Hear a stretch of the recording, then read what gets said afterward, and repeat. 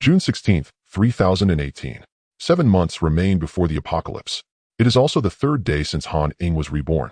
Ying Jia for the afternoon milk tea. There are 40 cups each of thick taro mash mango pomelo sago and cheese green tea. I've put them all in your trunk.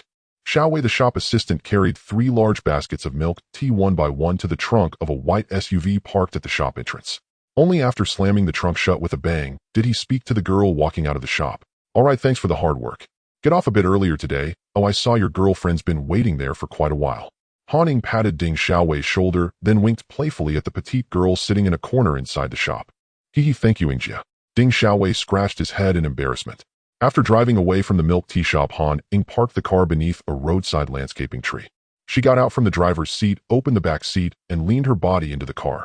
As soon as her hand brushed against the baskets of milk tea, the 3 baskets, 120 cups in total, stacked at the trunk, vanished without a trace. Milk tea, of course, must be drunk while fresh. Only by storing it into her space as quickly as possible could she ensure the flavor would not be lost. Thinking of the milk tea she had just stored away, Han Ying smacked her lips, then still took out a cup of mango pomelo sago from her space and took a sip. Chilled, springy tapioca pearls bounced softly against her teeth. The fruit puree was thick and silky, and with a hint of light cream the sweetness doubled, sending a wave of comfort coursing through her entire body. Han Ying was a dance major. In her past life, in order to maintain her figure, not to mention sugary drinks and desserts, she hadn't even dared to eat much of any high-calorie food. But now the words "maintain figure" had already been kicked out of the dictionary of her life. The only dream Han Ying had in this lifetime was to survive the apocalypse as well as she could. Within the years she intended to enjoy everything she possibly could. Everything else could go to hell. Although Ding Xiaowei called her Yingjia, Han Ying was in fact 2 years younger than him. She was only 21 this year, a sophomore in university.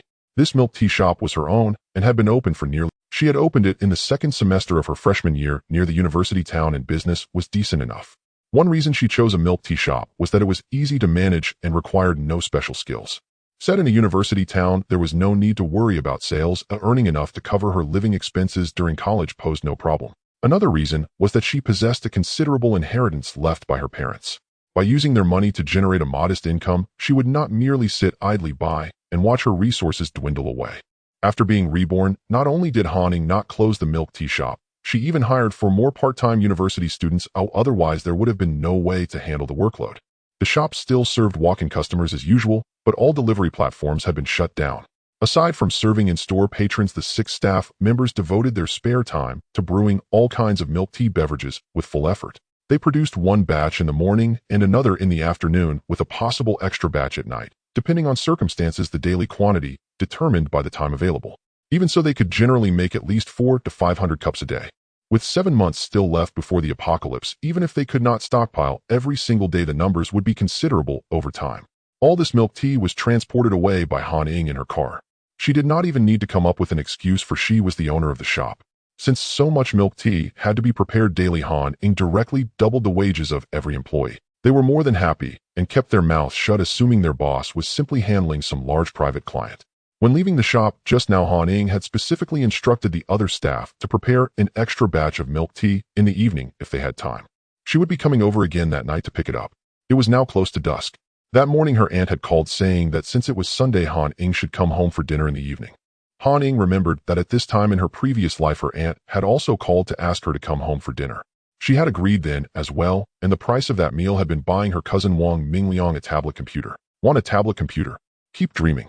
Han Ying's driving was steady and the road was fairly clear, so she returned to the Ying residential compound in just half an hour. She parked the car in the underground parking lot. Sitting inside for 2 more minutes, she carefully reined in the hatred and killing intent she felt toward Zhao Meihua and her family. Only then did she open the door and step out. Her home was in Building 6, Unit 503. She headed straight from the underground parking area to the elevator of Building 6. By the time she pressed the button for the 5th floor, her mood had already calmed, and there was even a faint smile on her face. Reaching the door of 503, Han Ying directly used her key to open the security door. With a creak, the door swung open, and the first thing she saw was the siblings Wang Shiqi and Wang Mingliang sprawling on the living room sofa with not a shred of decorum. They were eating potato chips and watching TV, tossing their trash everywhere as if this were their own home. "Cousin, you're back. Mom's been talking about you this whole time, saying you never come home, even though you're on vacation." As soon as he saw her, her cousin Wang Mingliang sprang up from the sofa and ran toward her, greeting her with feigned obedience. Hearing the sound, Zhao Meihua poked her head out from the kitchen and said, "Child, why didn't you ring the doorbell? Letting yourself in like that. Aren't you afraid of the trouble? Why would I ring the doorbell in my own home? Or does Annie think I'm a guest?" A faint smile rested on Han Ying's lips, but it never reached her eyes. If one looked closely, there was even a trace of coldness there. Zhao Meihua was clearly taken aback by her words and did not reply immediately. Instead, it was her uncle Wang Jianya, just coming out of the bathroom, who, upon hearing what Han Ying said at the entryway, directly demanded for reasons known only to himself. "Han Ying, is that any way to talk to your aunt? Your aunt runs herself ragged all day long and doesn't treat you any worse than Xiaoshi or Xiaoyang, does she? Or has someone been whispering gossip in your ear?" Gossip? If they had done nothing wrong to her, what gossip could they possibly fear? And the way he said it made it sound as if she had nowhere to live and had come running to them rather than them leeching off the Han family to occupy her home. How foolish she had been in her previous life. There had been so many small clues revealing this family's ravenous ambitions, yet after losing her parents, she had been blinded by her aunt's feigned warmth. Looking at Wang Jianya emerging from the bathroom, Han Ying clenched the hand hidden in her pocket so tightly that her fingernails dug into her palm without her even noticing. "Uncle, it really has been a long time. What have you been busy with lately?" A gentle smile still adorned her face, her tone soft and mild, seemingly no different from before. Yet for some reason, as Wang Jianya met her gaze, he felt a faint prickle of unease, a strange sensation he could not quite name. "I've been on a business trip recently. It's been a while since I came home." "Don't change the subject, Han Ying. Has someone been filling your ears with nonsense so that you talk to your aunt like this? Hurry up and apologize to your aunt." Wang Jianya walked toward Han Ying, his tone of interrogation making it sound as though she had somehow wronged their entire family. He had always been like this, treating himself as the superior in the household and putting on the airs of a head of the family. In the past, it had always been Zhao Meihua playing the peacemaker. Only after the apocalypse did Han Ying realize that the couple were actually two of a kind. One playing the kind face, the other the stern, conning her into running in circles. Meanwhile, Zhao Meihua busied herself theatrically. Tugging at Wang Jianya's sleeve, she murmured, "It's fine, we're all family," while casting Han Ying a look that defied easy description, as though the girl truly had wronged her somehow. Her gaze made it seem as if Han Ying had indeed done something unforgivable to her. Watching this couple putting on a frenzied performance in front of her, Han Ying let out a cold sneer in her heart. How foolish must she have been before to be deceived by such clumsy acting. Glancing at Wang Jianya walking toward her, Han Ying feared that the murderous intent in her eyes would leak out, and she swiftly withdrew her gaze. To her, he was nothing more than a wisp of air drifting before her eyes. After rolling her eyes, Han Ying simply stepped around this so-called wisp of air and went straight into her own room. If one were to ask who in Zhao Meihua's family had hurt Han Ying the most, and whom she most wished to kill, it would undoubtedly be this Wang Jianya, before her dressed up like a respectable man, yet reeking of hypocrisy. After the apocalypse, this so-called decent Wang Jianya had repeatedly sexually harassed her. When he failed and was discovered by Zhao Meihua, he instead reversed black and white, accusing Han Ying of seducing him. It was precisely then that Zhao Meihua began to harbor the idea of selling Han Ying off. In this lifetime, Han Ying would absolutely not let this entire family go unpunished. But there was no rush. The apocalypse had not yet arrived, and killing was still a crime. What kind of attitude is that? Seeing Han Ying completely ignore him, Wang Jianya grew displeased. He turned his head ready to chase after her and continue questioning, but Zhao Meihua, standing in the kitchen, grabbed him and whispered, "Say less, don't forget about Xiaoyang." Then Zhao Meihua deliberately raised her voice toward the closed bedroom door and said loudly, "You rough man, what do you know? I know that Xiaoying loves me, her aunt, in her heart. How could she possibly believe the gossip of others? I've always treated her like my own daughter. No matter how much outsiders slander us, they can't damage the bond between us, aunt and niece." Inside, after closing the door, Han Ying rolled her eyes and shut out the noise outside. This whole family was cut from the same filthy cloth. Only the foolish past version of herself had ever believed those words they deliberately staged for her to hear. Han Ying sat on the chair before the dressing table, carefully letting her gaze sweep over every corner of the room. After today, she would never return here again, as she was going to sell this house. She was truly reluctant to part with it. This was the home she had shared with her parents. Almost everything in this room had been chosen together with them when they moved into the new place. Especially this dressing table. Her father, an artist, had personally drawn the design before having someone custom build it. If she were to move it out now, it would expose the existence of her space. She could only wait until the house was sold, drive this family out, and then come back to move it. She stood up and dragged 2 empty suitcases out from under the bed. Han Ying packed everything she could take, some things that could not fit yet would not be discovered by the family outside, like the box under the bed containing her parents' keepsakes. She quietly stored away into her space. She left a few old outfits in the wardrobe as a token gesture. After taking one last look at the room, Han Ying opened the door and walked out. "Cousin, what are you doing dragging suitcases? Are you going on a business trip too? That can't be right, you're still in school, aren't you?" Because he had a favor to ask of her today, Wang Mingliang was paying extra attention to Han Ying. So when he saw Han Ying come out of her room, dragging 2 suitcases, he ran over and asked, "Xiao Ying, what's this?" Hearing her son Zhao Meihua, who was carrying dishes out of the kitchen, immediately rushed over, just in time to see Han Ying place the 2 suitcases by the entryway. "Oh, I recently found a part-time job. They provide accommodation there. I'll probably be busy working during holidays and rarely come home, so I might as well bring more things over," she said. Han Ying knew exactly what this family liked to hear, so she let them revel in it for the moment. Sure enough, when they heard that she wouldn't be coming back during holidays, the ecstasy on Zhao Meihua's face and on Wang Shiqi's beside her was almost impossible to hide. She had coveted Han Ying's room for a long time. If Han Ying stopped living there, that room would become hers. Perhaps because Zhao Meihua had questioned her choice of university back then, Han Ying had subconsciously chosen not to share anything about school with them. And none of them had ever asked about her life at school, because they simply did not care. It was precisely because of this that by the second semester of her freshman year, Han Ying had moved out of the dorm to rent a place off campus. She had even opened a milk tea shop, something Zhao Meihua's family knew nothing about. "What kind of part-time job is it? Is it reliable?" Setting the dishes on the table, Zhao Meihua asked with apparent concern. "I'm working as a teacher at a dance training studio. It's fine, I'm there with classmates," Han Ying replied. Seeing that the dishes were already laid out on the table, Han Ying took a bowl and chopsticks, pulled out a chair, and sat down. As a person, Zhao Meihua was lacking, but to be fair, her cooking was excellent and her home-style dishes tasted very good. Although she was about to leave, she still ought to eat her fill before going. Looking at the array of dishes on the table, Han Ying couldn't help but swallow. Once seated, she ignored everyone else and started eating on her own. Sweet and sour pork ribs, braised prawns and oil red braised fish, cola chicken wings, spicy diced chicken, braised eggplant, vinegar sauteed cabbage, winter melon meatball soup. It was like New Year's Eve, a feast of all of Han Ying's favorite dishes. To curry favor with her and secure a tablet for her son, Zhao Meihua had indeed gone all out today. But today they were destined to be disappointed. This was the 3rd day since Han Ying had been reborn. She could now just barely restrain her ravenous craving for food. Yet deep inside, that impulse to stuff every bit of food she saw into her mouth still lurked, as if carved into her very soul. She popped a piece of sweet and sour rib into her mouth, and before she had even spat out the bone, another prawn was already clamped between her chopsticks. Spitting out the bone, she seamlessly bit off the prawn's head, and then shoved the whole shrimp shell and all into her mouth to chew. "Xiao Ying, how is it? Tasty?" Zhao Meihua pulled out a chair to sit down beside her. "Delicious." Han Ying's chopsticks were moving so fast, they nearly left after images. Hearing Zhao Meihua's question, she slurped up a cola chicken wing and only then managed to squeeze out a reply. Seeing that Han Ying had started eating without waiting for the rest of them to sit down, Wang Shiqi felt displeased. Watching her rough eating manner, she asked in a low, disdainful voice, "Mom, has she not eaten for days or something? She looks like a starving ghost reincarnated."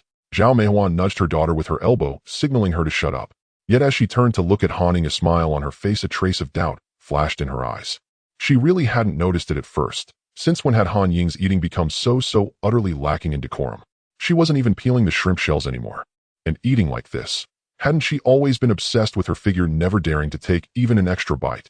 What had happened today to make her eat so much? Han Ying studied dance, something Zhao Meihua secretly despised as useless. But in truth, Han Ying had always been a very elegant and refined person.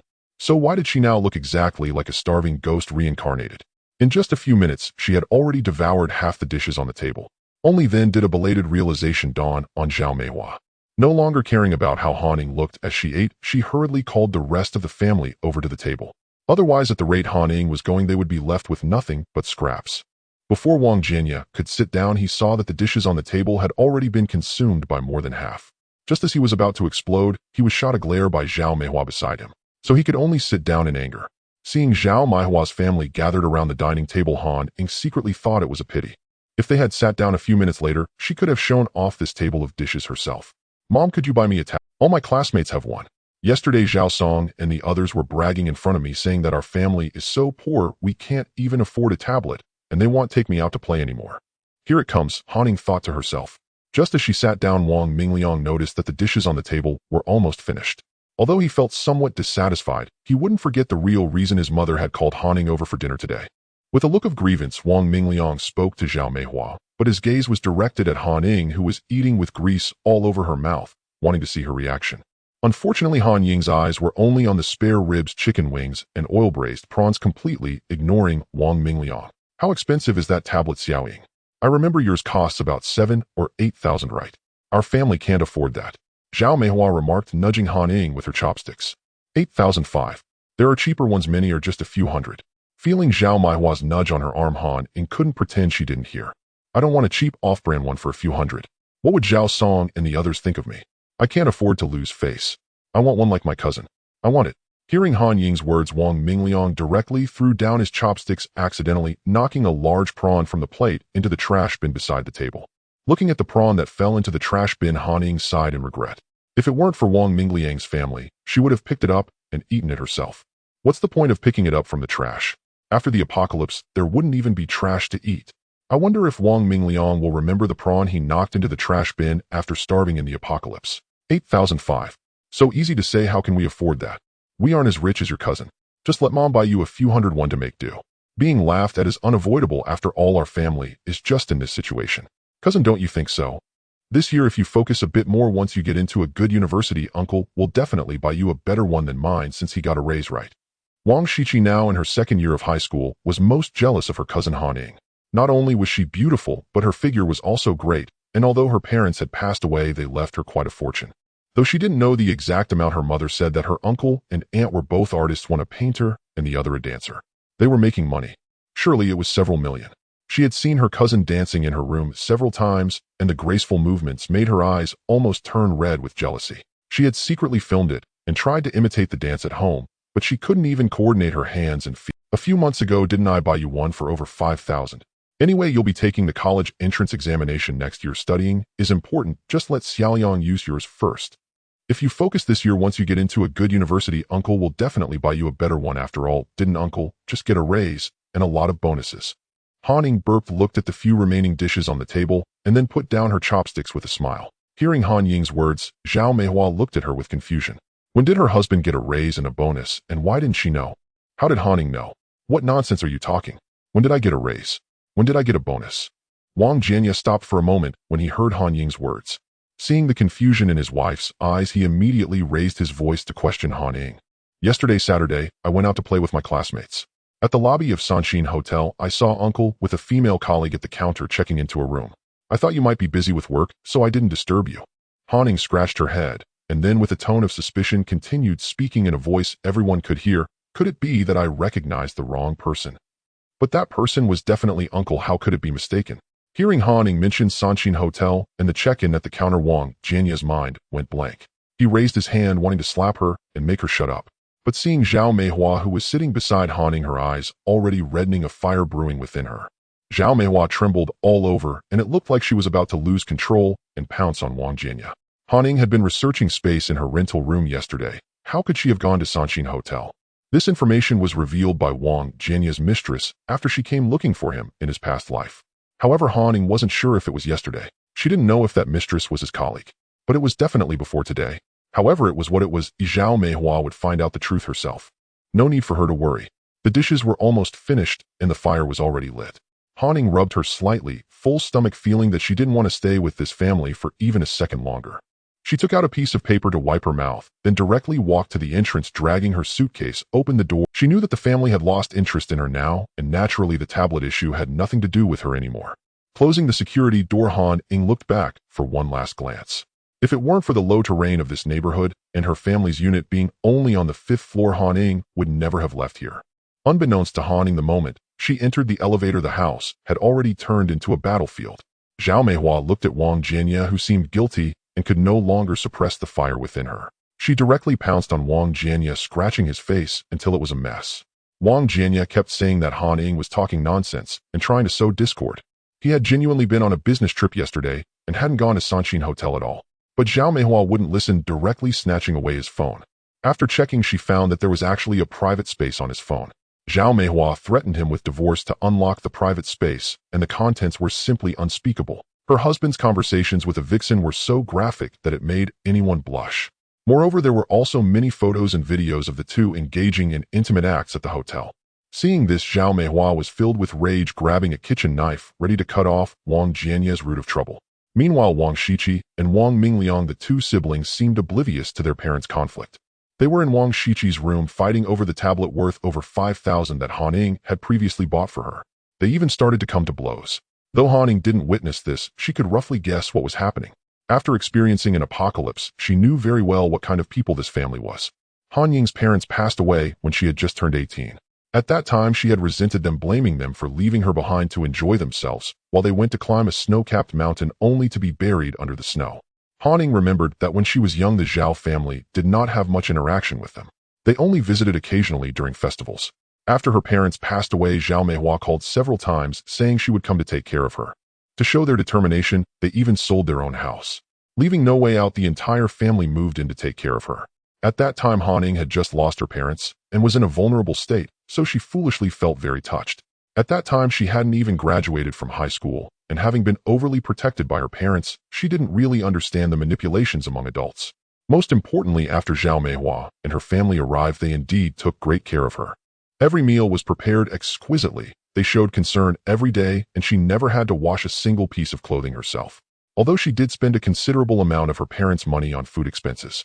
However, Han Ying had indeed not done much housework. It was all managed by Zhao Meihua. Zhao Meihua also collected everything related to Han Ying's parents, including photographs. Then they replaced them with their own family's items, claiming that they were afraid she would be reminded of her deceased parents and feel even more sorrowful. During that time, it was also because of the companionship of her aunt's family that Han Ying was able to quickly emerge from the shadow of her parents' passing. It wasn't until after Han Ying finished her college entrance exam that she began to have a hint of suspicion towards Zhao Meihua's family. After the college entrance exam, her aunt's family continuously encouraged Han Ying, saying that with her scores, she could easily apply to universities in big cities. Preferably Kyoto, as they said it was a metropolis with more opportunities after graduation. However, Han Ying had long promised her parents to apply to a school in her home province, as it would be more convenient for her to return home during non-class times. Although her parents were no longer around, Han Ying still wanted to fulfill her promise, so in the end she applied to a university in her home province. When Han Ying received her admission notice, Zhao Meihua's expression changed immediately. For the university she was admitted to was Pingqing University, located just over 20 kilometers from her home. At that moment, Zhao Meihua kept scolding her for being short-sighted for choosing to attend a small local school instead of a good university in a big city. In fact, Pingqing was not a small place. It was economically developed with towering buildings. Otherwise, their family's 130-square-meter house in the Ying community wouldn't be worth over 4 million. And Pingqing University was not a bad university either. It was a public first-tier university with over 100 students in the 3 dance classes they were training together. She was the only one to be admitted to the art department of Pingqing University, and she couldn't imagine how many people envied her. So when she heard Zhao Meihua scolding, Han Ying was completely stunned. It was at that moment that she began to doubt the motives of Zhao Meihua's family for selling their house and moving in. Was it really to take care of her? Or was it to occupy her house? After all, her aunt's family originally lived in an old apartment building that frequently had water and electricity outages. But the next day, Zhao Meihua returned to being the very caring aunt she had always been. She was even kinder than before, as if the person who had scolded her yesterday was merely a figment of Han Ying's imagination.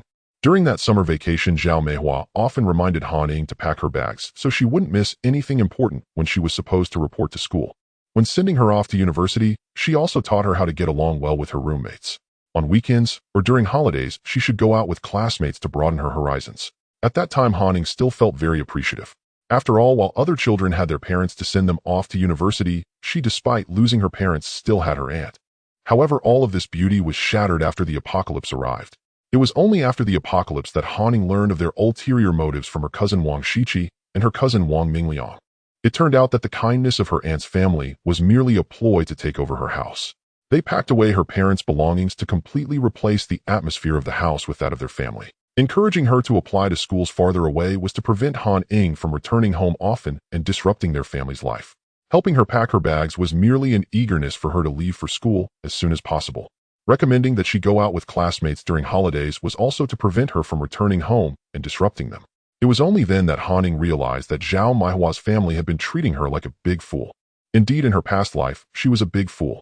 Otherwise, she wouldn't have answered Zhao Meihua's call before the apocalypse, spending a large sum of money to send supplies to them. And later, when the house in Ying community was flooded, she even opened the door for them when they came to seek refuge at the university town. From then on, under the exploitation of her aunt's family, she began her nightmarish life in the apocalypse. Having seen the ugly face of her aunt's family during the apocalypse, now that she has been reborn, Han Ying will surely make Zhao Meihua's family suffer greatly in this life.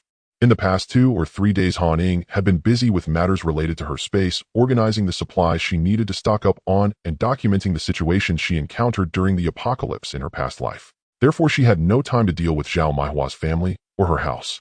Since Zhao Meihua called today, asking her to come home for dinner, she would take this opportunity to handle these matters. Driving away from the community, Han Ying went straight to a real estate agency that was still open and walked in. Yi Xiaohai was a sophomore student who had originally planned to go hiking and camping with classmates this weekend. They had everything planned, but then 2 of them said they wanted to accompany their girlfriends, so they didn't go. This left everyone feeling unenthusiastic. After returning home, he didn't want to be idle, so he went to help out at his family's agency. It was already mealtime, and usually their agency would have closed by this time. However, Yi Xiaohai's parents kept it open to train him, saying he could keep it open after dinner, and all the commissions he earned at night would be extra pocket money. Hello, are you looking to rent or buy a house? In the evening, there usually weren't many customers, and Yi Xiaohai was feeling bored. Just as he was about to take out his phone to play a game, he saw a figure walk in at the door. Before he could clearly see the person's face, he leaned over the table and instinctively spoke. I want to sell a house. Han Ying stated her purpose directly. Selling a house. Is it a self-built house or a commercial? Cough, cough. Yi Xiaohai looked up at the person upon hearing the voice. When he saw her, he was so shocked that he almost choked on his own saliva. Han Ying. Do you know me? Han Ying asked, furrowing her brows in confusion, as she was certain she had never met this person in either of her lives. I'm from the Polytechnic University next door. My name is Yi Xiaohai. I've seen you. Oh, I know you're from the art department of Pengqing University. College students usually have a lot of free time. Men, after all, often discuss women the most in the dormitory. From the class flower to the department flower to the campus flower, all could become their topics of conversation. The art department's Han Ying and the literature department's Zhao Lingwei were both popular figures at Pengqing University. Not for any other reason, but simply because both of them were too beautiful. There was even a campus flower poll on the school forum featuring the 2 of them. In the end, Zhao Lingwei from the literature department was selected as the campus flower of Pengqing University by a narrow margin. Meanwhile, Han Ying became the department flower of the art department. Although Han Ying's votes were slightly less than Zhao Lingwei's, missing out on the title of campus flower, Yi Xiaohai and the other guys in their dorm unanimously agreed that Han Ying was prettier than Zhao Lingwei. It was only because Zhao Lingwei knew how to dress up and put on makeup and was good at campaigning that she received slightly more votes. Many people at the Polytechnic University often sneak out in groups to watch Han Ying dance. Yi Xiaohai is one of them. Therefore, when he saw Han Ying in his own store, he was so shocked. How could he not be astonished when the goddess of his dreams appeared before him? As for Yi Xiaohai's claim of knowing her, Han Ying did not take it seriously. She was aware of the beauty thread on the school forum. She was also aware of being rated as the flower of her department. However, she had little interest in such matters in her past life, let alone in this one. However, speaking of Pengqing University, after a few days of being reborn, Han Ying seemed to have forgotten that she was still a sophomore. Tomorrow was Monday, and it was time to handle her leave of absence. Can you sell houses here? Han Ying seemed to ignore Yi Xiaohai's words about knowing her and continued to express her intentions. Yes, of course. Please have a seat while I get you a glass of water. Yi Xiaohai stood up from his chair and walked toward the water dispenser. No need, I have things to do later. Let's get down to business. Han Ying said as she sat in the chair. Oh, then please fill out the information for the house so I can post it. Yi Xiaohai handed her a form. Soon Han Ying filled out the basic information of the house and then opened her phone to retrieve some photos from her album. By the way, Han Ying, can I add you on WeChat? Then you can send me the photos. It's quicker that way. Actually, she could directly transfer the photos to the computer using a data cable or other methods, but Yi Xiaohai, driven by personal interest, wanted to add Han Ying on WeChat. Sure, I'll scan you. Han Ying opened WeChat and scanned, and soon with a ding after Yi Xiaohai accepted, she sent over the photos of the house. After handling the house deal, Han Ying left the agency directly. After she left, Yi Xiaohai immediately posted the house information. The house Han Ying was selling was in the Yujing community. This neighborhood had kindergartens, primary schools, and secondary schools nearby. Such a school district property would sell easily, and he believed news would come soon. However, Han Ying had 2 requirements for buyers. First, the full payment of 4.25 million, and second, she wanted to take some of the furniture with her. The second condition was inconsequential, though anyone would agree to that.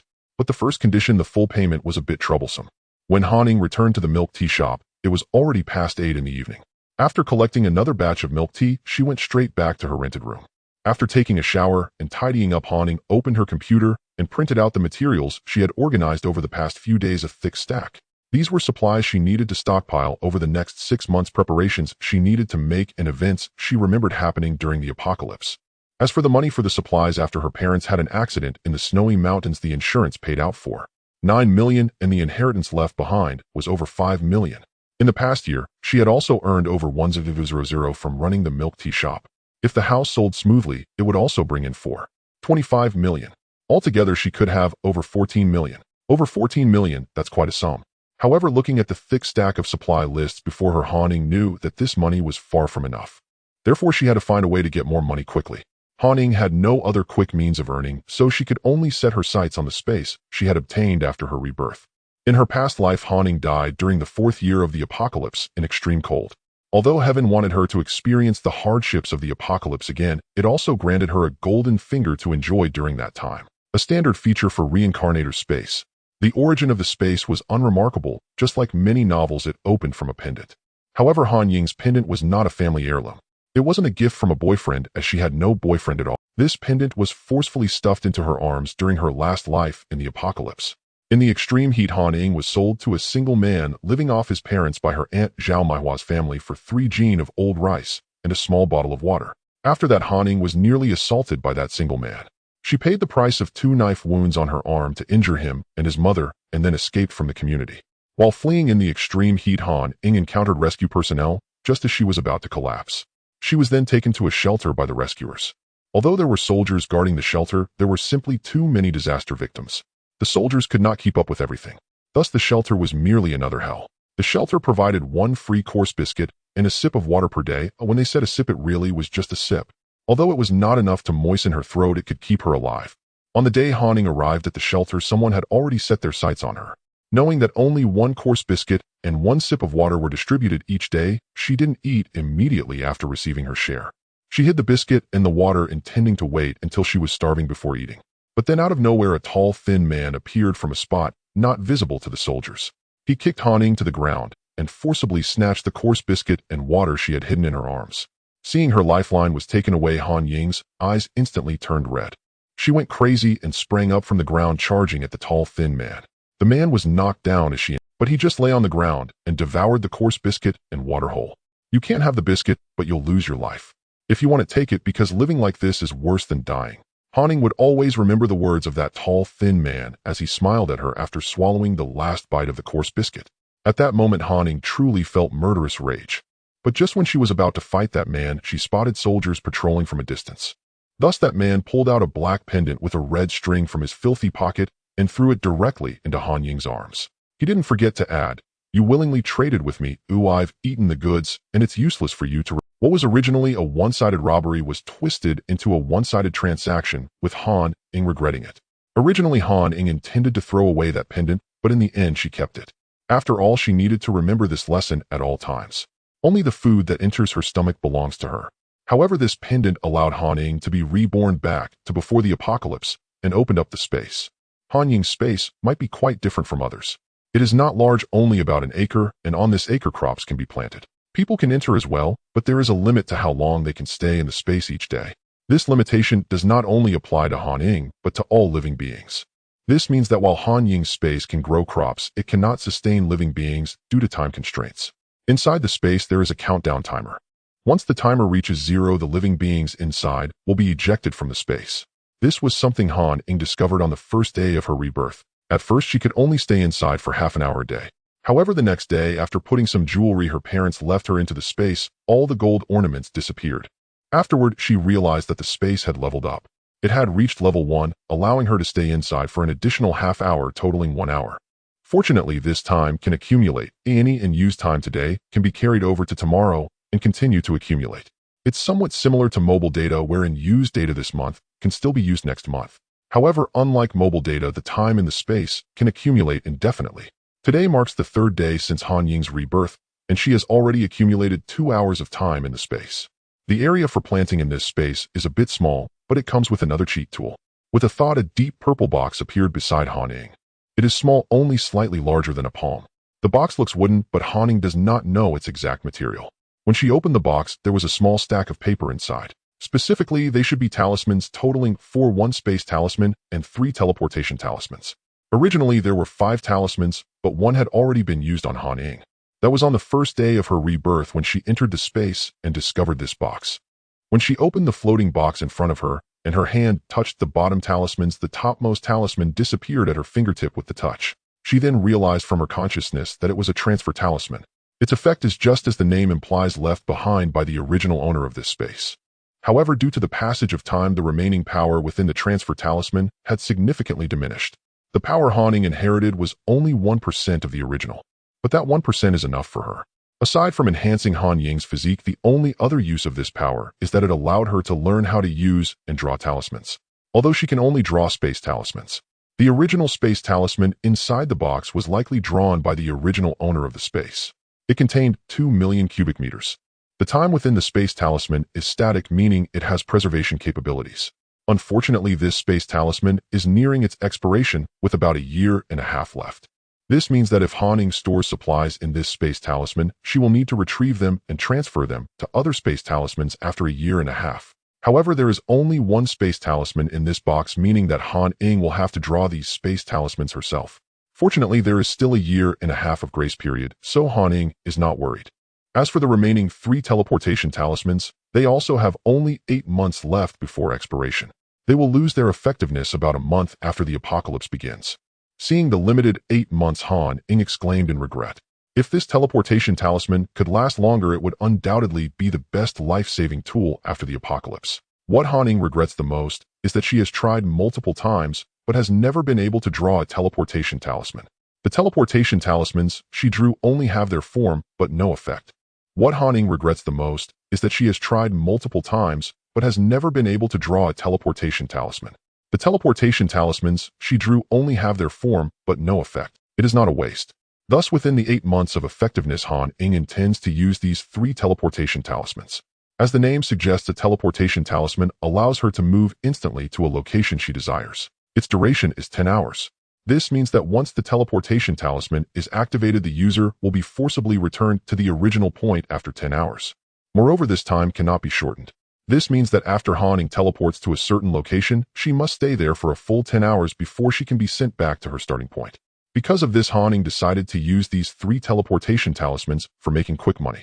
However, for safety and caution's sake, she plans to wait until the time in the space accumulates to over 10 hours before using them. Since the time in the space needs to accumulate, she cannot waste any of it herself. After organizing her tasks for tomorrow, Han Ying went straight to bed to rest. Lying on the bed, she closed her eyes and ran through the inherited cultivation method within her body. It could be that her aptitude is limited, or perhaps this world is unsuitable for cultivation. Han Ying feels that at her current cultivation speed, it might take 100 years to reach even the 1% of power she inherited. However, even the smallest mosquito is still meat. Even if she can improve just a little, perhaps the space she draws in the space talisman will be slightly larger. So whenever she has free time, she continuously runs through the cultivation method. However, as Han Ying is still not used to cultivating and the effects are too low, she fell asleep after just a few rounds of practice. The next morning at 6:30, Han Ying had already run about 8 kilometers in a nearby park before returning home. There is not much time left before the apocalypse. Han Ying wants to stockpile a large amount of supplies, but if she does not have the corresponding strength to protect them, she might end up living worse than in her previous life. Therefore, to ensure she can live better during the apocalypse, she must have the ability to protect herself. In her previous life, Han Ying learned many desperate survival skills amid numerous life and death situations. But those are still far from enough. Thus, she has enrolled in several training classes, including shooting, karate, and combat. These classes will begin the day after tomorrow. However, Han Ying will not place all her hopes on those 3 training classes. Therefore, during these few days since her rebirth, she has been running several kilometers every morning. In her previous life, Han Ying remembers that she couldn't even finish running 3 kilometers, but now she finished 8 kilometers in one go and felt that she hadn't reached her limit. It seems to be the credit of that transfer talisman. After taking a shower, Han Ying retrieved a portion of small wontons, a glutinous rice ball, and a pancake from the space. After eating, she drove to a breakfast shop outside her community. The small wontons and glutinous rice balls at this breakfast shop are very delicious. The portions are generous, the ingredients plentiful, and the prices reasonable. In her previous life, when she was starving and experiencing stomach cramps, she dreamed of eating the small wontons from this shop. "Boss lady, is my order packed up?" Han Ying walked into the breakfast shop and called out to a middle-aged woman in her 50s inside. "Yes, it's right there." The boss lady was currently packing glutinous rice balls for another customer. Upon seeing Han Ying, she smiled and pointed to 3 foam-insulated boxes wrapped in aluminum foil on the table to her right. Han Ying had ordered breakfast for a month from this breakfast shop. A large bowl of small wontons with 2 glutinous rice balls makes 1 serving. She orders 50 servings every day. Seeing Han Ying come in, the boss was perceptive enough to help her move the 3 insulated boxes to the car. After all, she is a big customer.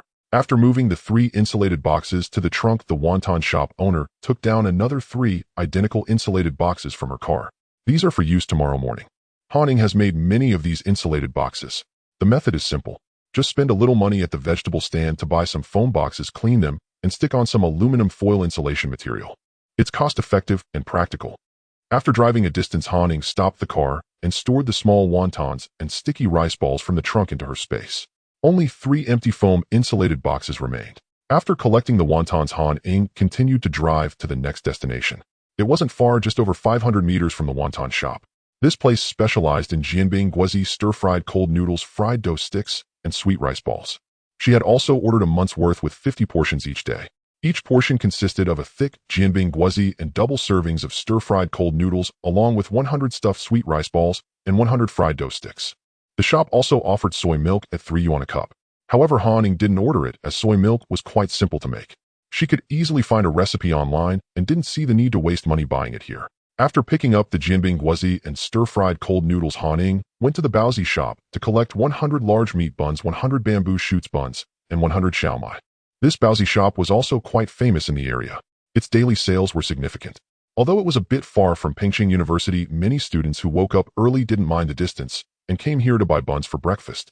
After some negotiation, Han Ying managed to convince the owner to provide her with 300 buns of different fillings each day, regardless of whether they were sweet or savory. Even on days when she couldn't come to pick them up, she arranged for the owner to freeze the buns until she was available to collect them. The owner even hired an extra worker for this.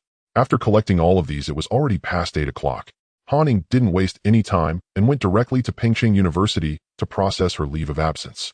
The application for leave usually needed to be submitted within the first week of the semester. Now that the semester was nearing its end, Han Ying wasn't sure if she would be able to apply today. However, even if she couldn't, she didn't plan on returning after the semester started. It was just a graduation certificate. The world was about to end. She didn't plan to rely on dance for a living anymore. Whether she had this graduation certificate or not was not important. Originally, Han Ying planned to go directly to the academic affairs office to apply, but after some thought, she decided to find her advisor first. Her dance program advisor was a man named Qin Qinghai, who was in his 30s.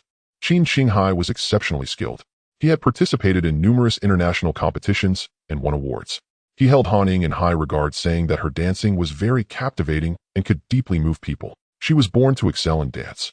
The night after her rebirth, Qin Qinghai even called her to ask why she hadn't attended class for 2 days. At that time, Han Ying replied that she was feeling down and couldn't find a rhythm. Dance, like music, required not only solid foundational skills, but also the right mood and emotions to express the ideal choreography. Qin Qinghai understood this better than anyone. So after finding him, Han Ying used this excuse again, telling him that she had been having bizarre dreams lately. She dreamt that the world was about to end and that everyone wanted to harm her. She also missed her deceased parents and felt very out of sorts, wanting to go out and clear her mind for a while. Qin Qinghai did not say much upon hearing Han Ying's words. He simply asked her to perform a dance for him on the spot. However, he called a halt before she could finish. Qin Qinghai's expression was heavy. He had not expected that his most talented student would harbor thoughts of self-destruction and be filled with such hostility. She radiated an aura that seemed to threaten mutual destruction. When Qin Qinghai sensed this from Han Ying's dance, he was utterly shocked. He wondered if he had misjudged her. Hadn't they only been apart for a few days? How could his most gifted student have undergone such a drastic change in mindset? With Han Ying in this state, she couldn't even dance properly. If left unchecked, she might destroy herself. Han Ying, of course, was unaware of what Qin Qinghai had perceived from her dance. However, while dancing just now, she had been thinking about the events of the day she died in her previous life. That day, Han Ying had just returned from her shift at the farm within the base. Jian Xiutong, who often went out with her to scavenge for supplies, had mentioned that her friend found a family buried in the snow in the outskirts. Moreover, that family had a cellar. The cellar was sealed very tightly, showing no signs of having been opened. There was an 80% chance that there were still supplies inside. However, due to the tight sealing of the cellar, Jian Xiutong's friend said she wanted to find a few people to help open it. The supplies inside could be shared 2 parts for those who helped, and only 2 people were needed. Because Han Ying had a chainsaw she had found earlier, they called on her to join. As for the power issue for the chainsaw, Jian Xiutong's friend would handle that. Han Ying had no doubts she indeed had a chainsaw. Moreover, she had gone out several times with Jian Xiutong and a few of her friends to scavenge for supplies. The distribution of supplies was also quite fair, so she had no suspicions at all. However, upon arriving at the location, Han Ying realized that there were more people there than just Jian Xiaodong and her 3 friends. She even saw Wang Jianya, Zhao Meihua, and Wang Mingliang there. As for Wang Shiqi, after Zhao Meihua sold her to that man downstairs, Han Ying had not only escaped, but also injured that family with a knife. Naturally, the family was unwilling to let go of the food and water they had bought. They went straight to Wang Jianya, threatening the two with the life of his son, Wang Mingliang, using Wang Shiqi as a bargaining chip against Han Ying. Han Ying had heard about this incident from someone living in the same building at the base. As for what happened to Wang Shiqi in the end, that person was also unclear. However, seeing the hatred in Zhao Meihua's family's eyes that seemed as if they wanted to devour her whole, she could probably guess. It seemed that Zhao Meihua's family had come to seek revenge, and Jian Xiaotong and the others had somehow colluded with Zhao Meihua's family. They had actually tricked her into coming here to die. As soon as Han Ying arrived, she was surrounded by those people. Seeing the looks in their eyes, Han Ying finally realized that they had tricked her here with the intent to kill and eat her. Their eyes held a deep craving for food that only those in the apocalypse could understand. Han Ying couldn't believe when Jian Qiutong's group had developed such a disgusting habit. When she learned this news, her first reaction was not fear, but disgust. Because before this, Han Ying had heard Jian Xiaodong mention that her friend had invited her to eat meat. She remembered Jian Qiutong's expression when she talked about it, which was one of longing. At that time, Han Ying hadn't thought too much of it. After all, everyone was starving, and being able to eat meat would naturally be a delightful experience. But she had never imagined that the meat could actually be human flesh, and she had been so close to becoming a victim of cannibals. Han Ying knew that today she had no chance of survival against those people.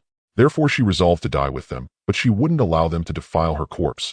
In the apocalypse, Han Ying learned many unconventional fighting skills. When everyone aimed their weapons at her, a fierce, killing intent erupted from her, as if she were ready to perish alongside them and the world. God blocks kill God. In the end, Han Ying intentionally led those people to the cliffs outside the city. She was drenched in blood, her eyes filled with a murderous rage. After eliminating 3 of them, she realized she could not hold on any longer, so she dragged Jian Xiaodong and rolled into the cliff. Han Ying was unaware of what Qin Qinghai had told the school about her leave of absence. She only knew that he had her fill out a leave application. Later, she could just submit a diagnosis report when she had time. As for what kind of diagnosis report, Han Ying had her guesses. Before leaving school, her mentor Qin Qinghai said he would introduce a friend to her. He suggested she could find that person to chat, or even look for herself, advising her not to dwell on useless thoughts. She should go out more, make friends, and not always be alone. Han Ying knew her mentor cared for her, so she agreed to all his suggestions. After leaving Pingqing University, Han Ying arrived at a bank near the university town. She spent nearly $1 million to buy 20 small yellow croakers weighing 100 grams each, since gold could upgrade her space. Then, to accumulate more time to stay in her space, buying these 20 small yellow croakers was quite necessary. She couldn't wait to get home.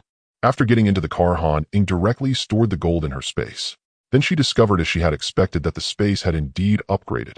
She was only disappointed that it had only upgraded by 1 level. The 20 small yellow croakers surprisingly only upgraded by 1 level, which was a bit below her expectations. Han Ying speculated that once these small yellow croakers were consumed, it should at least reach level 3, right? But to her surprise, it only reached level 2. After the upgrade, the space could accumulate 5 hours per day. Counting yesterday and the day before, she only had a total of 5 hours. It seemed she needed to spend more. Without hesitation, Han Ying drove to another bank 10 kilometers away. She painfully bought another 20 small yellow croakers. She refused to believe that this time it wouldn't reach level 3. Sure enough, after the space consumed these small yellow croakers, the accumulated time increased by another 5 hours. This meant she could now accumulate 2 hours of time in the space each day. In 3 days, her quick money-making plan could be initiated. These 3 days couldn't be wasted. Although she didn't have much money right now, there were some things she could start buying. Some preparations could also begin. First, Han Ying needed to have her own house. Renting was also an option. However, if she wanted to make the house safer, buying it would be better. She already had plans for where to buy. But before buying a house, she had other matters to attend to. Pingqing was considered a major metropolis in the country. However, no matter how large or prosperous a city, there were always villages and impoverished areas on its outskirts. Han Ying took out a makeup mirror, applied somewhat exaggerated eye makeup, and then put on a black mask. Then she slung a black backpack over her shoulder and jumped off the car nimbly. "Driver, take me to Dewan Village." She hailed a taxi at the intersection. Once in the car, Han Ying stated her destination and closed her eyes. It would take over half an hour to get there, and she couldn't waste this time. She could still practice her martial arts twice. Although the improvement was limited, it was better than nothing. The driver seemed very familiar with this route, arriving at the destination just in time after half an hour. "Driver, wait for me here for half an hour, and I'll give you an extra 50 yuan. Han Ying said to the driver after settling the fare. Sure, then hurry up. This trip was nearly 30 kilometers, and the fare wasn't cheap. The return trip would cost the same plus the extra 50 yuan. He could make a good profit, only a fool would refuse. Han Ying wasn't here to buy a house. She was indeed here to buy things. Dawan Village was quite a large village in Pingcheng, and they had their own small market. Although it was getting close to noon and a bit hot, most of the shops along the entire row were open. Following the news she had heard in her past life, Han Ying found a barber shop called Start Over at the farthest corner and walked in. Beautiful lady, are you here for a haircut? It seemed the shop had just opened today, as there were no customers inside. This worked out well for Han Ying to make her purchases. I was sent by Hey Z, I want 3 people. Han Ying did not waste time and directly spoke to the boss. Follow me. The boss was a man in his 30s. After sizing Han Ying up, he closed the shop door and said, there was a staircase next to the reclining chair used for washing hair, and Han Ying followed the boss upstairs. As they walked, the boss said, since you were sent by Hey Z, you must know the rules here, right? Do I need to repeat them? No need, I already know. Han Ying answered very sensibly. All right, hand over the phone. After reaching the upstairs, the boss led Han Ying into a room in the middle and extended his hand towards her. Han Ying took out a 1-inch ID photo from her backpack. The person in this photo resembled Han Ying by about 70%. If they were to compare the photo with her in person, one could barely say that the person in the photo was her. However, looking at the photo once and then at her, they couldn't connect the two. Okay, wait here. The boss opened a computer, and the screen looked a bit different from an ordinary computer. It was filled with codes that Han Ying couldn't understand. After placing the photo on a scanner, the boss opened a safe. He then selected 3 bags from inside. From Han Ying's perspective, she could see that each bag contained an ID and a mobile phone. He took out the 3 IDs from the bags and placed them on a device connected to the computer. After about 20 minutes of operation, he put the newly made IDs back into their respective bags and handed them to Han Ying. Han Ying took out 7 stacks of cash from her backpack, handing over the cash while receiving the goods. They only accepted cash, which was one of the rules here. The boss placed the cash on a nearby counting machine to verify it's 70,000 is just right. Seeing Han Ying so straightforward, the boss smiled and raised his eyebrows at her. If you want to deposit money, you can use the cardless deposit. You understand that, right? The card number is in the memo of each phone. All the passwords are in there too. Come back to find me if you need anything next time. Okay, Han Ying replied, putting her things into her backpack and heading downstairs. Do you have the URL for the Guiwang? As she was about to reach the staircase, Han Ying suddenly turned back and asked the person behind her. Guiwang is actually a dark web platform that specializes in offering services for tasks that ordinary people cannot do, cannot think of, or dare not undertake. However, this network is referred to as Guiwang in the country, while it goes by another name abroad. Yes, the boss had been in this line of work for over a decade. He knew the rules. There were questions one should not ask. Thus, after sizing up Han Ying again and hesitating, he ultimately held back his curiosity. How much? Han Ying hadn't expected much, but to her surprise, the boss actually knew. In that case, money was certainly not an issue. This amount. The boss wore a mysterious smile, then raised his right hand to indicate the number 2, followed by crossing his fingers to form a 10. Had it not been for the boss showing a 10 again, Han Ying would have thought it was 20,000. After all, it was just a URL. Although she thought it a bit pricey, she didn't bargain. Because aside from this place, finding out the URL from elsewhere would likely take considerable effort and time. Han Ying didn't have that much cash on her. But it was fine as she could take it from her spatial talisman. She then reached into her backpack and pulled out 20 stacks of cash in 3 separate motions. Han Ying placed the money on the table in front of her, then looked at the boss. The boss nodded, then walked into another room. He emerged carrying a handbag, and from the shape of it, it was clear that there was a laptop inside. Seeing the puzzled expression on Han Ying's face, the boss, still wearing a mysterious smile, said, "Beautiful lady, since you're so straightforward, I'll tell you something for free. A no-IP computer. When Guiwang is online, unless you're a top-tier hacker, the IP cannot be traced. And as soon as it goes offline, the IP disappears instantly. Even the most elite hackers cannot track a no-IP computer. When Guiwang is online, unless you are a top-tier hacker, the IP cannot be traced, and as soon as it goes offline, the IP disappears instantly. Even the most elite hackers cannot track it. This is the charm of Guiwang, so use it freely. But remember one thing, you cannot plug in an Ethernet cable, it must be wireless. To avoid being traced, even the power cable cannot be plugged in while online. Make sure to remember that." Han Ying sighed in relief upon hearing the boss' words. In her past life during the apocalypse, she had encountered all sorts of people at the settlement. She had heard about Guiwang and this shop from the settlement. However, she truly had no idea about what the boss. If that's the case, then this 2000 is indeed worth it. Can I also get a spare battery for the laptop? I'll pay extra. Since the power cannot be plugged in during use, having a spare battery for the laptop would be much more convenient. I really don't have that. To be honest, I only have this one laptop available, and I don't know when I can get another one. The boss scratched his head, not mentioning that he was selling the computer to Han Ying because he found her pleasing to the eye. Otherwise, he would have been reluctant to part with this sole device. Then it's fine. With no options available, Han Ying had no choice but to give up. Carrying the laptop and her backpack, she left the barbershop directly. Arriving at the spot where she had just gotten out of the car, Han Ying saw that the taxi driver was now sipping on a glass of watermelon juice. She said nothing and got into the car. It's a bit hot, haha. Beautiful lady, are you going back to where you were before? The driver awkwardly set down the unfinished watermelon juice and turned to ask Han Ying. Yes. Han Ying nodded. Half an hour later, she returned to the spot where she had gotten into the car. She walked to her car and opened the door. Once inside, Han Ying opened her backpack and retrieved an ID card and a mobile phone from one of the bags. She then zipped up her backpack and placed the laptop bag and her backpack on the back seat. In fact, the moment she placed the bags on the back seat, they had already entered her spatial storage. The front windshield of the car is transparent, and she was worried there might be surveillance she was unaware of nearby, so she took this extra precaution. It's always better to be cautious. Glancing at the information on the ID card, the name on it was Xia Jing, aged 23, with an address in the neighboring Nen province. After memorizing the basic information, Han Ying opened the mobile phone. The phone didn't have much useless software, just a few popular apps. There were no apps other than WeChat, QQ, Douyin, and a few popular shopping websites. These apps were registered using this ID card and the corresponding phone number. This made it convenient for Han Ying to do many things such as stocking supplies, renting a house, and so on. A fake ID only costs a few hundred, but the set Han Ying purchased cost over 2,000. The reason for the high price is that all the information except for the photo is real. It contains a phone number and identity information that can be used to register on various software platforms. After memorizing all the details of this identity, Han Ying first went to several banks to deposit some money. Then she went to a real estate agency because she needed to rent a house. Hello, do you want to rent, buy, or find a job? Upon entering the agency, the staff warmly greeted her. I want to rent a house. Han Ying stated her purpose. Okay, please follow me. The staff politely invited her. May I ask what kind of house you want to rent? You can write your requirements down here. After Han Ying sat down, the agent handed her a form. Soon the agent entered Han Ying's submitted information into the computer one by one.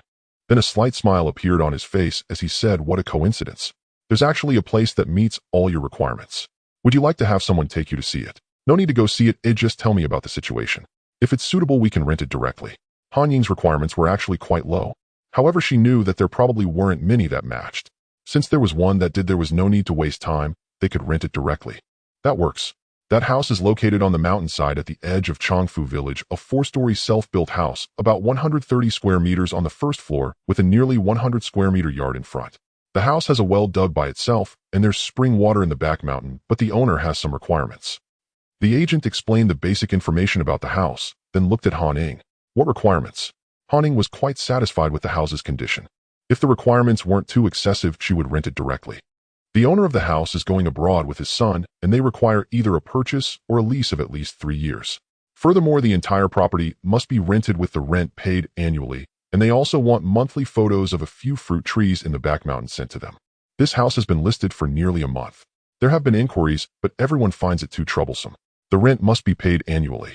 So the owner said that if it is not rented out in another 3 days, they will take it down because they need to go abroad. How much is the annual rent? These requirements seem reasonable, just taking photos. Anyway, the apocalypse will come in 7 months. Oh, what's the point of taking photos then? It's 1,700 a year, and for a minimum of 3 years, that's 5,100. Rent is paid annually with a deposit of 5,000. Such demands are somewhat harsh for rural self-built houses. It is precisely for this reason that people inquire, but do not rent. You just said this house is in Chongfu Village. Where is Chongfu Village? How far is it from here? Han Ying's renting of this self-built house is quite useful. Thus, the house cannot be too far from her, nor too close, otherwise it would be very inconvenient. Chongfu Village is in Qingping Town, Pengcheng. Let me show you the map. As she spoke, the agent pulled up the map. Upon entering Chongfu Village, it displayed a distance of 19.3 kilometers. 19.3 kilometers is not far. It is very rare to have self-built houses with both wells and springs within the Pengcheng area. I'll rent this house. Seeing this distance, Han Ying immediately made her decision. At a distance of 19.3 kilometers, it is about 25 kilometers from the university town. It's a matter of stepping on the gas, which is acceptable. Han Ying rented this self-built house under Xia Jing. She then paid a year's rent in cash along with the 5,000 deposit and the agency fee and agreed to move in tomorrow. Having secured a rental in the countryside, Han Ying also rented a warehouse of over 500 square meters and a cold storage of over 100 square meters under Jing's name at this agency. This agency also doubles as a hiring service, and she hired 2 men in their 50s or 60s to help guard the warehouse and receive goods. They work from 10 a.m. to 5 p.m., 7 hours a day with a monthly salary of $6,000 and reimbursement for 1 lunch starting tomorrow morning. After leaving the agency, it was already noon. After a busy morning, Han Ying, feeling hungry, did not intend to treat herself poorly. She found a seemingly small restaurant, booked a private room, ordered a table full of dishes, and began to eat. After just a few bites, Han Ying's eyes lit up. Although these are not particularly expensive dishes, they tasted really good. They are not inferior to those in 5-star hotels. Han Ying then called the waiter and asked to take some dishes to go. She roughly ordered 20 dishes, 10 servings of each. However, she wanted to meet their chef to discuss some details about taste and ingredients. When the waiter saw that it was a big customer, he didn't say much and went out to call someone. Before long, a chubby chef wearing a chef's hat walked into the private room. "Master, did you make these dishes?" Han Ying pointed at the dishes on the table and asked. "Yes, I made them." "What's the matter?" "Just a moment ago, while busy in the kitchen, the manager suddenly came and said a customer wanted to place a large order. But he needed to be informed about some of the dishes' flavors. He didn't expect it would be a young girl. Your dishes are delicious. How much do you earn here in a month?" Han Ying gave a thumbs up to the chubby chef in front of her. "I'm still in my probation period, 4,000. After the probation period, it's 7,000. Coincidentally, Yong was originally the head chef at Scorching Hotel in Pingching, earning over 10,000 a month. However, because he spoke too directly, he often offended the manager. Later, after teaching his apprentice, the manager fired him. Of course, Yong was not happy about being treated this way. He caused quite a commotion at Scorching Hotel. Not only did he not gain anything, but the consequence was that after leaving Scorching Hotel, he found no other hotel in Pingching wanted him. Thus, out of necessity, he could only lower himself to work in this small restaurant while still facing a 3-month probation period.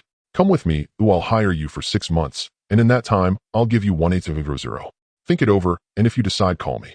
Han Ying took out a pen and paper from her bag and wrote down her phone number and name. She wrote down the identity information she used to rent the house earlier, Jing. "Huh." Yong stared at the phone number handed to him by the young girl, dazed for a while, before realizing that this girl meant to poach him. 1,800 for 6 months. That means 3,000 a month. This is even higher than what he earned as the head chef at Scorching Hotel. Even if it's only for 6 months, this amount is already equivalent to over 2 years of work at this restaurant. Only a fool would decline. At worst, he could look for another job after 6 months, or take this 1,800 and open a small restaurant himself. "So do you still want the dishes you ordered earlier?" Yong put the paper with the phone number in his pocket. Although he had made up his mind, he thought it would be better to consult. "Yes, of course, I want these delicious dishes." Han Ying was not at all stingy with her praise for the food. "Huh." Upon hearing the young girl's compliment, Yong awkwardly chuckled a couple of times. To be honest, many people have praised his cooking, but most of them were older folks. This was his first time being praised by such a pretty young girl, and he couldn't help but feel shy. After Yong left, Han Ying quickly cleared the dishes on the table. However, the dishes she ordered from this restaurant were not ready so quickly. Nevertheless, Han Ying did not want to waste time waiting there. After paying, she instructed that she would come back in 2 hours to pick them up and left. Although there are still 7 months until the apocalypse, Han Ying has too much to do, so she cannot afford to waste even 2 hours. Using her phone, she found a nearby second-hand car dealership and parked her SUV in a space under a tree without surveillance. The plot of land in Han Ying's space can also hold items. Although it only has a surface area of 1 acre, the space above is limitless. The only difference from spatial symbols is that this infinite space cannot preserve freshness. It flows at the same rate of time as the outside world. Then Han Ying directly hailed a taxi to the second-hand dealership, where she purchased a used box truck capable of carrying around 3 tons under her own name. This makes it much more convenient for her to stockpile supplies. Checking the time, she still had nearly an hour before the agreed-upon meal pickup. With the introduction from the second-hand dealership owner, Han Ying arrived at an outdoor supply store. Pretending to prepare for an outdoor abseiling activity for her club, she placed an order for 50 sets of outdoor survival gear. Each set of gear includes a tent set, backpack, climbing rope, trekking poles, rock pegs, safety harness, ascenders, descenders, various sizes of carabiners, rope loops, rock hammers, cooking utensils, lighting knives, waterproof cloth, compass, and more than 20 other items. Additionally, they wanted to play some exciting games on the water. Therefore, they also ordered 50 inflatable boats and kayaks of each type. Han Ying wanted to purchase a jet ski, but unfortunately the store did not sell any. However, the owner mentioned that he could arrange for some, so Han Ying ordered 3. Noticing that she hadn't ordered life jackets or swim rings, the owner generously offered to give her 50 sets of professional life jackets and swim rings for free. Seeing the owner's generosity, Han Ying bought all the available inflatable pools, folding pools, and frame pools from the outdoor goods store. In total, there were over 100 of various sizes. Both parties felt delighted during their transaction. The store did not have many other items in stock at the moment. The owner promised free delivery within 100 kilometers in 2 days. Han Ying left him the address of the warehouse she had rented for the day. In fact, Han Ying's main purpose for visiting the outdoor goods store was to acquire those over 100 mobile pools. The 50 sets of outdoor survival gear and water sports kits were just an addition. After using 300 in cash as a deposit, Han Ying drove away in a small truck, taking with her the news of bulk diesel and gasoline from the owner of the outdoor goods store. While driving the small truck and humming a tune, Han Ying felt exceptionally happy. She had been worried about the diesel and gasoline issue, thinking she might have to waste a teleportation talisman to a nearby extraction point for a zero-cost purchase. Unexpectedly, this trip brought an unexpected windfall. After Han Ying left, the owner of the outdoor goods store looked at the 300 cash in his hand, his smile stiffening. How long had it been since he had received so much cash? He never expected such a beautiful young lady to be so old-fashioned. After all, even his father, who was over 60, no longer carried cash. However, the feeling of receiving cash was truly different from hearing the notification sound of a payment on his phone. Why did it feel so good? When Han Ying returned to that small restaurant, it was already 2.5 hours later. At that moment, the waiter had just finished packing all the dishes she had ordered. After asking the waiter to help load all the dishes onto the small truck, Han Ying paid and left. After walking for a while, Han Ying found a place without surveillance and, like before with the pool, stored all the dishes from the truck into her spatial talisman. She then switched her small truck for an SUV, intending to return to the university town. Han Ying knew she wouldn't be able to return in time to collect the milk tea, so she had informed the shop not to prepare it that morning. She needed to notify them since beverages like milk tea would lose their flavor significantly after sitting for over an hour. Checking the time, she realized that if she handled one more matter, she could go back. Thus, Han Ying made a call back to the milk tea shop, asking them to continue preparing the milk tea, as she would be there shortly. Yesterday, she had sold the apartment in Ying community. The apartment she was currently renting near the university town was not her plan to live in after the apocalypse. Therefore, she needed to buy another one. Han Ying already had a target location in mind for where to buy the house. Over the past few days, she had interacted with real estate agents several times and felt quite experienced. However, she did not plan to work with the 2 agents she had previously met, but sought another one. This time, Han Ying used her name to have the real estate agent buy a house for her. The house Han Ying had her eye on was in Lefeu, Jiangnan Building 9, 27th floor, either 2702 or 2703. The agent did not ask Han Ying why she didn't want 2701. In any case, Han Ying promised that if she could purchase one of those 2 units, she would pay 5 times the commission fee. The housing prices in Lefeu, Jiangnan were high, with a minimum of 300 per square meter. Calculating this, the commission fee would be around 2,000. 5 times the commission meant about 1,000. If this deal went through, she would have a good month. Han Ying did not care how the agent contacted the owners of those 2 units. Her goal in buying a house on that floor was for the residents of 2701. Han Ying had also met the residents of 2701 during the early apocalypse. In her past life, she had gone out several times with that couple to search for supplies. While they had gone together, it was mainly that couple looking after her and allowing her to share in the supplies. After entering the settlement, although she did not know what happened to that couple later, they had provided her with a lot of help during the early apocalypse and had even saved her twice. Thus, in this life, she planned to be their neighbor. With such neighbors, Han Ying would feel a bit more at ease. After leaving the real estate agent, she glanced at the time and drove towards the university town. She had just spoken with the milk tea shop and agreed to go back to collect the milk tea. After picking up a batch of milk tea, Han Ying headed straight home. The house she rented was very close to the milk tea shop, and today she only picked up 1 batch of milk tea, which did not meet her target quantity. Therefore, Han Ying instructed the staff to prepare 1 more batch, and she would come back to collect it. However, before going home, Han Ying made sure to pick up her 3 packages from the convenience store outside the community. These 3 parcels looked small, but were quite heavy.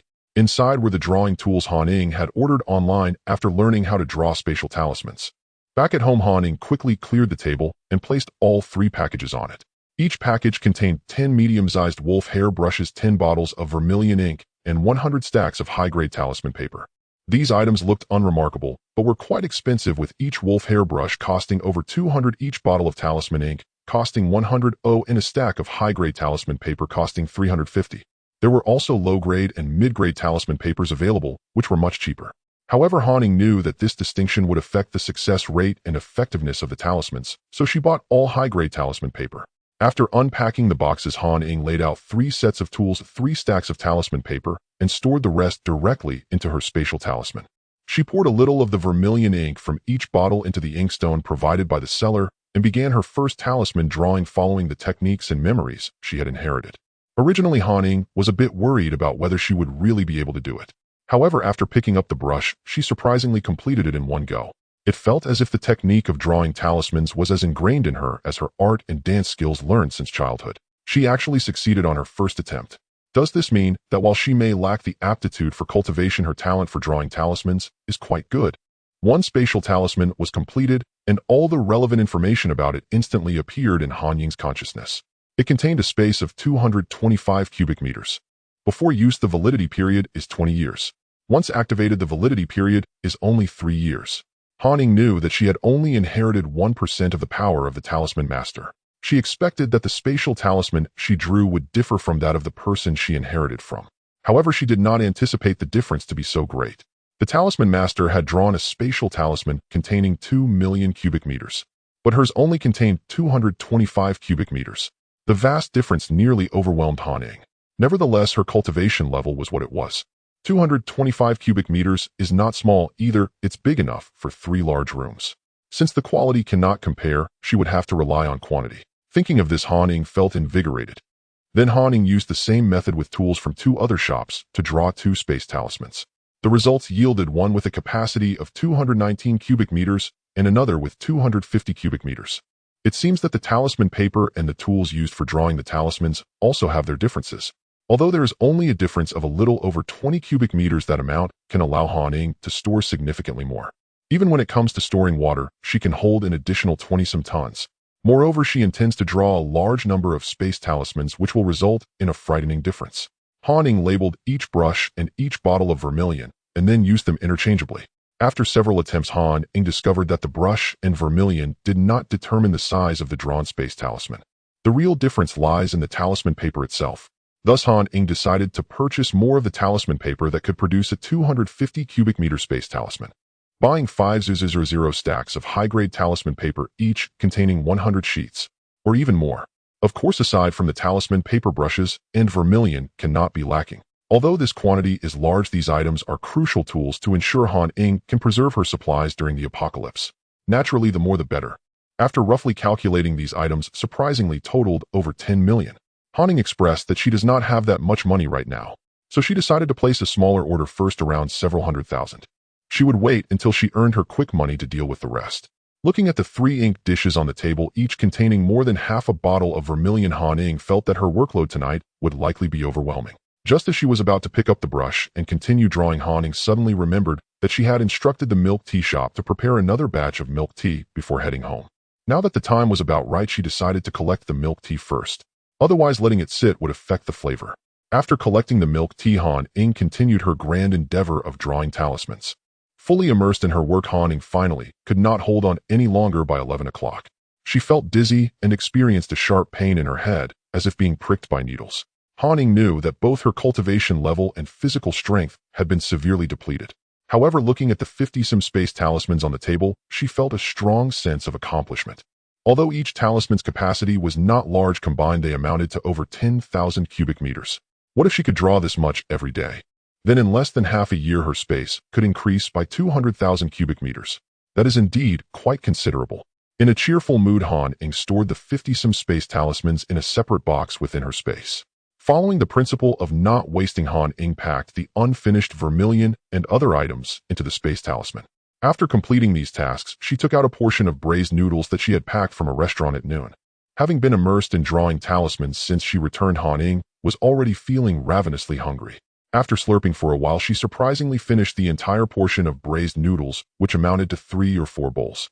Exhausted and unwilling to move, Han Ying kicked off her shoes and lay directly on the bed. Lying there, she suddenly realized that in this life, after her rebirth, her appetite seemed to have increased by more than double. Han Ying understood that after the apocalypse, everyone's physique would change to some extent. Most people's physical condition would improve. However, correspondingly, their food intake would also increase. And she was one of those whose appetite had increased. In the apocalypse, an increased appetite is not a good thing. Food is already scarce, and having a greater appetite, that would be adding insult to injury. Hence, in her previous life, Han Ying often found herself starving, suffering from stomach cramps while rolling on the ground, and a major reason for this was her improved constitution along with an increased appetite. However, the apocalypse has not yet arrived, and her appetite has already more than doubled. Could it be due to that transmission talisman? While running her cultivation technique and pondering these matters, Han Ying quickly fell asleep. The night passed without incident. Ding ding ding. Ding ding ding. In her dream, before waking up, Han Ying suddenly heard the most primitive ringtone of a mobile phone. For a moment she did not react, because she remembered that her phone's ringtone was not this one. However, upon opening her eyes, Han Ying quickly recalled. This was Xiaqing's phone. Picking it up, Han Ying did not immediately answer the call, but looked at the time first. It was already 7 in the morning, and she did not expect to sleep until 7 o'clock after exhausting herself last night. The caller had to be either the chubby chef from yesterday or the outdoor supplies store. However, the owner of the outdoor supplies store said it would take 2 days to deliver, so it should be the chubby chef from the restaurant. After hanging up the phone, a smile appeared on Han Ying's face. With this chubby chef, she would be able to enjoy a variety of cuisines during the apocalypse. Han Ying could cook, but her culinary skills were average. The dishes she made were not particularly tasty. Additionally, ordering all pre-cooked food would incur a significant expense, and most importantly, the ingredients could not be guaranteed to be fresh. After all, she wanted to live a long life, so she needed to stock up on enough pre-cooked food during this half-year period. Thus, spending over $100,000 to hire a chef to prepare meals for herself for half a year was quite cost-effective. Opening WeChat, Han Ying had just asked the chubby chef to add her on WeChat, and she indeed found a friend request. After accepting it, Han Ying learned that the chubby chef's name was Shi Yong, which quite suited his appearance. Han Ying sent Shi Yong the location of the self-built house rented in Changfu Village, asking him to go there for work tomorrow. However, Shi Yong said he needed 2 days to give the restaurant time to adjust to the hiring. He was still in his probation period, so resigning would be easier, and 2 days would be enough, meaning he could start working the day after tomorrow. 2 days was acceptable, and Han Ying agreed directly. Thinking that she should not let Shi Yong, this great chef, waste time doing chores like washing and cutting vegetables, Han Ying called the intermediary company that had helped her recruit a warehouse manager yesterday. She asked them to help find 2 nimble assistants or experienced chefs. By the time she finished handling these matters, it was nearly 8 o'clock. Thinking about all the tasks she still had to accomplish today, Han Ying directly canceled her morning run. After all, she still had shooting lessons, kickboxing classes, and karate lessons to attend in the afternoon and evening. Once she finished those classes, she would have completed most of her training.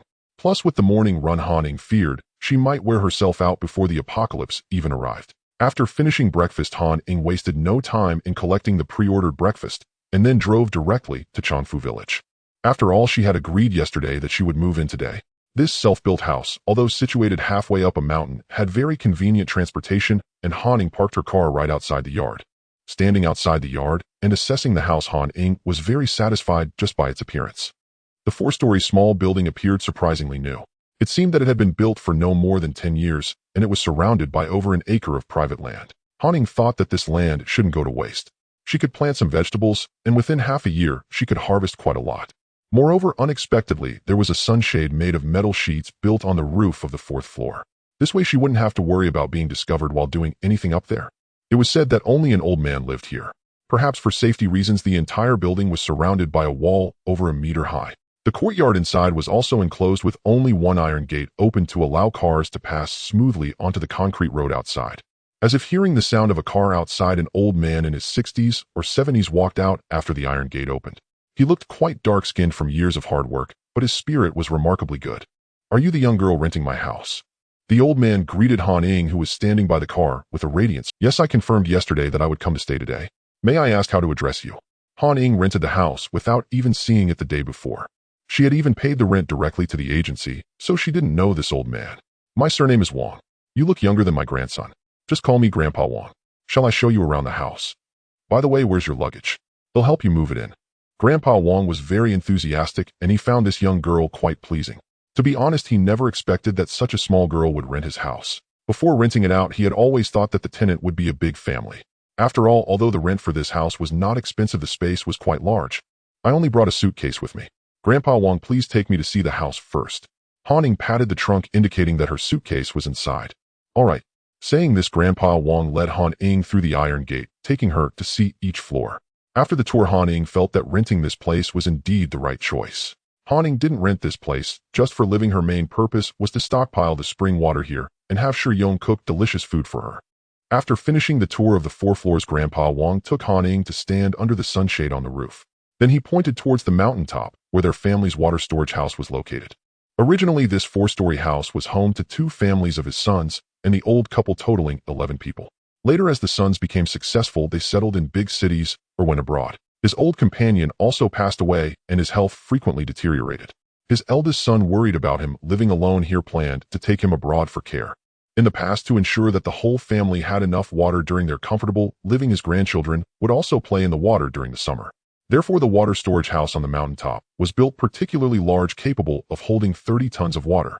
It only took half a day for the water from 4 springs to fill the entire water storage house, as the water source was abundant. Moreover, outside the courtyard near the orchard, a deep water well was drilled at great expense. The well water was primarily used for irrigating the orchard and the vegetable garden outside, and a stainless steel water tower capable of holding 3 tons of water was specially installed. Ying looked at both the well water and the spring water, and both were very clear. The taste was sweet and comparable to the tap water in the city. For this water, spending over $20,000 to rent this place was indeed a very wise decision. Moreover, there was also over an acre of land plus dozens of fruit trees on the hillside behind. If all the land was planted within half a year, she could harvest quite a lot of vegetables. The fruit trees on the hillside would soon reach maturity, making all of this a valuable resource. Ying added Grandpa Wang on WeChat. She promised to come to the hillside every month and send him photos of the fruit trees in the orchard. Additionally, Ying asked Grandpa Wang to help find 3 people in the village to assist her in locating more springs on the mountain. The reason was simple: she wanted to live here permanently, as she couldn't get used to the tap water in the city. To be safe, it was wise to find a few more springs just in case. Grandpa Wang did not object. After all, he had been drinking spring water for many years and knew that springs could sometimes dry up or the water could become murky during rain. He speculated that perhaps the young girl was worried about the springs drying up, or if the water became murky, she wouldn't know whom to ask for help in finding new springs, so she was preparing in advance. Ying offered a high salary. For each spring found, she would pay 500 yuan, plus an additional 200 yuan per person per day. Moreover, she would cover all the material costs needed for the diversion, hoping to get it done within 2 days. There were still quite a few mountains around Changfu village, so finding a spring wasn't difficult. The 3 men from Grandpa Wang's family found these 4 springs in less than a day.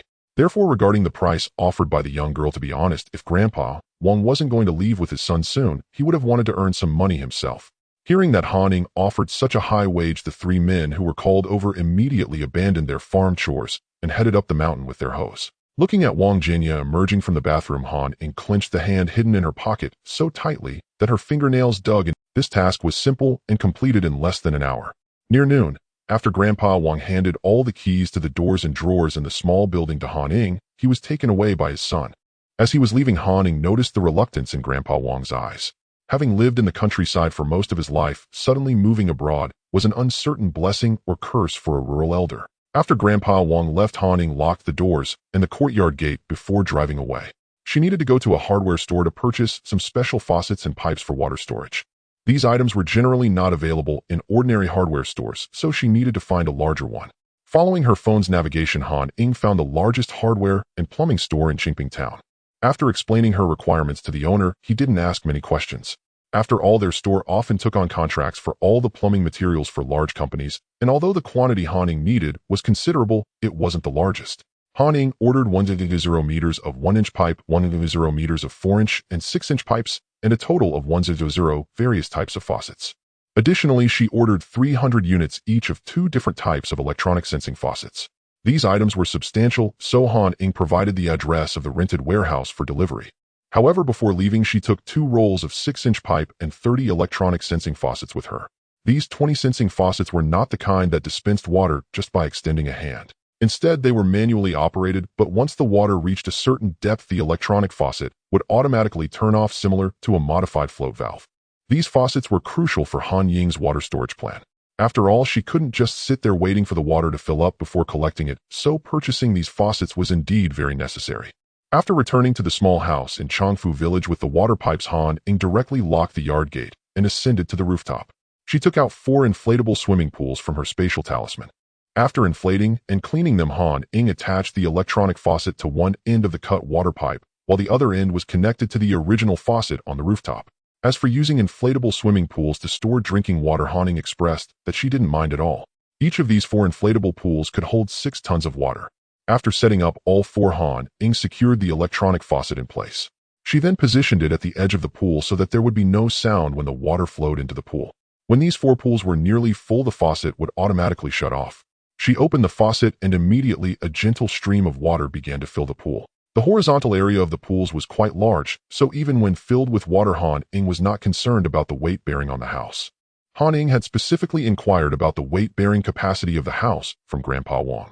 He mentioned that when the house was built, his eldest son intended to install a pool on the top floor for the children to play in during summer. Therefore, he had requested that the weight-bearing capacity be maximized using thicker steel bars than usual. After finishing the 4 water storage pools on the rooftop, Han Ying went to the 4th floor. Since someone had lived in this house for many years, it was quite clean inside. Han Ying stored all the furniture in the living room and the rooms. She then piled them in a corner of the spatial talisman and continued to repeat the actions on the rooftop. Each room on this floor had its own bathroom, so Han Ying simply connected the water pipe from the bathroom. In each of the 3 rooms, she placed a swimming pool capable of holding about 4 tons of water. In the living room, she put one pool like the ones on the rooftop that could hold 6 tons. After securing the electronic faucet, she directly opened it to start filling the water. After placing 4 swimming pools on the 2nd and 3rd floors in the same manner, Han Ying went downstairs. Perhaps because there had been children living in this house before, there was a door installed at the corner of the stairs on every floor. She locked the stairway door with a key.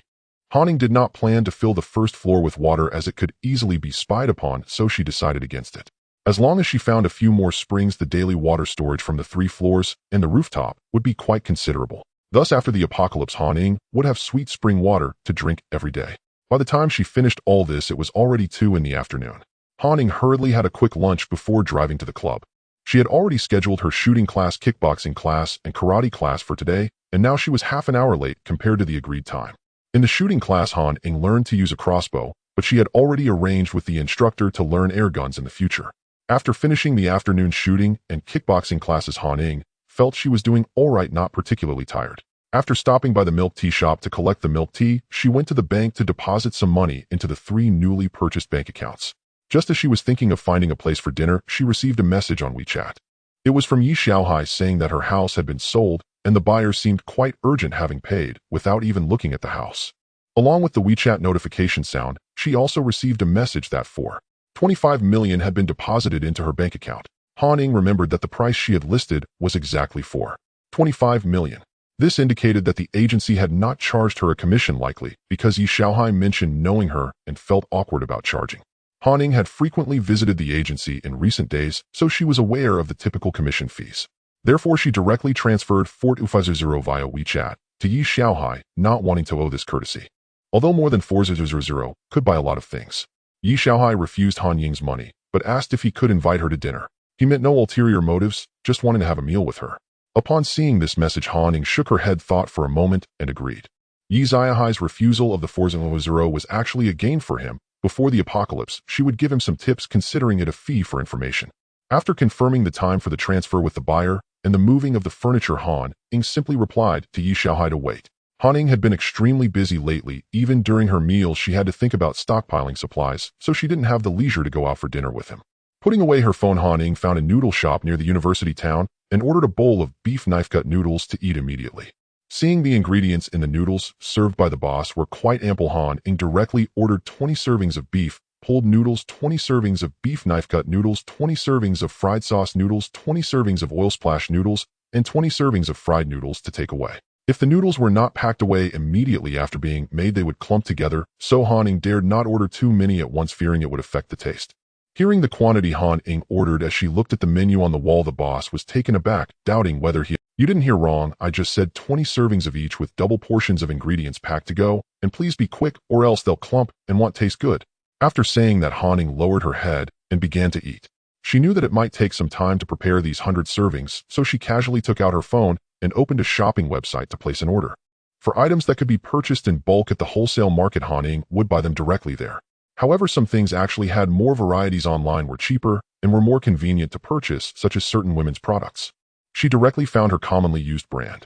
Using 2 phones and 2 addresses, Han Ying bought 100 boxes each of various brands of sanitary pads, overnight pants, and tampons. Though the quantity wasn't much, it wasn't suitable to buy too much at once online. There would be more opportunities to. After purchasing the sanitary pads, Han Ying saw a recommendation for duck necks that she had bought multiple times. Wang Shiqi often called Han Ying to help her buy these duck necks. Each time she claimed it was because she was afraid Zhao Meihua wouldn't let her eat them, saying she would pay her back later, but she had never actually done so. At that time, Han Ying was making money from running a milk tea shop, so she didn't argue with a high school student. Once Han Ying mistakenly selected the address of her frequently used milk tea shop. After receiving the order, she took one for herself and let the staff distribute the others. At that time, Han Ying was afraid of the calories, so she only dared to eat one, and it turned out to be quite tasty. Although Zhao Meihua had poor character, it must be said that she was quite discerning when it came to food. After finishing the noodles made by the boss, who was still busy in the kitchen, she leaned back in her chair and continued to place orders. Having just bought sanitary pads, she intended to buy tissues next, but was unexpectedly cut in line by a duck. However, now that she had time, she could buy a bit first. She purchased 100 boxes each of various brands of toilet paper, facial tissues, handkerchiefs, face towels, and wet wipes from different stores. She bought 5,000 pieces of underwear and socks using the same method. She also bought 1,000 pieces each of special-priced pure cotton short and long t-shirts and quick-drying clothes, specifically in black, gray, dark purple, dark blue, and other dark colors. After finishing the t-shirts, she intended to continue buying pants, but noticed a sudden recommendation for alcohol blocks below. She sighed, realizing how terrifying big data could be. They even managed to capture what she had said while talking to herself. Without searching, she quickly ordered 500 boxes of alcohol blocks from different stores, each containing 20 packs, with each pack holding 30 pieces weighing 50 grams. With solid alcohol in hand, she naturally needed an alcohol stove. Thanks to big data, she directly opened a link for an alcohol stove. She decisively ordered 50 of them. After buying alcohol blocks and the stove, she saw more big data recommendations for self-heating pots and self-heating packs. These items could be used without electricity or gas. The self-heating pot was relatively expensive and tasted average, which she didn't particularly like. Thus, she bought only 50 boxes, with each box containing 12 units. As for the self-heating packs, they were cheap and sometimes more convenient than alcohol blocks. She specifically chose the large and medium sizes, ordering 100 boxes from different stores, with each box containing either 250 or 350 packets. She filled in her previous warehouse address for all these purchases. After finishing this, she felt a bit unsatisfied. However, at this point, the boss had already packed the noodles she wanted, and she could only wait until the next meal to buy more. From the ordering situation today, she felt she might need to rent another warehouse. This way, she could divert her attention. Otherwise, with too many items flooding into one warehouse, it might not be appropriate. While the boss was helping her put the noodles into the trunk, she headed straight to the nearby roast meat shop. After buying all the roasted meats from their shop, she paid and left. She found a spot to stow away the now full car with noodles and roasted meat into her space. Then, without wasting any time, she returned to the club, as she had a karate class that evening. Although these classes took up a considerable amount of time each day, she could only stock up during the morning and meal breaks, but Han Ying didn't feel it was a waste of time at all. While stocking up was important, having the ability to protect those supplies was even more crucial. Otherwise, no matter how much one hoarded, it would all end up benefiting others. Haven't you heard the saying that circulated during times of turmoil abroad? Neighbors hoard grain while I hoard guns. After returning from the club that evening, Han Ying went to a milk tea shop to pick up a batch of milk tea. She then took some scattered packages delivered to the milk tea shop and headed straight home. She didn't even open these packages, directly tossing them into her spatial symbol. These items were all small orders she had placed gradually. Besides the essential items, she didn't have much time to open each package one by one. It was better to wait until after the apocalypse to unpack them. After finishing a whole roasted duck bought in the evening as a late-night snack, Han Ying resumed her talisman drawing endeavors. After 2 hours of drawing, she was too exhausted to move, so she hurriedly washed up and fell onto her bed. Early in the morning, after receiving her pre-ordered breakfast, she had planned to go to the farmer's market, but received a phone. The call was from an agent informing her that there was news about the house she wanted. Han Ying was surprised to find that the owners of units 2702 and 2703 in Lufujiang, Nan, were actually the same person. Previously, the owner had bought the larger unit 2703 for his son to use for his wedding. The elderly couple lived in 2702, which was closer and provided some care for each other. However, later on, their son's career faced some difficulties and the wedding was called off. Feeling that keeping the house was unlucky for the couple, they decided to sell it and give the money to their son to help him out. The larger unit 2703 was already sold recently. The smaller unit 2702 had inquiries, but the price didn't satisfy the owner and they demanded full payment, so it hadn't been sold yet. Hearing the agent's words, Han Ying immediately decided she would take 2702. The smaller size didn't matter. After all, she was living alone. The entire unit was 110 square meters, priced at $3.52 million. After excluding shared areas, the usable area was only 93.5 square meters. It had one kitchen, one living room, 2 bedrooms, 2 bathrooms, and a balcony. If remodeled, it could be changed into 3 bedrooms, but Han Ying didn't need that many rooms living alone. The current layout was quite satisfactory. Han Ying directly changed her plans from visiting the farmer's market to checking out the house. She didn't go to the agency, but went straight to Lu Fujiangnan. After parking her car in the underground parking lot, she found the elevator for Building 9. Looking at the elevator, it was still at the 20th floor and needed to wait a bit. While waiting, a young man wearing a black duckbill cap and a black mask walked by, and she could tell he looked like a university student. The young man appeared quite tall, almost a head taller than Han Ying, who was about 170 centimeters in her sneakers, looking like he was at least 185 centimeters.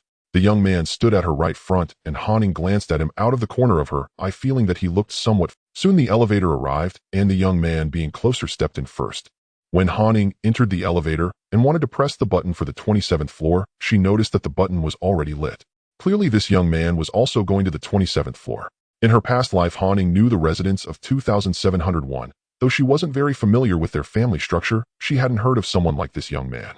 So she speculated that this young man was likely the one who bought Unit 2703. After the elevator traveled several floors, the young man glanced at the elevator buttons. Seeing that only the 27th floor was lit, he casually asked, "Aren't you going to press a floor?" "No need." Upon hearing his voice, Han Ying felt that it sounded somewhat familiar. She should know him, but for a moment she couldn't recall who exactly he was. However, Han Ying didn't dwell on it too much. Han Ying glanced at the entrance as she passed by room 2701. However, the door was tightly shut, leaving her uncertain if anyone was inside. The young man walking ahead of her headed straight for room 2703. Sure enough, Han Ying arrived at the door of room 2702, pressed the doorbell, and soon someone came to open the door. The person who opened the door was the agent who had received her the previous day. As Han Ying stepped into room 2702, the young man from room 2703 glanced in her direction. A flicker of doubt flashed in his eyes before he entered his own home. "Miss Han has arrived." The agent greeted Han Ying warmly as she walked in. Naturally, he had to be a bit more enthusiastic, especially since Han Ying had promised him 5 times the usual commission if the deal went through. Given the current situation, they were just one step away from closing the deal. The owner of the house was an elderly couple who appeared to be in their 60s. They briefly introduced Han Ying to the house and its surroundings. Han Ying promptly agreed to purchase the house at the price quoted by the elderly couple. As for the parking space in the community, she had no intention of buying it. After all, with the impending apocalypse, who would need a parking space? Han Ying paid a portion as a deposit, with the remaining balance to be settled upon the transfer of ownership. She paid the 5 times commission to the agent on the spot, as the house was practically secured. This house was meant for the elderly couple to move into after their son got married. Thus, it had never been occupied since its renovation, and the elderly couple had little to move. After handing the keys to Han Ying, the agent left with the elderly couple, while Han Ying took a moment to explain. Originally designed for the elderly, the decorating style was quite simple. There were no extravagant decorations, yet Han Ying found it quite pleasing. She only needed to buy furniture and make some modifications to the doors and windows before moving in. With the house matter settled, Han Ying glanced at the time and realized it was almost 10 o'clock. She needed to make a trip to Chongfu Village, as the water in the dozen or so swimming pools there must have been filled up by now. It was time to collect it. Half an hour later, Han Ying arrived at the small building in Chongfu Village. As she was about to drive into the yard, she noticed a rugged, middle-aged man peering in from outside the gate. Han Ying recognized him as one of the villagers she had hired yesterday to help her find a spring in the mountains of Chongfu Village. It seemed they had completed the task and were here to collect their payment. Sure enough, upon seeing Han Ying's car, the middle-aged man broke into a big smile. When he noticed Han Ying get out of the car, he put down the hoe he had been carrying and approached her. "Young lady, we have completed the task you assigned us, ha ha ha ha." The middle-aged man chuckled somewhat bashfully. He had never seen such a pretty young lady before, more beautiful than the stars on television. "All right, please give me the receipt." "Sure," Han Ying said as she unlocked the yard gate with her key. Inside the yard, there was a stone table, and the two of them sat down there. The middle-aged man pulled out a piece of paper and a key from his pocket, handing them to Han Ying. The key was for the water room, as she needed it to direct the spring water into the water room. Looking at the bill, Han Ying felt that the 3 people Grandpa Wang had found for her were quite honest. After all, she had previously mentioned a daily wage of 200. Now they had finished the job by the 2nd day, well before noon. At most, she could only count it as 5 days worth of wages for them.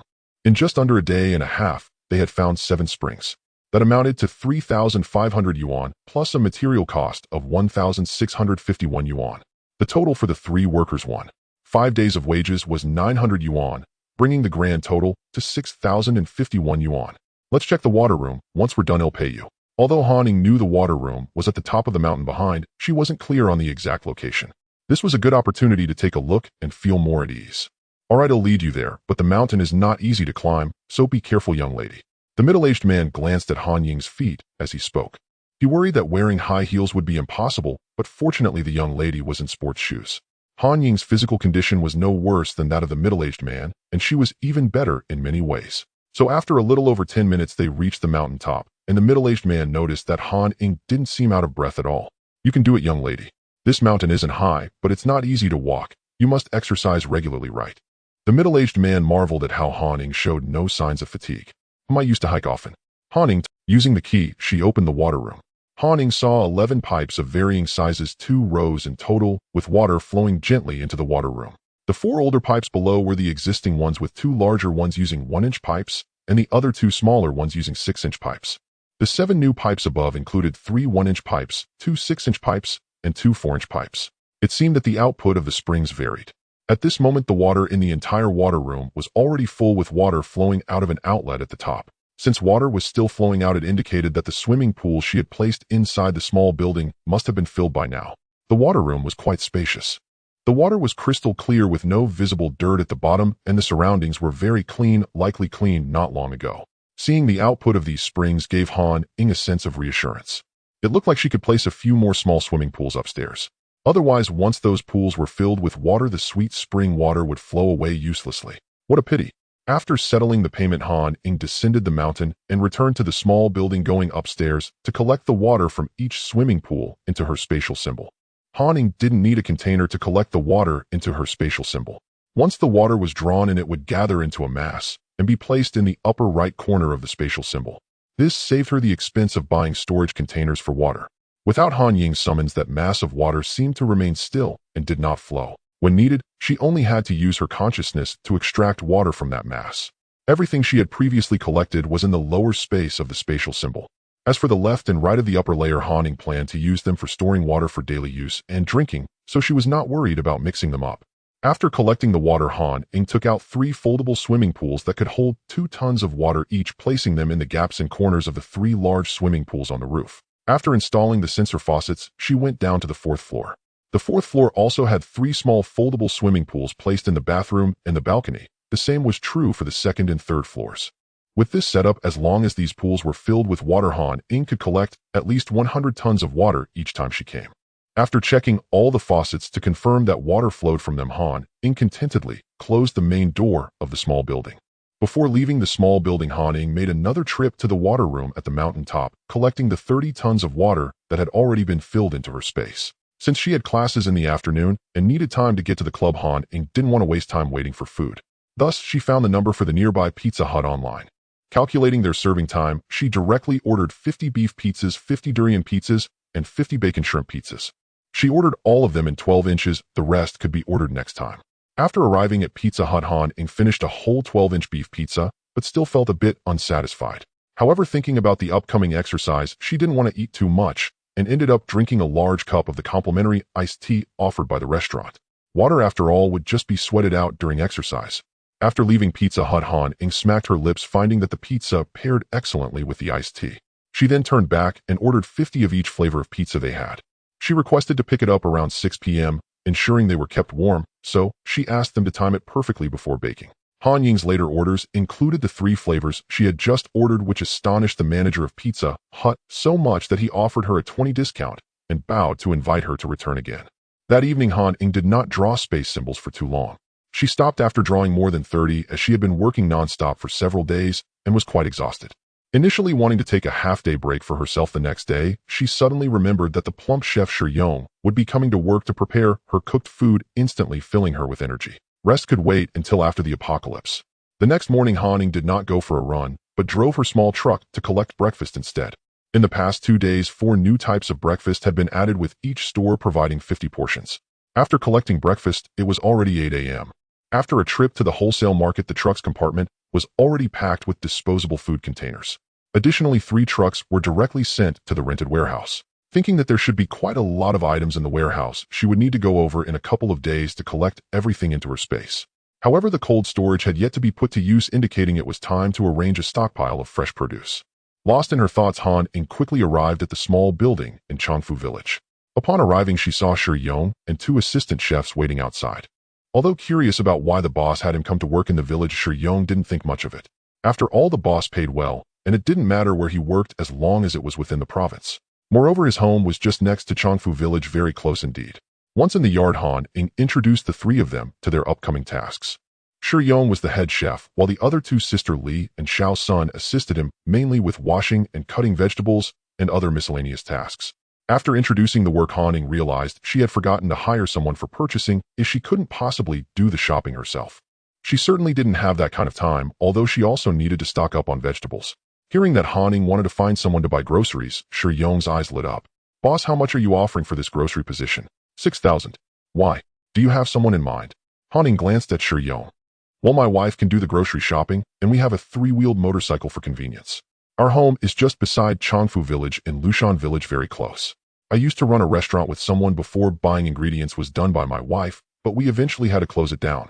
Shi Yong was skilled in cooking. While his dishes might not match those of a five-star hotel, they were still very delicious. Otherwise, Han Ying wouldn't have recruited him after just one tasting. Previously, Shi Yong co-owned a restaurant with his cousin from the same village. He was in charge of cooking while his wife handled the purchasing. Both were hardworking, and the business was quite good, attracting many returning customers. However, Shi Yong's cousin had far too many chaotic friends. Some would bring a whole bunch of people to show support only to leave without paying the bill. While it was fine once or twice, doing this over 10 times in a month meant that no matter how much they earned, it wasn't enough to cover their meals. Moreover, these people weren't exactly easy to deal with. If they were asked to settle the bill, they would start causing trouble.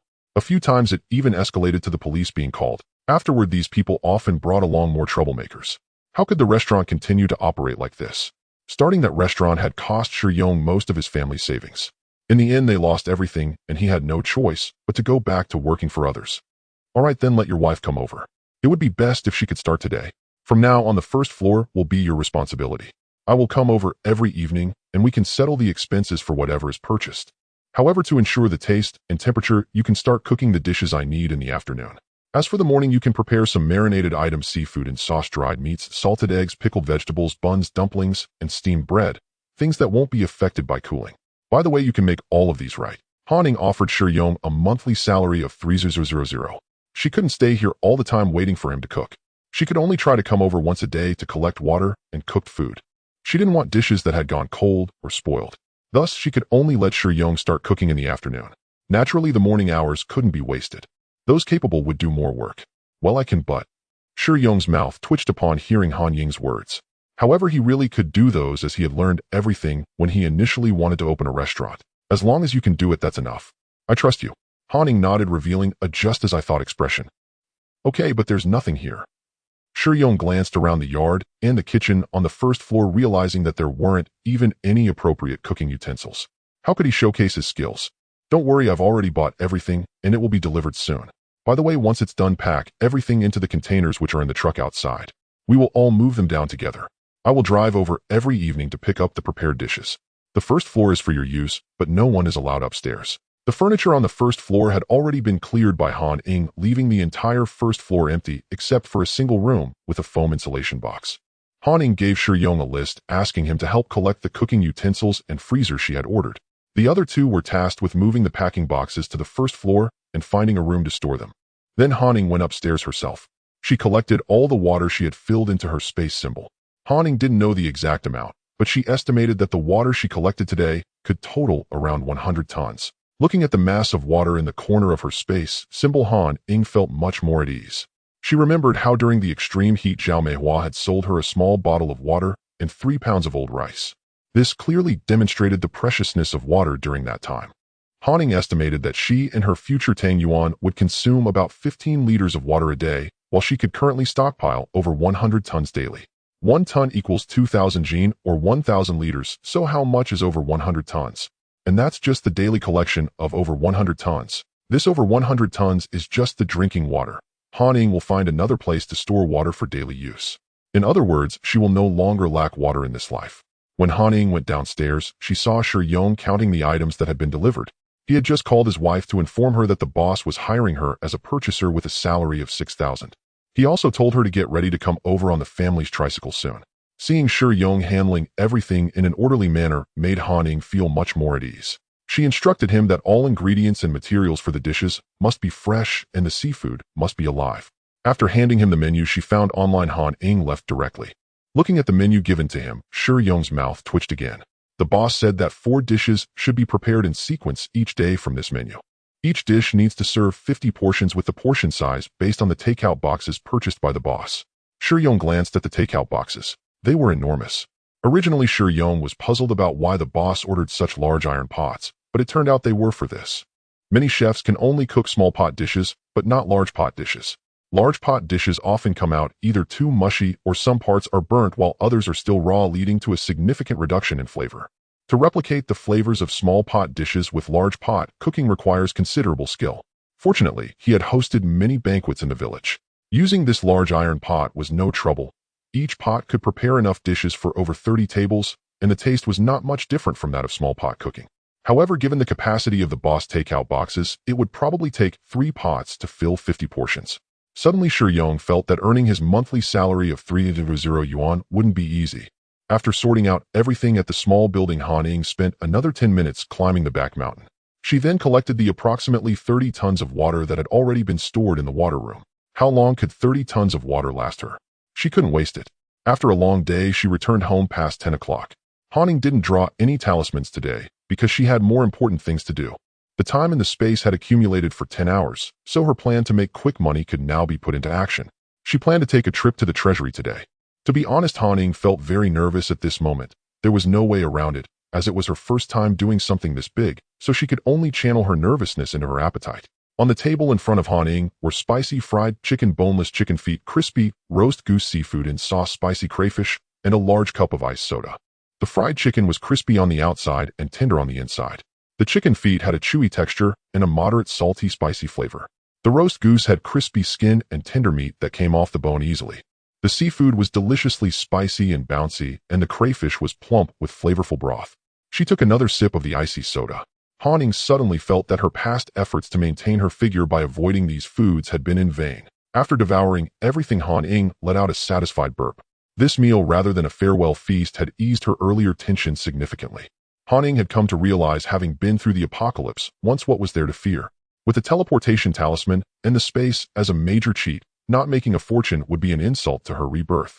After taking a shower and locking all the doors and windows at home, she opened her computer and found a photo of a church on her desktop. The photo included coordinates which Han Ying memorized. Then Han Ying retrieved her pre-prepared gear from the space. A thick down jacket layered with a pure black men's windbreaker. She wore thick black cotton pants topped with a pair of pure black work pants. On her feet were black sports shoes covered with 2 layers of black shoe covers. She donned a gas mask connected to an oxygen tank on her back, along with a black scarf, black hat, black gloves, and black night vision goggles. After equipping herself, Han Ying looked like a walking black letter. Not a bit of skin was visible, not even 3 to 4 months later in her past life. Han Ying saw a piece of news online. A private vault had been raided 10 meters underground in a certain church in the Foot Basin country. Because the gold in that private vault was of unclear origin, this news only broke after a month of the vault. According to the news from back then, there were no surveillance cameras in that vault, only an alarm system. And because the gold's origins were unclear, it was connected to the vault owner's phone instead of the police station. When the vault owner learned of the theft, he rushed over, but by the time he arrived, only rows of empty shelves remained with no sign of gold. He fainted on the spot. Later, he stayed in the hospital for nearly a month, and it was during that time that the news broke. Although she learned from the news in her past life that there were no surveillance cameras in the vault, Han Ying still prepared thoroughly for safety. She was so heavily armed that not a single hair was visible, and from the back it was impossible to tell her gender. In this way, she didn't trust it enough. The precautions were indeed effective, but Han Ying felt like she was about to overheat. Glancing at the time, it was already 1:40 a.m. In the Foot Basin country, it was already 1:40 a.m. She wasn't worried about anyone still being in the vault, but feared that if she delayed further, she might faint from the heat. After taking one last look at the coordinates, Han Ying lay down on her bed. The vault was located 10 meters underground in the church, so she needed to make a slight adjustment to the church's coordinates. Once settled, Han Ying silently recited the slightly modified coordinates in her heart. Then she activated the talisman, infusing it with a stream of spiritual energy, and pressed it onto her chest. Instantly, a golden light flashed. A no golden light. Han Ying felt a sensation of weightlessness, and then her feet landed on the ground, where rows of tall shelves came into view. Seeing those golden bricks stacked on the shelves, Han Ying couldn't help but scream internally. These are all gold. What a bonanza. After the initial shock, Han Ying realized that the stuffy feeling she had experienced at home gradually disappeared. It should be noted that the Foot Basin country had a time difference and weather similar to Huaxiao, which indicated that the issue lay within this vault. Han Ying had no time to ponder what the problem was. She raised her hand, and the shelves piled high with gold bricks began to disappear one by one. She didn't have the time to collect the gold bricks one by one, so naturally she hastened to collect them along with the shell. As Han Ying received the fourth rack, the entire vault erupted with a deafening alarm. Subsequently, the exit of the vault and the 1-meter-thick steel walls on all sides were forcefully reinforced and locked. At the same time, the oxygen began to be siphoned away. However, Han Ying paid no mind to this, for she knew that after the alarm sounded, she had a few minutes to collect her belongings. Don't ask her how she knew. In her previous life, these details were laid bare after that news broke. A few minutes were more than enough for Han Ying to collect all the racks in the vault. Without any hesitation, she directly gathered the gold bricks along with the racks into her space. She had no idea how many she had collected. When Han Ying finished collecting the last rack, she heard noise coming from outside. But she didn't hesitate for even 0.01 seconds before swiftly entering her space. This was Han Ying's second time entering her space since her rebirth. It wasn't that she didn't want to come in, it was simply that she couldn't bear to waste that time in space. After all, the time she could spend in the space might just save her life after the apocalypse. Therefore, unless absolutely necessary, Han Ying did not wish to squander this time. As a result, the patch of land in the space that could be used for planting remains empty to this day. Only in the corner is parked her white SUV. Ignoring that piece of land, Han Ying changed out of her strange equipment and took out a chair from her space talisman. Only after sitting down did she begin to examine the racks she had just collected. Those racks, along with the gold bricks, had been stored in her space talisman. Otherwise, they would have been devoured by the space as soon as she entered. Han Ying didn't yet know how much gold the space could consume, but she needed to leave some to stockpile supplies, as she couldn't let it all be consumed. After a rough count, she realized she had collected a total of 90 racks. Each rack had 3 layers, and each layer was filled with 200 gold bricks. And each gold brick weighed a whopping 1 kilogram. Han Ying took out her phone, found the calculator, and began tapping away.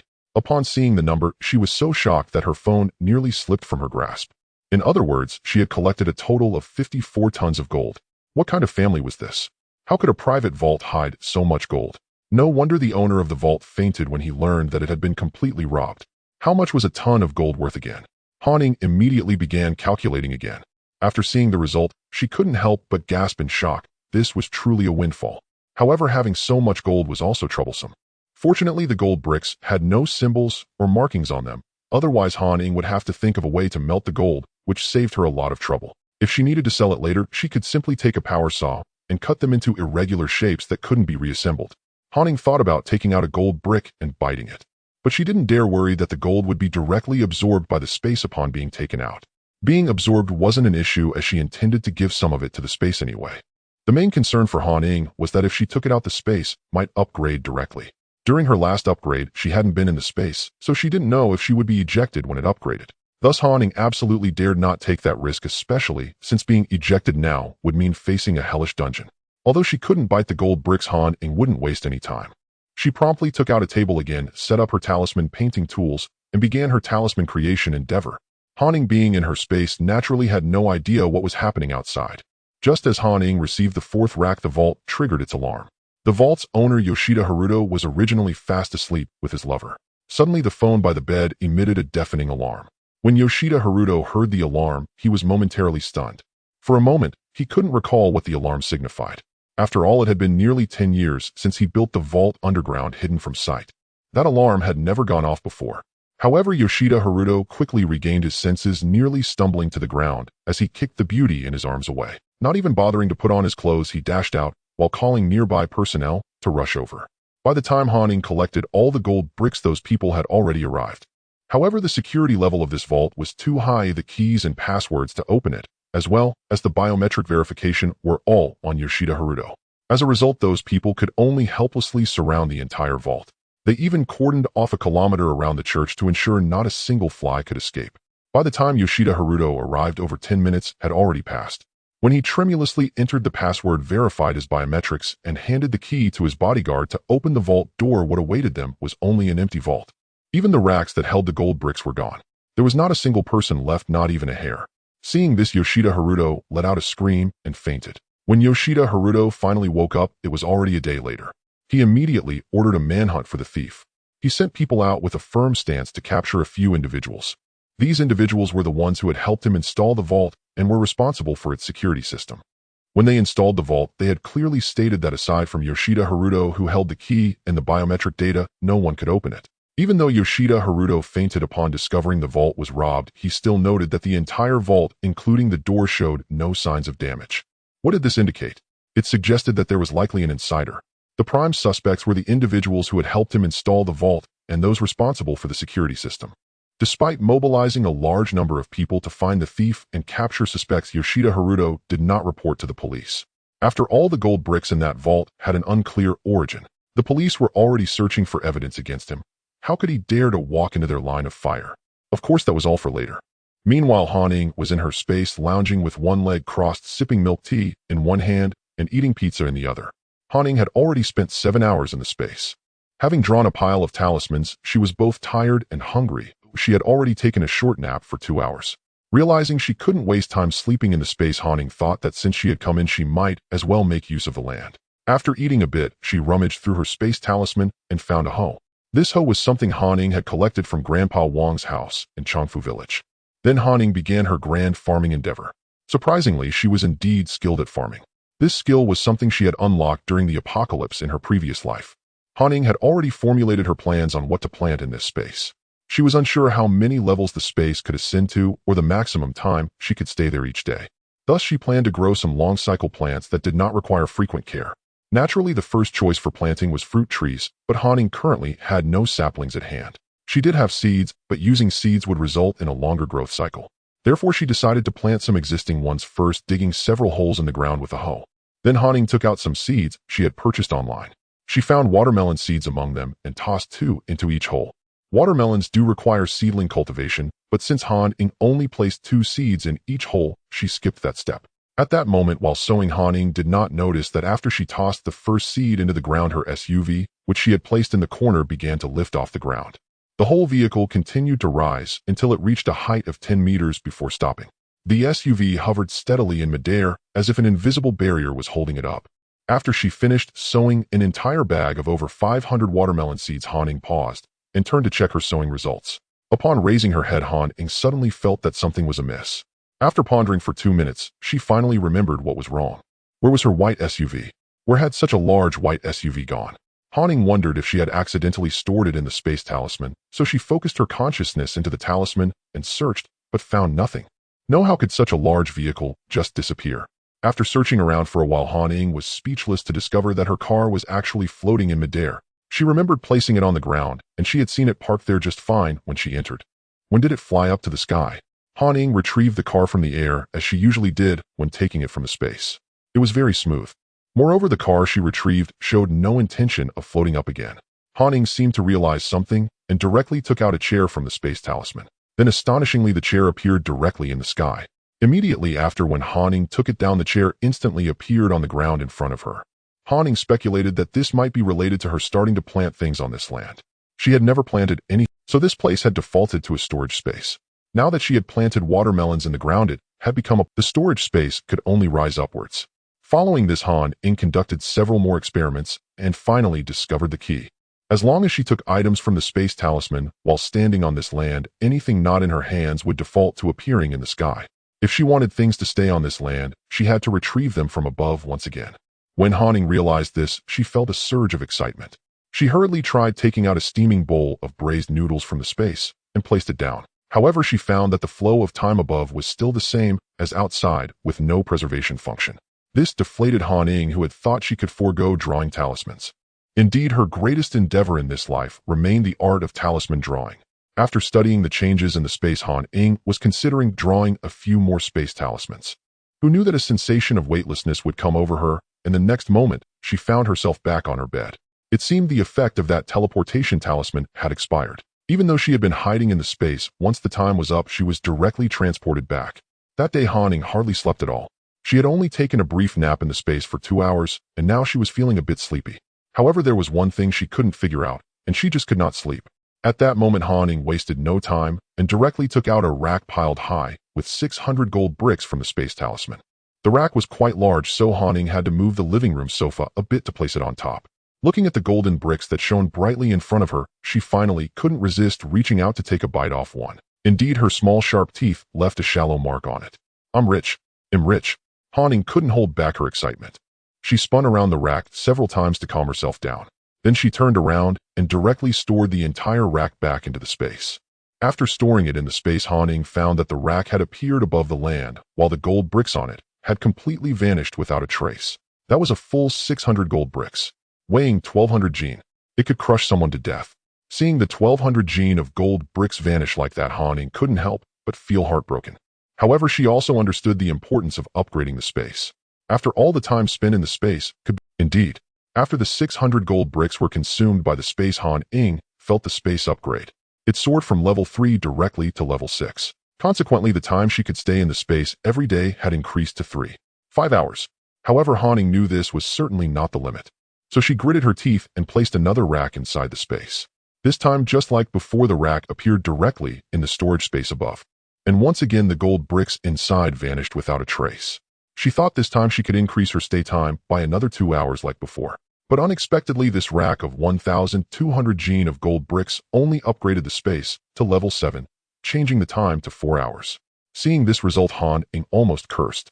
Could it be that it was like playing a game, meaning that the required experience for upgrades increases as one? Immediately after, Han Ying threw 2 more racks into the space. This time the space directly upgraded to level 8. The time she could stay became 5 hours. Did the 2 racks of gold only increase by 1 level? However, after seeing this result, Han Ying guessed that they were likely close to the limit. But since the space could still consume gold, it indicated there was still room for growth. Sure enough, after Han Ying tossed in 4 more racks of gold bricks, she found that this time the gold bricks in the racks did not all disappear. There were still 90 bricks left on the rack, and the time she could stay in the space had changed to 5 hours daily. Han Ying knew that the space no longer required. As for whether it could upgrade again, she wasn't sure and could only wait to see later. Now that she could stay for 5 hours a day, slowly accumulating, she could accumulate over 100 hours in a month. That would be enough, as she did not plan to live in the space long term. Since the space no longer needed gold, it meant that the remaining gold was all hers. Han Ying roughly calculated. The space had used a total of 4,710 gold bricks, which was equivalent to 9,420 gene. Not even 5 tons. The thought that the remaining 49 tons of gold bricks now belonged entirely to her sent Han Ying into euphoric delight. She clutched the golden brick she had gnawed a tooth mark into and rolled gleefully across her bed several times. Yet once her jubilant tumbling subsided, Han Ying confronted an urgent practical dilemma. She needed to convert this gold into liquid assets, or better yet into essential supplies, without delay. She had pursued this windfall not to hoard gleaming ingots, but to transform swift capital into strategic reserves. And she already knew precisely where to seek the right channel for conversion. She retrieved the so-called eponymous laptop, purchased days earlier and untouched since, its battery fully charged. She unplugged it and powered it on immediately. The desktop was starkly minimal, only the operating system and a single website. Clearly this was the Ghost Net, the clandestine platform she had been seeking. She glanced at the site, but now was not the time to open it. Though the vendor had assured her that during online use its IP would remain untraceable even to world-class hackers, Han Ying, ever cautious, refused to log in from home. She required a secure public network. Without hesitation, she drove 50 kilometers beyond the university town to a hotel.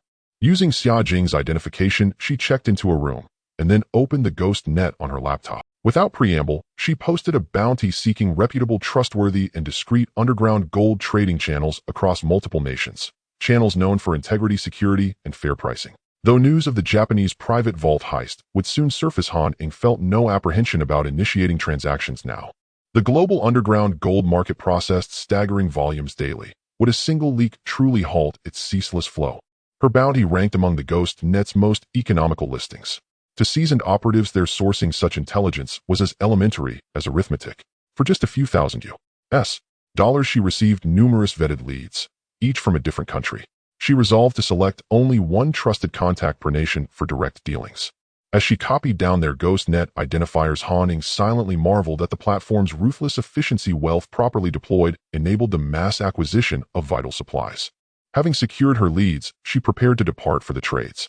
The next day, she accompanied the buyer to the Real Estate Administration Bureau to formally transfer ownership of her apartment in Ying residential complex. She handed over the keys, and candidly informed him that several obnoxious relatives still occupied the unit, refusing to leave.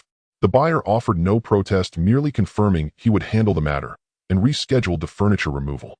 Han Ying harbored zero concern over how he'd evict Zhao Meihua's family.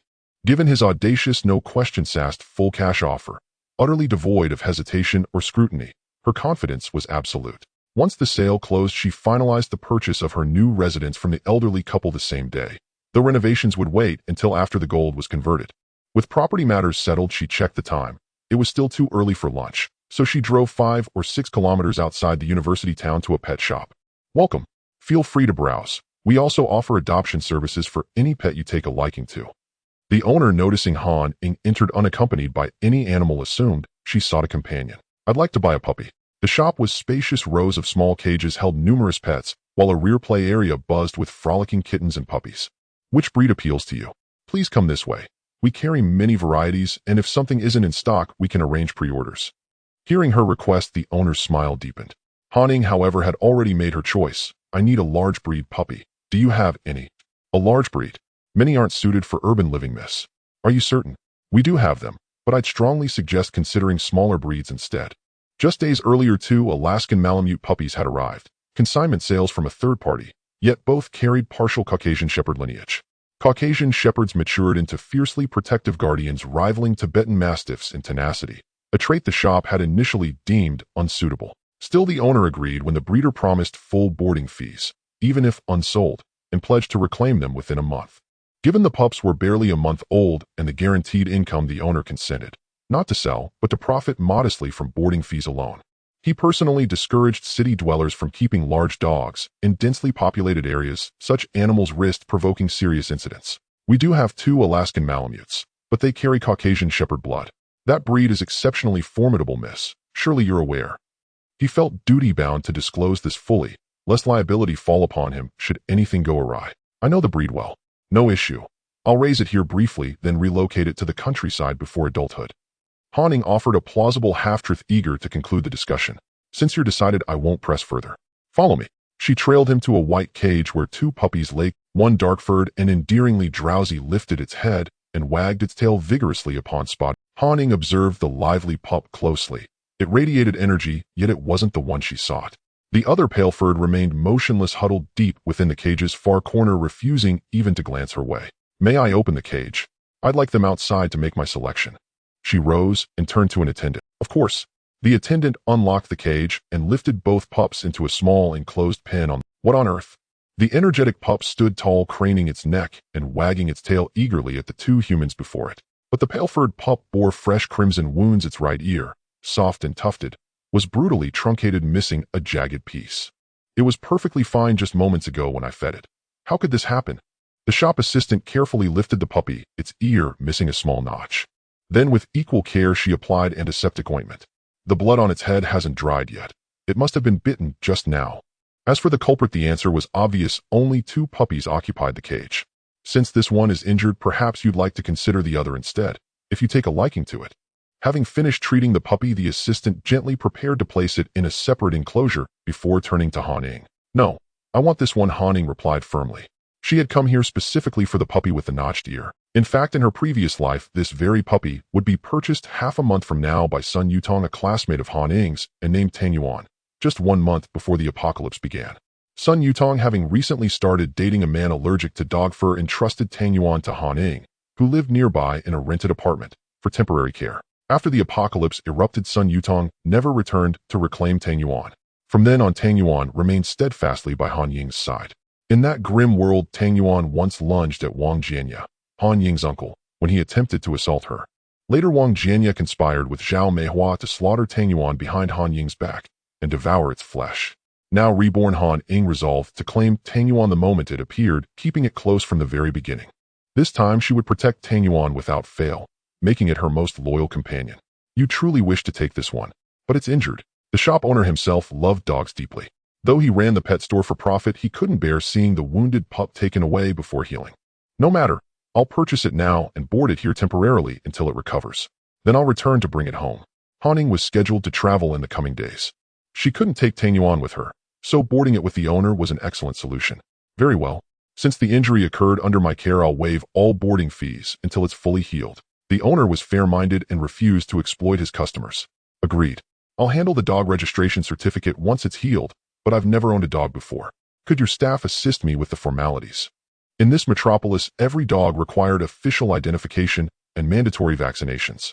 With the apocalypse still distant, these were essential steps for Tang Yuan's safe, lawful existence. Absolutely, we'll manage everything for you. Han Ying paid 3,500 yuan and carried out several heavy bags of puppy supplies before departing the pet store. Tang Yuan would remain there for a few more days. The following day, Han Ying flew abroad to trade gold. Her first trading partner was a Thai national named Violet, whose underground influence in Thailand, according to the Ghost Web, was substantial. Yet his business reputation remained impeccable. No reports of betrayal or double-crossing had ever surfaced. Most crucially, the Ghost Web confirmed he dealt not only in gold, but also in other illicit commodities, oil, firearms, and more. Han Ying chose Thailand first, not only to sell her gold bars, but also to stockpile tropical fruit. Han Ying's family enjoyed modest wealth. Her parents, both artists, frequently traveled overseas in search of inspiration. Under their subtle influence, she had grown accustomed to constant movement. Passports and visas posed no obstacle. Though she understood only fragments of Thai, her English fluency ensured seamless communication abroad. On this first trip, she traded sparingly, only 1 ton of gold ingots. Violet offered 320 yuan per gram, roughly 100 yuan below market rate. But this was the black market, where gold's origins were murky and anonymity sacrosanct. Han Ying knew the unspoken rules: no questions about provenance, no inquiries into identity.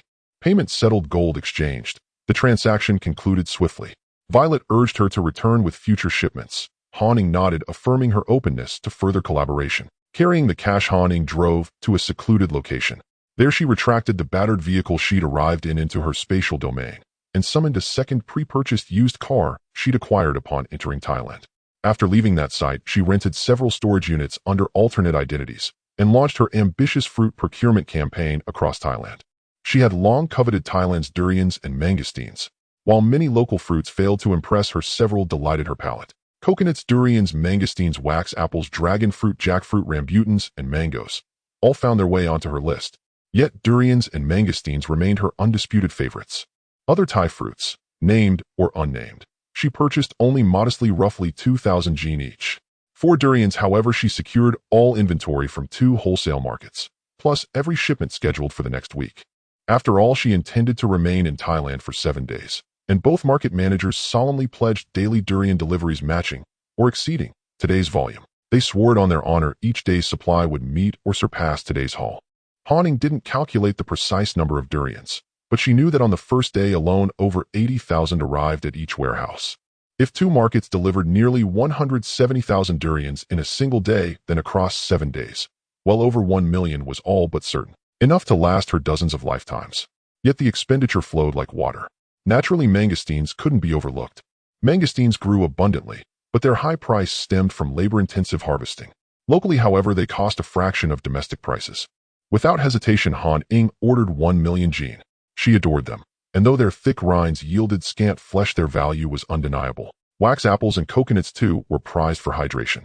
Wax apples were entirely edible, so she claimed 300,000 jin. Coconuts, meanwhile, were nature's treasure trove.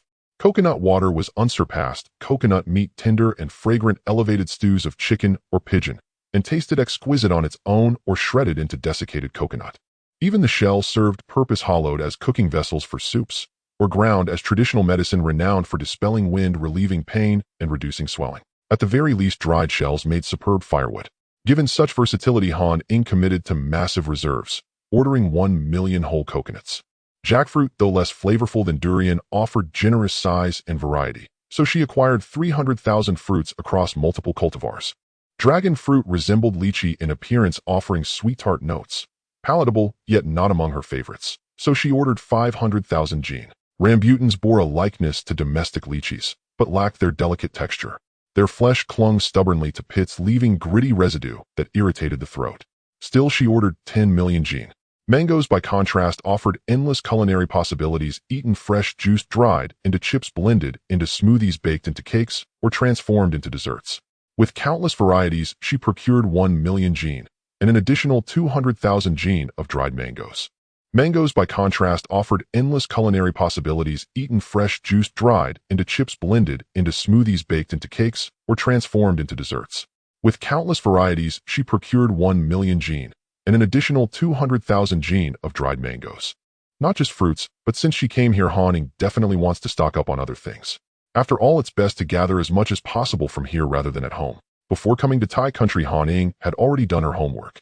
Not only are there abundant fruits, but rice is also plentiful, and the production of calculating that's over 700 kilograms a year, so Han Ying directly ordered 3,000 tons. Before coming to Thai country, Han Ying had already done her homework. Not only are there abundant fruits, but rice is also plentiful, and the production of coal and liquefied gas is quite high. Therefore, Han Ying first set her sights on coal balls and liquefied gas. These items are also available in her home country, but since she is here, she decided to stock up. Han Ying directly ordered 5,000 tons of smokeless coal balls and also 5,000 tons of high-quality smokeless briquettes. This amount of coal is not too much. After all, during extreme cold, coal and firewood are needed daily for heating. To live comfortably in such conditions, even a ton won't last long. As for liquefied gas, Han Ying asked about it. The price is not cheap, but it is nearly 20% cheaper than in most cities back home. Moreover, since she is purchasing in bulk, she gets a wholesale price, which makes it even cheaper. A 50 kilograms tank of liquefied gas costs about 580 Huaxia currency. One tank is enough for a family of 5 for over half a year. Han Ying then ordered 600 tanks. A 15 kilograms tank of liquefied gas costs about 210 Huaxia currency. Han Ying ordered 500 tanks. There is also a smaller specification of 5 kilograms of liquefied gas, and Han Ying bought 500 tanks of that as well. This smaller size is good for hot pot. Han Ying did not buy too much liquefied gas. It is primarily used for cooking. Besides, she has already stockpiled so much briquette coal. Plus, she plans to stock some firewood, so she doesn't need to buy too much liquefied gas. As for fuel oil, it is difficult to purchase in bulk in any country. It is necessary to find the appropriate channels. Therefore, Han Ying previously got the contact information of a gasoline dealer from the outdoor supply store owner, which made her quite happy. But now she has arrived in Thai country. Han Ying, adhering to the principle of buying from abroad, instead of harming her own country, contacted a Thai person named Waylat on the third day. She expressed that she had acquired 3 tons of gold. For 2 tons, she would trade as before, and the other ton would be exchanged for gasoline, diesel, and firearms, with a bit more peanuts. Naturally, Waylat would not refuse business. However, exchanging 1 ton of gold for those items is quite a deal, so he would need a few days to prepare. Han Ying was aware of this, so she directly set the transaction time for the last day of her stay in Thai country. When informed of the transaction details, Waylat stroked his stubbly chin. He found the young girl quite interesting and very bold. That day, she even came alone in a shabby car to Is it youthful ignorance, or does she have some backing? However, Waylat, having been in the business for decades, knows he has built his reputation to reach his current position. He had never considered blackmailing that young girl. Although she appeared quite experienced, Waylat, having been in this line of work for so long, could tell she was making this kind of transaction for the first time. And today the young girl is asking for fuel and firearms. Moreover, in such large quantities. This made Waylat, who never breaks the rules to investigate the identities of traders, curious about her background. Although the previous transaction went smoothly without any incidents, Han Ying still remained vigilant. She planned to leave Thai country immediately after the transaction, so she chose to conduct it on the last day of her stay. The items Han Ying wanted were quite dangerous. They could not be placed in plain sight. Therefore, Waylat indicated that while cash could be handed to Han Ying on the spot, other items needed to be kept elsewhere. Han Ying had no objections to this. After all, exchanging 1 ton of gold for firearms and fuel is still a considerable amount. At 5 in the afternoon, after seeing off the last batch of supplies to the warehouse, Han Ying directly closed the warehouse gate. Then she stored all the items inside into her space talisman. For 7 consecutive days, trucks came and went to the 2 warehouses, so no one noticed that the items inside could only go in and not out. Han Ying hung the warehouse keys on the door. Then she drove a car bought from a second-hand dealership in Thai country to the trading location. By the time she reached the trading location, it was past 8 in the evening. The surroundings were dark, but Han Ying felt more at ease looking at the ink-like night. Following the previous transaction process, both parties inspected the goods, exchanging cash for goods. Wasn't it said to be 3 tons? After inspecting the gold, the quality was the same as last time. However, like last time, it was cut into messy chunks by a cutting machine. But this was no issue, as they would have to. What about the items I wanted? Even when facing a big shot like Waylat, Han Ying showed no signs of fear. After all, she was someone who had experienced the apocalypse and died once. In the glow of the headlights, Han Ying stared directly into the other person's eyes. The items I want are in a warehouse with a password locked 10 kilometers from here. Once I get what I want, I'll give you the password. Don't worry, I know the rules, and there are no people of mine there. Waylat had no intention of tricking her. He knew it would be easy to blackmail this young girl.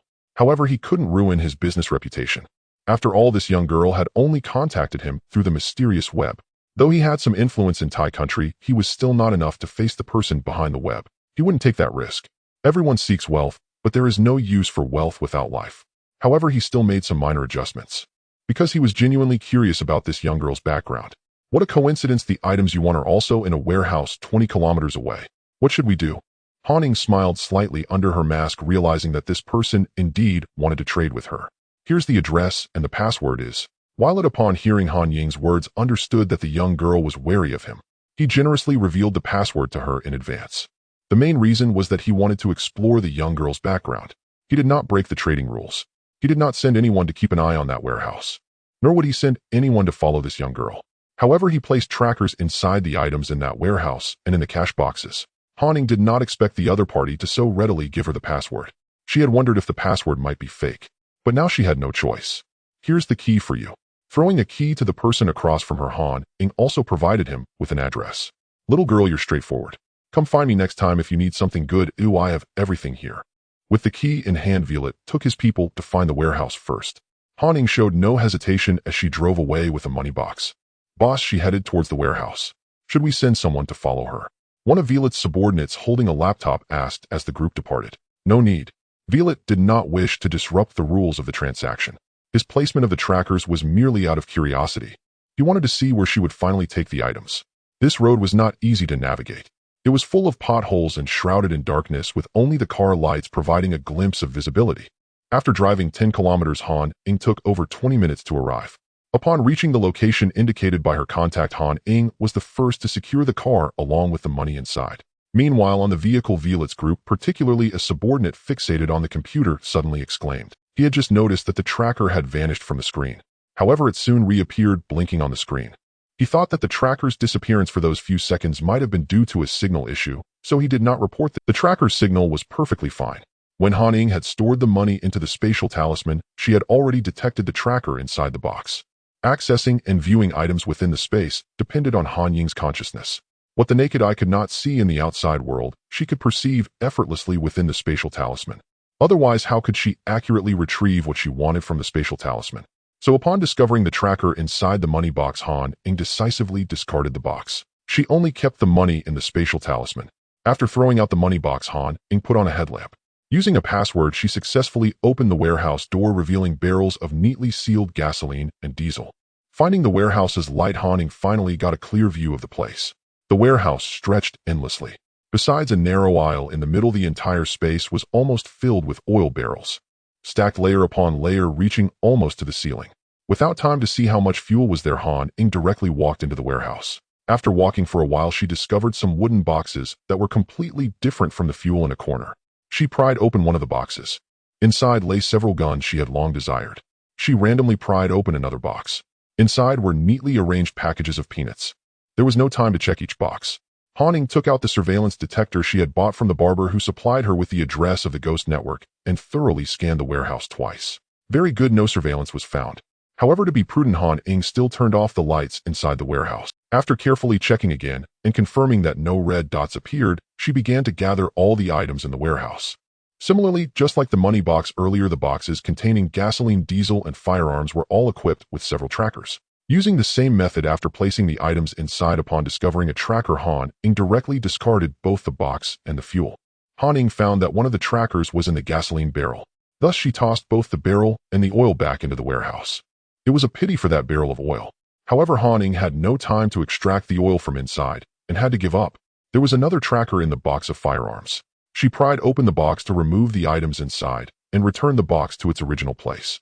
The spatial talisman could shield against the tracker's signal, but what if that tracker's signal suddenly disappeared? She feared those people would directly come to check, causing trouble later on.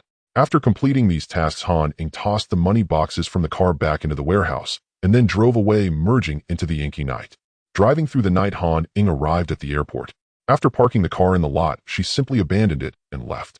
This car was the most dilapidated one among the used cars she had bought in Thailand. So even if she couldn't recover it, she wouldn't feel sorry. There were still several hours until dawn and the first flight. Han Ying did not want to waste this time. She found a 24-hour KFC, McDonald's, and other chain restaurants inside the airport. She ordered plenty of meals and stuffed them into her large backpack, then smuggled them into the spatial talisman. While Han Ying was busy ordering and collecting food at the airport, Violet was not as relaxed. He had his subordinates take turns watching the computer for the tracker.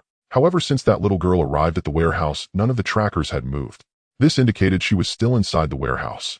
They speculated whether the little girl had fallen asleep in the warehouse. Otherwise, how could all the trackers remain still throughout the night?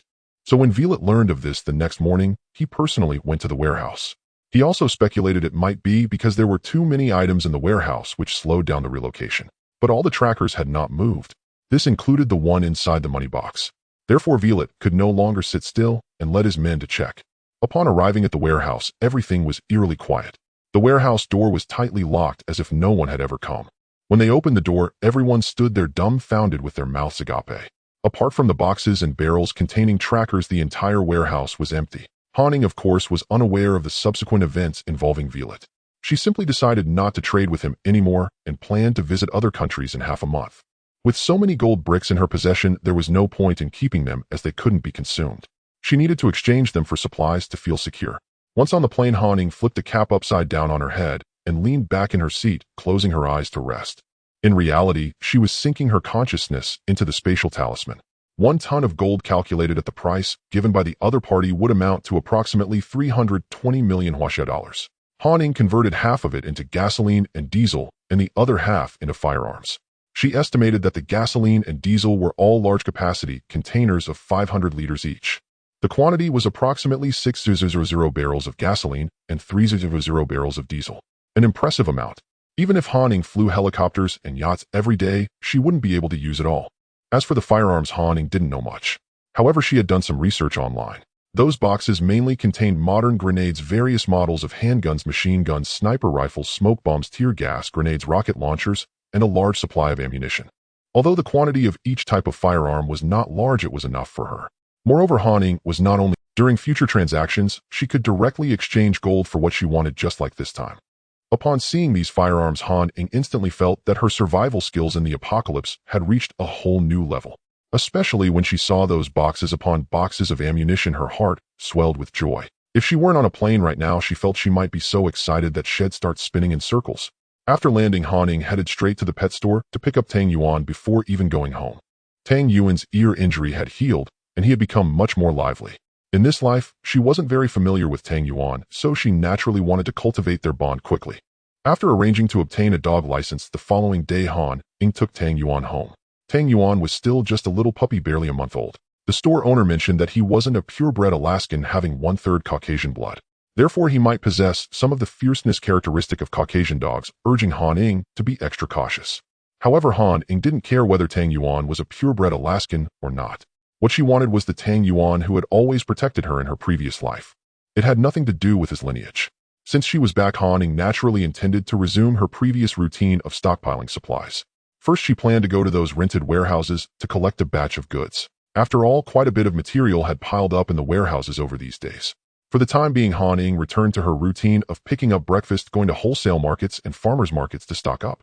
She ordered another batch of cooked food at noon, while also shopping for some miscellaneous items online. In the afternoon, she attended classes. In the evening, she went to Chongfu village to collect water and prepared food. In the evening, she attended class again. When she returned, she stocked up on milk tea.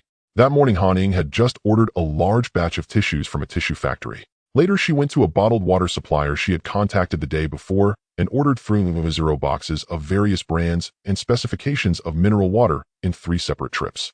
After ordering the mineral water, just when she was about to make another trip to the farmer's market, Han Ying received a phone call. It was from the police station. The contents of the call made Han Ying both angry and amused. After selling her apartment in Yujing community, the buyer came to evict Zhao Maihua's family, leaving them completely stunned. They were about to get into a fight with the person on the spot. However, the other party called the police directly and even presented the property certificate. The name on it was unmistakably that of the buyer. Zhao Maihua's family kept insisting that the house was gifted to them by her niece. However, when the police told her to contact her niece, she couldn't reach her. Not to mention that all their contact information had long been blocked by Han Ying. At that time, Han Ying was stockpiling supplies abroad under a different identity. She had left her phone in her storage space. So even if Zhao Meihua and the others changed their numbers, they wouldn't be able to connect with her. In desperation, Zhao Meihua's family had no choice but to move out under surveillance. After moving out, they had nowhere to stay and were burdened with a pile of luggage. Thus, they could only rent a place nearby to get by. Her husband was cheating and hiding income. The children were also constantly fighting over a tablet. On top of that, Han Ying quietly sold the house they had been living in comfortably and forced them out. Thus, the more Zhao Meihua thought about it, the more unwilling she became, cursing Han Ying and her deceased parents and grandparents day in and day out. After 2 days of venting her anger, Zhao Meihua calmed down a bit and went to Han Ying's school. However, the school happened to be on summer vacation these days. The entire campus was almost empty and she couldn't find anyone. In a fit of rage, Zhao Meihua went to the local police station. She twisted the facts, claiming that her niece Han Ying not only took over the house left by her parents, but also sold it. She accused Han Ying of stealing their belongings and evicting them. The police station asked Zhao Meihua to provide relevant documents, but she couldn't produce any. Subsequently, she threw a tantrum at the police station, crying out that the heavens were unfair. She accused the police of using taxpayer money while failing to do their jobs, specifically bullying the common people. In desperation, the police station had no choice but to contact Han Ying. After receiving the call, Han Ying first went to the bank. Then she drove directly to the police station. Upon arriving and explaining her purpose, someone led her to an office. Inside the office, Zhao Meihua was sitting on a sofa in the corner. In just a few days, she seemed to have aged considerably. It was evident she wasn't doing well. Han Ying's mood instantly brightened. "You little wretch, give me back my house. What are you doing? Let me tear this little wretch apart." Originally sitting on the sofa, Zhao Meihua looked up and upon seeing Han Ying being brought in by a police officer, directly lunged at her. Just as she was about to grab Han Ying by the throat, a nearby police officer grabbed her arm. "Don't you see where this is? Let's talk civilly. Why resort to violence? However, since it has come to this point, we will assist in mediation if possible. After all, it's best to sit down and talk things out among family, rather than resorting to legal action unnecessarily. However, since it has come to this point, we will assist in mediation if possible. After all, it's best to sit down and talk things out among family, rather than resorting to legal action unnecessarily." The officer who had attended to Zhao Meihua previously gestured for both parties to sit down and began speaking. "You claim I have occupied the property left by your parents. I haven't mentioned how your family bullied a parentless orphan like me, renting my house for 2 years without paying a single cent in rent. Also, may I ask, my dear aunt, did my grandparents leave any inheritance when they passed? Oh, there is a dilapidated old house in the countryside. If you want it, I won't contest it with you." Han Ying crossed her arms, smiling sweetly at the flustered person across from her. Seeing her unhappy made Han Ying extremely pleased. "Who wants that broken house? I'm talking about the apartment in Ying community. That was bought with my parents' money, your parents' money, and I have a share in it too. You sold it without my consent. Isn't that occupying my property?" Zhao Meihua glared with wide eyes at Han, as if she wanted to bite a piece of flesh off Han Ying. She didn't dare mention the property certificate as she knew it bore that so she could only focus on the money used to buy the house. "If I remember correctly, my grandparents passed away before my parents got married, right? After they married, my parents still rented a house. At that time, my father was merely a third-rate painter without a proper job. The rent was even paid by my mother. It wasn't until I was 8 that our family bought the apartment in Ying community. As for the money to buy the house, it was saved after my father sold a painting at a high price that year. How does that relate to my grandparents who have been gone for many years?" Han Ying leisurely observed the expression of the person across from her. "Do you have any evidence proving that the money used to buy the house was earned by your father? That was clearly left by my parents, and those funds are also part of mine." Zhao Meihua didn't expect Han Ying to remember these details so clearly, but she wasn't afraid. Anyone can talk without evidence. "I have evidence, but what proof do you have that this money was left by Grandpa and Grandma?" All the belongings in the house were packed up by Zhao Meihua's family and placed in her room. Han Ying had already taken everything with her when she left that day. If she needs evidence, she has plenty. After all, this is an information age. Although her parents have passed away, some records can still be accessed. It has been so many years, even if there is evidence, it would have long been lost. Anyway, the money for the house was left by my parents when they passed away. Zhao Meihua couldn't provide any evidence and began to act unreasonable. "Fine. I have nothing more to say." Han Ying shrugged and looked at the police officer beside her. "Comrade, since you have evidence proving that the house is yours and has nothing to do with this, comrade, you should present it as soon as possible." The officer understood the situation. It's just that the aunt wants to claim some of the money from selling the house that the niece inherited without her parents' backing, but the niece won't give it. "All right, you better keep your eyes wide open," Han Ying said as she took out a document bag from her backpack. "This is the documentation for the house transferred to me after my parents passed away, which was done when I came of age. These are all the receipts from my father's painting sales. Here, this receipt is for the 2 million from the painting my father sold when I was 8 years old, and these are the bank statements for our house purchase." Han Ying took out each piece of evidence from the document bag. The topmost was the receipt for the painting sale. It clearly stated the year, month, day, who the painting was sold to, and the amount. There are also signatures and fingerprints from both parties. From the bank statements, it can be seen that my father bought the house with that money less than a week after selling the painting. Han Ying laid the evidence out before them. Zhao Meihua looked at the evidence on the table, her face extremely grim. She never expected that after all these years these things would still remain. What kind of hoarding is this? However, Zhao Meihua was still very unwilling. She wanted to make one last struggle. How do you prove that the money used to buy the house was from the painting sale? Maybe your father spent the money from the painting sale. The money used to buy the house was still left by my parents. Upon hearing Zhao Meihua's words, not only Han Ying, but even the other police officers nearby almost burst into laughter. This is like asking how you prove that you were born a human and not a dog transformed into a person. However, they managed to hold back their laughter. Since Aunt wants to put it this way, fine, how do you prove that you are Zhao Meihua, my grandmother's daughter? Maybe the baby my grandmother gave birth to back then was swapped, and who knows if a beast was brought in by mistake to be raised. Anyone can make up nonsense. Zhao Meihua's father passed away when she was young, and her mother married Han Ying. Her mother did not have any more children after that, and she and Han Ying's father are half-siblings. So Zhao Meihua really has no way to prove that she is her mother's biological child. Who are you calling a beast? Zhao Meihua jumped up from her seat at Han Ying's words, ready to slap her. Did I call you one? You identified yourself. Blame who? I was talking about the swapped beast. Beast. Han Ying curled her lip, her expression very subtle. She believed the police officers present understood Zhao Meihua's intentions. Since Comrade Han has presented the evidence and Comrade Zhao has nothing to show, and this house was transferred to Han before her parents passed away, it cannot be considered an inheritance. It can be seen that the house sold by Comrade Han has nothing to do with you. If you are still not satisfied, I suggest you go to court with your evidence. If our police station will not handle this matter. The officer stood up, instructing Han Ying to put away the evidence on the table. Then they forcibly asked both to leave. If they continued to make a scene, they would have to go to court and not disturb their work.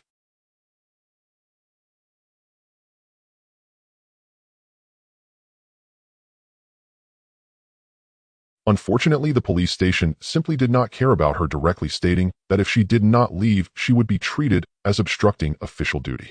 Only then did Zhao Meihua reluctantly leave. As she walked away, her words were not clean. She not only cursed Han Ying, but also did not spare the officers who had just attended to her. After leaving the police station, Han Ying walked briskly, feeling very pleased. In contrast, Zhao Meihua looked like she was constipated. In fact, Zhao Meihua had long known that nothing would come of this. Little vixen, you wait for me. You made my life difficult, so don't expect to have an easy time. When school starts, I will let everyone at your school know what kind of person you are. Before leaving, Zhao Meihua did not forget to threaten Han Ying. Unfortunately, she did not know that Han Ying had already dropped out of school. Alright, I will wait. But you will find out who ends up having a tougher time. By the way, let me share a secret with you, my dear aunt.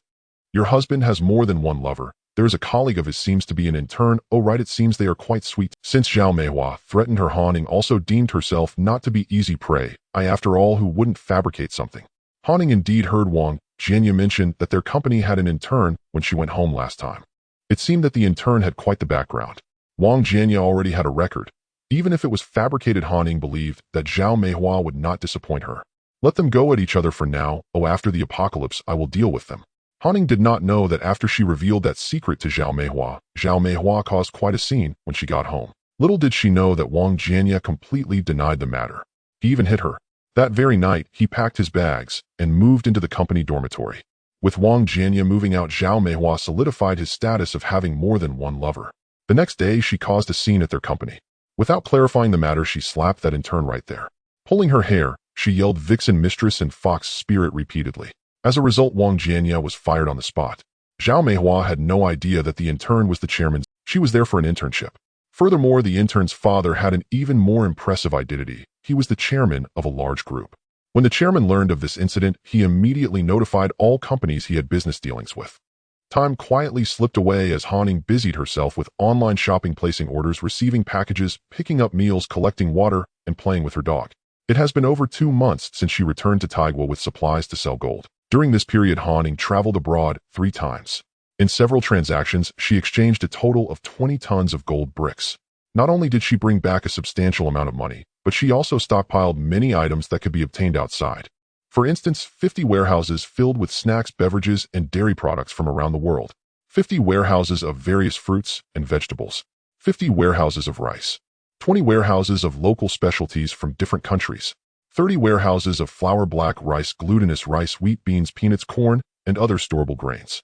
Additionally, there are 10 warehouses of daily necessities and 5 warehouses of toiletries, 5 warehouses for various dog supplies and food, along with 5 warehouses of cat litter, 20 warehouses of clothing, shoes, and bedding, 20 warehouses of various meat products, 30 cold storage units filled with ice cream and popsicles, 10 cold storage units of assorted packaged frozen foods, 20 cold storage units filled with chicken feet, duck feet, chicken wings, pig trotters, and other less popular meats that foreigners do not eat, yet are truly delicious. As someone who wishes to enjoy the apocalypse, Han Ying naturally could not forget seafood.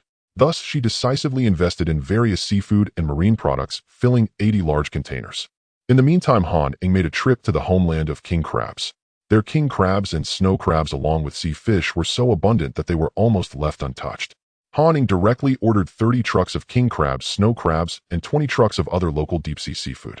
After all, they were cheap. Moreover, through an introduction from a seller of extreme outdoor gear, Han Ying found a gang that sold ice blocks. She purchased 300 blocks of glacier ice, each weighing 0.5 tons. Following the guidance of the ice block sellers, she discovered a gigantic freshwater lake, said to contain. She spent half a day there collecting all the water from the lake into her space. Although she was unsure if it was truly glacial water. However, even if it was not for drinking, using it as water for daily life was still quite good. After all, free things are always appealing. After stockpiling supplies for over 2 months, Han Ying deeply felt that the 2 million cubic meters of space rune was no longer sufficient. After all, more than half of the space was filled with water and ice blocks. Hence, Han Ying decided to move some items that could be stored. For instance, snacks, clothing, shoes, bedding, daily necessities, bottled mineral water, cat litter, gasoline, diesel, coal, gas tanks, and various short-term, non-perishable items were moved out of the space rune. She placed these items on the land within the space, as that area was infinitely large except for not being able to preserve freshness. As for those space runes, she drew herself. Han Ying expressed her desire to wait until the space rune was about to expire, or until the space was truly filled before activating it. After all, the validity of the space runes she drew herself was only 3 years. In addition to foreign items, Han Ying also stockpiled quite a bit domestically. She collected over 130 tons of drinking water from Chongfu village every day, along with 200 servings of dishes and various cold dishes, pickled vegetables, sausages, salted eggs, cured meats, and cured fish, as well as 80 large boxes of barbecues. The barbecue was originally made by the son of Sister Li, who Han Ying had called to assist Shi Yong. Her son opened a barbecue restaurant, but it only operated after 7 p.m. Upon learning this, Han Ying paid him a monthly salary of 100, allowing him to spend half a day every day preparing 80 large boxes of grilled items. Regardless of the type, he would grill whatever was sold in the market. Han Ying had tried it, and the taste was quite good. He didn't even need to wash or prepare the skewers, as Han Ying had hired 2 additional helpers. Han Ying felt that renting that small building in Chongfu village was truly a wise decision. This small building not only allowed her to collect over 130 tons of drinking water daily, but also produced various delicious foods. More importantly, it solved her worries about running back and forth to the market to stock up on vegetables. The plump chef Shi Yong's wife Feng Huiling was quite capable. Han Ying initially hired her for 600 yuan a month to buy vegetables. However, in the end, her salary nearly matched her husband Shi Yong's. Feng Huiling knew numerous vegetable sellers, meat vendors, and seafood traders. She even knew quite a few old farmers in the countryside who sold vegetables, chickens, and ducks. Most importantly, her skill in selecting ingredients was exceptional. She could spot items that were not fresh, heavily treated with pesticides, or otherwise subpar, and she was good at bargaining. Realizing this, Han Ying directly offered her a monthly salary of 25000 yuan. She was responsible for helping Han Ying order all varieties of fresh vegetables, meat, eggs, seafood, and fruits. Every day, these items would be delivered to the warehouse and cold storage she rented, and Han Ying would find time to collect them. Naturally, some people were curious about why Han Ying bought so many things every day. After all, the fresh produce delivered to the warehouse was enough to feed thousands of people. In response, Han Ying explained that she had signed contracts with many factory canteens and school canteens, and these items were delivered to those places. Most people did not suspect anything, and some even thought she was buying too little. After all, it was said that some large factories had over 10,000 employees. Would those vegetables be enough? It was now nearing September.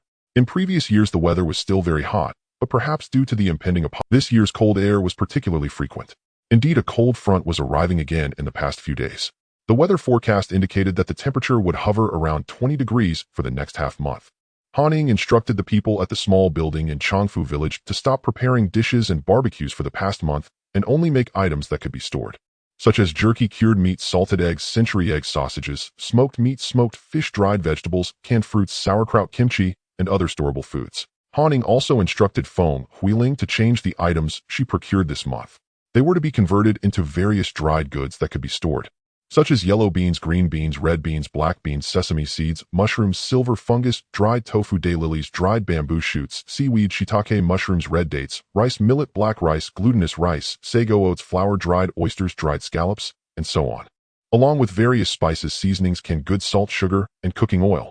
For this reason, Han Ying rented 4 additional large warehouses of over 1,000 square meters.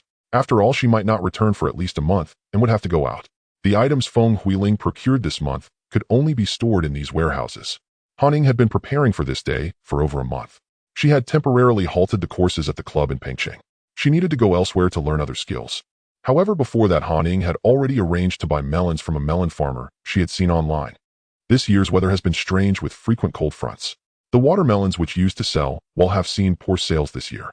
Thus, that melon farmer sought help online. During this time, Han Ying often browsed through these at night. Before this, Han Ying had already bought out several fruit and vegetable farmers seeking help online. One of them was a vineyard where Han Ying had gathered nearly 5,000 gene of several grape varieties from the neighboring provinces of Nan and Ning. She then traveled to several other provinces, acquiring 3,000 gene of various peach varieties, including honey peaches, yellow peaches, large flat peaches, and blood peaches. Additionally, she acquired 2,000 gene of bananas, 2,000 gene of longans, and 4,000 gene of various apple varieties, along with over 80 acres of vegetables. However, the largest quantity came from a fruit farmer last month. It was a lychee orchard managed by a farmer who owned several thousand acres of lychee trees.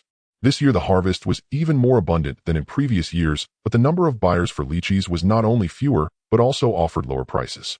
Seeing this, Han Ying decisively transformed into a benevolent figure and bought out all of his lychees at a price 50 cents lower than other fruit merchants, acquiring nearly 1,000,000 gene. There were many varieties of these lychees, including black leaf, Gui Wei Nuomisai Zhuangyuan Hong by Tang Ying and Fizi Xiao. Now Han Ying was set to become a benevolent figure again, heading to a melon grower's field to collect watermelons. After getting off the train, she initially planned to take a taxi to the village where the fruit farmer lived. However, as soon as she stepped out, she saw a man in his 40s holding a sign waiting at the exit. Upon seeing the name Xia Jing on the sign, Han Ying was momentarily taken aback. Thinking it was a case of sharing the same name, she soon received a phone call. "Miss Xia, have you disembarked from the train? I've driven here and am waiting for you at the exit with a sign bearing your name. You'll see it as soon as you come out." Hearing that someone was waiting for her with a sign made Han Ying's face flush with embarrassment. After all, besides airports, where else do people wait with signs for others these days? Nevertheless, Han Ying didn't show it. She walked directly towards the sign with the name Xia Jing and said, "Hello, I am Xia Jing." "Hello, Miss Xia, my name is Zhao Dayong, and I grow watermelons. My car is outside, shall we head over now?" Zhao Dayong was visibly surprised when he saw Han Ying. Although he had imagined her voice to belong to a younger person over the phone, he was astonished to find her so youthful and strikingly beautiful. "Sister, you are really beautiful." Han Ying nodded just as she was about to walk with Zhao Dayong when she noticed a little head peeking out from behind his thigh. A pair of big eyes blinked at her. "Thank you, you are very cute too." Han Ying bent down slightly and reached out to ruffle the messy hair of the little child. "This is my little daughter Yaya. Miss Xia, please don't laugh at her." Zhao Dayong tousled the little girl's already messy hair even more. The little girl appeared to be only 6 or 7 years old. In truth, without Zhao Dayong mentioning it, Han Ying would not have recognized her as a girl. She had thought she was a boy. Han Ying held the little girl while sitting in Zhao Dayong's pickup truck. It took them about half an hour to arrive at their village. Throughout the ride, the little girl kept gazing at Han Ying. She expressed that she wanted to grow up to be as beautiful as her sister. As she spoke, she tugged at her own messy hair. Han Ying learned from Zhao Dayong that this little girl was not actually his child. She was his sister's child. However, his sister's family had been involved in an accident 2 years ago. Only this little girl remained, and he had adopted her into his household. Zhao Dayong had divorced his wife a few years ago. He had a son and an elderly father at home. Without any women around, they were all rough men who couldn't take care of anyone. Subconsciously, this little girl had thus grown up like a boy. Han Ying took out a comb and a pack of hair ties from her. In the car, she styled Yaya's hair into 2 pretty braids. Yaya admired her reflection in the mirror throughout the journey. After getting out of the car, Han Ying gave Yaya the comb and the pack of hair ties. She advised Yaya that even if the adults at home didn't know how to help her style her hair, she could try to learn on her own. She also gifted her a small doll to practice styling its hair.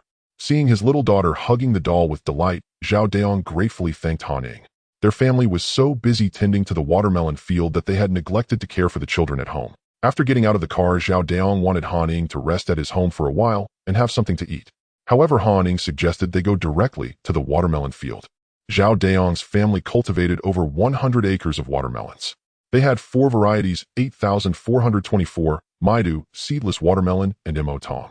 All are good varieties, and the prices are significantly higher than regular watermelons. Although the prices are higher than other watermelons, the care needed to manage them is also more demanding. Looking at the watermelons, they were ripening steadily even without ripening agents. Moreover, the yield was higher than in previous years. However, this did not bring joy to Zhao Daong's family. Instead, it caused them anxiety. To be frank, Miss Xia, I really can't sell these watermelons. Selling them for 3 or 2 cents wouldn't even cover the costs, which is why I had to seek help. Zhao Daong's elderly father, Zhao Jiangwo, accompanied them to the watermelon field. Looking at the vast expanse of melons, the old man discreetly wiped the corner of his eye. This year, the methods Zhao Daong's family used to tend to the watermelon fields were the same as in previous years. However, they couldn't explain why the watermelons were so abundantly produced this year. In previous years, the watermelons they grew typically weighed around 8 to 9 jin. The heaviest ones reached 12 or 13 jin, with an annual yield of approximately 750 jin per acre. However, this year something unusual occurred. The watermelons in the field were each growing to 14 or 15 jin. Many directly reached weights of 17 or 18 jin, even exceeding 20 jin. The yield per acre had far surpassed 10,000 jin. A higher yield should generally be a good thing. Yet such large watermelons were not beneficial for Zhao Daong's variety. His watermelons did not use ripening agents. All of them ripened naturally. Therefore, while the retail price for ripened watermelons typically could reach 4 to 5 yuan, his would need at least 5 to 6 yuan. Thus, weighing in at 50 yuan each, most people would still manage to accept that price.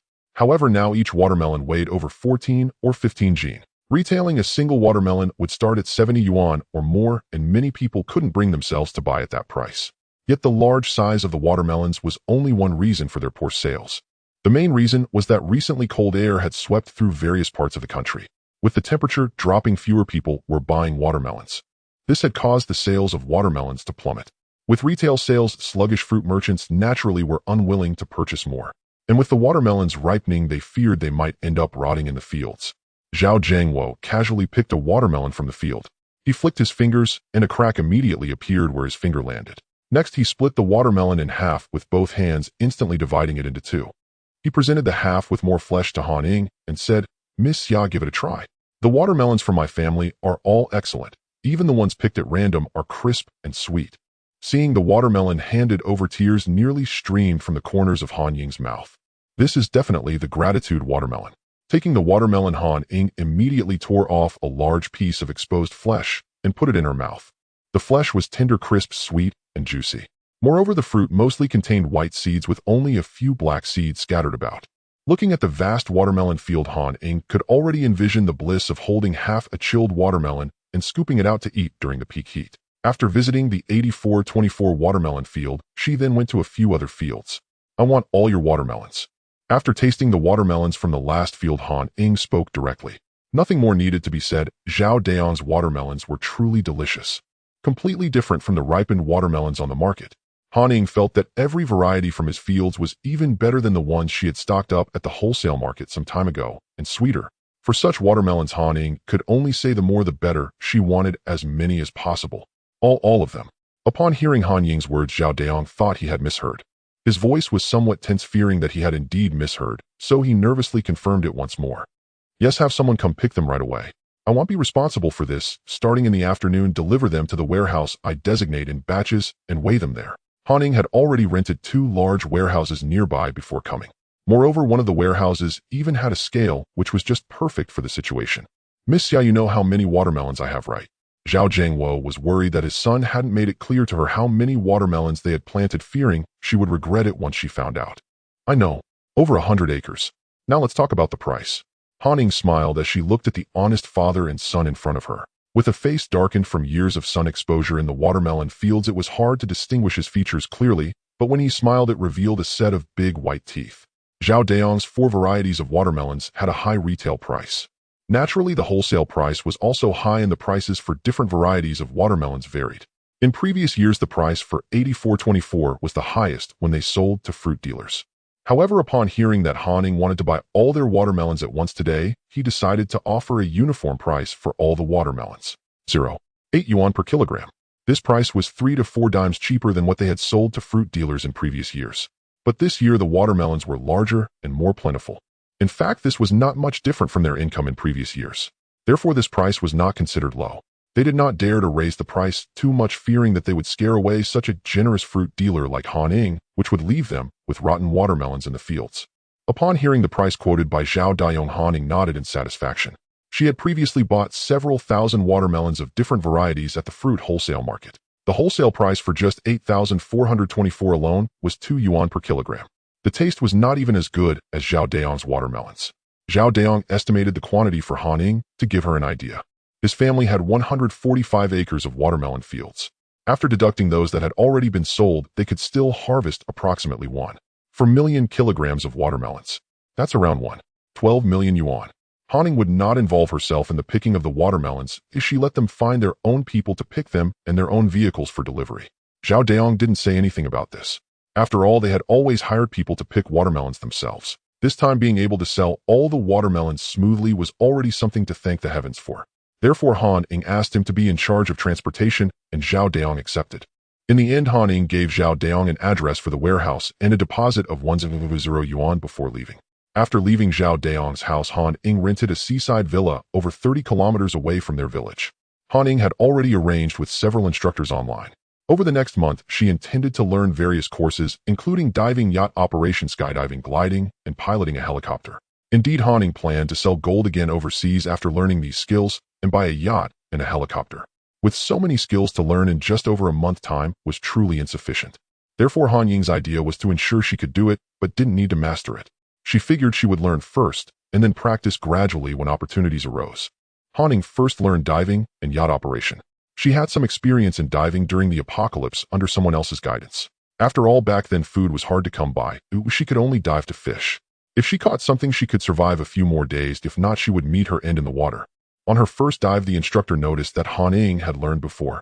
With just a brief explanation, she quickly picked it up. Therefore, the instructor shortened her diving course and allocated more time to yacht operation. After her rebirth, Han Ying was relearning diving simply to equip herself with more means of survival in the future. She feared there were some techniques unknown to her in her past life, which was why she was wasting time relearning.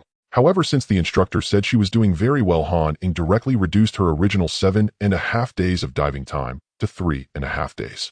The remaining 4.5 days were all dedicated to learning how to operate yachts and speedboats. The instructor was somewhat dissatisfied with the 7.5 days allocated for yacht operation. He expressed that it was impossible to obtain a license in such a short time. However, Han Ying didn't need a license as she just wanted to know how to operate it. Han Ying usually operated the yacht in the morning and dove in the afternoon. As of yesterday, her diving course had already concluded, so she came over to the yacht side this afternoon. Once on the yacht, the instructor watched as Han Ying carefully handled the controls as she picked it up quite quickly. Originally, it required at least 3 days of theoretical knowledge before one could start operating a yacht. However, Han Ying compressed that theoretical time down to 1 day. She didn't plan to take the exam, and the instructor accepted it, allowing her to start practical training from the next day. Having already operated twice, the instructor promised Han Ying that today she could try her skills in a farther sea area. Han Ying placed Tang Yuan in a railing of the yacht that she brought along. Just as she started the yacht and hadn't yet set sail, she saw a nimble figure in the distance gliding on a surfboard over the waves. It's him. Han Ying's heart skipped a beat.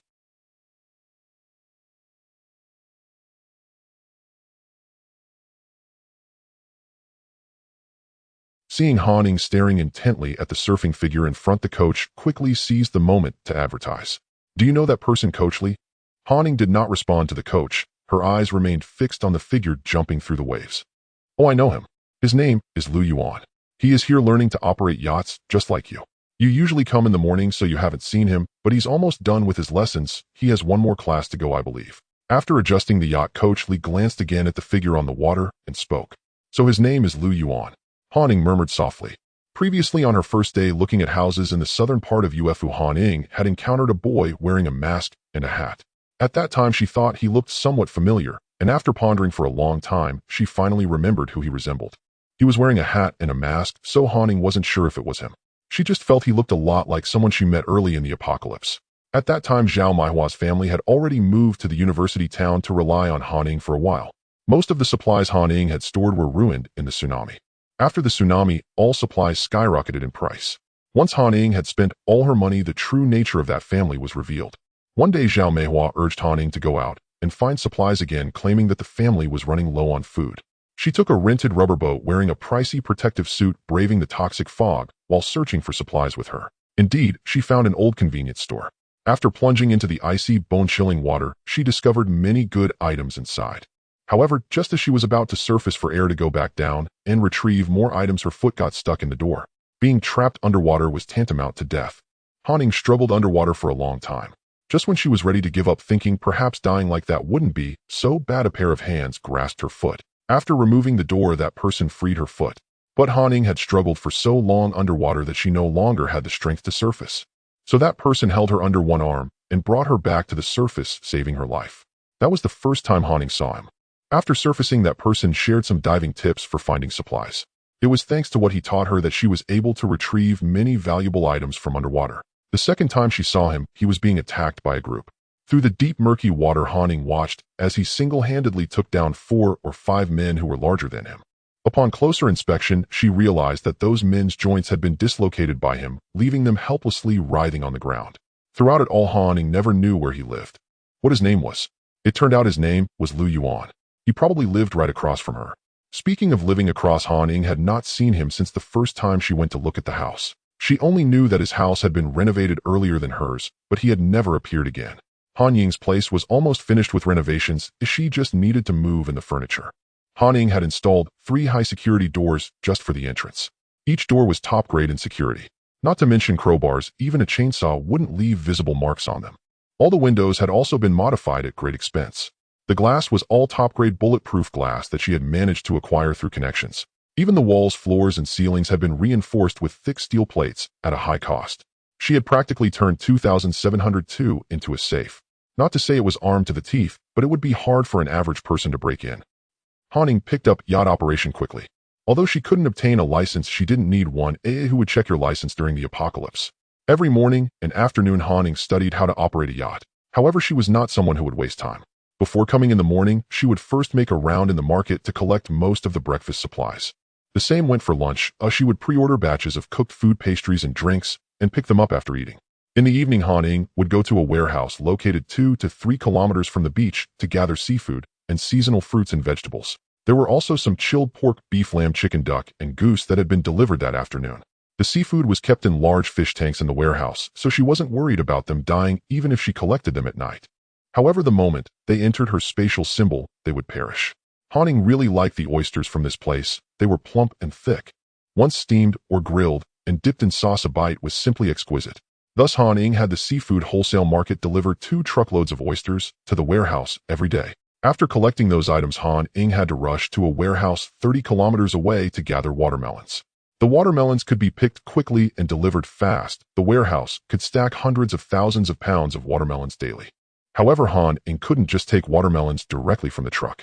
To avoid delaying the watermelon delivery, she hired 7 to 8 people and bought many small carts to help move the watermelons into the warehouse.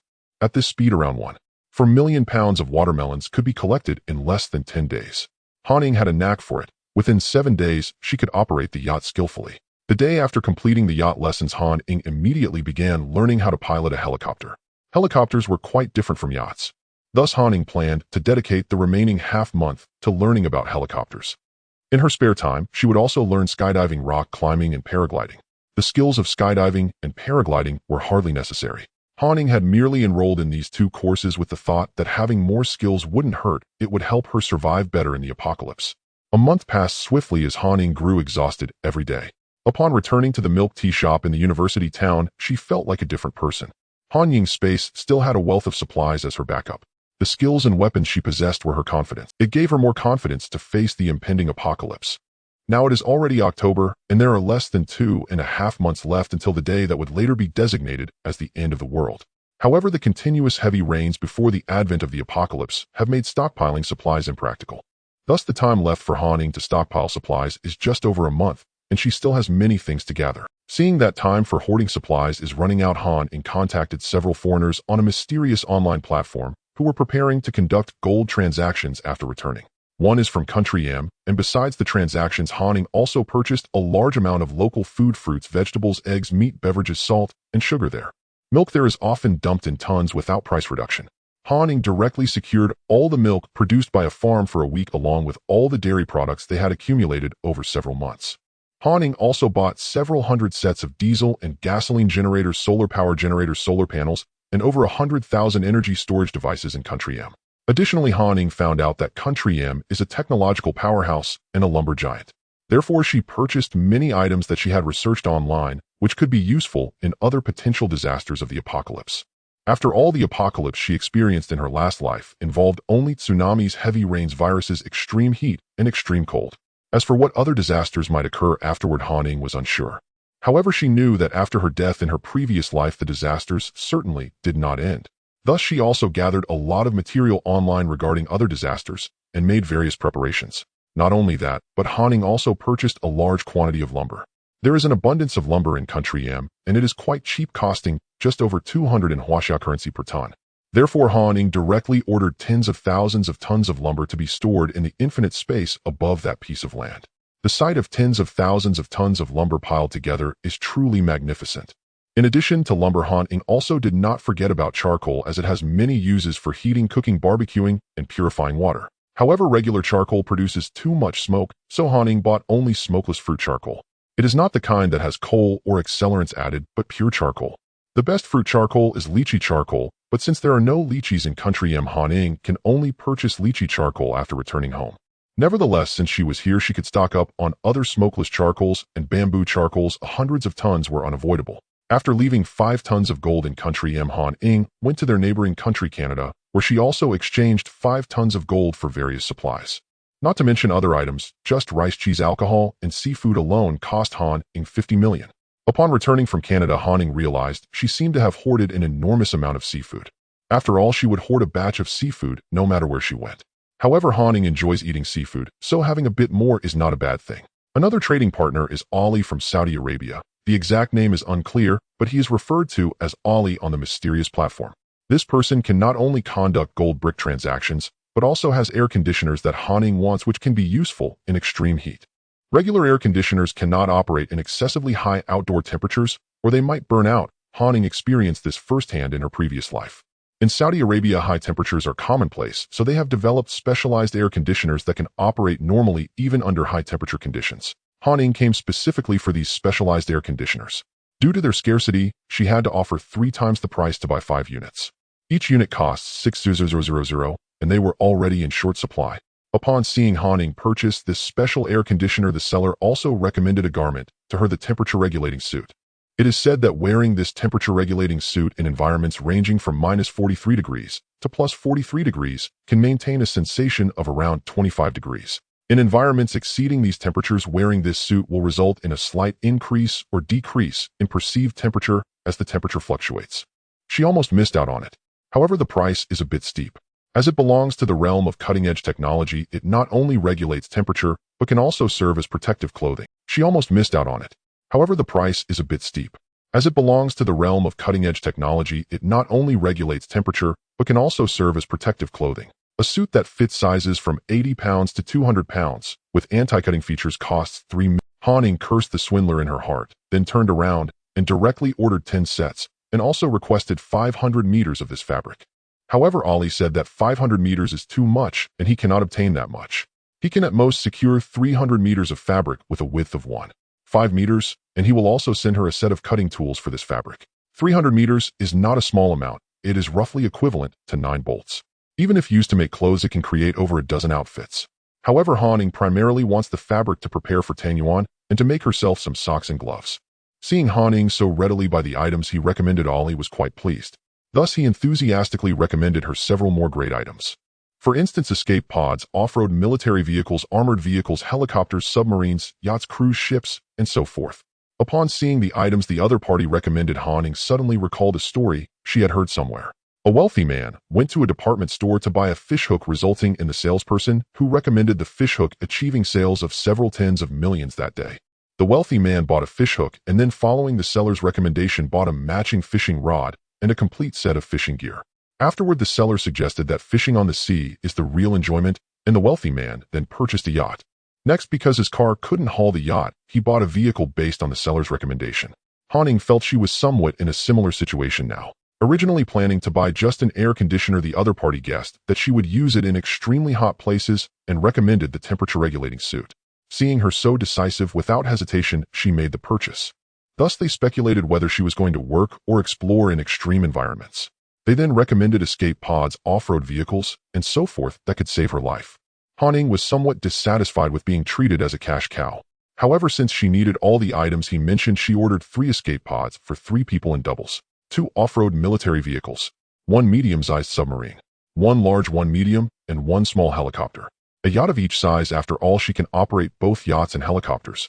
As for the cruise ship, Han Ying did not order it since she cannot operate that, and the price is exorbitant, often exceeding 100 million. After ordering these items, over a ton of her gold disappeared.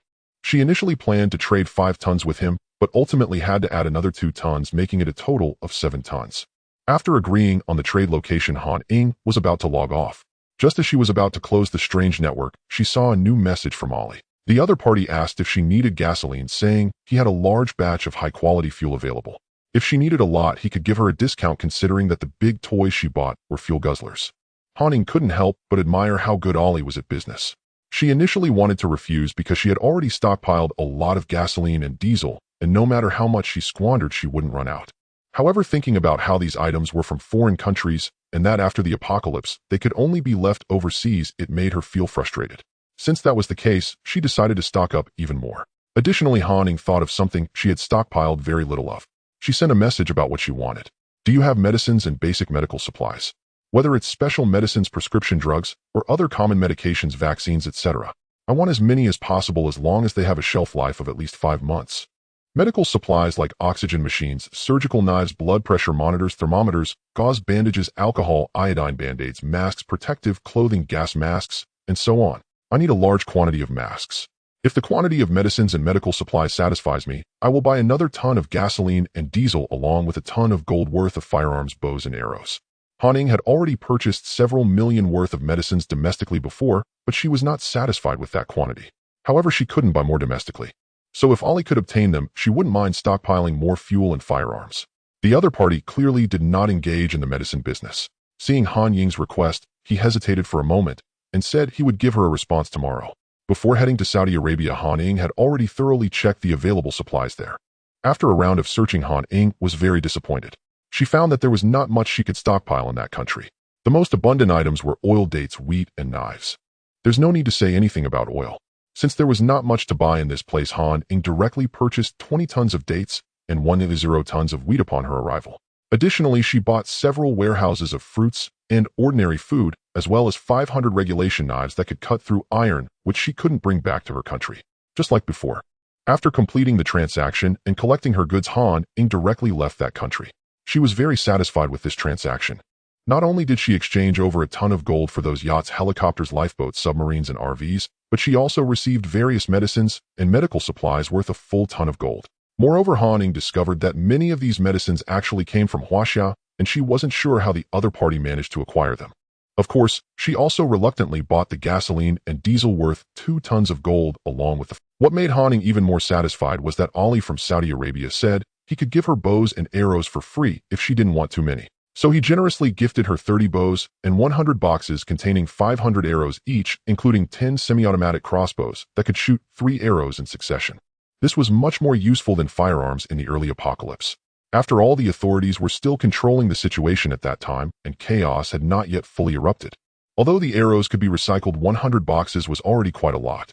However, adhering to the principle that she might never be able to buy them again, Han Ying shamelessly asked for an additional 100 boxes, and Ollie agreed. Ollie also didn't forget Han Ying's specific request for a large quantity of masks. So in addition to the masks she purchased, he unexpectedly gifted her an additional 20 million surgical masks. After all, these items were practically worthless now except for taking up space. Han Ying was very pleased with Alice's approach. The other party was even happier, having received 10 tons of gold. This was the largest amount of gold Han Ying had traded in one go. In other places, she had only managed to trade up to 5 tons of gold. She never expected to directly trade 10 tons in Saudi Arabia. Before leaving, Ollie even told Han Ying that she must cooperate with him again if she had the chance. He could offer more discounts and gifts. He even invited Han Ying, this big spender, to visit their headquarters. However, Han Ying politely declined. After leaving Saudi Arabia, she made another trip to the country of Sea. She used her last few tons of gold to exchange for a large amount of rice, wheat, barley, corn, strawberries, grapes, oranges, pomelos, and wine from that place. After returning from Sea Country, there was less than a month left until the apocalypse, meaning she only had a few days left to stockpile supplies. Han Ying currently had about 100 million on hand. Over 30 million in her bank account, more than 60 million in cash, and only the gold bar that had a bite mark left from when she bid it. Han Ying did not intend to part with that gold bar, leaving it in her space. In case the apocalypse ever ended, she would still have some capital to turn her situation around. After all, in her previous life, Han Ying only survived until the 4th year of the apocalypse. Whether the apocalypse would end or not was still unclear, but she didn't lack the materials from that gold bar now, so she decided to keep it. In fact, she had already stockpiled enough supplies. Everything Han Ying could think of she had stockpiled over and over. In the entire space, the quantities of food, drink, play, leisure, clothing, utilities, housing, transportation, medicine, and weapons had far surpassed imagination. So Han Ying actually had nothing essential left to stockpile. However, when it came to daily necessities, she felt she seemed to have overlooked something. She had nearly turned her living space into a safe, and she had stockpiled a lot of building materials and renovation. However, she forgot to build a house in her space. She couldn't just sleep in a tent if she ever had the chance to live there, right? So Han Ying planned to buy a movable light steel villa to place on that piece of land. After all, she didn't have much time to plan anything. It wouldn't hurt to set aside around 100 square meters for a house. Deciding to do it. After returning home, Han Ying began searching online for places that might sell such houses. Sure enough, many people were now using these prefabricated light steel movable houses to save on construction costs and time. Han Ying quickly found a company online and agreed to go see the house the next day. Early the next morning, after finishing breakfast, she drove to the agreed location. This was a factory located outside of Pengcheng. The area was very large, and all she could see was a tall factory building and several model houses made of light steel outside the factory. The person who received Han Ying was a salesman named Xiao Qian from the factory. After understanding Han Ying's description, he took her to several model houses before leading her to the office to browse the catalog and customize the house. Customizing a house is essentially adjusting and decorating the general layout according to the homeowner's preferences. Everything is ready-made, and once the decision is made, they can finish and hand over the house in just a few days. In the end, Han Ying settled on a 2-story small villa covering 100 square meters. Originally, she was considering ordering a 3-story one. However, she thought about the fact that the space above that land is only 10 meters high, which means each floor would only be a little over 3 meters, making it unnecessary to feel so cramped living there. So Han Ying directly decided on 2 stories, raising the ceiling height to 4 meters, allowing for some space on the second floor's roof. Then she planned to install a staircase and set up a railing on the roof. At that time, she would place tables, chairs, tea sets, lounge chairs, and swings up there. Occasionally, she could drink tea, inventory the supplies in the space, and just thinking about it made her thrilled. The price for a light steel villa isn't expensive either. Based on Han Ying's requirements, it would only cost 2,700 per square meter. With 2 stories and a balcony at 100 square meters each, this small villa would only cost 5,400, and it comes with decoration and furniture, a real bargain. So Han Ying directly ordered 2 units. One would be placed on that land, and the other would be stored in the air. After paying and arranging where to place the houses, Han Ying left. With little time left, Han Ying planned to stop her bulk purchasing. During these few days, she intended to settle all her outstanding payments. As for the remaining money, she would still need it while staying at home. Since yesterday, it had already started drizzling out. If Han Ying remembered correctly, this rain would last for 23 days in her past life. The rain would grow heavier until it nearly paralyzed the entire city. Han Ying drove to the first warehouse she rented. At that moment, old Zhang was checking off the goods that had just been unloaded against his list. Upon seeing Han Ying, he wiped his sweat and greeted her with a smile. It was already November, and it was still drizzling outside with the temperature 5 to 6 degrees lower than previous years. Yet old Zhang was still sweating profusely, indicating that this job was not easy. Han Ying was aware of this, so in addition to their wages, she also offered bonuses. From time to time, she would also take some items from the warehouse for them to take home. As a result, they all worked diligently. Old Zhang, you can leave work early today. They'll come tomorrow to check the goods. After this shipment, I won't be renting this warehouse anymore. I plan to switch to a different business and won't be doing wholesale, which means starting tomorrow you won't need to come here for work. Here, this is your salary for this month. When Han Ying initially hired them, she had already mentioned that she would only employ them for about half a year, so bringing it up now wasn't out of place. Boss, is this too much? Old Zhang wiped his hand on his clothing before accepting the envelope from Han Ying, looking puzzled as he checked the amount inside. Although there are still 10 days left in this month, I calculated a full month's pay for you as a thank you for your hard work during this time. Additionally, when you leave, take 2 bags of rice and 2 barrels of oil, plus a box of candy, as this month's welfare. After glancing at the items in the warehouse, Han Ying continued, I saw on the weather forecast that it seems it will rain for more than half a month, and it will get heavier. I'm afraid things will increase in price, so if you pass by a supermarket, it's better to buy a bit more to save some money in advance. Han Ying didn't mention the apocalypse, or others wouldn't believe her. Anyway, the weather forecast indeed said it would rain for the next half month, so her reminder was quite reasonable. I see, then I'll have my wife buy a little more and store it. If prices go up, it will cost a lot. Old Zhang became serious upon hearing about the price increase. After all, the boss deals with so many goods every day, she is quite aware of any price changes. Since she offered the reminder, it must be true. After old Zhang left, Han Ying didn't immediately start clearing out the items in the warehouse. She sat directly at the warehouse entrance waiting for the suppliers who had been delivering to this warehouse to come and settle payments. Actually, Han Ying would settle payments with them regularly. Today she was paying for the goods delivered over the past half month. After waiting for about 10 minutes, suppliers started to arrive one after another. Han Ying paid them directly in cash. The suppliers also brought their own cash counters to settle the payments.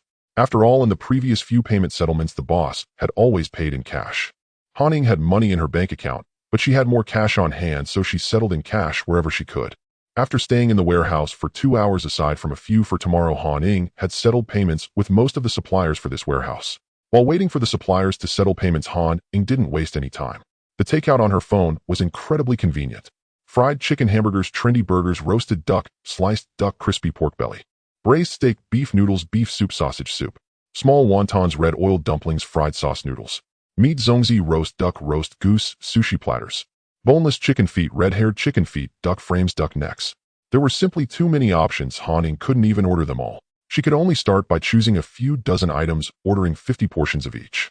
Later, she still had to go to other warehouses to settle payments, and there was still a day left tomorrow, so there was no rush.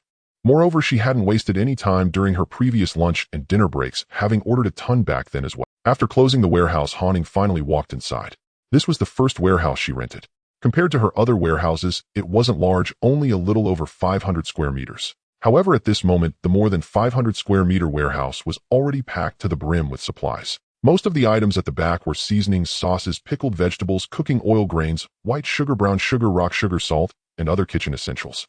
The middle section contained drinks, dairy products, snacks, and other consumables. Stacked at the very front of the warehouse were the several trucks of fruits, vegetables, eggs, and duck eggs that old Zhang was just counting. Han Ying could no longer place these items into the space talisman that could hold 2 million cubic meters. Even after her second cleaning, that space talisman was once again filled to capacity. She had even stored packaged items like grains, oil, seasonings, snacks, canned foods, bottled mineral water drinks, and alcohol in the air above that land temporarily. Once she drew more space talismans, she would gradually move these items inside. After all, those items still had a long shelf life. For now, Han Ying could only use the small space talismans she had drawn herself.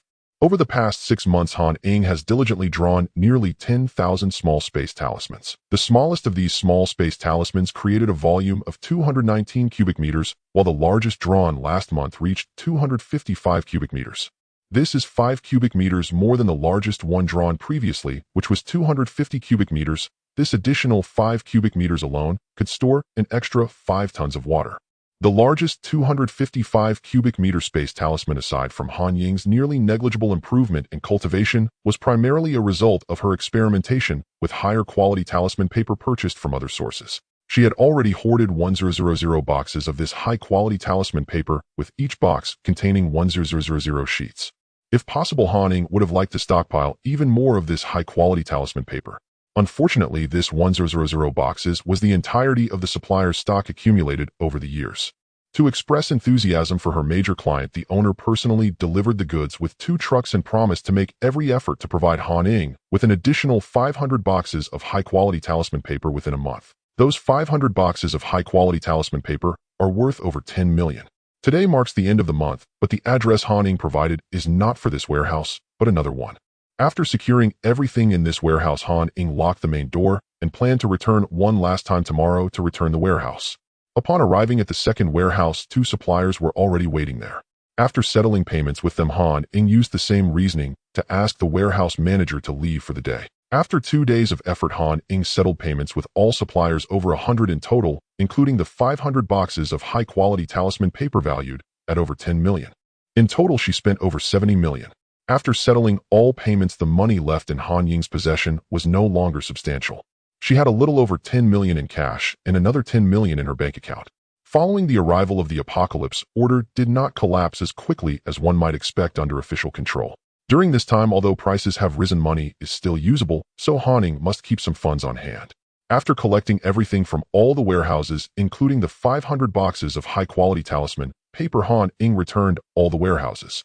After completing these tasks, Han Ying did not go out to buy anything else, as she had already stocked up on what was necessary. Leaving the warehouse, Han Ying picked up the last batch of milk tea from the tea shop and notified them that it would cease operations starting tomorrow. The shop staff did not express dissatisfaction upon hearing this news, as Han Ying had already informed them. Furthermore, she promised to pay everyone an extra month's salary, so everyone happily accepted the reality. After the employees left tomorrow, Han Ying would find another opportunity to come back. At that time, she would take all the items from the shop, including machines and additional milk tea ingredients. Finding a place after securing the milk tea, Han Ying drove directly to the small building in Changfu Village. She planned to stay here for the next week, both to stockpile drinking water and to learn a few cooking skills from the chubby chef. After all, Han Ying understood the principle that teaching a person to fish is better than giving them a fish. Otherwise, she wouldn't have spent so much time learning various skills after her rebirth. Boss, many packages arrived today. Oh, I've moved them into the room inside. At this moment, Ying was in the hallway preparing the third vat of pickled vegetables. Seeing Han Ying enter with an umbrella and her dog, he found a moment to say this. It had been a while since they last met, and the dog seemed to have grown considerably. Everyone had gotten used to receiving packages for the boss here, but there were particularly many in the last few days, though no one seemed to mind. After all, with the boss business being so large, it was normal to purchase more items. Han Ying had already returned all the warehouses she rented. Thus, the items purchased online had been sent here. Moreover, she wouldn't be coming back to this small building after another week, as the rain would get heavier and the roads would begin to flood, making travel difficult. I'll take a look in a bit. What dishes are we making today? Han Ying put away her umbrella, hung it at the edge of the hallway, and collected the leash for Tang Yuan, patting its head and letting it play by itself. Tang Yuan had become quite familiar with this place. After all, aside from going abroad to stockpile supplies, and that 1 month of skill learning, Han Ying visited here almost every day. According to the menu today, we should prepare golden soup, fish boiled beef, braised lion's head, and guobao roe. Upon hearing the names of the dishes called out by Ying, Han Ying couldn't help but salivate. Ying's dishes were all delicious, but the ones Han Ying liked best were definitely the boiled dishes. For instance, boiled beef, boiled lamb, boiled bullfrog, boiled meat slices, boiled live fish, boiled shrimp, boiled dried tofu, golden soup, fish, golden soup, beef, and pickled fish, among others. The broth was so delicious that Han Ying wouldn't even want to waste any of it, pouring it over white rice. She could easily finish 3 bowls of just rice. No, that's enough. Just thinking about it makes my mouth water. Knowing that only a few days remain, Han Ying decided to let Ying prepare all his best boiled dishes for the next 6 days, starting tomorrow. After informing Ying of her decision, Han Ying went upstairs to collect water. The rain had been getting heavier. To ensure the cleanliness of her drinking water, Han Ying had to check the water source at the mountaintop every day. Then she would discard the water from the spring that had become murky.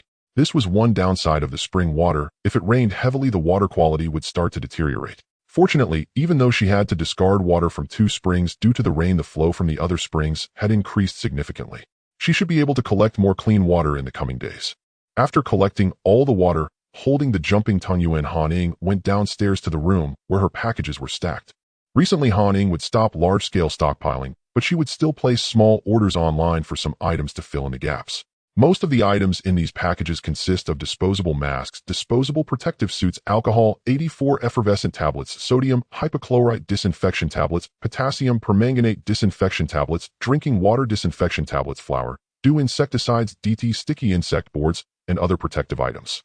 Although Han Ying had already stockpiled a large quantity of these items in her space talisman abroad, they would be extremely useful after the apocalypse, and having more wouldn't hurt.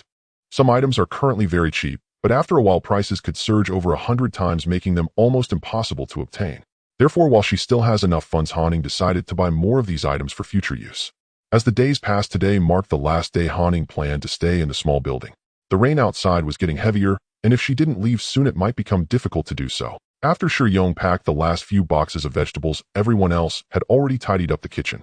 They had all learned early that today was the final day of their stay, leading to varied expressions among the group. The rain had been falling for 10 consecutive days with no sign of stopping, and it was only getting heavier. From the news, she saw that many places outside had already experienced flooding. Although Pengcheng had not faced such issues, yet if the rain continued it would only be a matter of time. If Han Ying hadn't insisted on working until today, the others probably wouldn't have come in the past few days. This rain is too strange, I don't know how much longer it will last. If it's convenient, everyone should buy some extra supplies when you get home, as going out in this weather is quite inconvenient. Han Ying gathered everyone together and then took out some envelopes, distributing them one by one according to the names she had written in advance. I appreciate everyone's hard work during this time, so I've given everyone an extra month's salary. Thank you for your dedication, and as you leave I have prepared a gift for each of you in the back room. Every gift is the same, so please each take one. When everyone received their envelopes, they didn't bother counting the money inside. Although they had only worked here for half a year, some even just 3 or 4 months. However, they had all witnessed their boss' integrity, and no one doubted that she would cut corners on this. Thank you, boss, thank you. After receiving the money and seeing the rain pouring down more heavily, everyone felt a strong urge to return home.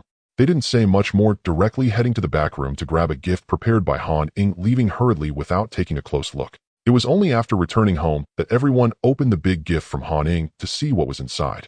Inside were 2 bags of 20-pound vacuum-sealed rice, 2 cans of 20 salted duck eggs pickled by Ying, 2 packs of salt, 2 packs of sugar, 2 bags of compressed kelp said to be able to rehydrate a whole dish with just 1 piece, and a small box of medical supplies.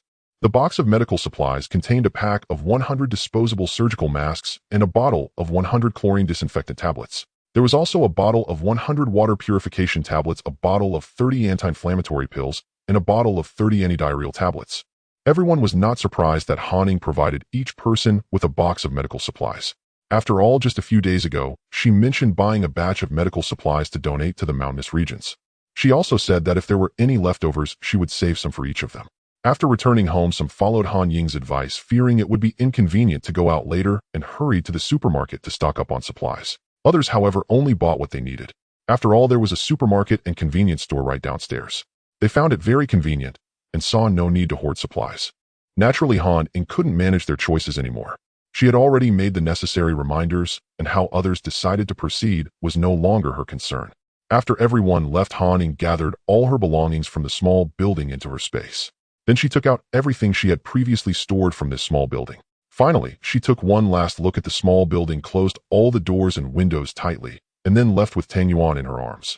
After leaving Changfu village, Han Ying sent a message to Yi Xiaohai asking if he was at school. She mentioned that she owed him a meal. When Han Ying sold the apartment in Yujing community, it was through Yi Xiaohai. At that time, Yi Xiaohai didn't charge her a commission. He only asked Han Ying to treat him to a meal. Han Ying's thought was to give him a reminder before the apocalypse, suggesting he stock up on supplies as an information fee. When Yi Xiaohai arrived at the place Han Ying mentioned, he stood there in a daze looking at the milk tea shop before him. Wasn't it supposed to be a meal? How did it turn into milk tea? After entering the shop, Han Ying sat at a table inside. On the table were some fried chicken burgers she bought from KFC, along with boneless chicken feet, spicy crayfish seafood with sauce, and 2 large cups of cola. Is this all we're having? Should we go to the seafood restaurant next door? They'll treat you. Yi Xiaohai looked at the table laden with high-calorie food and felt a bit worried, knowing that Han Ying and her friends were usually cautious about such foods. What? Do you look down on this food? Han Ying pointed to the chair opposite her, indicating for Yi Xiaohai to sit down. Not at all. It's just that these are high in calories, and I'm afraid you'll regret it after eating.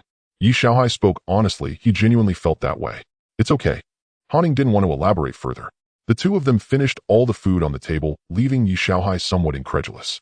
To be honest, it was the first time he realized how much Han Ying could eat. He felt a strange contrast. If he mentioned this, no one would believe it, considering how fit Han Ying was.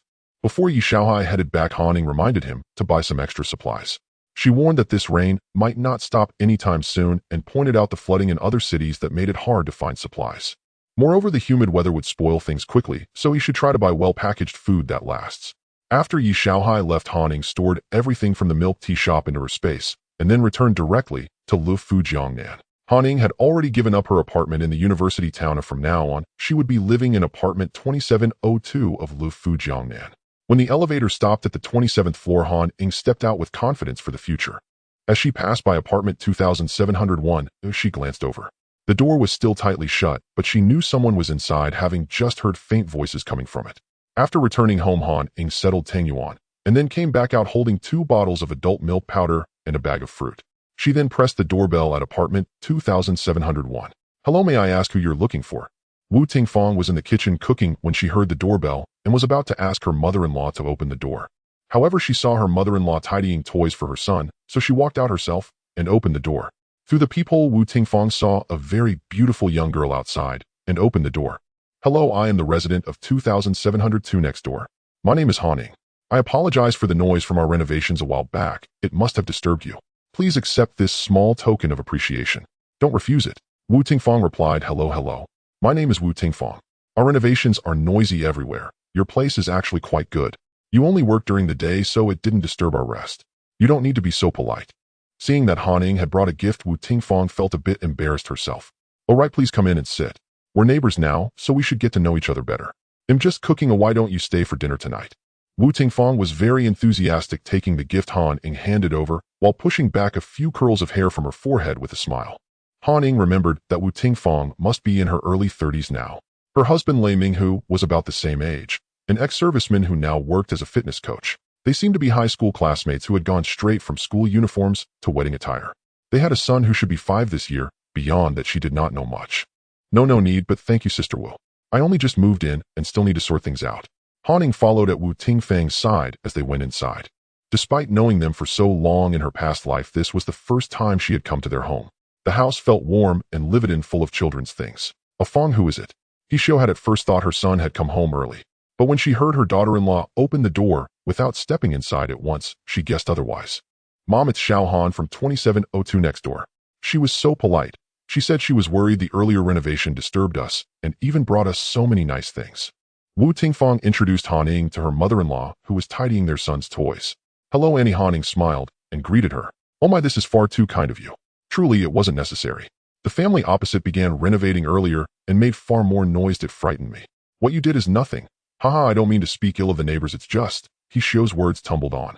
He Xiao seemed to realize she had said something she ought not to and grew embarrassed. I understand, Han Ying said, seeing the awkwardness and giving a reassuring nod. He Xiao seemed to realize she had said something she ought not to and grew embarrassed. I understand, Han Ying said, seeing the awkwardness. Wu Tingfang reached to ruffle the head of her son, who was lying on the coffee table playing with toy cars. Hello, Annie. Xiao Han. Lei Yuhang lifted his little head and piped up. This child, call her sister, call her auntie. Xiao Han doesn't look like an auntie at all, Wu Tingfang teased, tapping Lei Yuhang's forehead and shaking her head with a smile. Mom, you're wrong. I just heard Annie. Xiao Han call Grandma Annie. Oh, our kindergarten teacher taught us that. If I called her sister, it would all be a mess. Lei Yuhang sprang up from his chair, puffing out his little chest as he pointed out his mother's mistake with surprising confidence. Yuhang is very clever. Auntie is just right. Han Ying had not expected such logic from a 5-year-old. He seemed bright. She did not stay long at Wu's house. After sitting a while and drinking tea, she took her leave. On her way out, she took with her the large piece of braised beef Wu Tingfang had given her, saying she had prepared it herself and wanted Han Ying to try it. Han Ying did not refuse. Reciprocity keeps relationships enduring. Even the closest of relationships cannot survive if one side only ever takes. Back home, Han Ying placed the piece of braised beef into her space talisman. Then she set to drawing talismans. She could never neglect her great undertaking. After several hours of drawing, Han Ying resumed her physical training. After exercising, she felt a pang of hunger, so she took the braised beef Wu had given, sliced it, and arranged a generous plate. She also retrieved from the space talisman 2 bottles of chilled beer and a box of spicy crayfish. Later, she would add a chunk of icy watermelon. This would be her late-night feast. Just as Han Ying was about to eat, Tang Yuan trotted over carrying its 2 bowls. Woof woof. Its big head nudged her ankle, and it barked twice, plainly indicating, put it here. Oh my, Tang Yuan, you're so greedy. You really can't eat most of this. All right, just a few pieces. Han Ying picked a few large slices of braised beef from the plate and placed them in one of Tang Yuan's bowls. She added a little dog food, then took from the space talisman a large soup pail and ladled a spoonful of ribs and broth into the bowl. Those rib broths had been simmered especially for Tang Yuan. Only a pinch of salt was used, and even the oil on the surface had been blotted clean with absorbent paper. After filling the bowl, Tang Yuan still seemed unsatisfied. It rested one paw on the rim of the empty bowl and looked up at Han Ying with its large pleading eyes. Just this much. Who are you looking down on? You truly are my sovereign. Han Ying suddenly understood Tang Yuan's meaning. She reached into the space talisman for a small box of sliced watermelon flesh and poured it into the other bowl beside Tang Yuan's food. It's cold these days, eat less watermelon. Tang Yuan had become picky. Han Ying did not remember it being this way in her past life. Perhaps in this life she had spoiled it too much and now its palate was refined. It liked flavorful foods, but Han Ying worried about its health. so she prepared a variety of cooked dishes for it with only the lightest seasoning. For her own heavily flavored food, she only ever gave it the smallest portions. But Tang Yuan loved fruit, especially watermelon. Every day it consumed a good amount of. Fortunately, Han Ying kept a large stock of watermelons, or they would never have been enough. She turned on the television and watched the news while nibbling at her food. The rain had intensified. A dozen cities already suffered urban flooding. Transport had been paralyzed and rescue efforts were unfolding everywhere. Watching cars submerged in water and lines of volunteers joining hands against the flood, Han Ying could only sigh with helplessness. The rain had only lasted 11 days so far. 12 more days of even heavier downpours were predicted, and the storm stretched across the globe. What could possibly halt such an inundation? Not long before, Han Ying had anonymously posted an end-of-the-world warning online. She outlined the broad contours of such a calamity, but unsurprisingly the post was taken down within half a day and her account was suspended. Even so many had seen it and left comments. Most accused her of being deluded and spreading panic. Some treated it as mere amusement. Still, a few sensible voices urged others to stock up a bit, saying it would not cost much even if it proved false. Even if it were false, the expense would be small. Han Ying switched off the television and picked up her phone. Just now, Wu Tingfang had added her as a contact and pulled her into the Lefu Jiangnan community group, as well as the small group for their building block 9. There were 4 community groups in total. Han Ying had joined Lefu Jiangnan group 2. The group was bustling now, everyone discussing the storm. Han Ying also noticed someone in the group mentioning the doomsday post she had written. That person had warned of the seriousness of the rain and urged others to stock up. But that person was quickly attacked by others. It's just a storm, stop spreading alarm. After being assailed, the person fell silent. Han Ying skimmed the messages and found nothing of importance, so she stopped reading that group. She then switched to the small group for Building 9 of Lefu Jiangnan. There were only a little over 100 people in the small group, and not many were chatting, with only a few discussing the inconvenience of going out in the heavy rain. Han Ying modified her contact card to 2702 Han according to others' formats, and then exited the group. After leaving the small group, she thought of something and clicked back in. After clicking to see more group members, she indeed found a WeChat account named 2703 Lu, and it was him. Clicking on his profile picture showed a half-turned silhouette in black. The facial features were not visible, only a slightly raised chin. There was no signature, no moments, no video account. It was completely clean. Han Ying hadn't used WeChat for a long time, mainly because she had no time. The only places she used WeChat were for orders, but most were placed under other identities, so her own WeChat had seen little use recently. Today she had a bit of free time, so Han Ying casually browsed WeChat a little longer. In her contacts there were over 30 friend requests, and when she glanced, Han Ying couldn't help but smile. The first few she noticed were from Zhao Maihua's family. Initially they asked why she had deleted them as friends. Later they questioned her about selling the house. Subsequently, there were only scoldings directed at her. Among them were a few university mentors. They were all asking why she hadn't attended classes this semester and why she was taking a leave of absence. Han Ying clicked to agree, but the mentors' messages had already expired. She added back a few mentors who had. She reminded them that this rain might not end quickly and it would be wise to buy some items to store away in case of flooding like in other cities, which would make it hard to purchase supplies. Mentor Qin Qinghai often sent her a message asking about her situation every few days, but Han Ying had been busy hoarding supplies and rarely used her phone, so she missed them. She sent a voice message to Qin Qinghai saying she had traveled to many countries for half a year. Now she was back feeling much more relaxed and stated that she would return to school in September next year. She also reminded him that people abroad were already talking about the current rain. Many countries were starting to get chaotic, and she suggested that if it was convenient, he should buy some non-perishable items to store. There were also some classmates and alumni whom she hadn't added on WeChat before. They were also asking about why she hadn't attended school, but she ignored all of that. After all, she might not have any further interactions with those she had no grievances with in the past, so she chose not to add them to avoid trouble. Speaking of grievances among classmates, there were indeed a few, but that was from her past life. During this time, Han Ying had been busy hoarding supplies and dealing with her leave of absence, so she almost forgot about those few people from school who had grievances against her from her past life. She opened a group chat that she had folded and forgotten about finding her class group. It had been so long since she last checked that the message count had already reached 999. After opening it, she was pleasantly surprised to find it quite lively, with several people discussing the rain.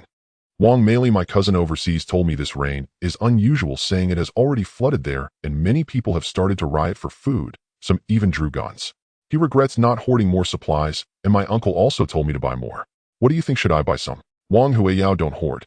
Don't forget we are dance students. If we hoard, we'll just end up eating more, and won't we just get fat? Zhao Zairu, yeah, if you have that money, it's better to buy more cosmetics. Definitely don't hoard. It's more important for women to maintain their figure and looks. If you gain weight, you'll be crying. Feng Xiaoqian buy. Why not? If you have money, just buy some. Better to get fat than to starve. Jiang Qianqian, I really envy you who live outside. We who live on campus can't hoard anything. If I hoard and my roommate doesn't and she gets hungry and asks me for food, should I give it or not? Wang Meili, then I'll go hoard some. I won't gain weight if I eat a little less. See you soon, babes. Moi? Wang Meili, by the way, babes, guess who I saw today? Wang Hui Yao Hu. Feng Xiaoqian Hu. Jiang Qianqian. Wang Meili Han Ying. Wang Meili, when I went to my uncle's house for dinner, I actually saw her in the underground parking lot of their community. She was even holding a very fat dog. Can you believe it? Seeing them mention herself, Han Ying almost spat her beer out. She had moved here and had actually run into her. However, she didn't mind as she wasn't someone to be ashamed of and hadn't done anything wrong. Looking down at the round dog that was happily devouring its food, it was indeed a very fat dog. It seemed like the plan to train the dog should be put on the agenda. Feng Xiaoqian Wang Meili, where is your uncle's community? Jiang Qianqian Feng Xiaoqian, is it true that you can't sit still when you hear news about Han Ying? Wang Hui Yao Xiaoqian likes Han Ying, you should know that. She suddenly took a leave of absence without a sound, and that has to have him worried. Upon seeing this, Han Ying blinked. When did Feng Xiaoqian start to like her? She didn't remember anything like that, as she only recalled that Feng Xiaoqian had excellent dance skills, and the mentor often praised him for his explosiveness. She rarely interacted with him since she rented a place outside. Han Ying, as both her parents were artists with her mother being a dancer, started learning painting and dance from a young age. Her temperament had been different from other children since she was young. From elementary school, there were often boys surrounding her. After entering middle school, there were even more boys confessing to her. So Han Ying was very decisive in rejecting people, never dragging things out. After starting college, many boys would find various reasons to ask her out after being rejected, but Han Ying naturally wouldn't agree to meet alone. However, sometimes they would invite her to gatherings through classmates or others, so Han Ying attended fewer and fewer classmate gatherings. Zhao Ziru Feng Xiaoqian, you really have no taste. I don't know what you all like about Han Ying with that stone-cold face. Feng Xiaoqian, that's called being aloof. Oh, what do you know? And if she has a stone-cold face, what do you have? A prostitute's face. Or a whore's face. Feng Xiaoqian Wang Meili, where is your uncle's community? Wang Meili left you Jiangnan. Wang Meili Han Ying just looks a bit cold. In fact, she's quite nice. Many of my dance moves weren't done well, and when Mentor Qin scolded me, she patiently taught me until midnight without complaining. I think she's quite nice. Zhao Ziru Feng Xiaoqian, it's your whole family that has a whore's face. Are you preparing to be a sycophant first? Zhao Ziru and Mentor Qin treats her so well, who knows what kind of hidden relationship they have. Otherwise, why would he treat her so specially? Jiang Qianqian Zhao Ziru, what you said is excessive. Who doesn't know that Mentor Qin treats Han Ying well because of her excellent dancing? Moreover, Han Ying is also in the group, so please be mindful of your words. Wang Meili Xiaoro, do you have any misunderstandings about Han Ying? She is not that kind of person, and your words are too harsh. Feng Xiaoqian Zhao Ziru, clean up your mouth. Do you know the saying, the benevolent see benevolence, and the wise see wisdom? You project your own character onto others thinking everyone is like you. Zhao Ziru Feng Xiaoqian, you bootlicker, dare to say that again. Do you believe I will find someone to break your legs? I want to see if Han Ying will even pay attention to you when you crawl on the ground. Wang Meili Mentor Qin is also good to us, although sometimes he can be a bit strict, but that is because we made mistakes. Han Ying has done very well, and of course Mentor Qin likes her more. Which teacher doesn't prefer students with good results? Jiang Qianqian Zhao Ziru Feng Xiaoqian, we are all classmates, why not take a step back? It's not like it's a grudge. Han Ying Zhao Ziru, did that 60-year-old sugar daddy, your little delinquent boyfriend, introduced you to come to pick you up today? Han Ying's sudden appearance silenced the entire group. Han Ying didn't expect such an effect. The main reason was that she had hit the nail on the head. After class in the afternoon, a bald man around 60 years old actually came to pick up Zhao Ziru in a luxury car. Many classmates witnessed this scene. Zhao Ziru claimed that the man was her uncle, so it turns out he was a sugar daddy, and was introduced by her boyfriend. Her boyfriend is still a little delinquent. Han Ying's comment carried significant weight, and the people in the group were shocked. Han Ying learned about this in her previous life, and it was Zhao Ziru's delinquent boyfriend who mentioned it himself. In her past life, after the apocalypse, Han Ying lived in a rented room near the university town. The rent was not expensive and many students lived there. Zhao Ziru also went there after the apocalypse to seek refuge with others, and their grievances occurred in that building. In this life, Han Ying would not live there anymore, but if she encountered Zhao Ziru later, she would not show mercy. After sending that message and seeing the suddenly silent class group, Han Ying directly clicked to leave the group. After exiting the class group, Han Ying saw a new friend request. Feng Xiaoqian, Han Ying, are you now in Left Yu Jiangnan? Why did you suspend your studies? Did something happen? Han Ying recalled that one of the friend requests she had just opened was also from Feng Xiaoqian. However, she directly ignored it, and now this person sent another message. Han Ying simply clicked to reject it. Since she knew the other party liked her and she did not want to respond, there was no need to add him as a friend, and given the... After rejecting Feng Xiaoqian's friend request, Han Ying reviewed some messages from friends. Most of them were outdated messages, and after picking a few to reply to, she closed WeChat. After finishing the food on the table, Han Ying took out a piece of watermelon from her space. After enjoying it, she did not throw away the rind, but discarded it into a small space talisman she had prepared for kitchen waste, as it might be useful later.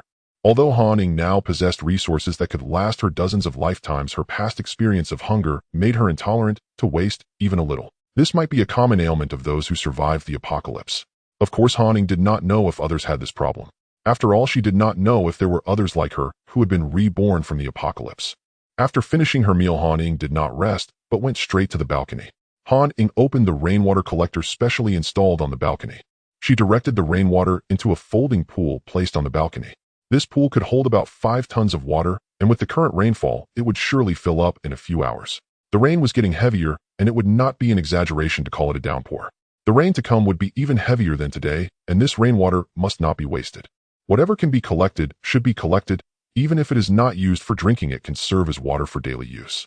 Although her space talismans were running low, Han Ying did not need to stockpile large amounts of resources for the time being, easing her burden considerably. However, she still needed to draw more space talismans quickly, as a large amount of resources was still suspended above that piece of land. Before having a late-night snack, Han Ying spent over 2 hours continuously drawing space talismans, so after finishing her late-night snack, she planned to take a rest. Han Ying had previously tried to draw space talismans for 4 continuous hours, but after finishing, she nearly collapsed from exhaustion. So she didn't dare to do that anymore, opting instead for 2 hours. Rest for a few hours, then draw for another 2 hours, then rest, then draw. The result was improved efficiency, and the quantity of space talismans produced each day increased significantly. Though it was called resting, there was hardly any real time to rest. Han Ying still had to make the most of the time before the apocalypse to accomplish as much as she could. She set up 3 induction cookers on the ground, placing 3 large pots on top of them. One contained 3 whole chickens and ginger slices, and later she planned to stir-fry some open clams to add to the stew. Another one held 7 to 8 pounds of ribs, corn, and ginger slices. The last one contained 4 pounds of mung beans, preparing to boil some mung bean soup. She filled the water to 8 ounces full, covered the lid, set the timer, and started cooking. Han Ying had already cooked many dishes like this. For what she was going to eat, Han Ying would add a bit more salt, while she would add less for the soup dumplings. Both Han Ying and the soup dumplings did not like to eat the chicken in the stew. The chicken is tasteless and bland. Therefore, Han Ying would let the cooked chicken cool down, then shred the meat to make cold shredded chicken.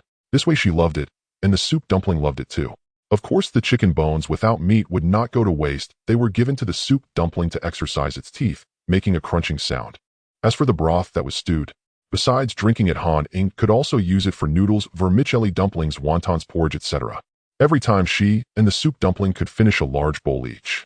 After setting the timer for the 3 pots, Han Ying went to the bathroom. She opened the washing machine and took out 3 dozen new pure cotton long and short-sleeve t-shirts from her space. After unpacking, she directly threw them in. She did not put in any laundry detergent, filled it to the highest water level, and started washing. These were all new clothes. Han Ying had a habit of washing new clothes before wearing them, so she wanted to wash these before the apocalypse when there was still electricity and water. After washing and spinning dry, she hung them up one by one in the living room. Then she stored the entire drying rack into her space. The space there does not preserve freshness, and the clothes will dry slowly without any musty smell. Han Ying's house has 2 bathrooms, so she placed 2 washing machines. The other one underwent the same op. After putting away her clothes, Han Ying arrived at the guest room. Inside this room, she had placed a large freezer and some fitness equipment. At this moment, the refrigerated side of the freezer was chilling 7 or 8 large watermelons. On the other side of the freezer, there was a box of frozen waxberries coated in syrup. Now each waxberry was After arriving at the refuge, Jiangnan, Han Ying realized she had made a mistake. She returned the 2 rented freezers too early. She discovered that she had forgotten to freeze the watermelons and fruits she had purchased. Moreover, she also forgot to buy ice cubes, which were essential for her comfort during the sweltering heat. Fortunately, Han Ying had bought many commercial ice machines. With 2 ice machines running simultaneously, they could produce several hundred pounds of ice cubes in a day. Thus, as long as there was electricity, the issue of ice cubes was easy to solve. Han Ying, who had stockpiled hundreds of gasoline and diesel generators, solar generators, and over 100,000 fully charged portable power sources, had no shortage of electricity. As for the fruits, Han Ying placed them in the large freezer to chill for half a day. She switched them out twice a day, so the amount of frozen fruit was quite considerable. After putting away the already frozen watermelons, she replaced them with other fruits such as apples, grapes, oranges, tangerines, mangoes, and so on. On the side where the waxberries were, Han Ying replaced them with 2 large buckets of mung bean soup, adding some scattered jelly and chocolate pies in the gaps. Since the volume of mung bean soup was quite large by the time these 2 buckets froze, the other small items had already been frozen. This way she could switch out another batch before going to bed. After completing these tasks, Han Ying couldn't rest yet. She went to the kitchen and took out 2 non-stick 4-hole round egg frying pans. This way she could fry up to 8 eggs at once. Han Ying had stockpiled a lot of delicious dishes, but most were upscale dishes made by Ying or those bought from restaurants. As for home-cooked meals, Han Ying hadn't stocked up at all. She had learned some cooking skills from Ying over the past few days, so making some simple home-cooked dishes was no problem. Frying eggs was certainly not a problem. In fact, Han Ying should take advantage of the fact that everyone was well-fed and had no worries about food to prepare some flavorful dishes. However, due to the time constraints today, Han Ying decided to make the simplest fried eggs. Furthermore, fried eggs could go well with anything. They could be eaten with porridge, rice, or noodles, so fried eggs were essential. Although Han Ying had learned cooking for a few days, she was still not very skilled. So she took out 8 bowls and cracked the eggs into them individually. Once the oil was heated, she would just need to pour the eggs from the bowls into the frying pan one by one. It was quick and wouldn't go wrong. After spraying oil on each compartment, Han Ying poured the pre-beaten eggs into the frying pan one by one once the oil was hot. Not a single drop spilled out. It was perfect. While waiting for the eggs to set before flipping them, Han Ying had already cracked another 8 eggs into bowls.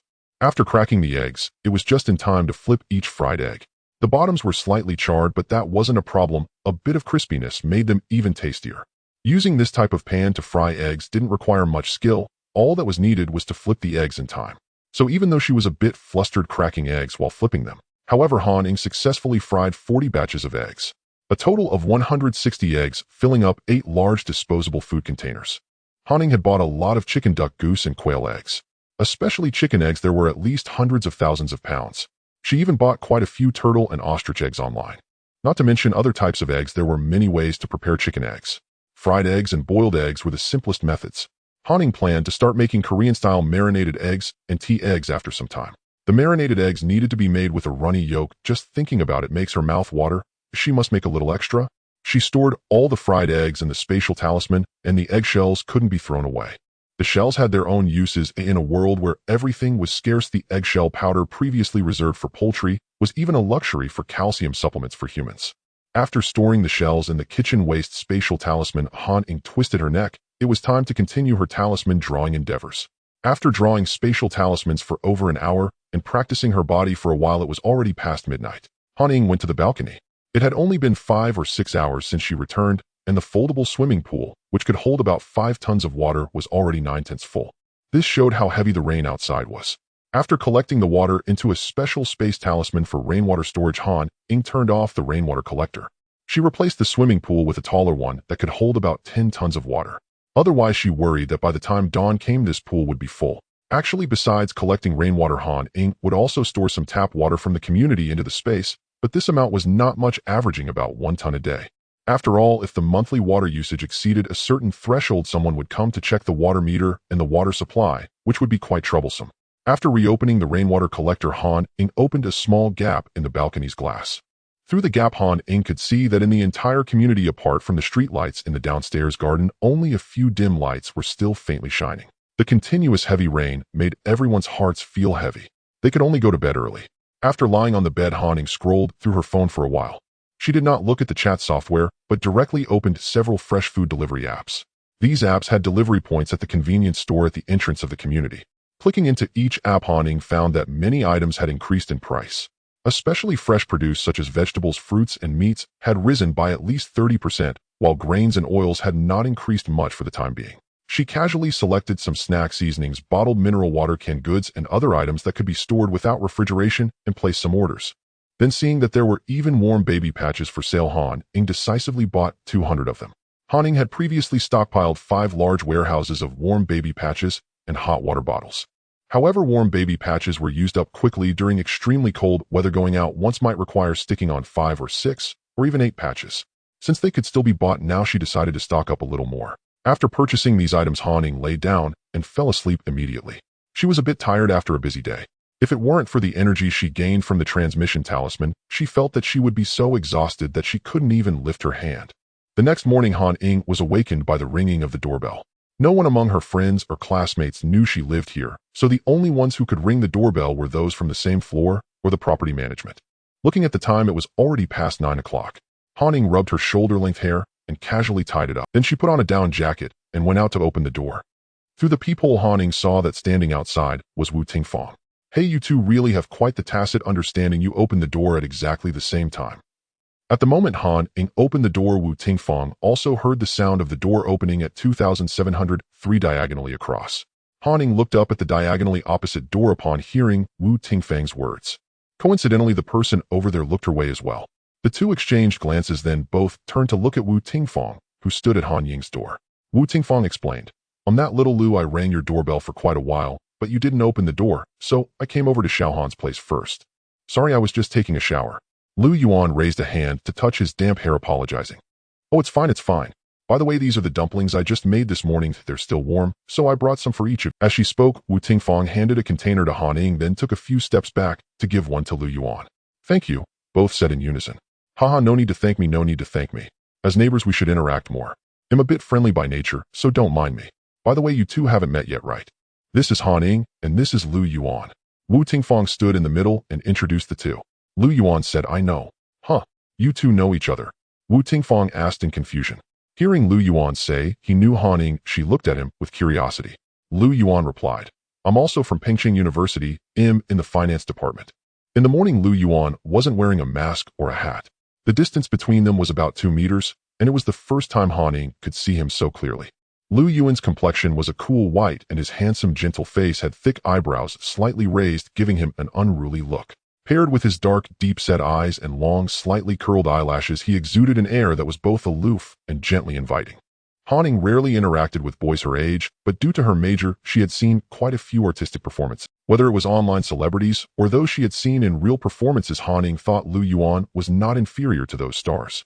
With looks like his, he would definitely be quite renowned at Pengcheng University. However, since Han Ying hadn't paid much attention to these things, she genuinely didn't know who Lu Yuan was before.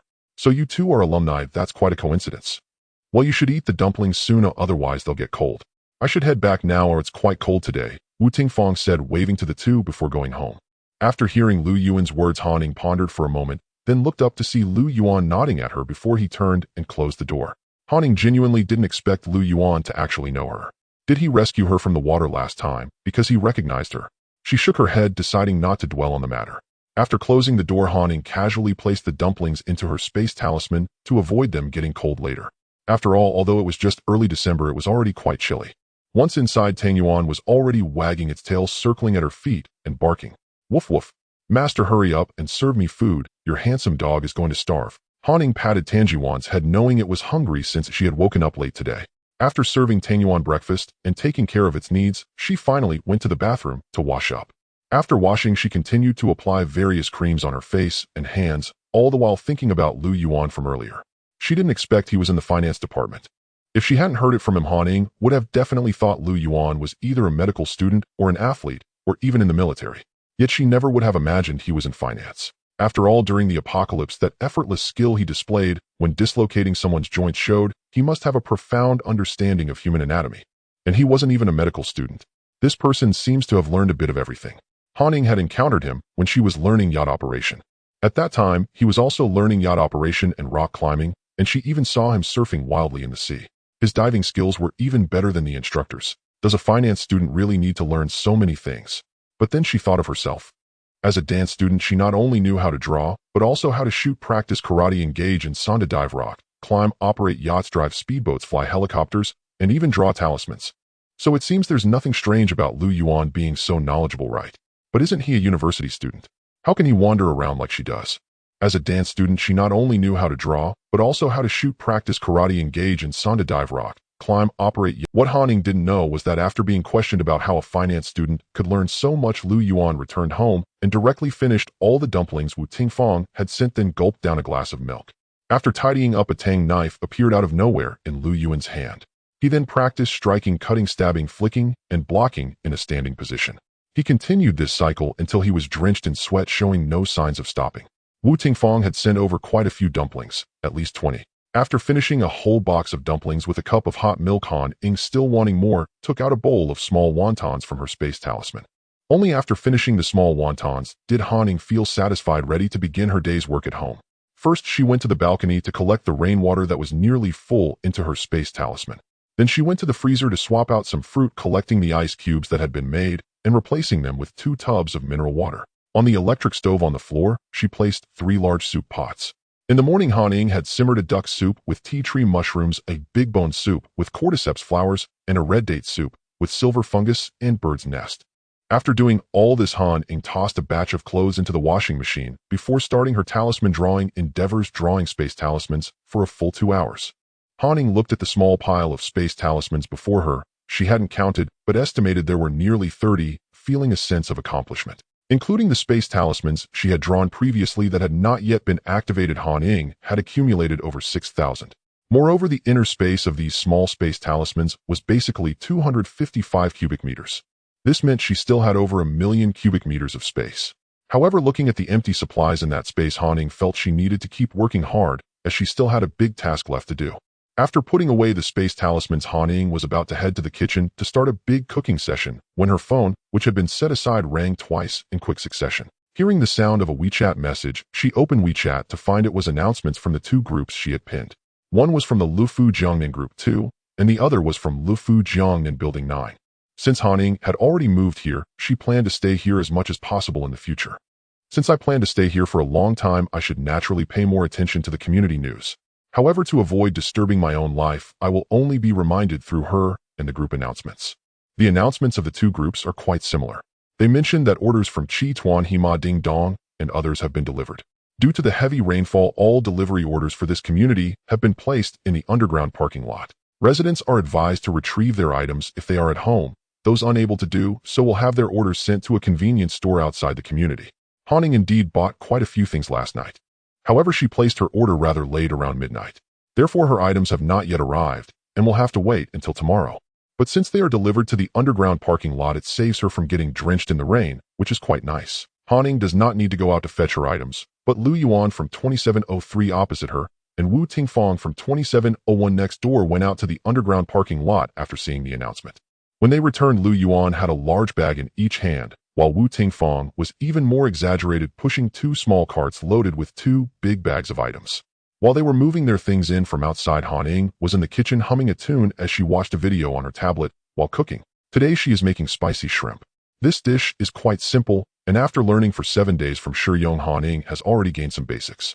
Therefore, she can just pull up the video and follow along, ensuring that nothing goes wrong. At first, Han Ying was not very skilled, so she started by frying a small pot. After confirming the taste was absolutely fantastic, she boldly began to fry 2 large pots simultaneously. Han Ying's large pot is the kind typically used in ordinary households with a diameter of 40 centimeters, rather than the large iron wok used by Shiyong. One pot can fry 7 to 8 jin of large shrimp, enough to fill 2 large disposable meal boxes. As Han Ying cooked, she ate, enjoying the spicy shrimp with a sip of her beverage, feeling utterly delighted. By the time she filled 20 disposable meal boxes, she was also full and satisfied. The spicy shrimp was truly delicious. Even after eating so much, she still craved more. Han Ying decided to continue making spicy shrimp in the afternoon and to make spicy crab tomorrow. After frying 20 boxes of spicy shrimp, she put away 19. She then took out 2 smaller disposable meal boxes from her space and divided 1 box of spicy shrimp into 2. During lunch later, she planned to send 1 box to Wu Tingfang next door, considering she had eaten her dumplings in the morning. As for Lu Yuan opposite her, she thought it was better to skip it as she was not familiar with him, and sending it over might make him think too much. After completing these tasks, Han Ying continued her great endeavor of drawing talismans. Currently, Han Ying spends an average of about 8 hours a day drawing talismans, which is not an exaggeration to call it a great endeavor. Once she has enough space talismans, perhaps she can shorten this time a bit, but for now it is not possible. After all, even drawing 1 more will allow her to store more items in a few days. Now there are 14 days left until the tsunami that was designated as the end of the world in her previous life, and this rain will last until the 12th, which means there are only 10 days left.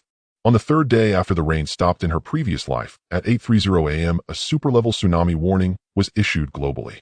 It stated that a super-level tsunami would occur in half an hour, and the authorities required all personnel in coastal cities to evacuate. However, during the evacuation process, instead of the anticipated tsunami, darkness engulfed the world. On December 15th, at 9 a.m., the Earth deviated from its orbit, the magnetic field changed, and both the sun and moon disappeared without a trace. All electronic devices malfunctioned, plunging the entire Earth into darkness for 29 hours. It was not until 2 p.m. on December 16th that all power systems returned to normal. Less than half an hour after that, the globally anticipated super-level tsunami, initially thought to be a false alarm, also arrived. Better late than never. Massive waves hundreds of meters high surged like gigantic hands crashing onto the land from the sea. Each wave was taller than the last, descending with a devastating force. After the tsunami, all coastal cities were left in ruins, with several coastal cities completely obliterated. The official evacuation notice was issued about half an hour before the world plunged into darkness. At that time, some people did not believe there would be a tsunami and resolutely refused to leave. In the darkness, even if officials were firm in their attitude, it was impossible to evacuate hundreds of millions of people from all coastal cities in Huaxia within 29 hours. Thus, those who were unwilling to leave and hesitated could only be the last to evacuate. However, before they could be forcibly evacuated, the power was restored. Seeing that the power was restored and that so much time had passed since the tsunami warning with no incident, those people were even less willing to leave. And then the tsunami struck. It was already too late for them to run. Those who were unwilling to leave and hesitated not only cost themselves and their loved ones their lives, but also dragged countless soldiers down with them to their watery graves. After the tsunami, the entire land was submerged. Han Ying remembered that in her previous life, the building she lived in was flooded up to the 15th floor. It was not until 7 days later that the water slowly receded to the 8th floor. It was then that Zhao Meihua and her family came to the university town to seek refuge with her, assisted by rescue personnel. In her previous life, Han Ying, like everyone else, was passively caught in the apocalyptic scenario. However, this time she focused on the 29 hours of global darkness caused by the change in the magnetic field. During these 29 hours, the only source of light was open flames, which presented Han Ying with an opportunity for zero-cost shopping. At that time, Han Ying was unsure how much she could acquire through zero-cost shopping, so these days she had to do her utmost to draw more space talismans. Han Ying intended to extend the time she spent drawing space talismans each day. However, her body could not take it, so she decided to stick with 8 hours a day, drawing as much as she could. After a busy day, Han Ying went to bed more than an hour earlier than she did the previous day. Before sleeping, she placed several orders on various fresh food apps. After all, she still had money on hand. And the most important thing was that she could not just stay cooped up at home, but she needed to go out occasionally to show her face. What Han Ying did not know was that after she fell asleep in a study of a villa in Nan province, next door a middle-aged man in his 50s wearing glasses and frowning was seriously reading a document. If Han Ying could see the contents of the document, she would definitely be stunned. For the middle-aged man was reading the very content of the Doomsday Post she had anonymously shared online. "Dad, you have to believe me, what this post says is definitely true. We need to buy supplies and move quickly, or it will be..." A beautiful girl in her 20s was currently acting cute and shaking the middle-aged man's arm. Seeing that he did not believe her words, she almost cried. Lin Shui is a junior at Pengqing University. Recently, she has become utterly obsessed with reading apocalypse novels to the point of extreme fanaticism. In addition to reading apocalypse novels, she has also started taking notes and making strategies, fantasizing about how she and her family would survive if the apocalypse truly came. Several classmates who have seen her obsession have been privately saying that she has fallen into a delusion. Especially after hearing that she has hoarded a lot of supplies for a non-existent apocalypse, they have scolded her as a foolish spendthrift. However, Lin Shui does not mind this. She has many like-minded friends on the forum. Most of the supplies she has hoarded were decided upon collectively according to a list. 2 months ago, a post titled "The Apocalypse is Coming, Are You Prepared?" suddenly appeared on the forum. This post garnered a lot of clicks, but most comments were negative. Within less than half a day, the post was taken down from the forum. Fortunately, her like-minded friends had taken screenshots and were circulating them among themselves. The post stated that there would be continuous rain for more than half a month starting at the end of November, and after the rain stops, a devastating super tsunami would follow. As of today, the rain has indeed been falling for 13 consecutive days, just as the person had said. The most critical aspect is that the rain shows no sign of stopping, and as mentioned in the post, it is only getting heavier. In recent days, her like-minded friends have been discussing this matter in their small group. Many believe that perhaps this is indeed true. Just like in the apocalypse novels they read, some people are reborn or have precognitive dreams that alert them to the apocalypse. This is a warning for everyone. Therefore, many of them decided that at least for this month, they should stay away from coastal cities and hoard supplies. Even if there is no apocalypse, they can gradually consume the supplies without waste. If an apocalypse truly does occur, then these supplies would be life-saving. Consequently, those with this mindset created another small group. There are over 20 people from different cities. Each person shares their opinions on how to buy the most supplies for the least amount of money. Lin Shue's family is wealthy, and they have quite a bit of money. Otherwise, they wouldn't have bought her a house in Lefyu Jiangnan not far from the university, so she could live comfortably while studying. In recent days, Lin Shue has nearly hoarded everything on her list. She has also been stealthily avoiding others' gazes, moving things into her home bit by bit at night when no one is around. Some supplies are still temporarily stored in a truck in the garage. She plans to move them back home gradually when she gets the chance. However, Lefyu Jiangnan is just a house bought by her parents for her studies, while her real home is in Jiangcheng in the southern province. Jiangcheng is a coastal city, so Lin Shue feels she must return home. She wants to bring her parents over to live in Lefyu Jiangnan for at least this month. In a fit of urgency and fear, Lin Shue directly asked for leave. Battling against the torrential rain, she rushed home and printed out the contents of that post to show her father. She believes her father will surely believe her. After reading the entire post, Lin Zongming's expression turned serious. He helplessly looked at his daughter and said, "Shue, this is just a random fantasy piece someone posted online. It shouldn't be taken seriously. We can't just follow every rumor, right?" Lin Shue's face was filled with anxiety. There were only a few days left until the time mentioned in the post. She also knew that it would be impossible to ask her parents to abandon their business and company here, so she didn't entertain that thought. She simply wanted her parents to accompany her to Lefyu Jiangnan for a month, as she had already prepared a lot of supplies there. If nothing happens after a month, they could return. The post mentioned that during the tsunami, waves hundreds of meters high would swallow and destroy the entire city. If that were true, then their family's assets in this city would likely be wiped out. "Dad, just come with me to Lefyu Jiangnan for a month, just 1 month. If nothing happens, you can return. If not, I won't go to school, I won't eat, I'll start fasting from now on. Let's see if the apocalypse comes first, or if I starve to death." Lin Shue's attitude was very firm. She knew her parents cared for her, and if she truly threatened them with fasting, they would surely compromise. You child, wait until your mother returns from her business trip in a couple of days, and I'll deal with you then. How about this? Didn't the post say that the rain will last for more than half a month, and there will be a tsunami afterward? Dad still has some connections. He'll find a few experts in this field to pay more attention to the tsunami situation. If there are signs of a tsunami, we should be able to detect it in advance with careful analysis and investigation. Give me 3 days. If there is even a hint of a tsunami, even if it's not as exaggerated as the post says, will you and Mom come to stay in your little house for a while? Lin Zhongming affectionately stroked his daughter's hair, his face displaying a helpless expression. He couldn't bring himself to scold her. After all, it wasn't wrong for his daughter to be cautious in times of peace. "What little house? My house is over 160 square meters. How is that small?" "Forget it, Dad, we agreed on 3 days. But Dad, could you give me some more money? I want to buy more supplies in these few days, or I've nearly spent all my money." Lin Shue stuck out her little tongue, extending her hand in front of Lin Zhongming, her eyes squinting with a smile. "Lin Zhongming, didn't we agree on 3 days? What else can I do besides giving her money? My daughter spends hundreds of thousands every month just on bags. Consider it as buying her a few more bags." That evening, Lin Zhongming made several phone calls and shared the tsunami-related part of the post with the respondents, who said they would do their best to analyze it. The next morning, Han Ying woke up feeling hungry. She was momentarily confused upon waking up, almost thinking she was still starving in that apocalypse where she was neither fully alive nor dead. However, when she opened her eyes and saw the ceiling, she realized she had been reborn. Moreover, she had hoarded a full stock of supplies. This time in the apocalypse, she could enjoy it without starving. Putting on her clothes and opening the door, Han Ying found Tang Yuan waiting at the door with its sleeping mat. Ever since moving to Lefyu Jiangnan, she has woken up every day to see Tang Yuan sleeping at her door. Is the dog bed she prepared for Tang Yuan not luxurious enough or comfortable enough? Why doesn't it sleep inside on such a cold day? Upon hearing Han Ying opening the door, Tang Yuan jumped up from its mat, as if pretending to be asleep. "Master, are you trying to sneak out while I'm sleeping?" Han Ying did not wash up first. Instead, she went to the bathroom to check the dog toilet she had specifically prepared for her pet. Indeed, Tang Yuan had already used it, so there was no need to attend to it further. After finishing her duties as a poop scooper, Han Ying went to the balcony to collect the rainwater she had gathered overnight into her spatial talisman. Having collected the rainwater, she looked outside and saw that the rain was getting heavier. Even though the terrain of Lefyu Jiangnan is relatively high, there were already signs of flooding, indicating that the vehicles in the underground parking lot were becoming unsafe. Turning on the television, every news channel was reporting on the rain. Several cities across the country were experiencing severe flooding.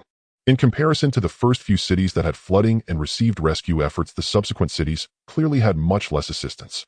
People were no longer donating to those places, as their own cities were also facing flooding.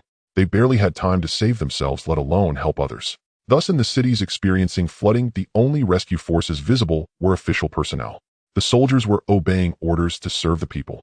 Seeing the weary faces of the soldiers on the television, Han Ying could no longer bear to watch and turned it off. She was just an ordinary person, a flesh and blood individual. In her past life, she had spent 4 years in the apocalypse honing a heart that was strong and unyielding. In this new life, only 3 parts of her once hard heart remained soft. One part was for those soldiers who stood on the front lines serving the people. Another part was for the couple who had helped and saved her multiple times in her past life. The last part was for Lu Yuan, who saved her life underwater and taught her how to retrieve supplies from beneath the water.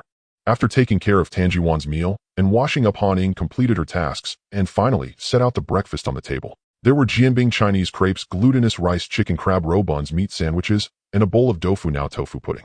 Speaking of tofu nao, Han Ying thought she should find some time to make more soy milk to stock up. Time was still tight. There was so much to do. While eating breakfast, Han Ying scrolled through her phone. The small group for Building 9 in Lufu Jiangnan was lively today.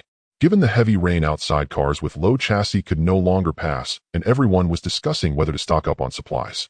Han Ying smiled at the chat records. She knew that those who shouted about not needing to stock up were actually hoarding more than others. Some simply had the awareness of a crisis and didn't want others to know. The property management also posted an announcement in the group stating that the water had begun to flood the community. They wanted to give the residents on the first floor a way out, asking if anyone would be willing to accept them. If the water level rose, they could pay rent themselves. Upon hearing that there was rent to be collected, a few people expressed interest in discussing it privately. After reading others' chats, Han Ying opened the fresh produce app only to find that all fresh items had increased in price, including meat. Han Ying recalled that when she ordered last night, a pound of lettuce was 7.9 yuan, but today it had risen to 11.3 yuan. Yesterday's cauliflower, which was 10.5 yuan, had skyrocketed to 17.8 yuan. Apples, which were 16.3 yuan a pound, had already jumped to 26 yuan. This price increase was quite significant. Although everything had gone up in price, at least they could still be bought, so people only grumbled a bit before placing their orders in frustration. After finishing breakfast, Han Ying swiftly began drawing a spatial talisman. Although she often practiced while sleeping at night, her cultivation seemed to have made little progress. This could be seen from the size of the spatial talisman she drew. It had always been 255 cubic meters without any increase. However, Han Ying did not lose heart, as she would accumulate slowly. Although her cultivation could not allow her to fly or grant her immortality, it did strengthen her physical constitution and enabled her to draw a spatial talisman that could preserve freshness, which was sufficient. Around 11 o'clock, Han Ying decided to take a break. Today she still had the task of preparing spicy crabs to complete, so she didn't have much free time. At that moment, her phone beside her rang with a notification sound. Han Ying guessed it was the delivery from the Fresh Produce app. Picking up her phone, she confirmed her suspicion. The items she had ordered had arrived and were to be picked up from the underground parking lot today. However, there was one more reminder today than yesterday. There was about 30 centimeters of accumulated water in the underground parking lot, cautioning everyone to be careful when going down. After seeing the message, Han Ying took out a small outdoor foldable cart from her spatial storage. She had purchased several of various sizes, and now it was just the right time to use it. The one she took out was small, capable of holding 110 liters and supporting a weight of 200 jin, which was just enough for the items she bought. It was still not the apocalypse, yet it had been raining for over 10 consecutive days.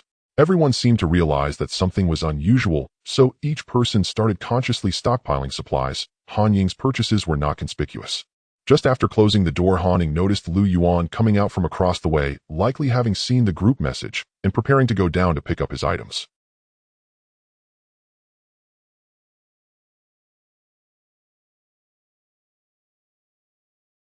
When Lu Yuan saw Han Ying, he nodded at her as a greeting. However, upon noticing Tang Yuan that she was holding, a hint of surprise and interest appeared on his face. But he did not say anything further and simply walked away.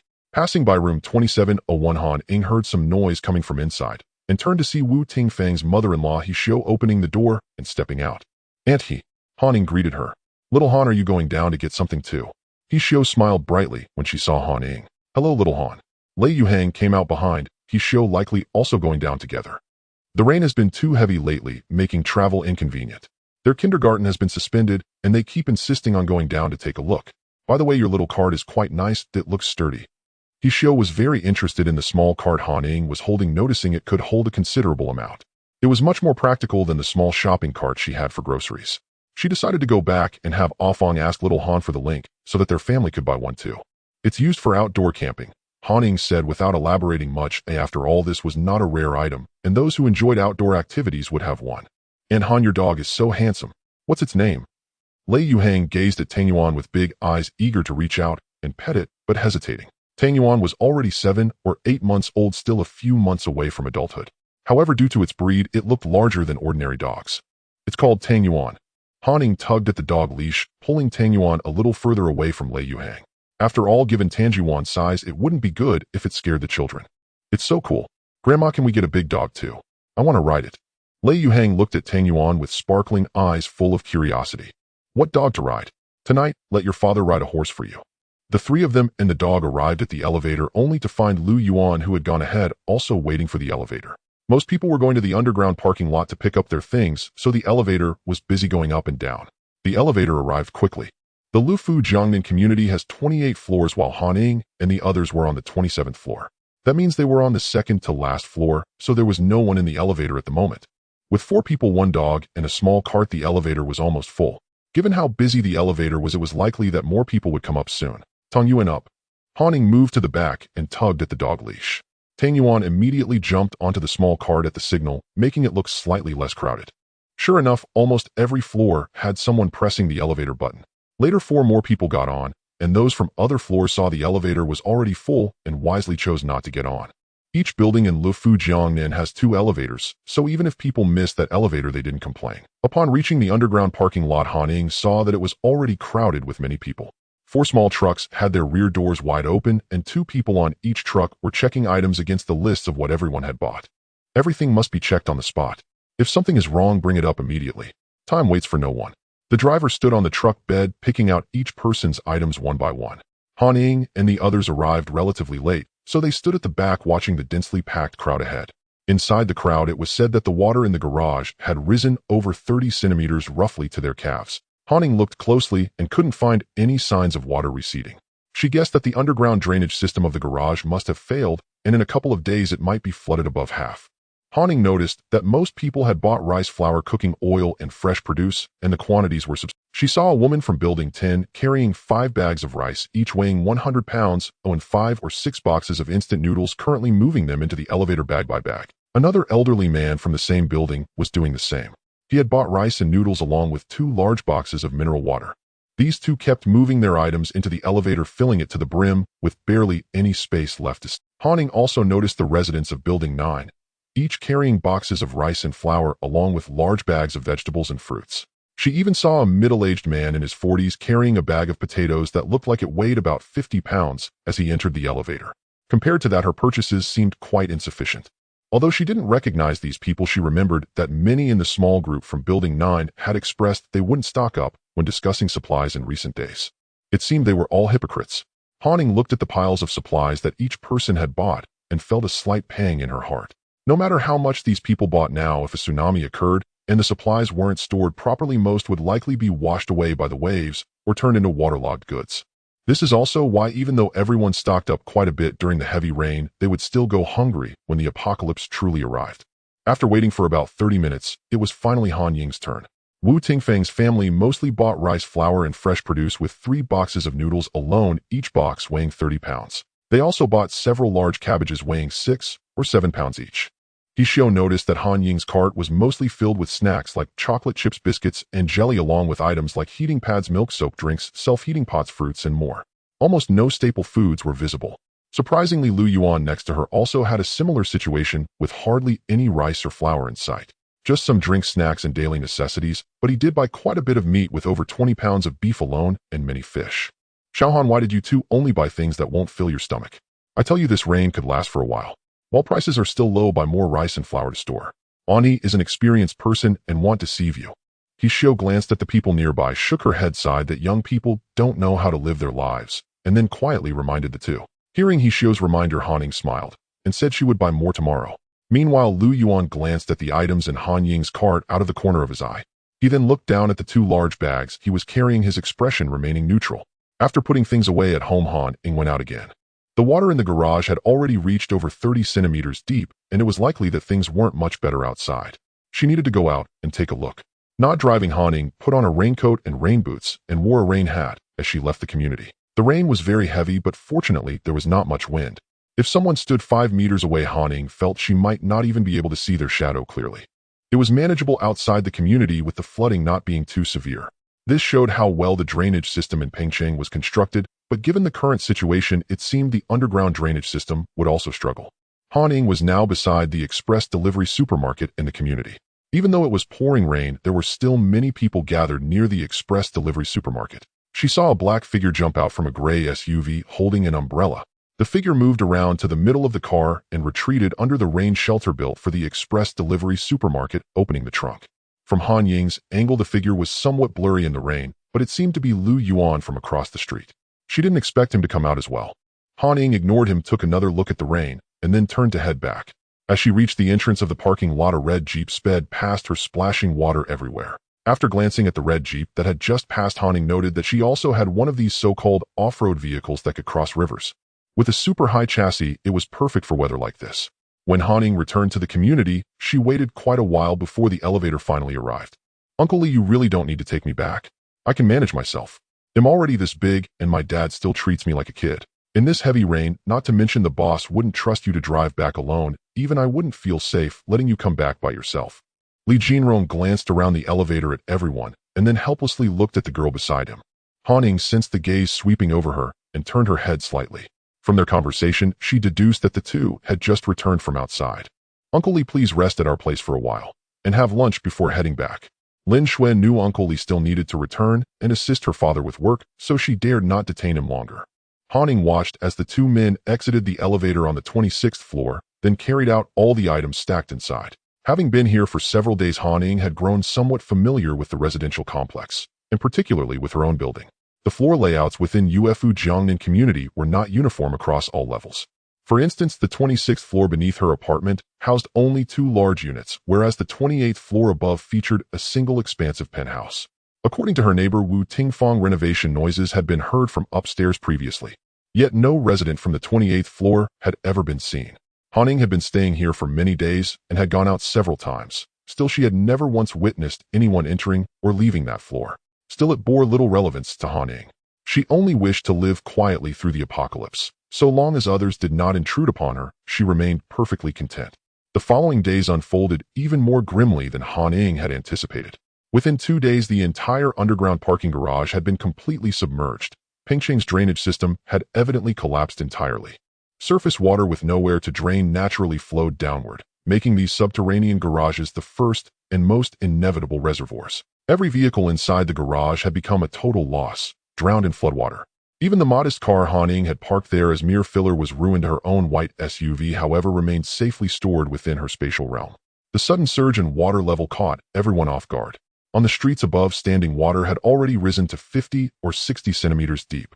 Today's rain fell even more fiercely than yesterday's.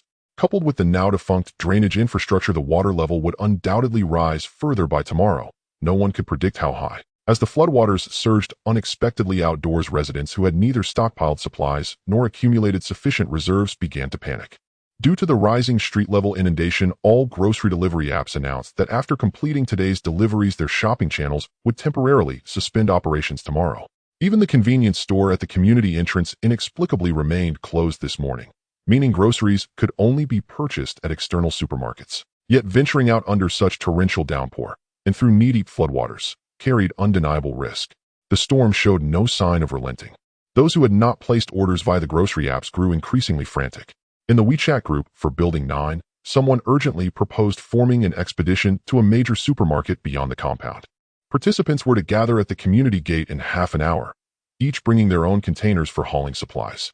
With all vehicles submerged, everyone would have to walk. Fortunately, the surface water only reached slightly above knee height. Walking remained feasible. Han Ying had already ordered provisions via the app and lacked for nothing. She had no intention of going out, yet just as she sat down to eat, the doorbell rang.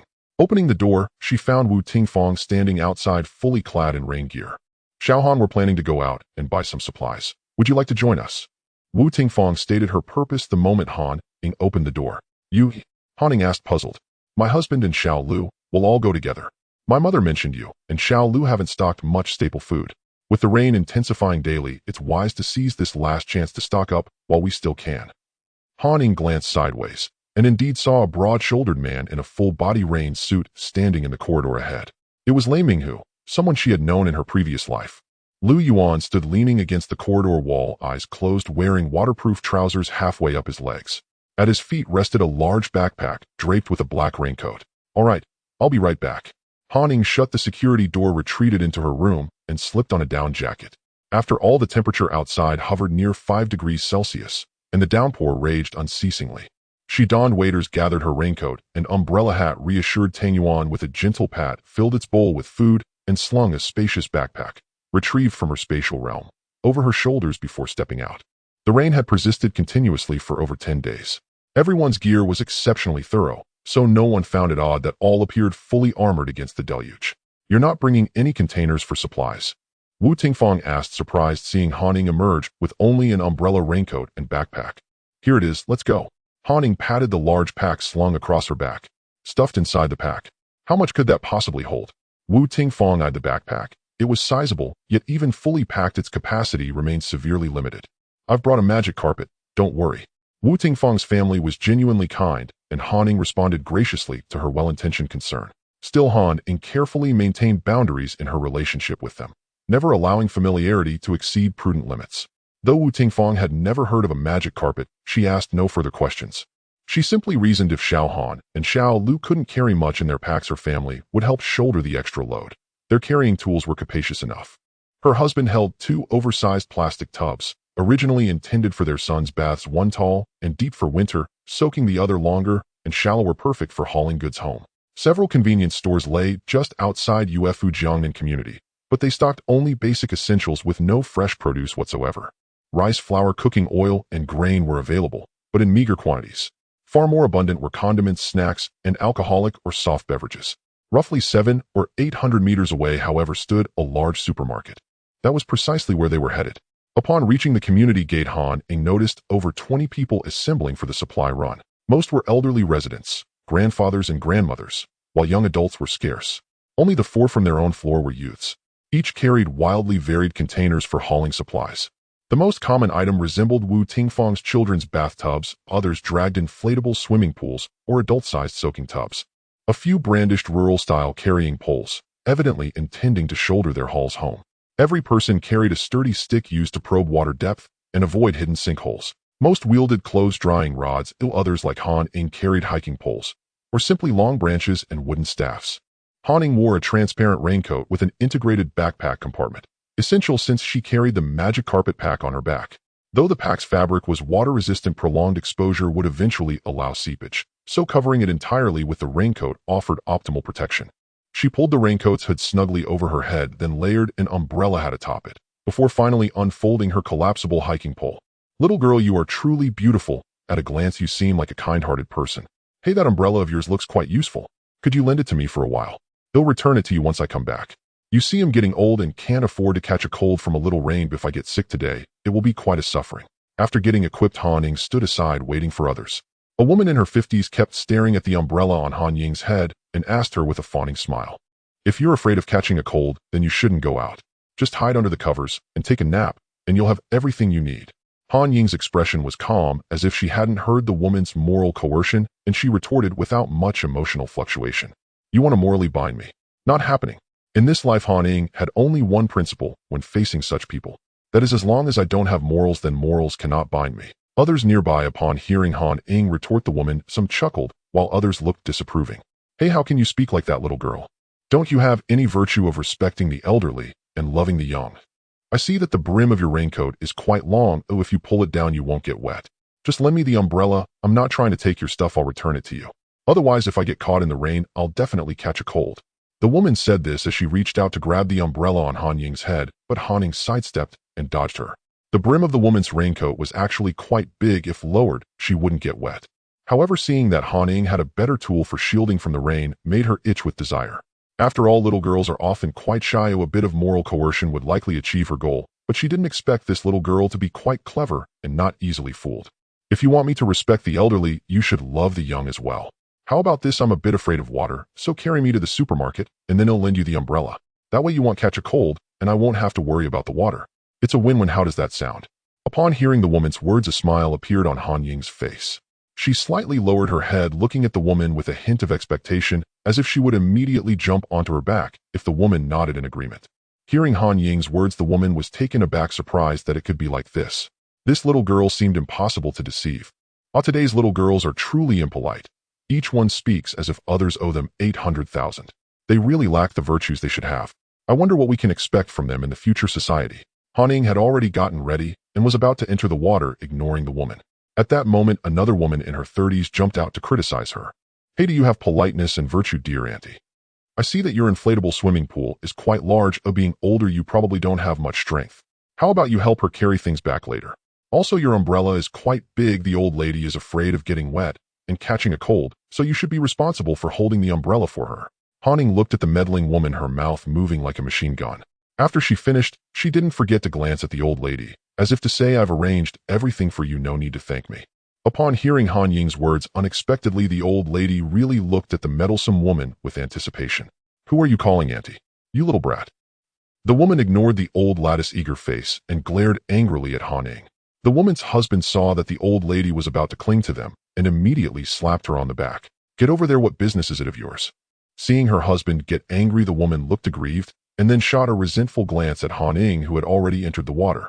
Watching the commotion nearby, Lu Yuan had a slight smile in his eyes.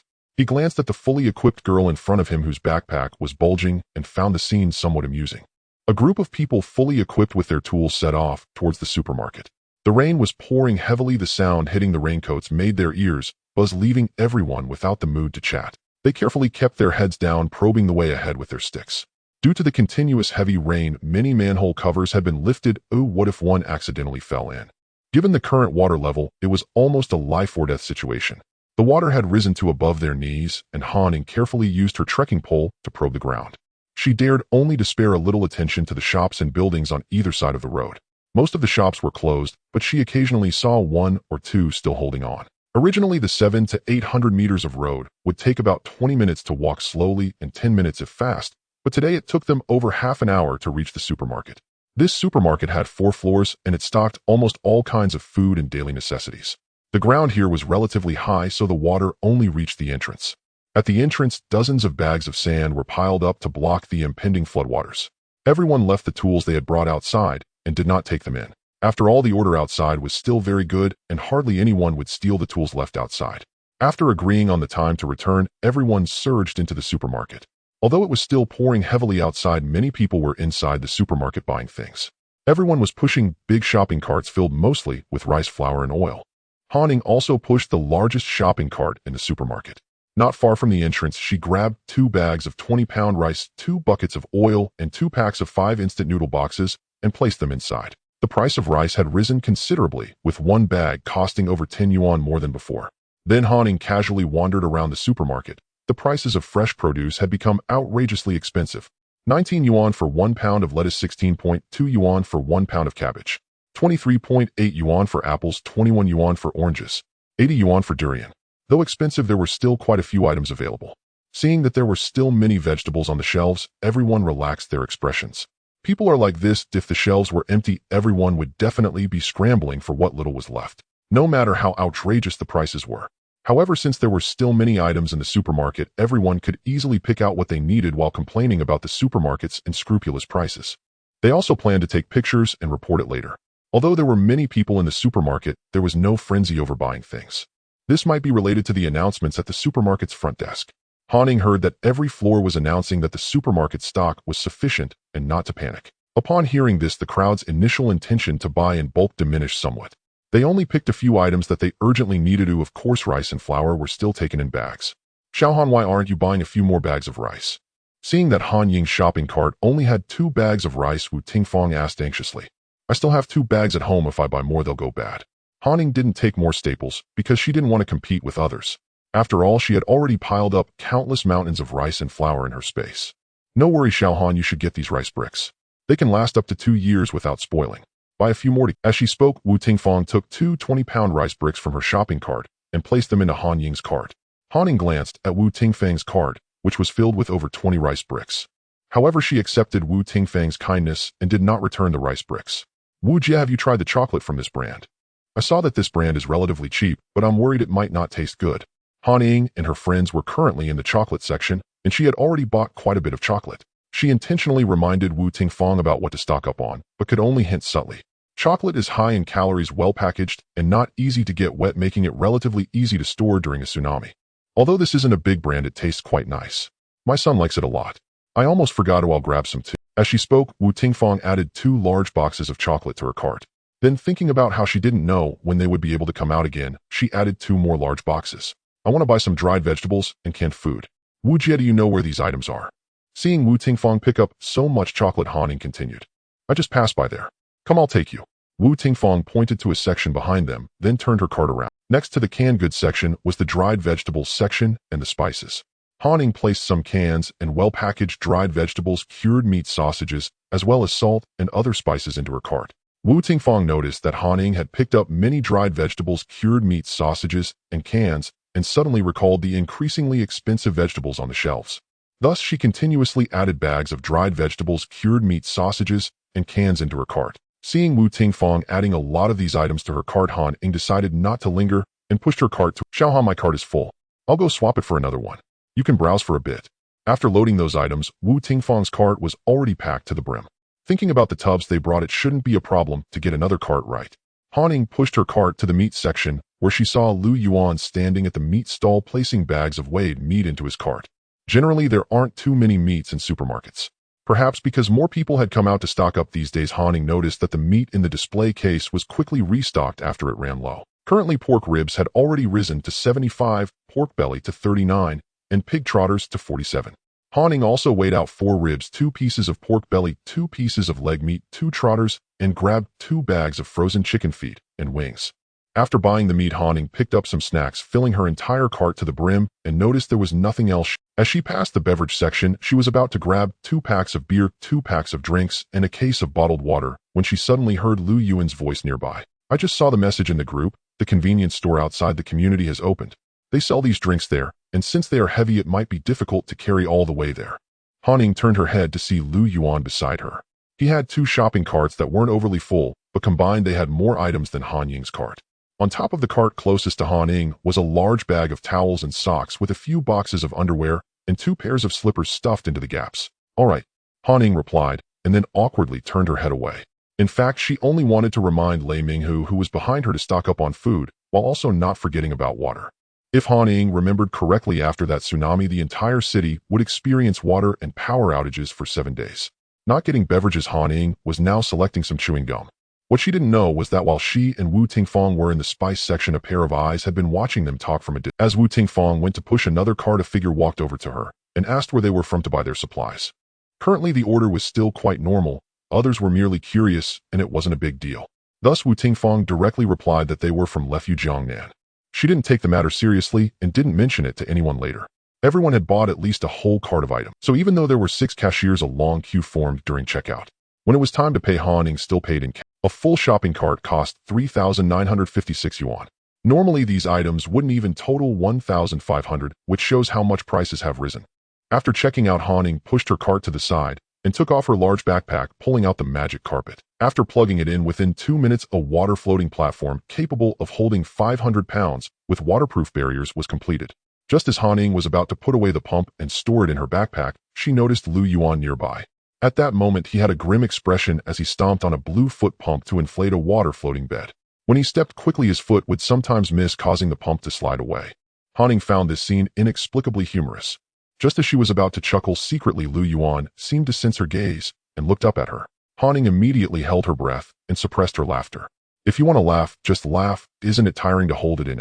Lu Yuan saw Han Ying trying hard not to laugh, her face nearly turning red. PFF. Ha ha. Han Ying couldn't hold it in anymore and burst out laughing. Lu Yuan looked at Han Ying, who was doubled over with laughter, losing all semblance of dignity, and the corners of his mouth curved up. How did you talk to the seller? After laughing enough, Han Ying handed over her own electric pump and asked. She didn't believe that Lu Yuan, someone who had even learned to operate yachts, would hesitate to buy a 100 yuan electric pump. I bought quite a few items from that store. The seller said he would give me a good pump. I specifically asked for one that could be used outdoors without electricity, but who knew? Lu Yuan's face darkened. He had been tricked by that seller. He had bought 10 inflatable floating beds and 10 magic carpets like Han Ying's. The seller saw that he bought so much and said he would send him a good pump. He also stated his requirements, meaning he wanted a rechargeable wireless pump like Han Ying's. The problem was that he hadn't checked after bringing it back. Mainly he had too many items and he didn't have the time to check. It indeed can be used without electricity. Haha. After saying this, Han Ying laughed out loud again, not expecting Lu Yuan to be so easily fooled. Thank you. Lu Yuan ignored Han Ying, who was laughing at him, and after inflating the floating bed, he returned the pump. After finishing the inflation, the two began to move their items onto the floating bed. Everyone heard what Han Ying said to that old lady downstairs in the community, so they all knew that she was hard to deal with. Thus, a few people who seemed to have accidentally bought too much stuff turned their attention to Lu Yuan, who was carrying a large inflatable bed. Being a young man, he had a thin skin and felt embarrassed to refuse others, making him quite easy to talk to. Young man, look at this. I accidentally bought too much. My grandson at home is still small and keeps pestering me for snacks. I thought since I rarely get out I didn't pay attention and took too much. I see that your item is quite spacious. Could you help me carry some back? One old man's eyes lit up when he saw Lu Yuan's inflatable bed, and he walked straight up to him. Sure, a trip costs 1,000 delivered to your home. Lu Yuan glanced at the old man's items and indeed saw a lot of snacks, bags of chips, seaweed, and wafers. There were quite a few. When Lu Yuan said it was okay, the old man had already started to move his items onto the inflatable bed, but after hearing the next sentence, he forcefully pulled his items back. 1,000 for a trip. The young girl earlier was a bit sharp-tongued, but she wasn't nearly as extravagant as this young man. Indeed, the earlier woman was not wrong. The current generation has no virtues at all, unlike their own generation. Although prices have risen a lot now, 1,000 can still buy quite a bit. Is he just burning money? What's wrong with you, young man? We're all neighbors. Helping each other is just. The old man hadn't finished speaking when he saw the cold look in Lu Yuan's eyes and abruptly stopped. Lu Yuan had also bought quite a bit himself. His inflatable bed was large, but it could barely hold the items from his 2 shopping carts without them falling off. Ignoring the old man, Lu Yuan busied himself stacking his items neatly onto the bed. Han Ying also moved all the items from her shopping cart onto the inflatable bed and covered it with a waterproof cloth. Then she noticed there was still some space on it. Just as she was contemplating whether to buy more, she saw Lei Minghu and Wu Tingfang pushing 3 full shopping carts that had already been checked out. Great, her little space wouldn't go to waste. What are we going to do if this rain doesn't stop? Wu Tingfang looked at the long shopping list in her hand, her face filled with worry. This outing had already cost her husband over a month's salary. Moreover, now that it was pouring, her husband's club was closed, and it was uncertain when it would reopen. Wu Tingfang was an unregistered kindergarten teacher earning daily wages for each day's work. Now that the kindergarten was closed, neither she nor her husband had any income. Their family still had over 5,000 in monthly mortgage payments. Oh, what would they do if the rain continued? Before they left, her mother-in-law specifically urged them not to be stingy. Buy as much as they could carry back. If they ran out of money, she would take out her coffin money. Xiaohan, Xiaoli, you two are so quick. Seeing that Han Ying and Lu Yuan had already packed their things, Wu Tingfang was a bit surprised. Wu Tingfang and Lei Minghu took all the items from their shopping carts and began moving them into the bathtub. They stacked the items layer by layer and then tied them down with rope, covering the top with a layer of plastic bags from the supermarket to prevent rainwater from getting in. However, after filling 1 large bathtub and 1 soaking barrel to the brim, they found they couldn't fit another shopping cart's worth of items. Lei Minghu packed the remaining items into several shopping bags and then used 2 clothes-drying rods bought from the supermarket to carry them. But in the end, there was still nearly half a shopping cart's worth of items left. Leave them with me. Ooh, I have some space here. Han Ying saw Wu Tingfang trying to balance the items on her husband's shoulders and spoke up. Xiaohan, it's rare to come out this time. Why don't you buy a bit more? I can carry this back, and while they haven't come out yet, you should go buy a bit more. We don't know when this rain will stop. No more. Look at how many people are inside. Who knows how long the checkout will take. They'll just come back next time to buy. Han Ying didn't mention that her home already had plenty of things, and it wasn't necessary to buy that much. After all, it was better not to test people's hearts. No matter how good the relationship, she didn't dare to gamble on the unknown. All right, then, if you need anything, feel free to find me. Neighbors help each other. Wu Tingfang didn't press any further. She had already reminded her and didn't want to risk making others unhappy. Han Ying helped Wu Tingfang move the items from her shopping cart onto the inflatable bed. Then they secured the items again, while several people stood by waiting for others. Many people had already come out one after another. They used all their brain cells to stuff the items they bought from the supermarket into the tools they brought. Han Ying saw an old man stacking an entire soaking barrel high without a single gap, and he carried other items on his shoulder, like Lei Minghu. Some items that couldn't be carried were tied together in a few shopping bags and hung around his neck. The old lady who had asked Han Ying to lend her the umbrella earlier was now requesting that polite couple to help carry some of her things. After all, they had brought a large inflatable swimming pool, and they themselves hadn't bought that many items. The husband of the couple was glaring angrily at the old lady as she placed bags upon their inflatable pool, while his wife had a face filled with tears and dared not say a word. "Old lady, you're quite light on your feet, huh?" Han Ying was in front pulling the magic carpet, and as she passed the old lady she noticed that although the items in her bathtub were many, they were mostly light. The bathtub wasn't even very submerged in the water, indicating that the heavy stuff was all in that inflatable. "Hey, it's you, young lady. Thanks to you, otherwise I wouldn't have been able to take home so many things." "Thank you. They'll treat you to a meal later." Having experienced Han Ying's sharp tongue, the old lady dared not borrow the umbrella from her again. She happily dragged the bathtub, which was now light, faster than when she came. The rain was heavy, and everyone wasn't chatting much. However, having acquired a large amount of supplies, everyone's mood improved significantly, and some started to shout and chat loudly. The old lady's words reached the couple's ears. They had laboriously helped the old lady carry items, and in the end, all the credit was taken by Han Ying. The woman glared fiercely at Han Ying's back, her face filled with resentment. On the road, Han Ying discovered that the water level seemed to have risen significantly since she came reaching up to her thighs. Although the torrential rain continued to mercilessly pour over the city, there were still quite a few people on the streets. Everyone was wading through the water using various tools to carry piles of items back home. The magic carpet was incredibly useful. The load she had on it weighed at least several hundred pounds, yet it was still quite easy to drag. However, it was difficult to steer as it was a bit wide. But when the magic carpet almost veered off course for the first time, Han Ying felt someone behind her push the floating platform back on track with their foot. Turning around, Han Ying found it was Lu Yuan who had been following her. The magic carpet often drifted off course on the way back. Yet every time it threatened to stray, someone would help her correct its direction. Sometimes it was Lu Yuan, other times it was Lei Minghu, which saved her a lot of worry. It had taken half an hour. On the way back, the water level was higher, and everyone had to be careful while dragging their items, so the pace was. By the time they returned to the community, it was already afternoon, meaning they had all missed lunchtime. But it was just one meal. They could eat slowly at home with the supplies they had. With over 20 people, everyone had bought a lot of items. Although there were 2 elevators, it would still take many trips to transport everything upstairs. Han Ying and her group did not rush ahead of others, but thought of the need to remind Wu Tingfang to buy water. "Sister Wu, I want to go to the convenience store to buy some mineral water. Could you help me keep an eye on the things? Now, with the rain so heavy, and after such a long time, aren't you going to take a break?"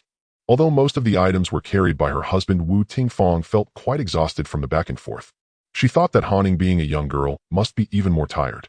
"No, I just noticed that the water level seems to be higher than when we came, and with the rain continuing, I'm worried the water quality will worsen. Besides, I'm used to drinking mineral water. It looks like it won't be our turn for a while, so I want to take the opportunity to buy a few more boxes of water and drinks." As Han Ying was taking off her backpack and getting ready to put her raincoat back on, Lei Ming, who spoke up beside her. "How about you lend me this magic carpet? It looks like it can carry a lot, so we won't have to run back and forth. I can just go buy it since it's close by. We also want to buy some to store. Xiaolu, do you want some? Then bring me 2 boxes too, and he'll pay you back later." Hearing Lei Ming's words, Lu Yuan glanced at him. Although they hadn't interacted much, Lu Yuan understood from Lei Ming's words that at least one of them had to stay behind. "Xiaohan, how many do you need?" Lei Minghu asked Han Ying. "I want a box of mineral water, a box of cola, and a box of beer." Han Ying had originally planned to buy 2 boxes of each item herself. However, with Lei Minghu going out, it made sense to buy less so they could carry more back home. Upon hearing that Han Ying wanted a box of beer, Lu Yuan looked at him. "What's wrong? Can't girls drink?" Seeing Lu Yuan's expression, Han Ying shot him a glare and asked, "Sister Wu, did you hear what I just said?" Lu Yuan laughed as he glanced at Han Ying, then turned to ask Wu Tingfang. "Xiaolu didn't say anything, right, Xiaohan?" Wu Tingfang smiled, her demeanor youthful despite being in her 30s.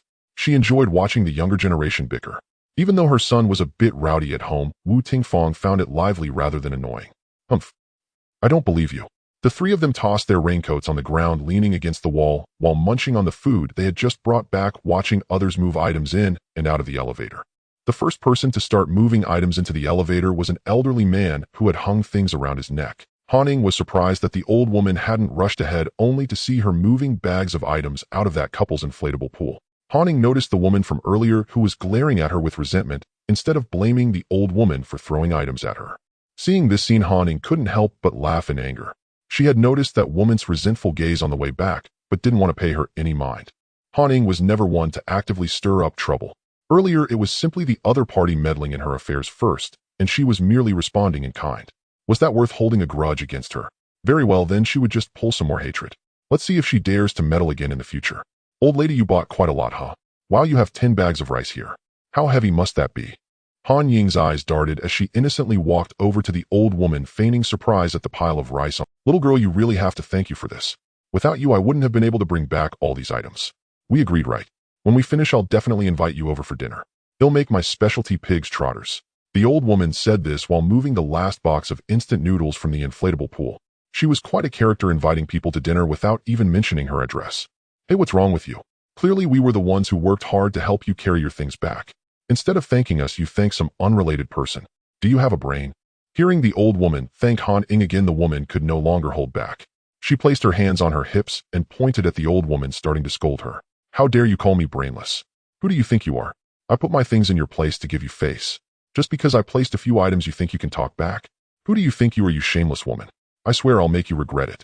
Seeing the woman daring to confront her, the old woman immediately jumped up, gesturing animatedly, as if showing off some intangible cultural heritage, glaring at the woman in front of her. Watching the old woman corner the woman against the wall, Han Ying quietly stepped back. She continued to lean against the wall, enjoying her bread while waiting for her mineral water. Lu Yuan, witnessing Han Ying's antics, was utterly stunned, realizing that one should never offend women, especially the one in front of him. What are you looking at? Feeling the gaze beside her, Han Ying turned her head and gave Lu Yuan a non-threatening glare. Lu Yuan raised both hands in a gesture of surrender, indicating he wouldn't provoke her. Satisfied, Han Ying turned her head back. After waiting for more than half an hour, once everyone had moved their items upstairs, it was finally their turn, and at that moment Lei Minghu also returned.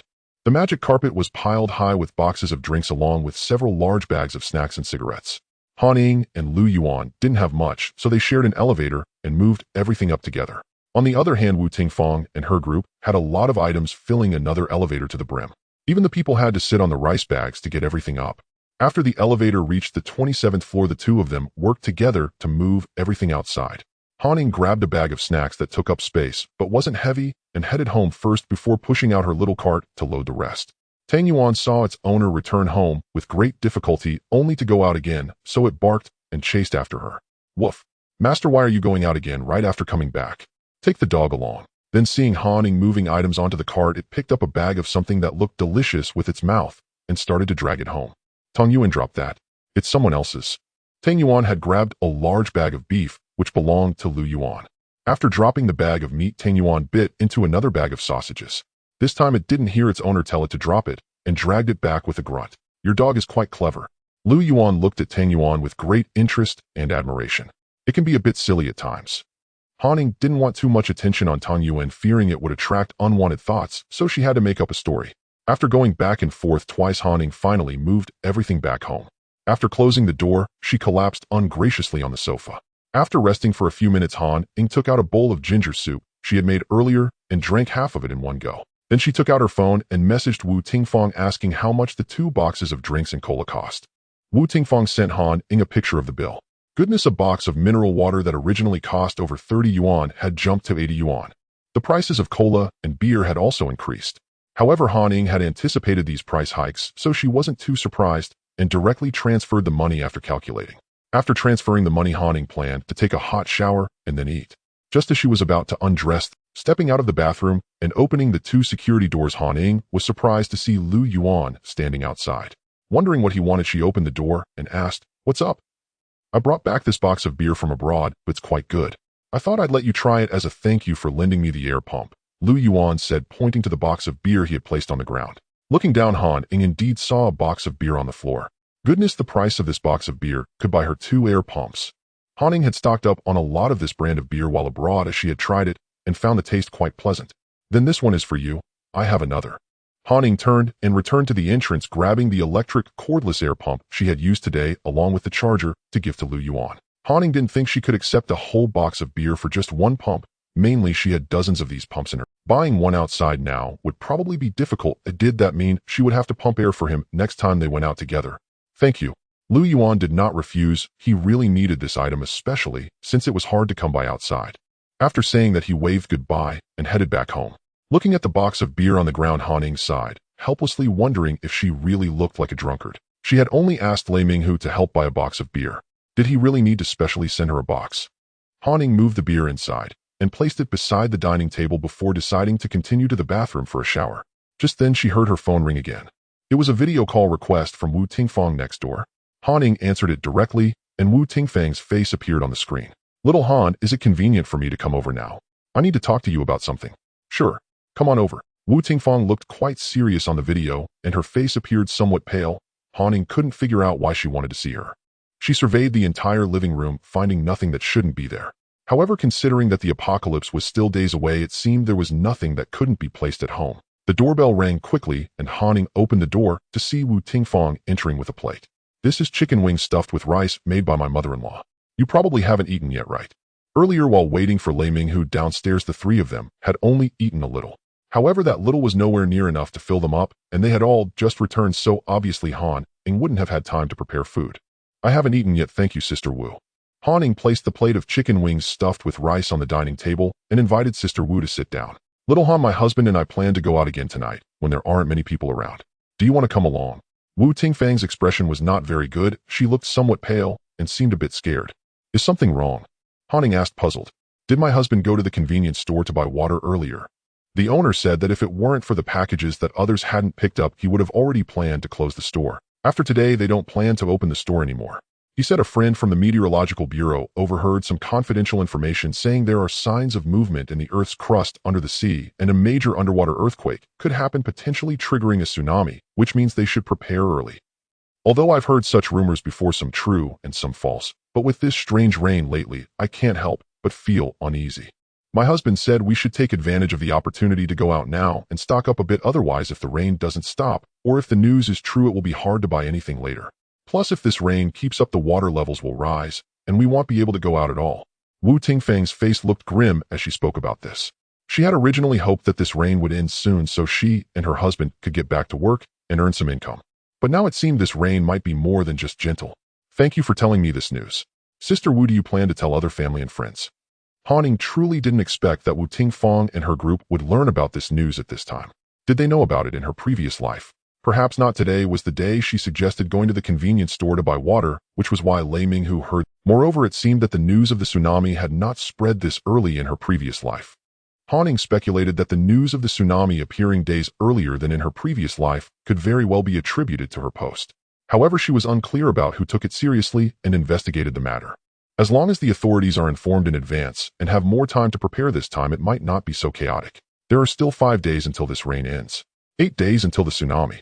If the authorities prepare in advance, they will surely do better than in the last life. I don't have anyone else. Actually, I'm an orphan. My husband and I are neighbors. We've known each other since we were kids. After my parents passed away when I was in middle school, I lived with their family, so apart from my husband, my son, and my mother-in-law, I don't have any other relatives here and don't have many friends. Wu Tingfang's expression was somewhat sorrowful. She didn't expect that after receiving such significant news, all she could share was with a neighbor she had only just met days ago. She had quite a few colleagues in kindergarten. However, she was just a substitute teacher without any connections. In early childhood education, there are also small circles. Everyone treated her politely on the surface. But there really weren't any close friends. All right, let's go out together again. In 2 hours, we can take a break. By the way, should we call Lu Yuan from across the street?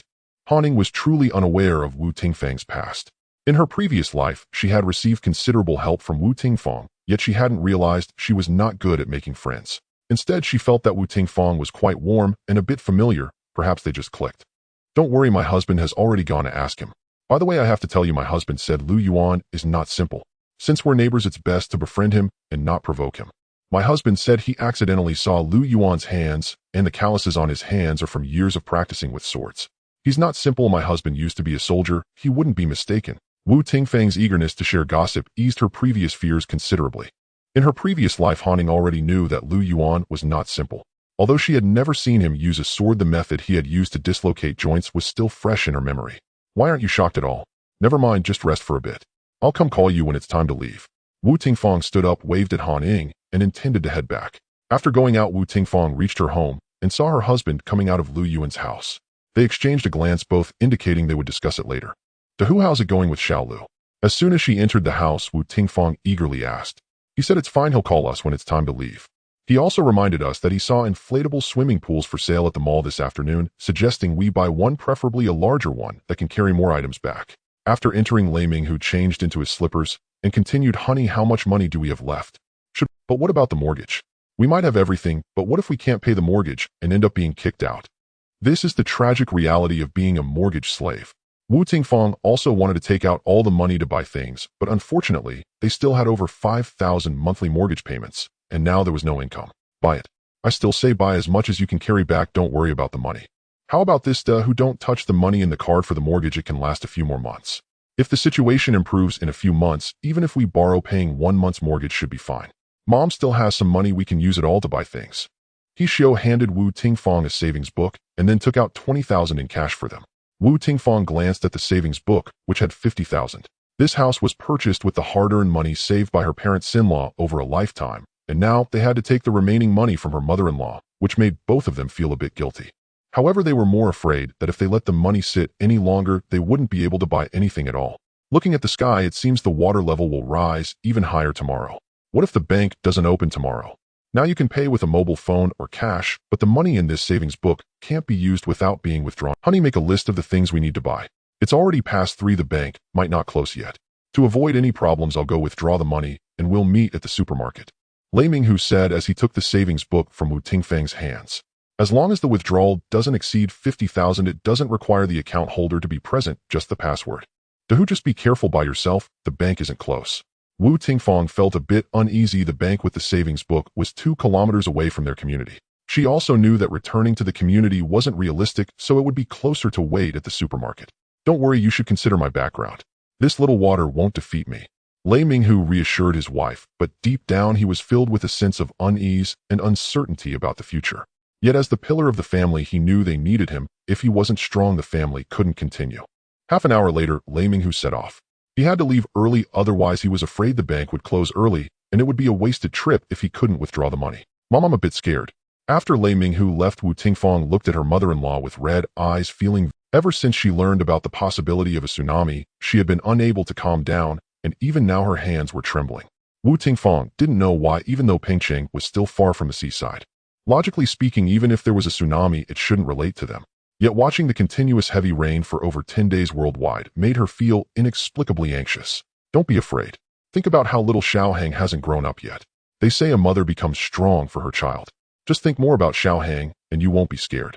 No matter what, as long as our family stays together, there's nothing to fear. You shouldn't go out in this state. I also don't feel comfortable with you going out. I'll go instead. Mom is only in her 50s, not too old to move. You stay home with Xiaohang, you go rest with him for a while, don't think too much. He Xiao patted her daughter-in-law's arm. Fang was great in every way, just a bit timid and hadn't seen much of the world. She got scared easily. Today's rain is especially heavy. I can't imagine how much heavier it is than yesterday. The water level outside has probably risen even deeper in these few hours. Mom, can you handle it? Wu Tingfang indeed knew that her current state was not right. On one hand, she didn't want her mother-in-law to go out and suffer, but on the other hand, she was worried that going out in her current condition would hold others back. After taking a hot shower, Han Ying felt much more relaxed. Although the weather was cold and she had just drunk ginger soup, she dared not let her guard down and prepared a cup of cold medicine to drink. With just over an hour left before she had to go out, there wasn't enough time for her to sleep. So Han Ying decided not to sleep at all and laid out a feast for herself, happily indulging. As she ate, Han Ying scrolled through her phone and spent some time on Weibo, where the trending topics were all about the rain. In some cities with lower terrain and poorer drainage systems, the water levels had already risen to 2 or 3 meters, plunging the entire city into paralysis. It was evident that Pengcheng was relatively better off, as the water level had not yet reached a meter. After finishing her time on Weibo, Han Ying moved on to short videos, most of which showcased the water levels in various cities and videos of people at home gathering supplies. Of course, some people, whether for views or other reasons, showcased their stockpiles at home, with several large refrigerators and a room full of rice flour and oil. Han Ying didn't want to watch these self-destructive videos, so she switched to her community group on WeChat and the small group for Building 9. Everyone was complaining about the rain, complaining about their forced work stoppages, lamenting the loss of income, while prices kept rising, and grumbling that even buying something felt like crossing the ocean. After leaving the community group, Han Ying opened the small group for Building 9 and immediately saw several families who had gone out to the supermarket today, sharing their haul. They displayed an impressive array of various rice flour, oils, fresh meat, snacks, and drinks. It truly looked spectacular in the photos. After a few people shared their spoils, Han Ying came across a very striking purchasing request. The person wrote that due to the weather and water levels, she dared not go out, and she was seeking to buy a batch of food at a high price. The price was negotiable, or she could exchange it for her designer handbags. She then posted a picture of an entire cabinet full of designer handbags. There were dozens of them, and Han Ying recognized several styles, each worth tens of thousands. Taking a glance at that person's note in the group, it read 2601 Lin Shui. Han Ying didn't know Lin Shui, but she was familiar with the 26th floor. She had encountered a man and a woman in the elevator on the day they returned from outside carrying a large amount of food. They had gotten off on the 26th floor. Of course, there were two households on the 26th floor, and the person seeking to exchange handbags for food might not necessarily be that girl. However, if it truly was that girl, Han Ying had to commend her survival tactics. Such people were incredibly suited for surviving in a post-apocalyptic world. Taking the initiative to let others know that her household had no food, she could prevent others from getting any ideas. Thinking this, Han Ying casually sent a message in the group. Also seeking food. The rain is too heavy to go out. I'm willing to pay a high price for a courier or food. Tearful. GIF. As soon as Han Ying sent her message, it was quickly buried, and of course no one responded. This left her originally worried that those who had gone out to the supermarket today would come to undermine her, but in reality, no one paid attention to her. With little interest, Han Ying directly closed the chat interface and focused on her food. Just as Han Ying closed the chat interface, her neighbor Lu Yuan was also having his meal. He looked at his phone screen with a smile that he couldn't suppress as he was reading Han Ying's recent purchasing message. After finishing his meal and tidying up the dishes, Lu Yuan entered his room and opened the door to a wardrobe that took up an entire wall. After moving the hanging clothes aside, a narrow staircase appeared in the cabinet. Climbing up the stairs, Lu Yuan surprisingly found himself on the 28th floor. The 28th floor was a large flat with thick carpets laid on the ground to ensure that no sound was made while walking. The entire 28th floor was divided into 8 large rooms, with 6 of them filled to the brim with various supplies. Lu Yuan entered one of the middle rooms, which displayed 3 rows of 3-tiered shelves. Each shelf was planted with various vegetables in long troughs. Despite the rain having continued for over 10 days without a glimpse of sunlight, the vegetables were still growing remarkably well thanks to the supplemental lighting. Lu Yuan watered each pot of vegetables slightly, then pulled out the newly sprouted weeds and removed a few small caterpillars before leaving the room.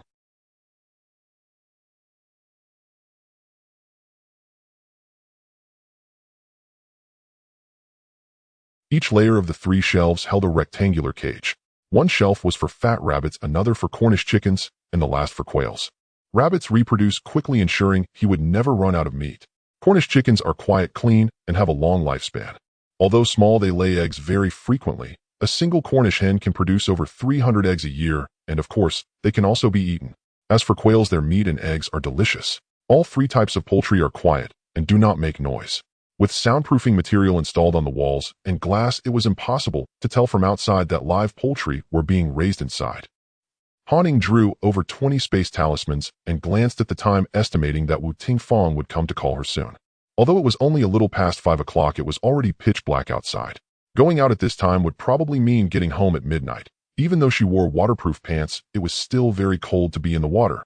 Since conditions permitted, she would naturally protect herself. Well, so Han Ying planned to wear her thermal suit underneath and put on a down jacket outside.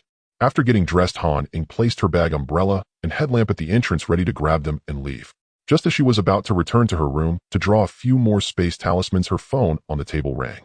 It was a video call request from Wu Tingfang. "Hello, Sister Wu." Han Ying answered and spoke directly. "Something's happened.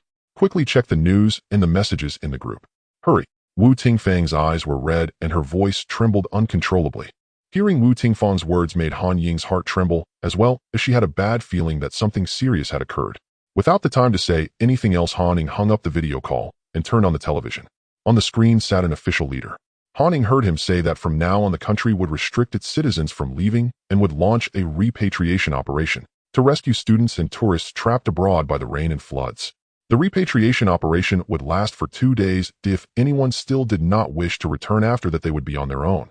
When Han Ying heard the news on the television, she was completely stunned. In her previous life, there had been no evacuation operation at this time. If there was one, it occurred about half a month after the tsunami when the virus outbreak happened. Could it be that the authorities noticed the post about the apocalypse she had previously made? Or could there be other reincarnators like herself within the authorities? Otherwise, it seems unlikely that a simple post about the apocalypse could cause such a significant deviation. However, the evacuation operation had nothing to do with ordinary people like them. Wu Tingfang wouldn't be scared to that extent. There must be something else going on. Han Ying took out her phone to check the messages in the group chat, and then she found the answer. It was the owner of a large supermarket in the neighborhood group. He said he had just received a notice from the authorities instructing him to close the supermarket immediately and stop selling goods to the public. Other business owners in the neighborhood group also chimed in, stating they had received the notification as well. All pharmacies, large supermarkets, factories, gas stations, wholesale markets, farmers markets, seafood markets, farms, large orchards, and large vegetable gardens were prohibited from operating. They were to wait for the officials to take over and conduct an inventory before further arrangements were made.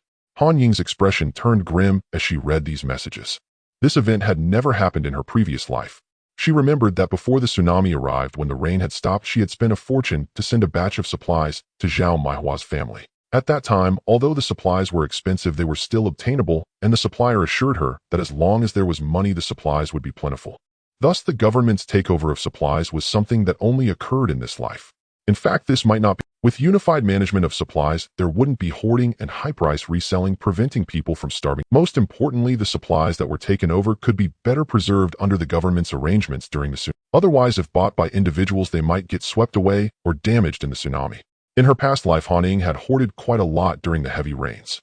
However, in the end, more than 4/5 of the supplies were washed away by the waves or soaked in water during the tsunami. Therefore, the government's takeover of supplies was actually not a bad thing.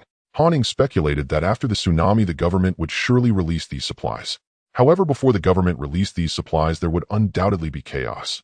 Continuing to scroll through the messages in the group chat, Han Ying had noticed earlier that the owner of the convenience store at the entrance of the neighborhood was also in the group.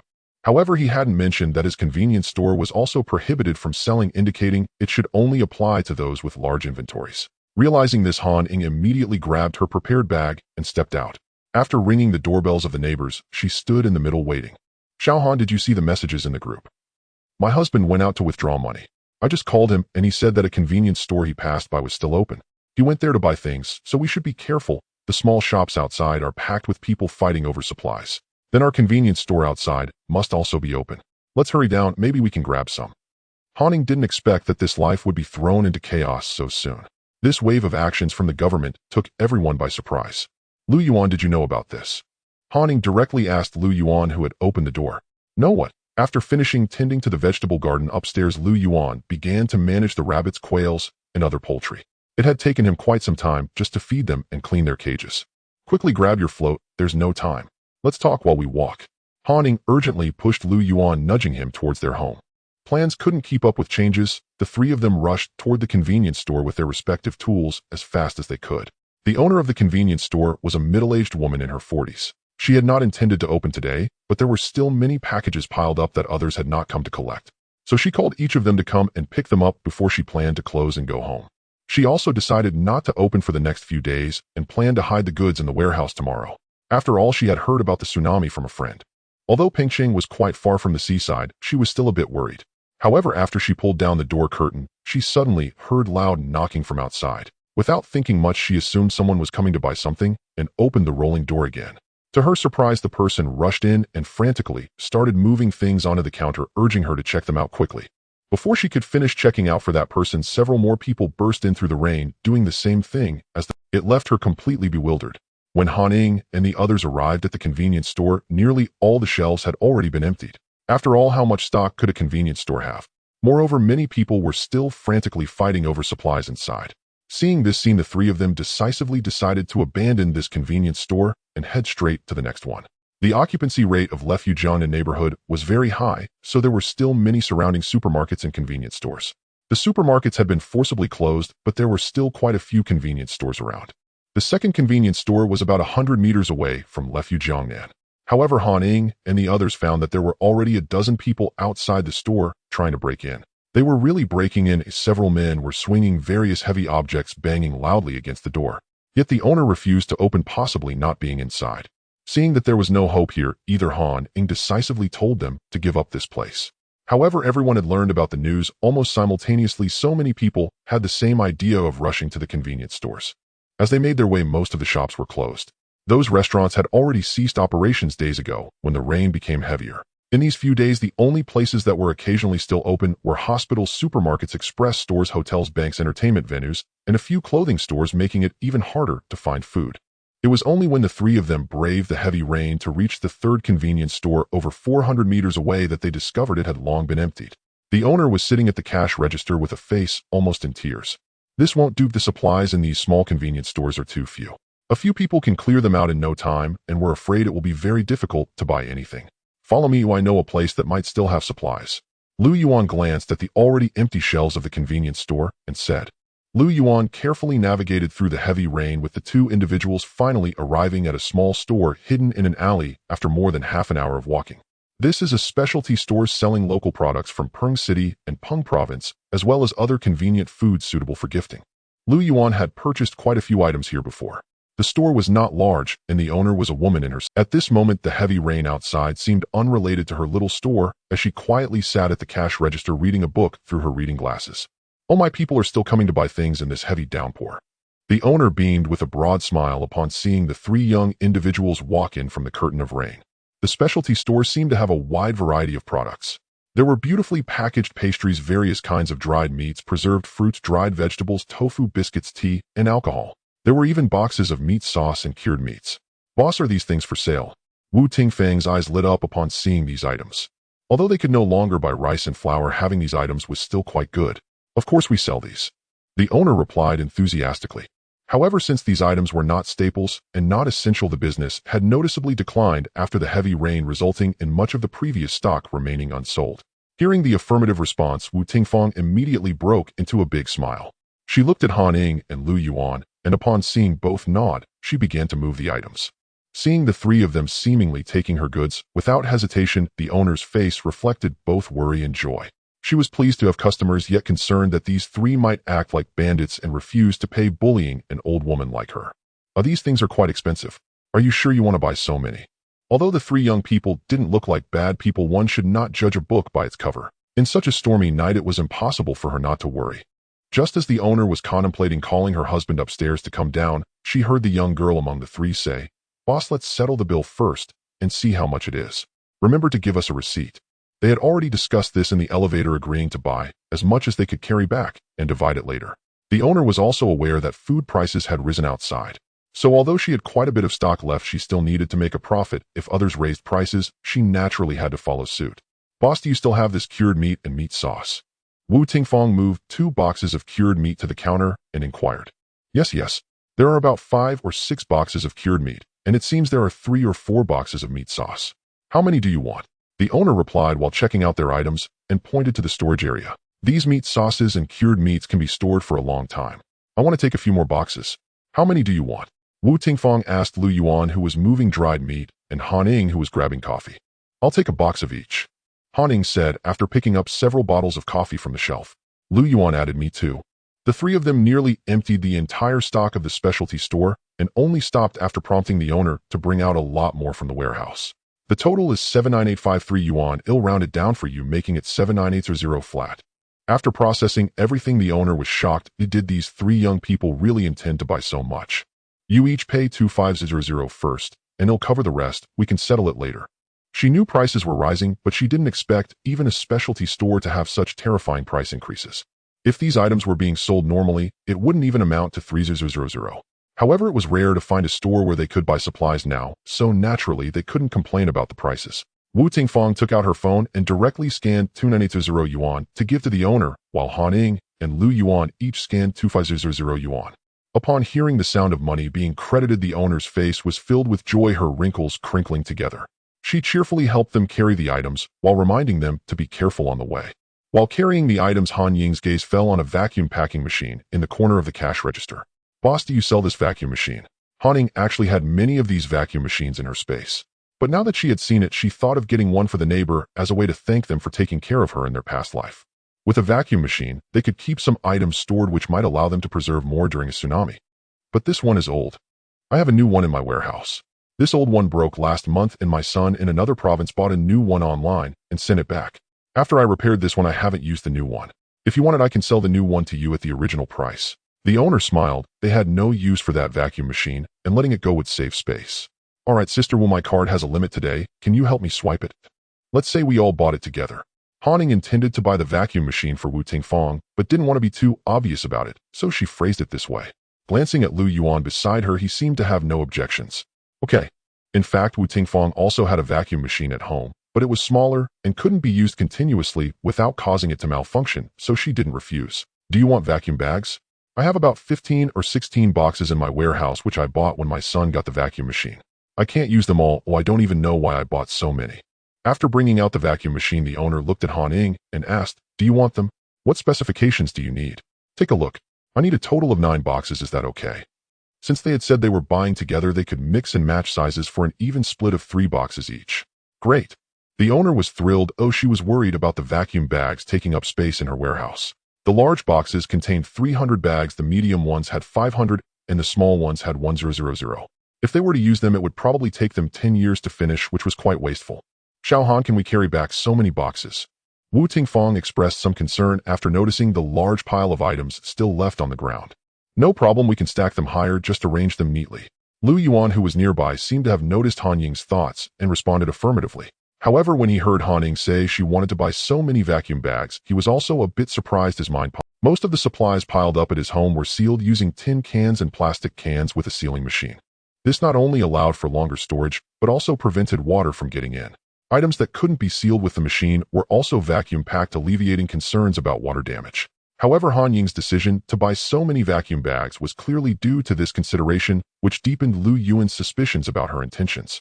Lu Yuan had already speculated about Han Ying's sudden appearance in the house across from him. Now it seemed that this speculation could deepen even further. After the 3 of them packed and secured their belongings, they did not linger, but instead returned along the same route, 1 deep and 1 shallow. By now the water level had risen nearly twice since they had come out in the morning.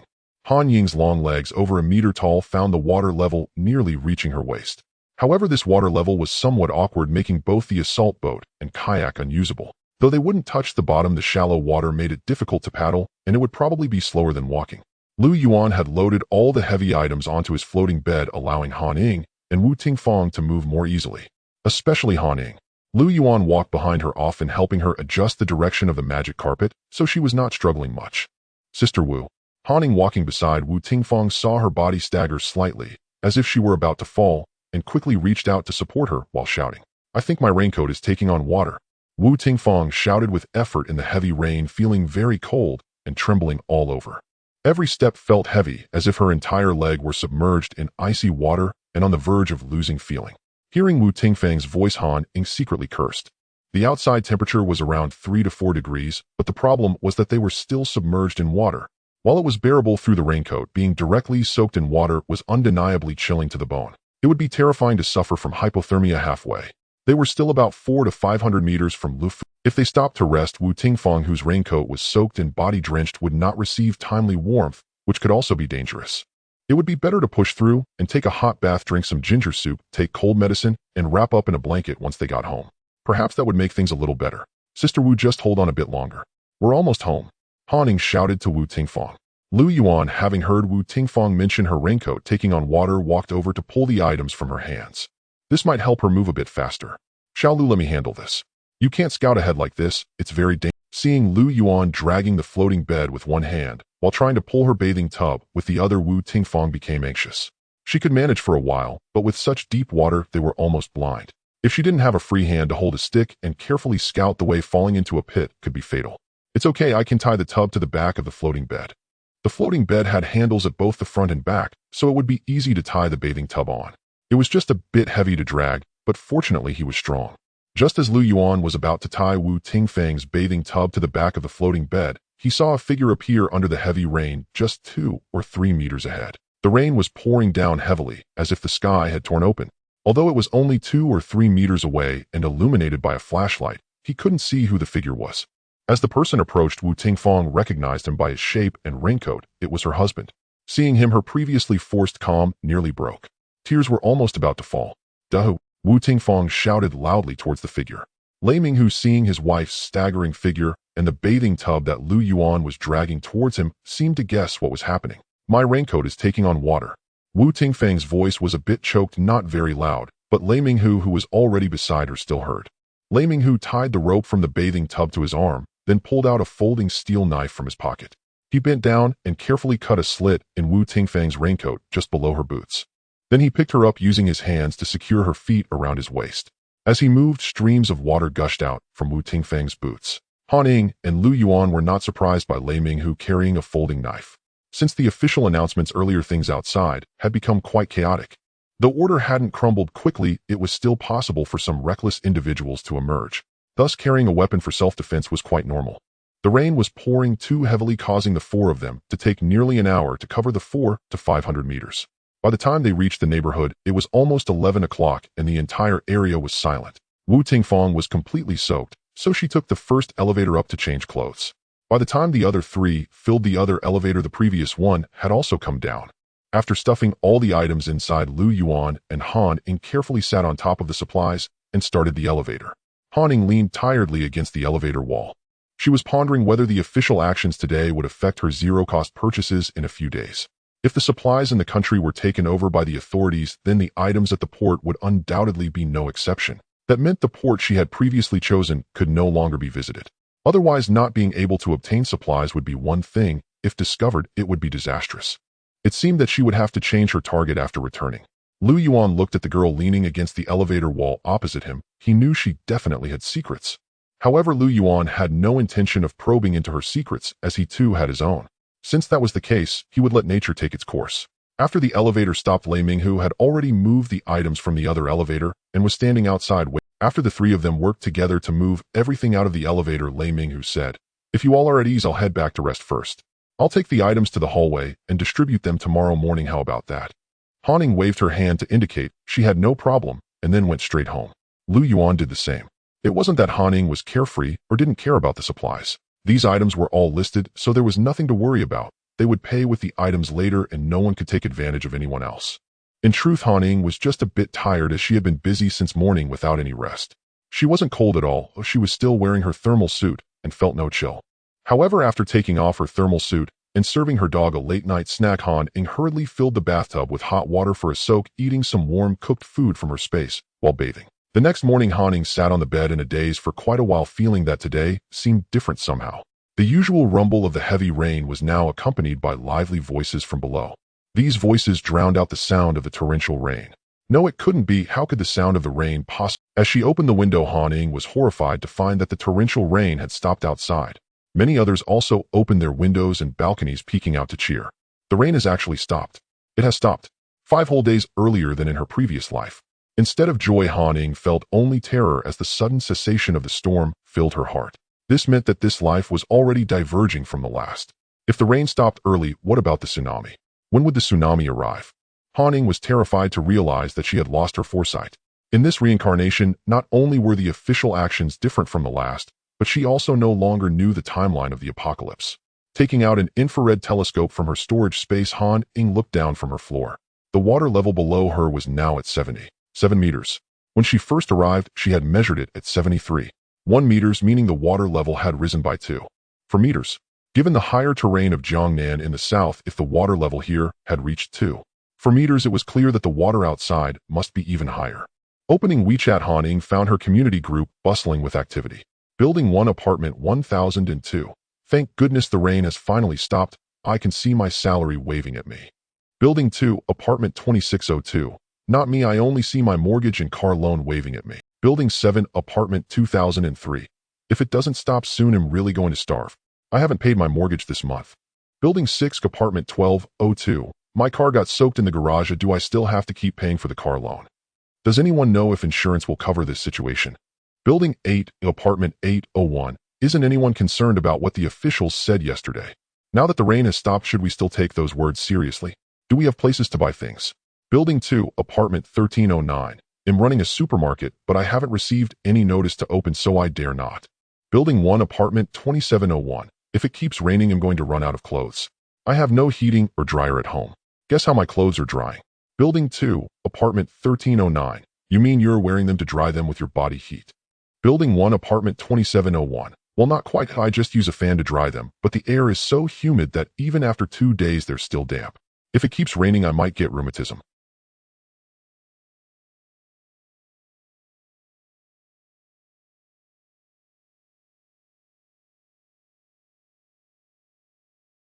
Building 3A, apartment 2601. My mom caught a cold. Does anyone have cold medicine? They'll pay for it. By the way, since the hospital has been taken over, can we still go for medical help? Building 9, apartment 102. I don't know when this water will recede. Do I want to go home? A golden nest or a silver nest is not as good as my own doghouse. Building 9, apartment 703. Building 9, apartment 102. Have we treated you poorly? Still complaining here. Everyone in your family is lazy. The floor in the room we rented to you has become so dirty from you, yet you don't even bother to clean it. My mother-in-law only said a few words to you, and you still have the nerve to complain, making it seem like we're bullying your family. Building 6, apartment 1202. The floor has become dirty, bro. That's impressive. Building 9, apartment 703. Isn't that true? My mother-in-law only cared for her own floor and mopped it using up 3 buckets of water to make it clean. Images, images, images. Since the flooding began, those living on the first floor with relatives and friends, those without connections also found people willing to take them in through the community group with the help of the property management. Of course, they had to pay rent. After the person from apartment 703 mentioned the dirty floor, the entire group fell silent for a while. Then many people started saying they had cold medicine and reported their apartment numbers, letting the person in building 3 who needed it go pick it up. Ying shook her head. Those saying they had medicine would probably have their doors knocked down in a few days. She stopped checking the group messages and first exercised for a while before heading to the bathroom to wash up. Then she prepared food for her pet Tangyuan. She herself ate a bowl of wontons, a portion of fried cold noodles, a box of soup dumplings, and 2 sesame balls. After finishing breakfast, Ying went to collect the rainwater that was almost full on the balcony. Even though the rain in this life she didn't know, but in her previous life Ying remembered that after this torrential rain there would be no rain for 2 consecutive years. Meanwhile, seawater frequently flooded the land, keeping the water levels consistently high. Ying stored her folding pool back into her space and then turned off the rainwater collector. She dismantled it as it would not be needed for a while. These spots could be used to install solar panels. She had already reserved the space during her renovations. She just needed to embed the solar panels. Very convenient. Glancing at the time, it was almost 9 o'clock, and she opened the security door to step outside. The hallway outside was quite impressive. Wu Tingfang's mother-in-law Xiao was sorting things, stacking similar items. Looking up at the sound of Ying opening the door, she asked, "Have you eaten breakfast, Xiaohan? I steamed big buns this morning. Should I have Xiaohing bring you too?" "No, Annie, I've just eaten." "How is Sister Wu doing?" Ying glanced at the neatly organized supplies on. After taking a hot bath, drinking ginger soup, and taking cold medicine last night, she still has a slight cold and is currently sleeping. I told her not to go out, but she wouldn't listen.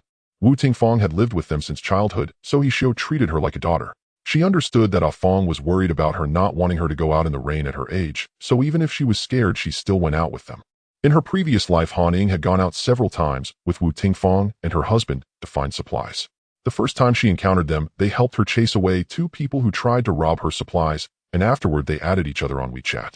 At that time, while the phone signal was often poor, it was still usable. So later they arranged to go out together a few times to look for supplies. Every time they went out, it was always the couple together. She had never seen Xiao, so she guessed that Xiao must have been at home with her grandson at that time. I wonder if Xiao Lu is up yet. Should we call him? Although not many people come up to our floor with all this stuff laid out here, if someone accidentally comes up. They were on the 27th floor, and the 28th floor above rarely had anyone coming or going. So normally, besides property management and food delivery, not many outsiders would come up, especially now, but one could never be too careful. It wasn't good for others to see that the 27th floor residents had hoarded so many supplies. The sudden stop of the torrential rain seemed to have no effect on their floor, and no one questioned whether buying these supplies was a waste of money now that the rain had stopped. It was almost 9 o'clock. He should be awake. Ying walked over and rang Lu Yuan's doorbell, but after a while no one came to open the door. Lu Yuan was currently inside the room on the 28th floor, cleaning up the droppings of the rabbits, Lu Ding chickens, and quails. He piled the clean droppings into a compost bin in the corner, sealing it up to use as fertilizer for the vegetables. After cleaning the small enclosure of the livestock, Lu Yuan picked up a basket of quail eggs, Lu Ding chicken eggs, and another basket of vegetables before leaving the room. Now he was able to collect many eggs every day. He could not consume them all, and since the space could not preserve them, Lu Yuan pickled the excess eggs into salted eggs. This was the best and simplest way to keep them for a long time. As for the vegetables, he could not consume all the ones he picked every day. So he pickled some of the vegetables into pickles or salted vegetables. The rest he washed, chopped, dried in the dehydrator, and then vacuum sealed. The rabbits had bred another batch, and there were now over 20 adult male rabbits. Keeping them would waste food and take up space, so Lu Yuan planned to find a time to slaughter them all. He definitely could not eat them all, so he planned to make dried rabbit meat, rabbit jerky, and cured rabbit meat. The room was well soundproofed to raise livestock.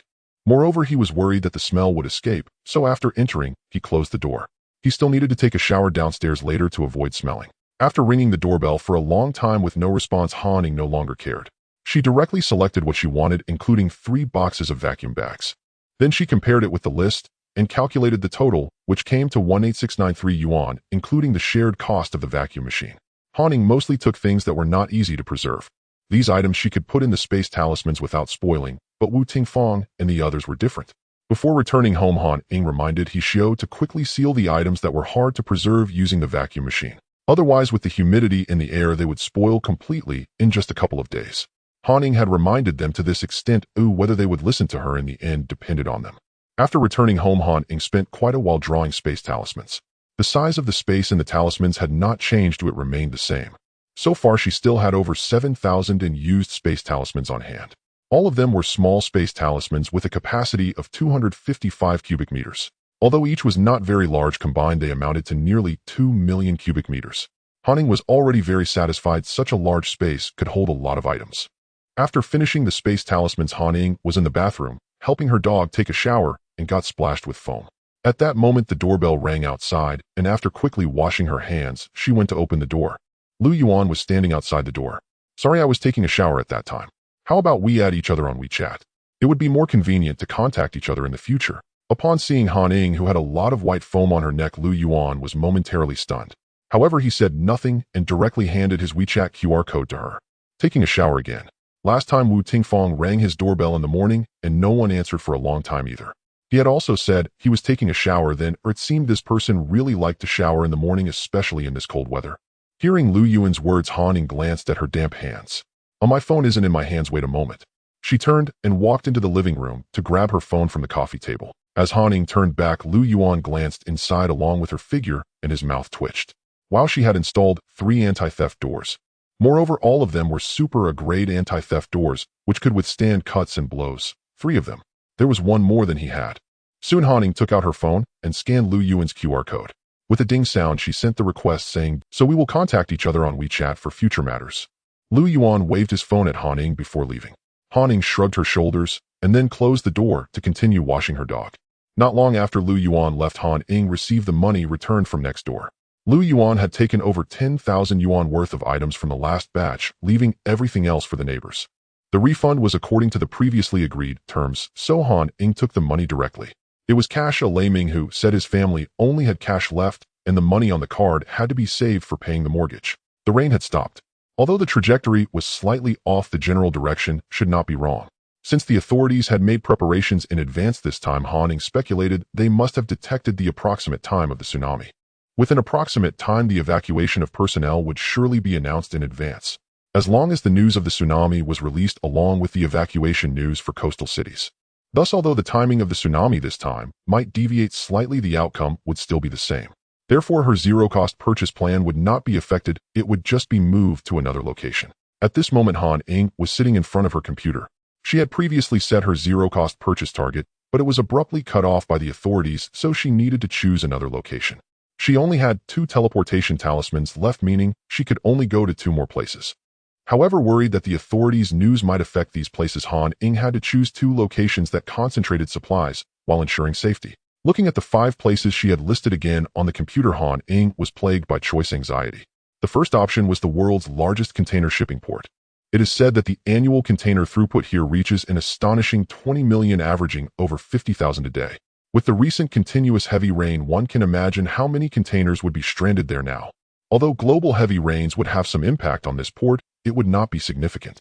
This was also information Han Ying obtained from her previous life. After the tsunami, all the containers in the port were buried under the sea. However, before being buried in the sea, these containers had still played a significant role. With their steel bodies and dozens of tons of goods inside, they greatly contributed to the destruction of the entire coastal city. So in her previous life, the greatest weapon that utterly destroyed that coastal city was not the tsunami. Rather, it was those containers at the port and other large heavy objects. These large heavy weapons did not sink to the seabed quickly due to the waves, but repeatedly crashed into buildings until they were completely destroyed. Originally, Han Ying had put her first choice in Haixi, a domestic location. Because there was China's largest container port, she thought that after collecting those containers, she might indirectly save part of Haixi. However, due to the authorities' sudden actions this time, she had to give up this idea. After all, since the authorities had made preparations in advance, they would surely have considered this issue and could solve it beforehand. The second option is a large warehouse by the sea abroad. This warehouse is not only one of the top 10 warehouses in the world, but also the main distribution center for the largest online retailer globally. A massive warehouse covering over 300 square meters. After the tsunami, the entire warehouse was ravaged by waves until it collapsed. The countless supplies within became offerings to the sea god. The third option is the largest logistics park in the world, processing over 10 million packages daily. Due to the recent continuous heavy rain combined with the preheating for double 12, the backlog of packages has already exceeded historical records. The fourth option is also a large warehouse, serving as the operations center for a global chain supermarket with thousands of stores containing items in the hundreds of billions. The fifth option is yet another container port. Each of the 5 locations has enough supplies to make Han Ying suddenly wealthy, so her choice paralysis kicked in. Han Ying already has an overwhelming amount of supplies in her space, but who would complain about having too much? Certainly not Han Ying. Especially these supplies, if she doesn't retrieve them, they will all become offerings to the sea god after the tsunami, so it's better for her to store them in her space. Since there are 5 choices, each with supplies far exceeding expectations, Han Ying needs to consider other factors. For instance, the most crucial aspect, safety. Collecting such a massive amount of supplies will undoubtedly take a considerable amount of time. Therefore, she must ensure that she won't be discovered while gathering them. Although the world had already plunged into darkness by that time, there were still some lights illuminating the surroundings. If she's not careful, she could still be spotted. Thus, she needed to choose the safest location, limiting her options. Han Ying leaned towards the first and second locations because she has a stronger memory of them. In her past life, during the time of the tsunami and the ensuing virus outbreak, these 2 locations were extensively reported online. They were thoroughly devastated, and shortly after the world fell into darkness, everyone evacuated. Since all electronic devices would be unusable, it meant there would be no surveillance to capture her.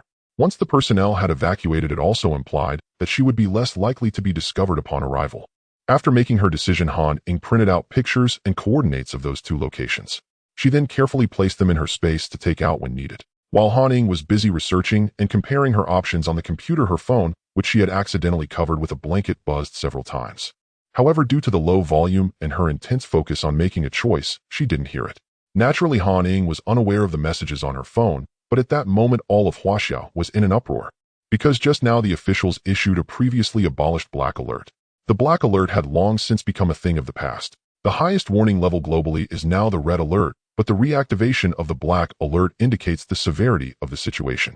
The specific content states that an authoritative international astronomy expert group has monitored that the Earth is expected to deviate from its normal orbit around 9 a.m. on December 8th. The negative impacts of the Earth's deviation from its orbit may include, but are not limited to, magnetic field disturbances, polar nights, earthquakes, volcanic eruptions, tsunamis, extreme cold, and extreme heat. The authoritative international astronomy expert group and the meteorological team predict that the first potential negative impacts of the Earth's deviation will be magnetic field disturbances and underwater earthquakes leading to tsunamis. The consequence of magnetic field disturbances is that all electronic devices globally may instantly fail. If the trace of the sun disappears as well, the world could plunge into darkness. All personnel worldwide are urged to prepare for emergencies. 1. All individuals are urged to quickly pack emergency bags that can be carried with them. Suggested items for the emergency bag include water, food, warm clothing, fire starters, lighting tools, medicines, whistles, identification documents, valuable items, etc. 2. Nationwide recall of all military personnel discharged within the last 10 years. Those who cannot be recalled due to health issues must provide proof. 3. All personnel in coastal cities of Huaxia are required to immediately cooperate with the evacuation of their current cities and move to temporary resettlement points. This order must be executed immediately. 4. Residents of non-coastal cities can choose nearby buildings or mountains with an altitude above 80 meters to avoid tsunamis. Those with no safe refuge can also follow the evacuation to temporary resettlement points. 5. Volunteers are recruited throughout Huaxia to assist in the transfer of personnel and supplies with a daily allowance of 1,000 yuan. Requirements: healthy males and females aged 1845, of veterans preferred, and those with experience operating any watercraft or who bring their own watercraft will receive double the subsidy. Watercraft include, but are not limited to, kayaks, inflatable boats, pedal boats, bumper boats, leisure boats, jet skis, sightseeing boats, bamboo rafts, flat rafts, fishing boats, etc. By the time Han Ying learned of this news, it was already 4 p.m. And it was her neighbor next door who knocked to inform. When Han Ying received this news, she was momentarily stunned again, because this information was different from the warnings in her past life.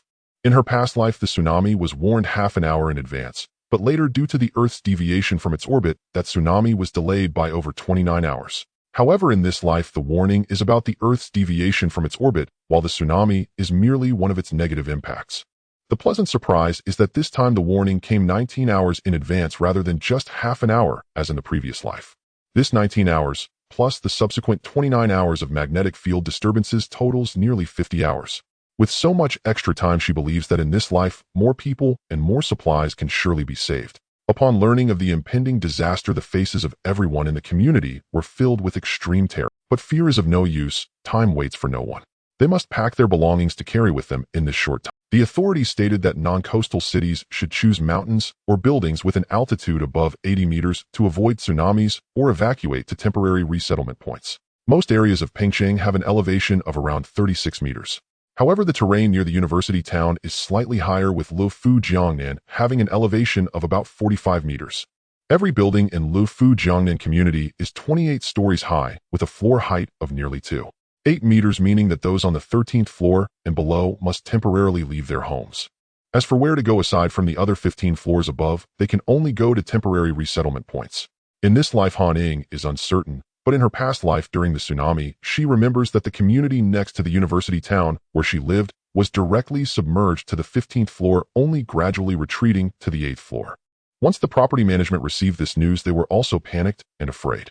However, they still had the official directives, promptly issuing notifications in all community groups. All individuals who are to follow the official personnel to the temporary relocation site must prepare their personal belongings under 100 jin and wait on the second floor of each building after 2 hours. The transfer will happen in batches, and there will be no waiting for those who miss it. As for the residents below the 13th floor who do not follow the official personnel, they are seeking refuge with residents on higher floors at a high price. Especially the residents on the 20th floor and above. Almost every household has been contacted, including Han Ying. Upon seeing the households that had contacted her, Han Ying directly declined. She did not utter any harsh words. After all, order has not yet collapsed, and she cannot be too ostentatious. These people do not know, but only Han Ying is clear that living here is simply impossible. Even if she could stay, it would only be for a few days after the tsunami. After all, every household will take in water during the tsunami, and doors and windows will be destroyed, including for the residents on higher floors. At that time, ordinary tempered glass would not withstand the devastation of the tsunami, which is why she spent a high price to obtain bulletproof glass made of supercrystal. However, there is another way to prevent the windows from being damaged by the tsunami. That is to remove all the windows and doors before the tsunami arrives, which can preserve some of them. But Han Ying would naturally not reveal such a method. After all, she is just an ordinary person and cannot know. Many people in the group express their desire to follow the official relocation, as no matter how safe high buildings may seem, they are not as safe as following the officials. Therefore, more than half of the residents below the 13th floor chose to go with the officials. The remaining smaller group mainly hesitated due to their household supplies. After all, each person can only take 100 jin of supplies when following the officials. What about the things at home then? Would anyone break in to steal them? Moreover, under the mobilization of the property management, more than 50 people from the entire community responded to the official call and were willing to become volunteers. However, there were not many who brought their own water transport tools. The neighbor Lei Ming, who initially wanted to volunteer as well, especially since there was a subsidy of 1,000 yuan a day. For families that had already run low on funds, this was a considerable income. But looking at his timid wife, young son, and mother who was already over 50, Lei Ming, who ultimately gave up. While earning money is indeed important, if his absence were to cause any harm or accidents to any family member during the tsunami, it would not be worth the loss. Naturally, Han Ying would not go to be a volunteer, as she had more important matters to attend to. And Lu Yuan across the way also did not plan to go, as he still had a nest of live poultry and vegetables upstairs. At this moment, he was on the 28th floor, suspending each cage from the ceiling with steel cables. Every cage was equipped with a food and water supply device. With a smaller opening, if filled, it could barely last them for 5 to 6 days. For now, he only hoped they wouldn't starve. The vegetables were also suspended in the same manner, placed as close to the ceiling as possible. Each pot was thickly covered with cling film to ensure that even if water entered, the soil inside would not be lost. As for the supplies in the other rooms, Lu Yuan could do nothing more. He had already sealed all supplies as much as possible with tin cans and plastic containers. Those that could not be sealed in this way were also packed using a vacuum machine. In the end, whether he could keep these things safe would be up to fate. After all, his space was limited and already packed. He couldn't fit any more items. Wu Tingfang had just knocked on the door inquiring if Han Ying's family wanted to take in people from the lower floors. She said many people had just approached her wanting to stay at her place for 200 yuan a day, but her husband had refused, worried about outsiders seeing their supplies. So Wu Tingfang came to remind Han Ying that even if she took in people, she needed to hide her supplies well. It was best to hide them under the bed or in cabinets and hidden compartments, making sure they were not discovered. She also brought Han Ying a vacuum machine, indicating that her family's items that needed vacuum sealing were basically handled. Han Ying did not refuse this, as they had agreed to share it when they bought it. In her past life, Han Ying knew that Lei Minghu had a strong consciousness of safety. In this life, her choice to live here was certainly due to their help in her previous life. But an even bigger reason was Lei Ming's strong sense of security. In her past life, Han Ying had also heard Wu Tingfang mention that their floor had been sealed off by Lei Minghu with a door after the tsunami waters receded. Thus, living next to them saved Han Ying a lot of worry and allowed her to live a bit more low-key, especially since others had already thought of those things. After obtaining the vacuum machine, Han Ying directly tossed it into her space. She then went to the guest room, which originally contained quite a few fitness equipment and a freezer. However, she had now stored all of them in her space, as these items were most afraid of water. At this moment, the guest room only had a chair and a table. On the table were several pieces of cotton cloth, and on the floor was a bucket of gasoline and several empty buckets. These cotton cloth pieces were what Han Ying had requested when she bought clothes in bulk from a garment factory. They were just some long strips of pure cotton scraps, not worth much. Thus, the factory had readily given Han Ying several truckloads. Han Ying planned to use these scraps to make torches. After all, after the magnetic field disturbance, all electronic devices could not be used, including flashlights. The only tool for illumination would be an open flame. Therefore, Han Ying intended to make some torches to have on hand for when the time came for zero-cost procurement. Making torches was very simple, and she had plenty of sticks. Let's not forget that she had bought wood by the ton abroad and could easily find suitable wooden sticks. These wooden sticks had already been soaked in water for 2 days so that they wouldn't burn out too quickly once She wrapped the strips of cloth around the top of the stick, then bound it tightly with wire and placed it in gasoline to let the cloth soak up the gasoline. After soaking up the gasoline, Han Ying placed the torches in the nearby empty buckets. Once the gasoline on the surface dried slightly, she could store them in her space, ready to be lit when needed. The torches Han Ying made were relatively large, capable of burning continuously for about 40 minutes. Moreover, making them was quite easy, so she wanted to make more to have on hand for emergencies. After 3 hours of making torches, several hundred had already piled up in Han Ying's space, which was temporarily sufficient. It was dark outside, but the entire community was unexpectedly bustling. The sounds of crying, busy chatter, and their own inner fears filled the air. Every face bore a heavy cloud of worry, but time waits for no one. They had to get moving. Residents who were to follow the official personnel had already packed up and were waiting on the stairway of the second floor of each building. The first batch of people had already been taken away. The volunteers who came to pick people up said that the temporary shelter is located in the mountainous areas of Pengcheng with an elevation of over 200 meters, as well as in hotels and student dormitories at the university town. Given the limited number of high-rise hotels and dormitories in the university town, a significant portion of the personnel needing relocation can only be sent up the mountains. Aside from the elderly and children, everyone else at the mountain shelter can only camp outdoors.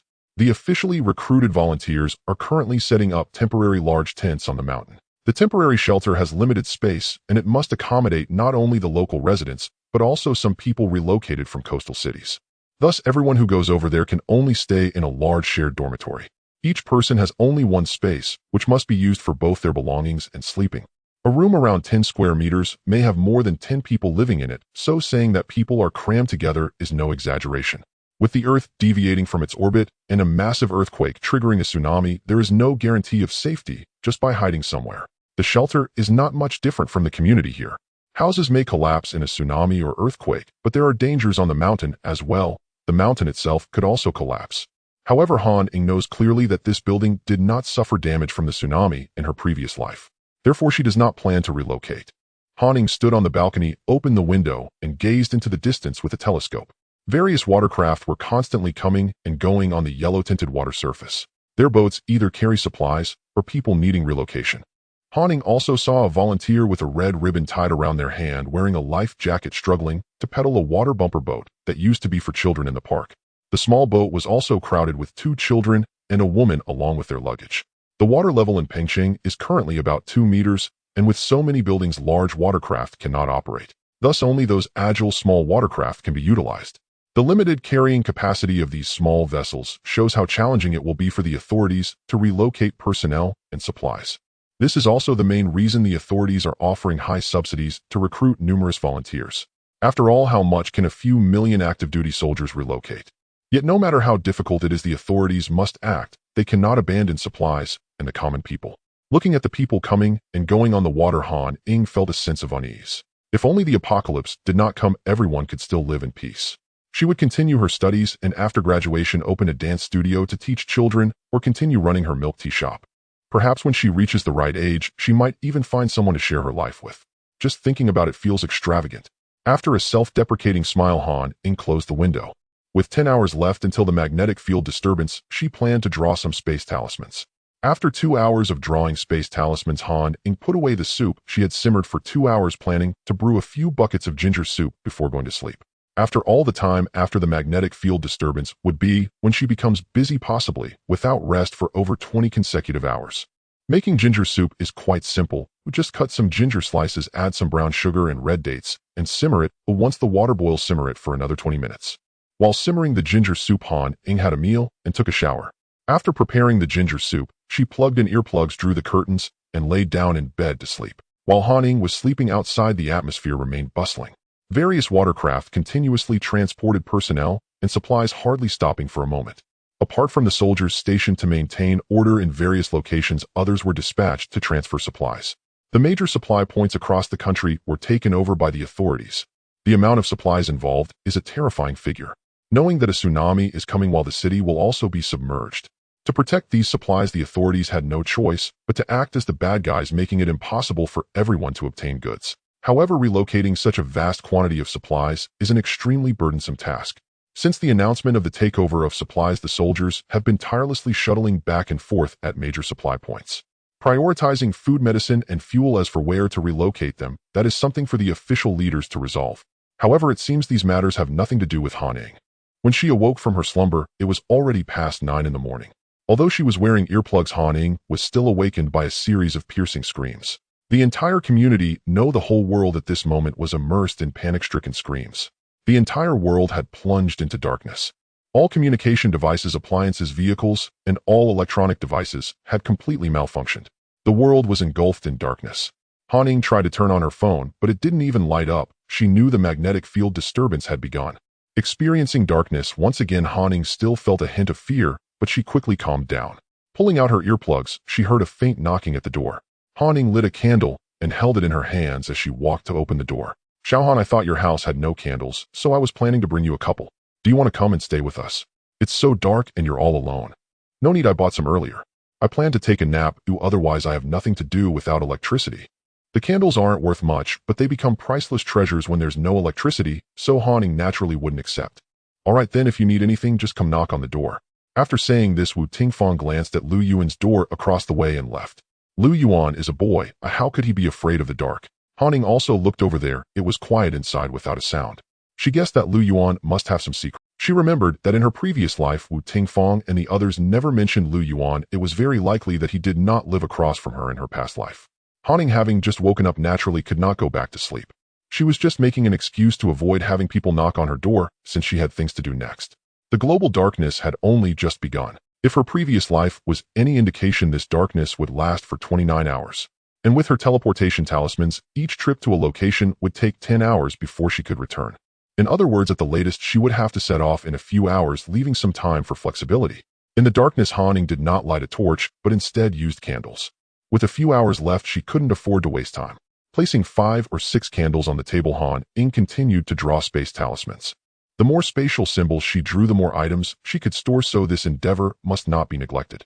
After finishing the spatial symbol, Han Ying stored the entire table along with everything on it into her space. Then she took out another empty table from her space.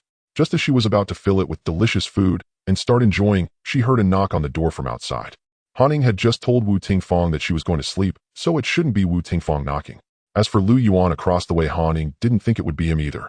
Thinking of this, a baseball bat suddenly appeared in Han Ying's hand. The order had yet to be disrupted, making the baseball bat a perfect weapon. After opening the 2 security doors inside, Han Ying could only see a vague figure and flickering candlelight through the peephole. She couldn't see the person's appearance. Through the security door, Han Ying directly asked, "Who is it outside? Is there something you need?" "Little girl, I am Wang Guilin from room 1301. My grandson is only 1 year old, and I'm afraid if a tsunami really comes, it will frighten him. Could you show some kindness and let my family stay with you for a few days?" Wang Guilin didn't expect the person inside wouldn't even open the door. A hint of displeasure flashed across her face, but it was quickly replaced by a smile. "Sure. 200,000 a day, and as long as the money is in place you can stay as long as you want. Han was not surprised at all to hear someone asking to borrow a place to stay.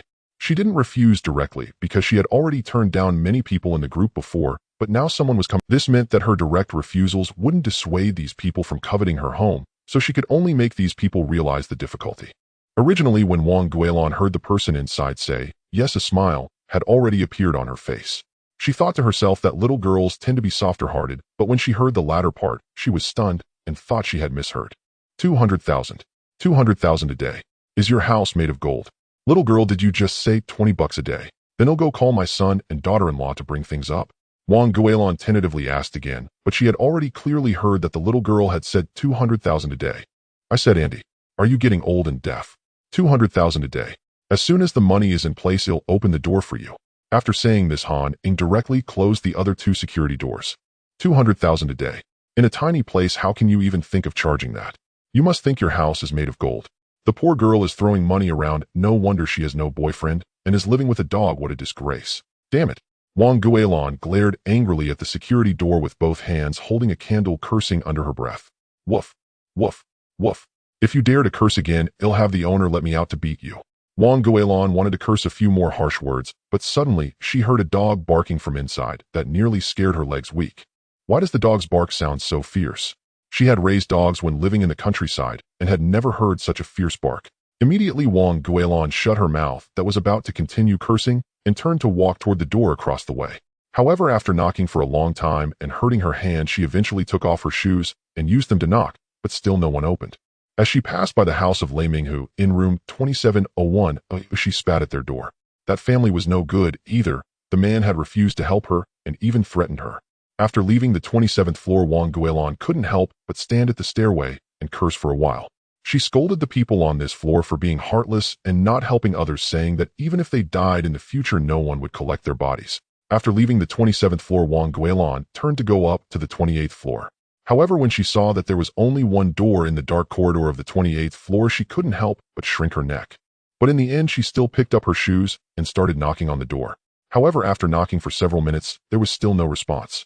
In fact, her son had already contacted a family on the 20th floor while there was still power in the evening. That family had already agreed to take them in, but they required 500 bucks a day. Not only would the meals be at their own expense, but the five of them also had to squeeze into one room. Wang Guilin found it expensive and the space too small, so she wanted to try to see if there were any other families with larger, cheaper rooms. If it were free, that would be even better. After returning home, Wang Guilin told her other old friend about what she encountered on the 27th floor. The two of them cursed in the dark, and the words were incredibly unpleasant. After closing the door, Han Ying didn't pay attention to what was happening outside. She walked to the table and took out various delicious foods from her space. Sour soup, beef, twice-cooked pork, egg yolk, shrimp, smashed cucumber, corn rib soup, and a serving of rice. Each dish on the table was not small in portion, but Han Ying devoured it all, shocking even herself with her appetite. However, after eating so much, she had never felt uncomfortable. On the contrary, she felt energized all over, so she didn't care about it. After finishing her meal, Han Ying glanced at her wristwatch by the candlelight. It was already past 12 noon. Over 2 hours had passed since the global darkness descended. Those who needed to retreat by the seaside must have done so. As for the supplies by the seaside, Han Ying didn't believe that the foreigners would move them. After all, there were too many items, and the foreigners never had the awareness of being prepared for danger. They only advocate freedom. For them, getting people to obediently relocate is already a rare feat. Expecting them to help move supplies. Dream on. After putting on her gear, Han Ying first stored the Tangyuan in her space, then lay down on her bed. She took out a photo and a teleportation symbol from her space. Lying down, Han Ying silently recited the coordinates from the photo, then executed her technique to inject a stream of spiritual energy into the teleportation symbol and pressed it against her chest. Suddenly, Han Ying felt a sensation of weightlessness, and then a solid feeling under her feet told her that she had arrived at her destination. After stepping on the ground, everything was fine. The port was close to the seaside, so there wasn't much water accumulation, which made it convenient for Han Ying to work. Not taking out the torch from her space, immediately Han Ying calmed herself and patiently listened to the sounds around her. Only the sound of the wind blowing could be heard, and there was no light in sight, pitch dark. She took out a lighter from her space, holding a torch she had prepared earlier in one hand, and used the lighter to ignite the torch. In an instant, Han Ying was enveloped in flames. If the torch was held too low, its illuminating range would be limited, and since one hand was needed to hold it constantly, Han Ying had specially made the torches relatively long. She took out a foldable scooter for adults from the space. Han Ying firmly tied a torch to the front of the scooter before starting to check her surroundings. There was no time to see how many containers this port had. The faint light of the torch barely illuminated her surroundings. Thus Han Ying could only take a cursory glance around the torch's vicinity. Her eyes fell upon rows of containers stacked together. Most of them were of international standard size, though there were some larger containers as well. Han Ying did not count or examine the contents of the containers. With one foot on the scooter and one hand on the handlebars, she reached out to touch a nearby container. Suddenly, a stack of 4 containers vanished before her eyes. Without hesitation, she pushed off the ground with her other foot, and the scooter glided forward. She did not retract her other hand, but instead touched the next row of containers as she glided past them. The dim light of the torch allowed her to see that all the containers to her right were disappearing in succession. Han Ying had researched a lot about this port online. She even made a rough map. However, the limited light from the torch prevented her from determining her exact location. After more than 2 hours and replacing the 5th torch, Han Ying had roughly figured out her position in the port. To avoid wasting time walking aimlessly, she turned in a different direction. She decided to clear the containers on her left side so she wouldn't have to take a longer route when she returned. After another hour of work, she stopped when the flame of her new torch diminished. Continuously collecting items from the space was mentally exhausting. To ensure smoother collection later, Han Ying decided to rest for a while in the space. Now over 900 hours had accumulated in the space, yet Han Ying still dared not waste a single. Putting Tang Yuan inside earlier had been unavoidable. She couldn't leave the dog alone at home, but what if something happened and it starved? Thus, she had to sacrifice some time in the space to accommodate Tang Yuan. The watermelons she had planted earlier had already been harvested, and now there were over a dozen fruit trees growing inside. The yield from the space was indeed high. She merely scattered some seeds without tending to them, yet she unexpectedly harvested over 10,000 pounds of watermelons from a single moo of land. Han Ying also realized that although there was no sunlight in the space, the plants were not affected. Despite not seeing any rivers, the soil remained moist and soft without any watering or fertilization. It seemed there were no seasonal limitations. Whatever she planted would thrive. This must have been another comfort for Han Ying, especially since she couldn't raise poultry due to the time constraints in this space. There were quite a variety of fruit trees planted in the space now. 2 of them were durian and mangosteen, which Han Ying intended to buy when she went to Taigua. There was an apple tree, a peach tree, and a yellow peach tree, along with mangoes, grapes, lychees, longans, oranges, tangerines, pomelos, and bananas.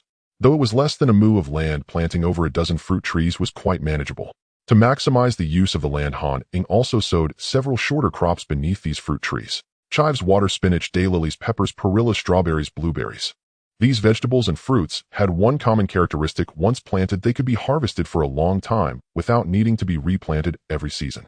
For someone like Han Ying, who didn't spend much time in the space, these were the most convenient crops to grow. Calling Tung Yuan, who was frolicking in the orchard, Han Ying served it some food.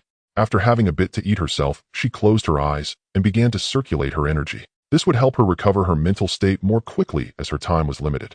After resting for about an hour, Han Ying suddenly flashed out of the space. Without any pause, she replaced her torch and continued collecting containers. The number of containers here far exceeded Han Ying's estimates. Before coming here, she had roughly estimated that there were about 2,000 containers stranded in this port.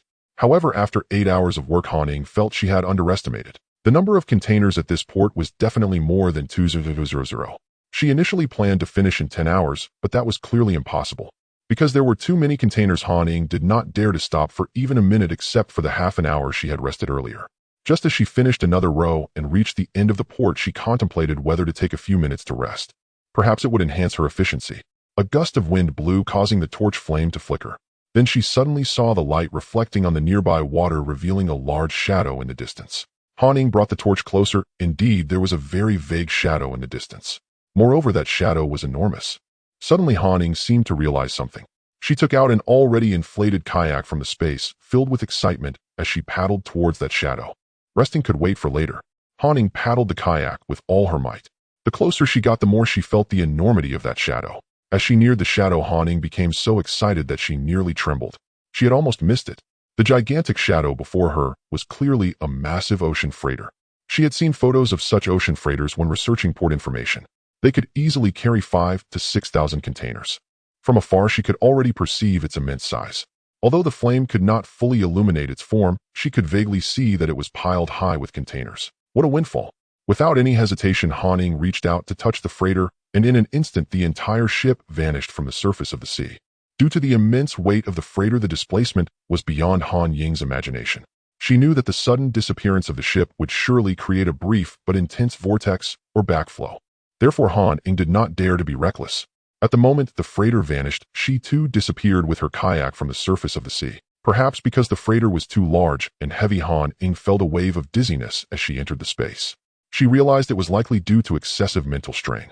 At this moment, she needed to rest for a while, even if just for 5 minutes, otherwise she feared it would be counterproductive. When a person was exhausted, they could hardly consume any greasy food. So she directly took out a cup of warm milk tea and 2 sandwiches from the space symbol, closed her eyes, and slowly began to eat while resting. The time spent eating was merely a moment of rest. With a little over an hour left, she knew there were countless containers awaiting her outside. Though Han Ying still felt a bit dizzy, she did not continue to rest. Instead, she returned to her kayak and swiftly exited the space. Knowing that only a little over an hour remained, the containers left behind would no longer concern her. With this thought, Han Ying paddled her kayak even faster. However, this port was simply too vast, and the number of containers was astonishing. After more than an hour of relentless effort without a pause, she suddenly felt a sensation of weightlessness. At the moment that weightlessness struck her, she saw that the area illuminated by the firelight contained only a row of containers. Han Ying did not know where the force had erupted from, but in that instant of weightlessness, she kicked her feet towards the last row of containers. In that very moment before she vanished, that last row of 6 containers also disappeared without a trace. 6 containers. Each one could hold at least 30 to 40 cubic meters, capable of accommodating 20 to 30 tons of goods. How much material was contained within? If those 6 containers had not been collected, Han Ying would have been tormented with regret. Knowing she had managed to collect all the containers at the last moment, she finally felt no lingering regret. When she returned to her bed, Han Ying immediately took off her gear and placed the dumpling outside in the living room. After giving it some food and lighting a thick candle, she did not bathe or change clothes, instead lying back down in her temperature-regulated suit to sleep. She was utterly exhausted, not from physical fatigue, but from mental strain. To ensure the next round of zero-cost purchases went smoothly, Han Ying could not afford to waste a single minute of rest. Now there were still 16 hours until the global darkness would end. Although Han Ying feared she might oversleep, she had no choice. If she didn't rest for a while, she worried she wouldn't be able to hold on. Upon waking, Han Ying fished out a lighter from under her pillow. She lit the candle by her bed and glanced at her mechanical watch. She had slept for a full 5 hours. Fortunately, she hadn't overslept.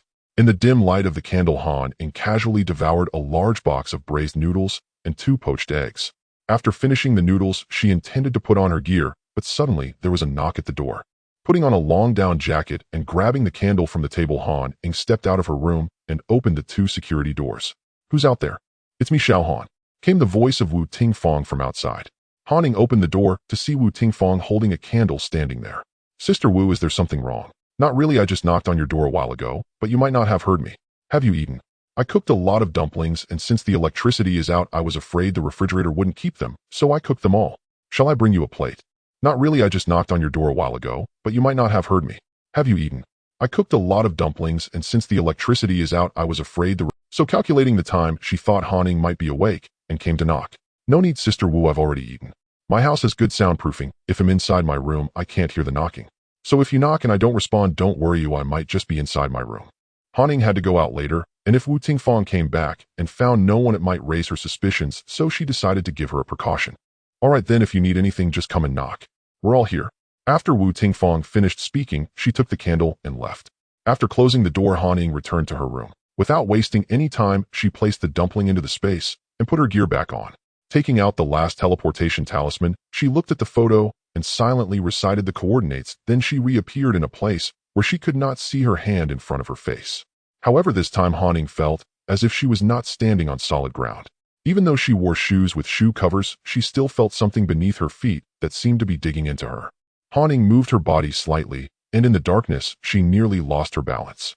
Sensing that something was amiss beneath her feet, she dared not move. First, she scanned her surroundings in the dark. It was pitch black, and she could not see a glimmer of light indicating that there were no people nearby.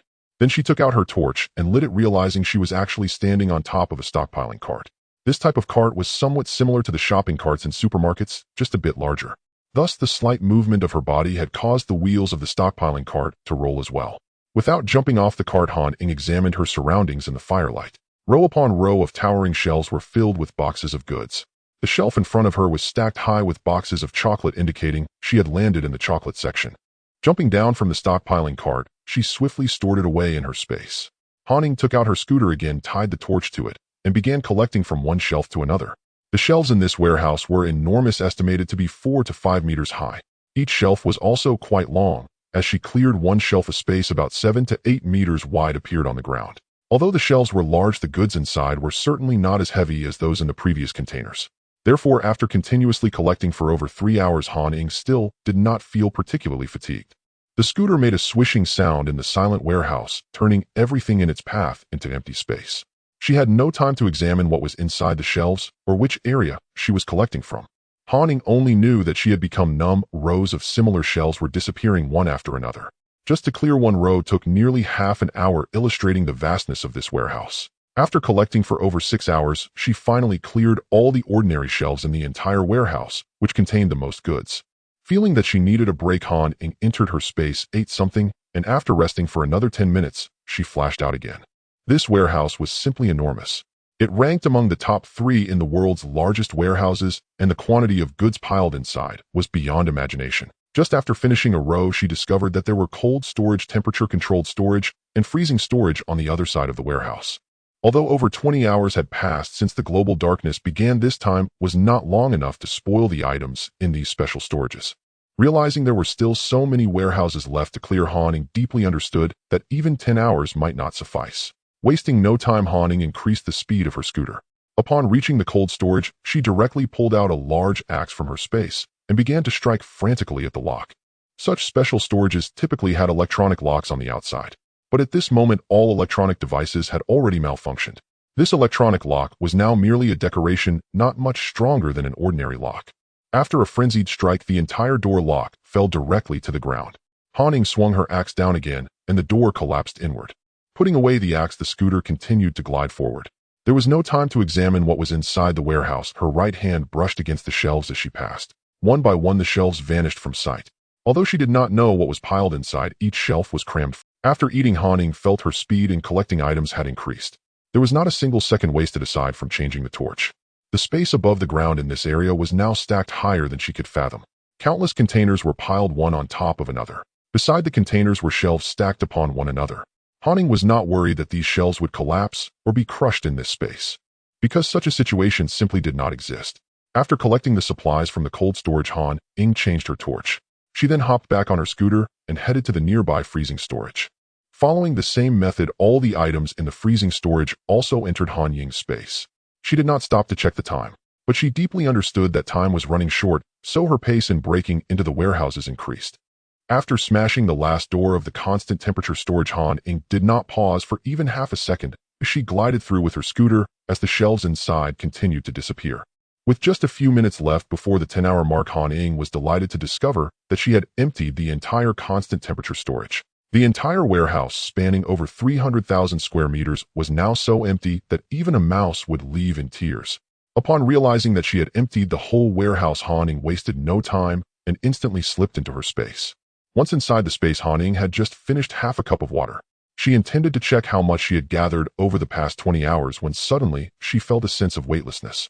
Immediately, a piercing alarm blared in her ears, nearly giving Han Ying a heart attack. However, upon hearing the alarm, she quickly regained her composure. The global darkness had ended. It had likely just finished a few minutes ago, and she knew very well what the alarms blaring from every building meant. A tsunami was about to strike. Tsunami warning, everyone please carry emergency packs, and immediately move to higher ground, Accompanied by the shrill alarm, the sounds of various birds flapping their wings frantically filled the sky.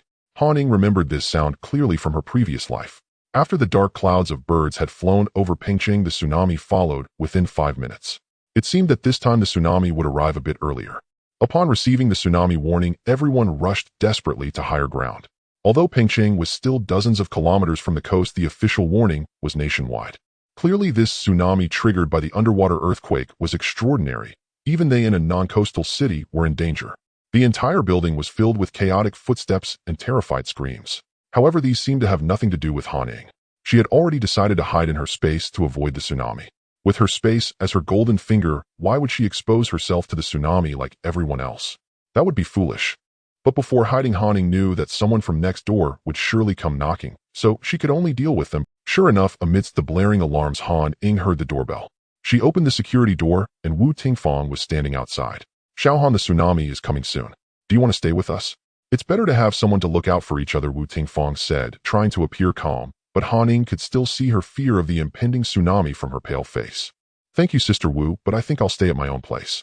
My house was renovated with the highest quality tempered glass, so it should be safe from the tsunami. I'll just stay at home.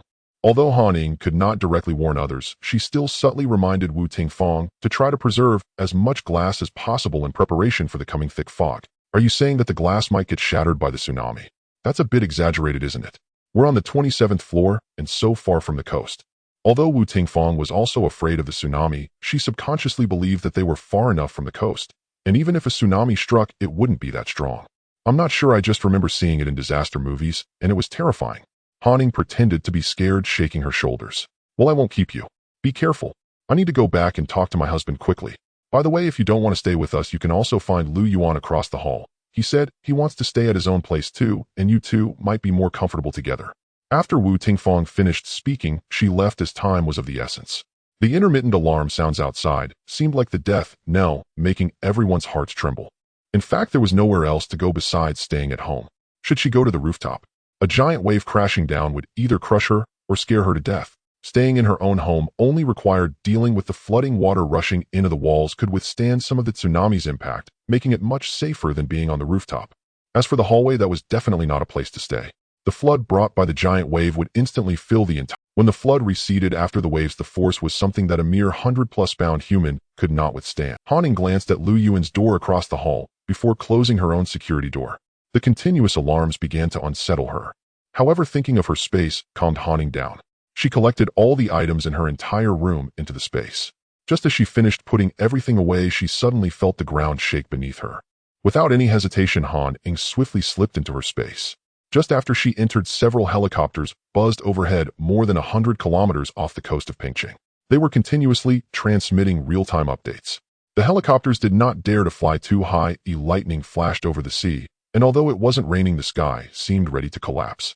As the personnel on the helicopters reported the latest news from the sea, they suddenly noticed that all the seawater was receding at an unbelievable speed. In less than half a minute, the receding seawater surged back like an army charging madly toward the shore. Ascend!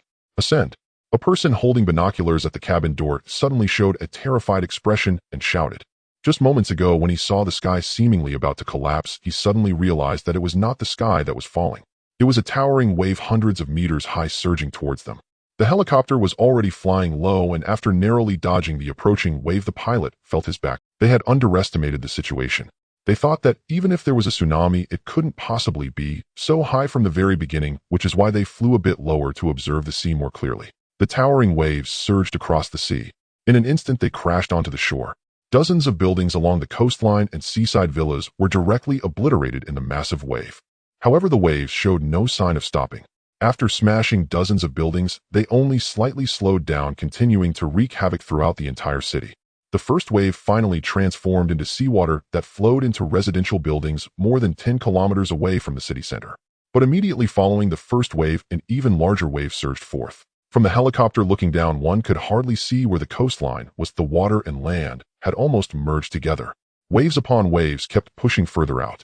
The entire Jiang city had turned into a vast ocean, with a third of the buildings in the city already in a state. The waves continually advanced, and even with countless buildings obstructing them, the massive waves surged forward as if they were invincible. Then, like a mountain collapsing, they rushed towards the nearly 1,000-meter-tall peak, causing the entire mountain to collapse with a thunderous crash. Far away in Peng City, feeling the tremors of the earth and the roaring sounds like those of a demon, everyone clung tightly to their loved ones, trembling in fear. Faces turned as pale as paper. In the face of such a natural disaster, humanity seemed like ants at the mercy of fate. Just as everyone was trembling, a shadow suddenly appeared in the sky. The shadow enveloped everyone, as if the entire sky were about to collapse. But everyone knew that the sky would not fall. This shadow was the massive wave roaring in. Everyone hid in corners, desperately holding onto anything they could grasp, their eyes wide open, mouths agape in terror, as they watched the colossal wave crashing down from the sky. Ah! Ah! Ah! Ah! The screams rose and fell. Each person instinctively closed their eyes as the wave came crashing down, as if surrendering their lives to the heavens. The haunting household was eerily quiet without a sound. However, the family of four next door had already taken refuge in the bathroom, the smallest room with the smallest window. Lei Minghu had already prepared for the worst. He had removed all the doors and windows in his home. His house only had 3 rooms and a kitchen. Thus, there weren't many large windows. He placed one window horizontally against the front door and another against the balcony door. The remaining 2 were barricaded against the bathroom door. He had truly prepared for the worst. What if the tsunami swept into Peng City? Even if the glass were shattered, the window frames would ensure that belongings and people wouldn't flow out with the waves. The 4 of them huddled closely together. At this moment, Wu Tingfang, listening to the howling waves outside, bit her lip tightly. Her whole body trembled, yet she continued to hold her son tightly, not daring to relax even slightly. Compared to Wu Tingfang's family next door, Lu Yuan's situation was not much better. He stood by the window frowning in worry as he watched the impending waves crash down. In his previous life, he had survived the tsunami without any preparation. He couldn't believe that this time, after being fully prepared, anything could go wrong. Similar to the haunting household, Lu Yuan's home still had some furniture, but all the appliances and moisture-sensitive items were gone. Inside the space, Han Ying felt far from calm. She knew that everyone outside was struggling in the tsunami, but what could she do? She couldn't reveal her secret, nor could she care for others. She could only ensure that she and Tang Yuan could survive well in this apocalyptic world. Tang Yuan really enjoyed being inside. Although it had only been brought in a few times and for short durations, each time it came in it would run around excitedly on the ground. After gathering all the harvestable fruits and vegetables from the ground, Han Ying went up to the rooftop of the 2nd floor. She lay on a recliner, eyes closed, counting the gains from her 2 rounds of zero-cost purchases. After counting, Han Ying was nearly startled enough to tumble off the recliner. She had collected nearly 3/8 containers from the port, almost double her initial estimate of 2,000. Moreover, this did not include the ocean freight ship, which still had over 6,000 containers unaccounted for. Just that ship alone could be worth hundreds of millions. In her previous life, such a wealth of resources would have been sacrificed to the sea god. But in this life, they became her possessions, making Han Ying's eyes smile with joy. As for the warehouse at the operations center, it spanned over 3,000 square meters. Even if all the items were on shelves, the quantity was unimaginable. The items in the few special warehouses collected later clearly required low-temperature storage. Without hesitation, Han Ying directly transferred all of those into the space talisman. As for the rest, there weren't enough space talismans, so she could only leave them there for now. After all, most of them were packaged and could last for some time. After dealing with the items from those warehouses, Han Ying's gaze fell upon the containers. There were too many. Opening them all would take an indefinite amount of time. Given such a long time, some items that shouldn't be left out might spoil. So Han Ying planned to pick out the containers that couldn't be stored long-term and place them into the preservative space talisman. When she had time, she could open them slowly. Each container had a label indicating the type of goods inside. Due to the recent continuous rain, these labels had waterproof treatment, allowing them to be clearly visible. However, checking each label would take a lot of time, and Han Ying feared that the items inside the containers couldn't wait. Fortunately, Han Ying directly immersed her consciousness into the sky. Suddenly, all the resources inside the space were presented in her awareness, and the contents of the containers roughly appeared. Han Ying did not inspect them in detail, she relied on her instincts. Anything she felt would not last was transferred into the space talisman. After about an hour had passed, Han Ying felt a sharp pain in her head akin to being pricked by needles, as she knew she had overexerted herself. Once she moved the last container into the spatial talisman, Han Ying immediately relaxed her mind and lay down on the lounge chair, falling asleep. In fact, Han Ying was already extremely tired. She had spent nearly 10 continuous hours collecting items in that large warehouse. After returning, she did not rest and immediately began to inventory the supplies, holding on until now was already the limit. She slept for a full 12 hours. When she woke up and realized how long she had slept, she immediately took out a magic carpet that had already been inflated. Holding onto Tang Yuan, she sat directly on the magic carpet. Next, she took out a mask from her spatial storage and put it on before emerging from the spatial realm with the magic carpet. Upon seeing the situation at home, Han Ying felt a bit more at ease. The water that had flooded her home was not too much, reaching about her calves. After collecting all the seawater in the room into the spatial talisman, Han Ying finally stepped down from the magic carpet. Han Ying speculated that the water in others' homes probably wouldn't be as high as hers, as their doors and windows must have been destroyed by the waves, allowing the seawater to flow out directly. The reason her home was still flooded to such a height was that her doors were very sturdy and had not been damaged by the tsunami.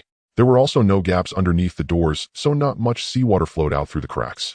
It seemed that the money spent on renovating this house was well worth it. The water had gradually seeped in through the gaps in the windows due to the pounding of the waves. She hadn't expected to accumulate so much. Evidently the ceiling of the windows was not as good as she had imagined. Han Ying. After collecting the water, Han Ying heard someone outside banging on the security door while calling her name, and it sounded like Lu Yuan from next door. Han Ying opened the security door one by one.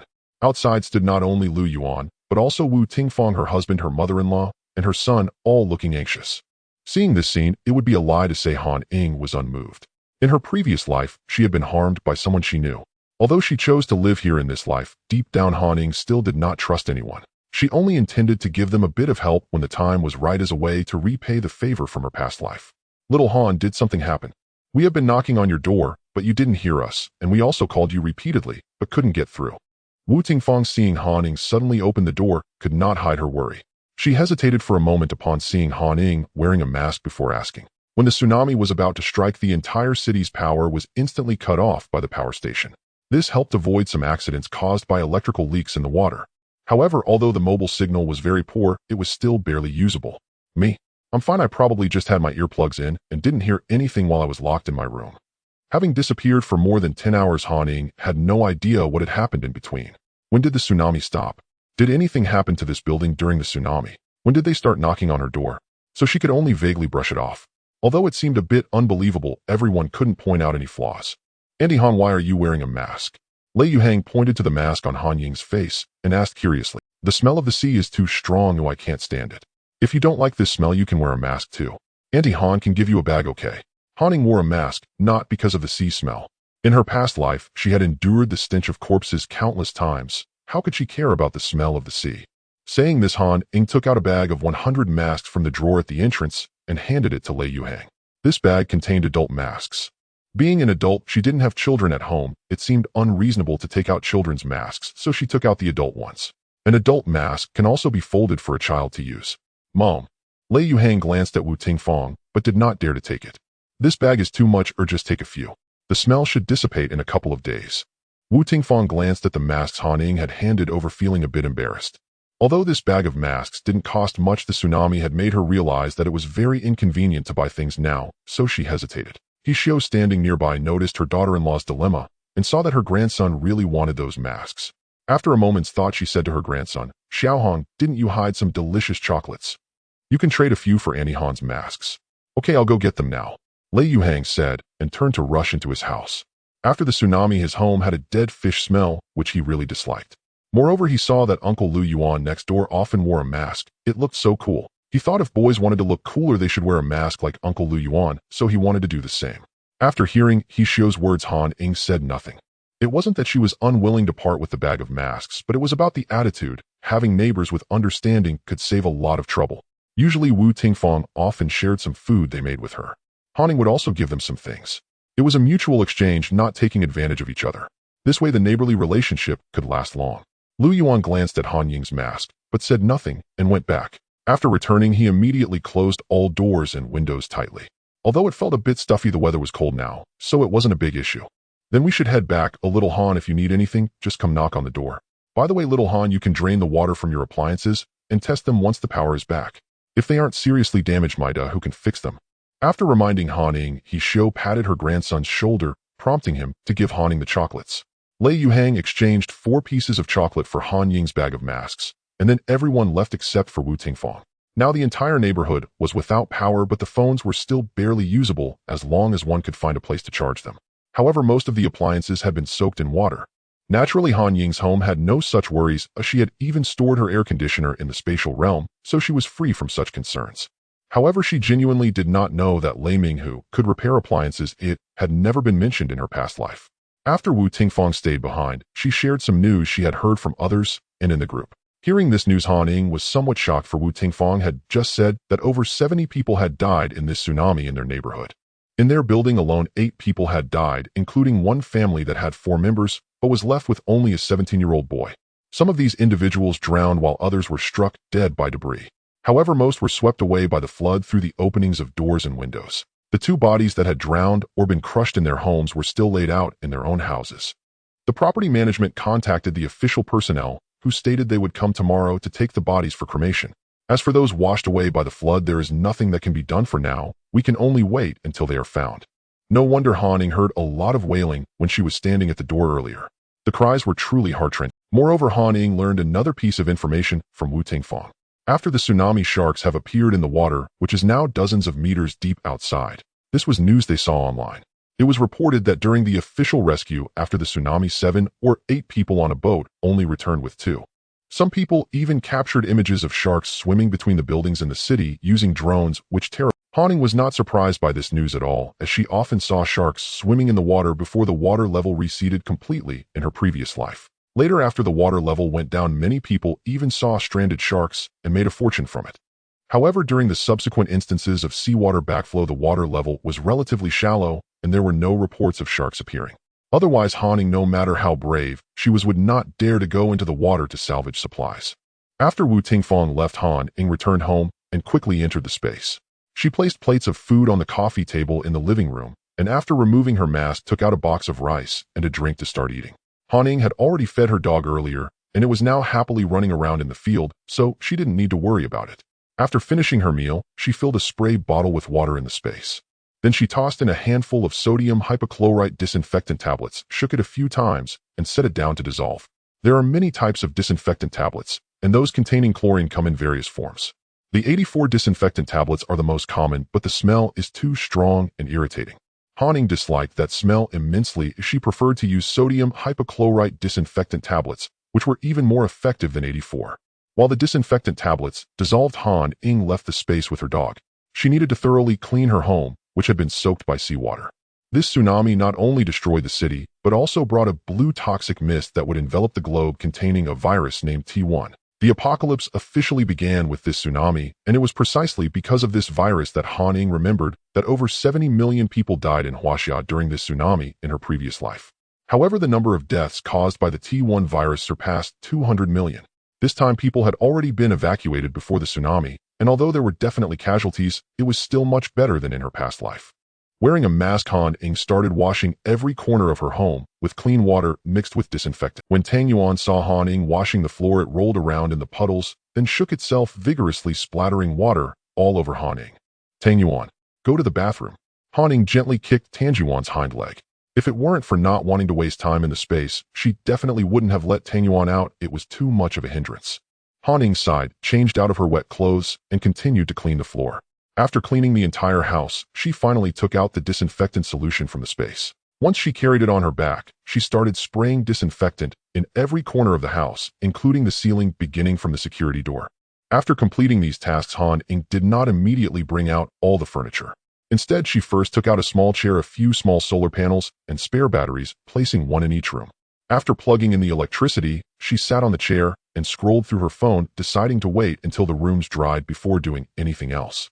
This time, with early warnings and evacuations, the number of deaths compared to the 70 million plus from her previous life had improved significantly. Most of the resettlement points in Huaxiao this time were set up in the mountains. Official statistics indicated that 9 mountains designated as resettlement points experienced collapses, including one in Pengcheng. Countless lives were lost. Many residential buildings collapsed under the ravages of the tsunami, especially those old neighborhoods. However, these losses were still far less than 1% of the coastal cities. The tsunami, which swept everything away, first struck the major coastal cities. From the photos Han Ying saw, these coastal cities were almost destroyed, leaving less than a third of them intact. It is not an exaggeration to say that the coastal cities were left in ruins. Whether those houses could still be inhabited would ultimately be decided by the officials, and Han Ying did not need to worry about where the residents of the disaster-stricken coastal cities would go next. According to official statistics, this tsunami caused nearly 2 million deaths nationwide, with direct economic losses exceeding trillions. In the past, with so many deaths, the whole country would have probably held mourning ceremonies. But now, with the water level still tens of meters high outside, even the electricity was not safe to turn on, and basic living needs had not yet been secured. Who would think of such formalities? This time, with early warnings and evacuations, the number of deaths was much less compared to the 70 million in her previous life. As for economic losses, that was unavoidable. While supplies could be relocated, fixed assets and vehicles could not be moved. These simply could not be transferred. The water level in Lefujiangnan reached the 15th floor, 5 to 6 meters higher than the official estimate. After the tsunami, several families on the 14th and 15th floors kept knocking on the doors of other floors, hoping someone could take them in for a few days. When a family knocked on Han Ying's door, she saw through the peephole that it was a stranger, a middle-aged man. She simply didn't open the door and let him keep knocking. After knocking for more than 10 minutes, without anyone opening the door, the man began to curse about the harshness of the world while shivering in the cold weather. Every household's window glass was basically shattered by the tsunami, and they could not get out. Therefore, many were seeking help on the official Weibo, calling the fire department and police. They hoped the officials could address the issues with broken glass doors and windows, as well as food supplies. Many were also furious, demanding compensation from the officials for their loved ones who died in the tsunami after going to the resettlement points. The officials had no way to assist those who died in the tsunami. After all, no one could predict which mountain or building would be destroyed. Moreover, many officials also sacrificed themselves during this tsunami. Therefore, the authorities only responded to the citizens' demands for supplies, stating that they would airdrop supplies on the rooftops of each building in the afternoon, urging residents to collect them in a timely manner. Although the internet signal was not very good, it was still usable. The small group chat in Building 9 was discussing the official supply drop, but more people were expressing dissatisfaction with the government's actions. Yang Huan, my child's diapers and milk powder are almost gone. What should I do? I sought help on the official Weibo, but received no response at all. Zhao, who isn't seeking help nowadays? But who cares about us? The windows and glass in my house are broken, the wind blows in and freezes us. We can only leave it to fate. What else can we do? Zhao Hongyi, I don't know when the water will recede. When can we go back home? Li Kajia, the official has taken control of the supplies. Where will we buy things in the future? Lu Wenba, most of the things at home have been ruined by the flood. There's no electricity or water and nowhere to buy supplies. I really don't know how to get through these days. Zhao, does anyone have a self-heating pot?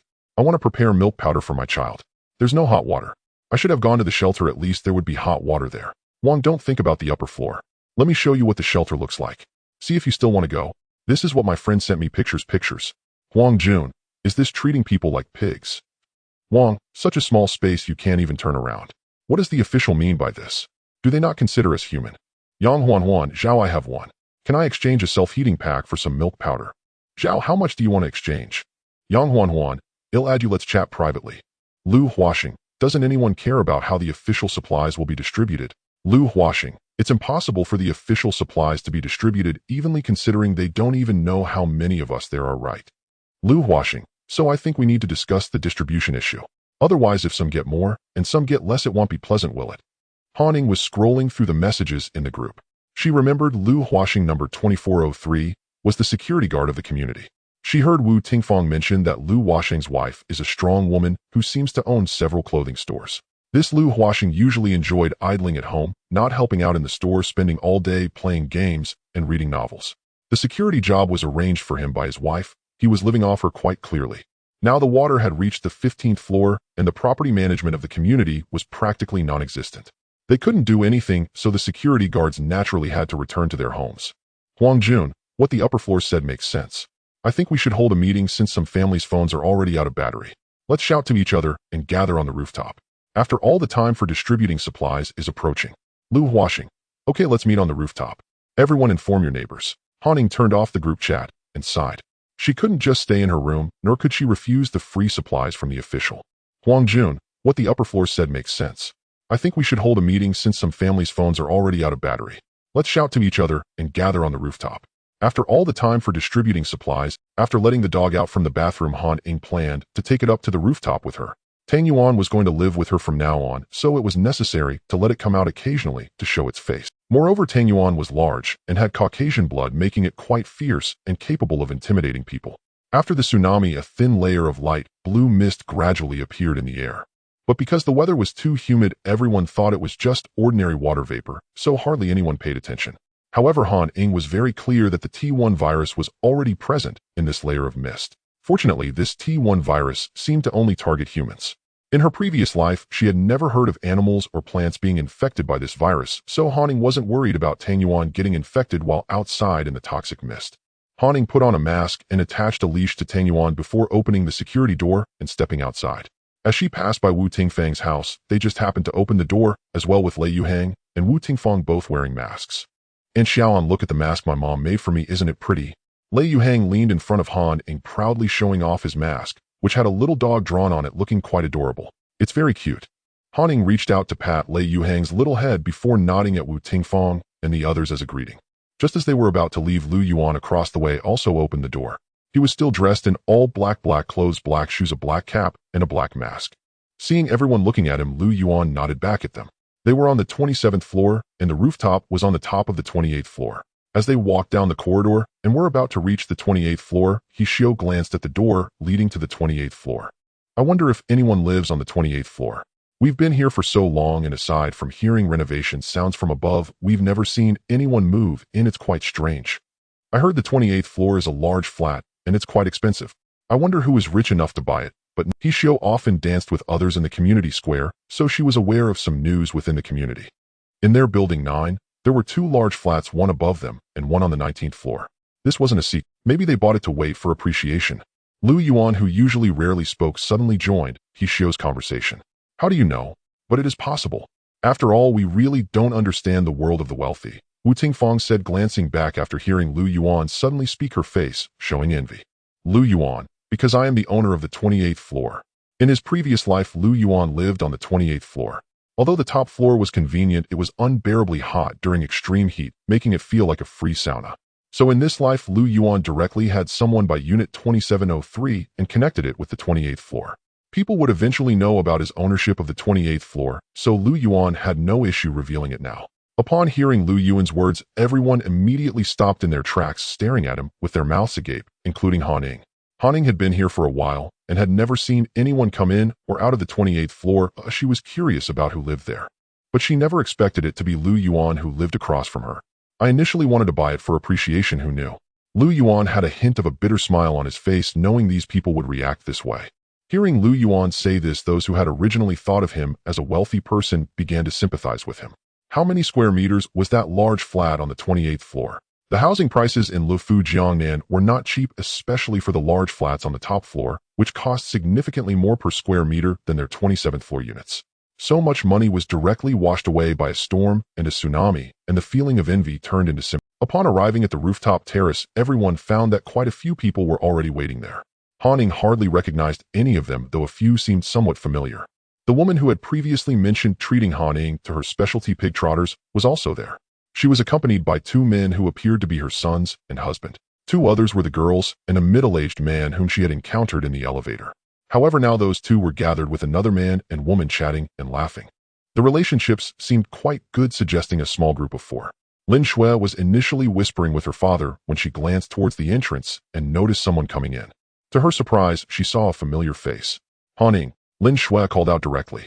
In fact, Lin Shui had seen Han Ying in the elevator before, but at that moment, she only thought Han Ying looked so. Later, when she was browsing the school forum at home, she suddenly recalled that the girl from the elevator was indeed Han Ying, who was competing with her good friend Zhao Lingwei for the title of school beauty. To her surprise, Han Ying also lived in Lefu, Jiangnan, and they were in the same building. Do we know each other? Han Ying was somewhat flustered, wondering how it was that so many people recognized her. Moreover, she was still wearing a mask, so how did this person recognize her? Was she that recognizable even with a mask on? Me too.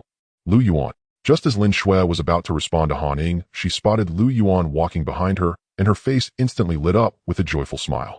Having lived in Lefu, Jiangnan for so long, she was astonished to find out that Lu Yuan also lived here. Upon hearing the girl in front of her call out Lu Yuan's name, Han Ying no longer needed to ask. It seemed this girl was also from Pengqing University. However, there was nothing strange about that.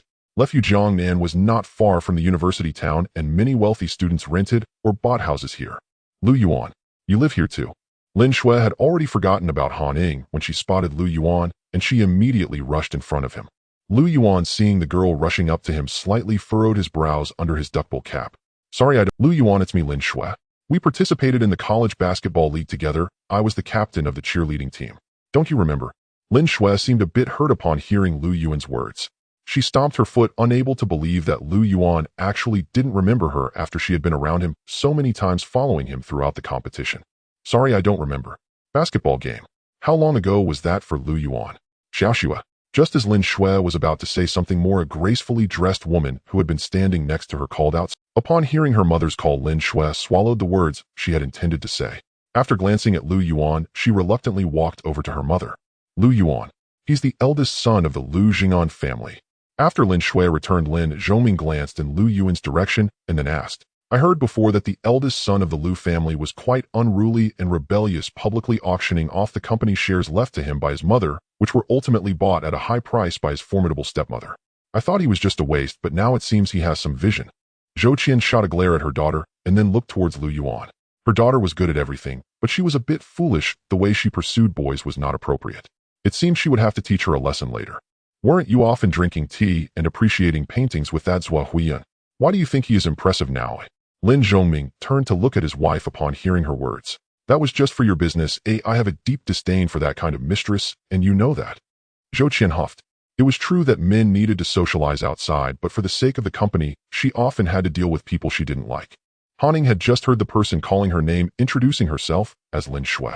She remembered that someone named Lin Shui had previously posted a wall full of designer bags in the community group, saying she wanted to trade them for supplies, and to her surprise it was her. Hanning recalled that when they met in the elevator it had been filled with their supplies. Now this person was asking for supplies in the group, so she seemed to be quite cautious.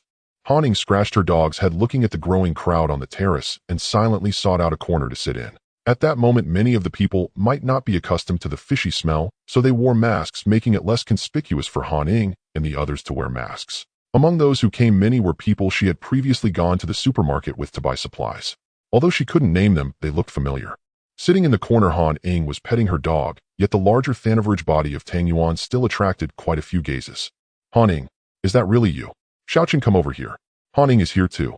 Wang Meili, arriving at the terrace with her uncle's family, initially wanted to find a quiet place to wait, but was distracted by a large dog in the corner. This chubby big dog looked somewhat familiar to Wang Meili. When she saw the girl petting the dog, she instantly remembered that this was Han Ying's dog. She had seen it in the underground parking lot. Feng Xiaoqin was at the back of the group. Upon suddenly hearing Wang Meili's words, he quickly looked up and saw Han Ying sitting in the corner with the dog, a smile appearing on his face. Hearing someone call her again, Han Ying wished she could cover her eyes with her glasses. Could someone tell her how these people were? She had changed so much since her school days. Her hair was cut short, her face only had basic skincare with no foundation, she wore simple dark clothes, and she even had a mask on. What were these people recognizing her by? Was she not allowed to change? Lu Yuan, watching Han Ying's eyes on the verge of exploding, nearly burst into laughter. He knew all too well the thoughts running through Han Ying's mind, for he had just been wondering how Lin Shui had recognized him. Han Ying, are you angry? Is that why you haven't added me on WeChat? Feng Xiaoqin approached Han Ying, squatting down to glance at the large dog beside her. Han Ying was taken aback by Feng Xiaoqin's words. What was this about? Was she angry? Han Ying wanted to say like Lu Yuan that she didn't know them, but unfortunately these two were her classmates, and saying she didn't know them would be too fake. She just wanted to keep a low profile, not to be foolish. How could she not recognize classmates she had interacted with frequently for almost 2 years? What a coincidence. Are you two living together? Han Ying was unsure how to greet these two, so she casually said something. No, Han Ying, don't misunderstand. We live next door. I stay at my uncle's house, and Xiao Chun rented the vacant room next to ours a few days ago. Hearing Han Ying say they were living together, Wang Meili quickly waved her hands. She had someone she liked, and they all knew that Feng Xiaoqin liked Han Ying. They couldn't let her misunderstand.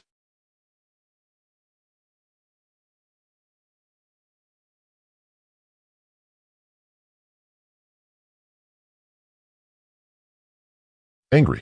Misunderstanding. What is all this? Han Ying felt that talking to these two was somewhat exhausting. She didn't want to waste any more words with them. Hey look, it's about to start. Let's find a place. At this moment, over 100 people had gathered on the rooftop, each quietly chatting with acquaintances nearby. Seeing that most people had arrived, the two who had called for a meeting on the rooftop were now standing on 2 chairs that had been moved from who knows where. Looking at those two, Han Ying vaguely guessed that they seemed to want to compete for the leader of Building 9. Everyone quiet down and listen to me. I believe everyone knows me. I am the security guard of our community. My name is Lu Huaxing. Today I have gathered everyone here for 2 reasons. Firstly, to officially notify you that supplies will be distributed here shortly, and secondly, to discuss how we should allocate these supplies. Lu Huaxing shouted from the chair he was standing on, holding a megaphone. So how do you think we should distribute them? Yeah, you go ahead and say. After hearing Lu Huaxing's words, many people below immediately started shouting. As for the distribution of supplies, there are 2 methods. One is to distribute by household, and the other is to distribute by headcount. What does everyone think is better? Huang Jun, who was standing next to Lu Huaxing, also leaned forward to the megaphone and said loudly, of course we should distribute by headcount. I believe the authorities must mean the same thing. Of course you want to distribute by headcount, considering there are 5 people in your family. I think it's better to distribute by household, as that would ensure fairness, wouldn't it? By headcount, it's best to distribute by household. Everyone wanted to distribute according to their own ideas, as only this way could they guarantee getting more supplies. Han Ying didn't want to get involved in this. After all, these people would surely come up with a distribution plan that would satisfy everyone to some extent. Han Ying stayed in the corner petting her dog.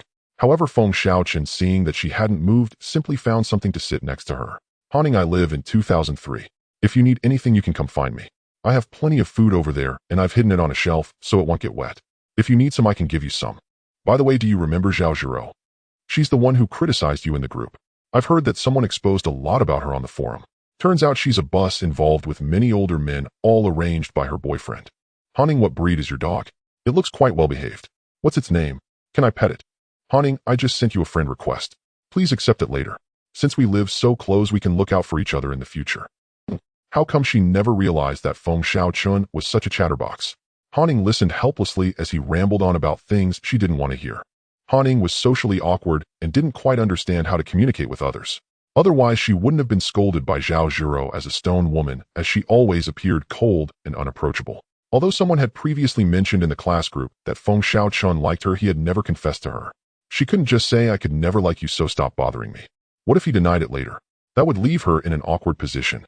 Meanwhile, Feng Xiaochun continued to chat. Haning cast a desperate glance at Lu Yuan, who was closest to her, hoping he would come to her rescue and save her from this predicament. Lu Yuan received Han Ying's distress signal and sighed helplessly before walking over. "You must be Xiaochun, right? Could you move a bit? I need to talk to my girlfriend for a moment." Lu Yuan's tall figure stood directly in front of Feng Xiaochun, looking down at him. Upon hearing Lu Yuan's words, Han Ying nearly choked on her own saliva.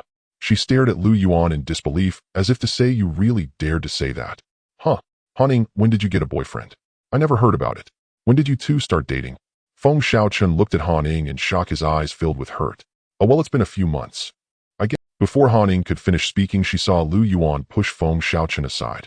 Then he casually wrapped his arm around her shoulder, causing her body to stiffen and her words to falter. Han Ying was not used to someone being so close to her and so intimate.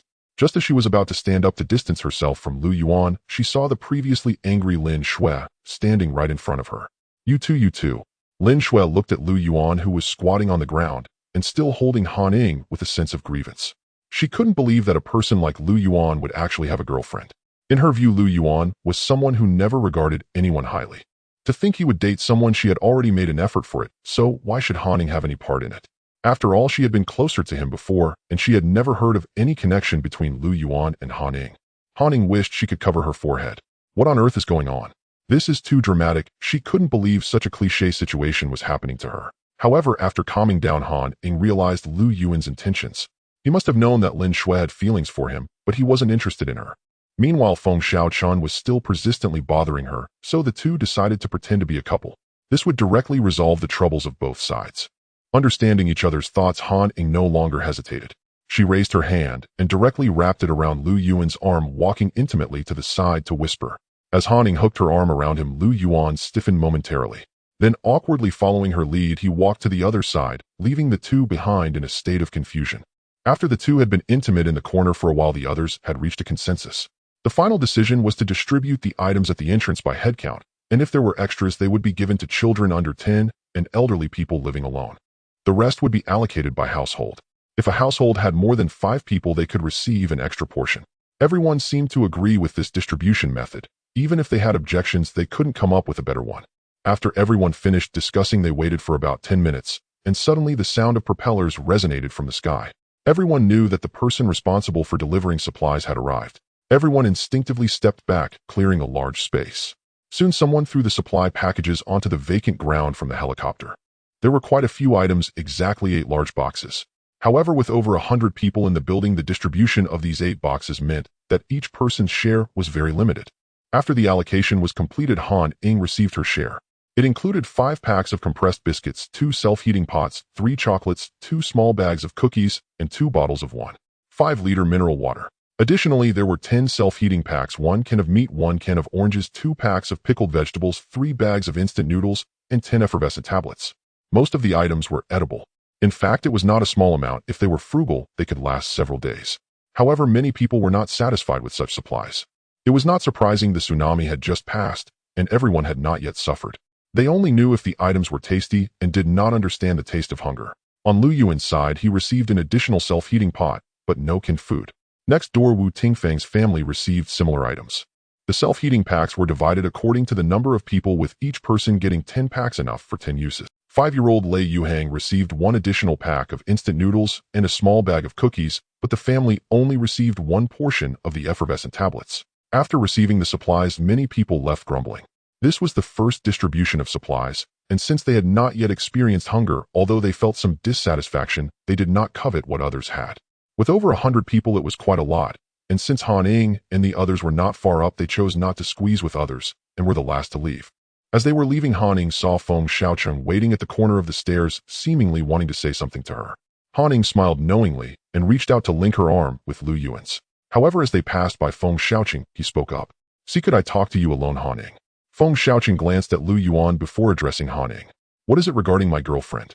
There are no secrets between us, so you can say it here." Lu Yuan naturally noticed that Han Ying did not wish to walk away with him and directly looked down at him, using his height to his advantage. "I'm sorry, my boyfriend is too overbearing, and indeed, we have no secrets." Han Ying felt that she had made herself very clear. "Okay, I understand." After saying this, Feng Xiaocheng went directly downstairs. Although they were classmates, Han Ying truly had no feelings for Feng Xiaocheng. She did not want to waste the other person's time on her, and after all, in this apocalyptic world, it was better to think more for herself. After seeing Feng Xiaocheng leave, Han Ying quickly withdrew her hand from Lu Yuan's arm. Then, feeling awkward, she wished she could dig a 3-bedroom apartment out of the stairs. "I'm heading down now, thank you for earlier," Han Ying said without looking at Lu Yuan's expression, and quickly pulled Tang Yuan down the stairs back to her home. Lu Yuan glanced at the arm that Han Ying had just linked before slowly heading down the stairs. After the official first supply drop, discussions erupted across various online platforms. However, most people were not holding a grateful mindset, but were instead complaining about what the authorities had sent. They complained that taxpayers paid so much tax each year only to receive compressed biscuits and instant noodles. Of course, there were those who understood the situation. They speculated that the reason the authorities distributed compressed biscuits and instant noodles was due to the cities still being flooded, lacking water and electricity. Even if they sent you meat and vegetables, most people would still not be able to cook them right. In that case, not only would food be wasted, but people's complaints would also be even greater. Could a few self-heating packs really cook the meat and vegetables? It was obvious to anyone with common sense that those self-heating packs were meant to provide you with hot water, especially since the weather was already approaching freezing. In such weather, lacking heating and hot water could truly be fatal. Han Ying had to admit that these people were quite perceptive about the situation. The reason the authorities did not distribute meat and vegetables was indeed due to that, but there was another reason. These supplies had all been uniformly collected and stored in freezers by the authorities, processed into dried vegetables. In the last life, after the apocalypse, 99 of the vegetables sold outside were dried vegetables. However, after extreme heat, over 99 of the vegetables could not survive. Where did all these dried vegetables come from? Wasn't it the authorities who dried them out before the apocalypse and then released them? While some were complaining about the poor supplies, many had already realized the more serious issues. After the tsunami, seawater flooded the land, and now the entire land was connected to the sea. The only fresh water on land came from the mountains. Everything else had indirectly turned into seawater. Seawater cannot be drunk directly, it must go through desalination. The cost of desalinating seawater is not low even during normal times, let alone now when all cities are submerged. Now, apart from mineral water, people could not find any drinkable water. The water in the community's water supply was also undrinkable, as it had long been assimilated by the seawater brought by the tsunami. When everyone realized this, they panicked, staring helplessly at the only 2 bottles of mineral water they had received. Some families were accustomed to drinking mineral water or using bottled water for tea, and if they had not been washed away by the tsunami, they still had some mineral water at home. However, many others drank the community's tap water. They felt that drinking mineral water was a waste of money, so they never bought it. Thus, for these people, the drinking water during the power and water outages over the past few days relied entirely on the mineral water distributed by the authorities. Of course, some were more resourceful. The entire building originally had over 70 households. Most had gone to the resettlement site, leaving only about half of the residents in the building.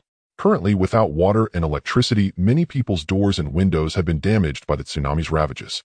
Those at home were okay, they could repair and patch things up, or at least block the door with some furniture. However, for those few households whose doors had not been flooded, but had gone to the resettlement site with volunteers, their doors had been damaged and were leaning crookedly against the doorframe, easily opened by anyone who put in a little effort. Thus, some had their eyes on these households. However, society's order had not yet collapsed, and there were still free supplies available. Therefore, those thinking of this were mostly people who had previously been idle. They planned to wait until later when everyone was asleep, then quietly slip in to see if there were any usable items that had not been washed away by the waves. This could help supplement household expenses. After all, if things went missing later, it would definitely be because of the waves, so it had nothing to do with them. Upon returning home, Han first removed her mask and threw it into the spatial talisman designated for trash. She then took out a bottle of alcohol and sprayed all the supplies she had just received. After all these items had already been exposed to the thin mist outside. Once she finished spraying the alcohol, Han placed these supplies into another new spatial talisman. In the future, she would store all received supplies here. After all, it would be more convenient to take them out after passing through the mist. After a trip outside, her clothes had already been contaminated by the toxic mist. Han quickly changed her clothes, tossing them into the washing machine along with 2 disinfecting tablets and some laundry detergent. Only then did she plug in the washing machine to start the wash. After doing all this, Han did not forget to give her dog a bath.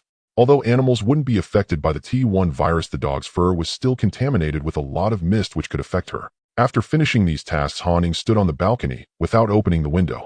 She gazed at the city outside, which resembled a vast ocean, feeling somewhat perplexed.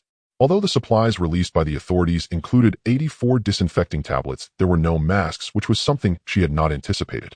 After all, the officials had given such meticulous and accurate warnings about the Earth's orbital shift and the tsunami.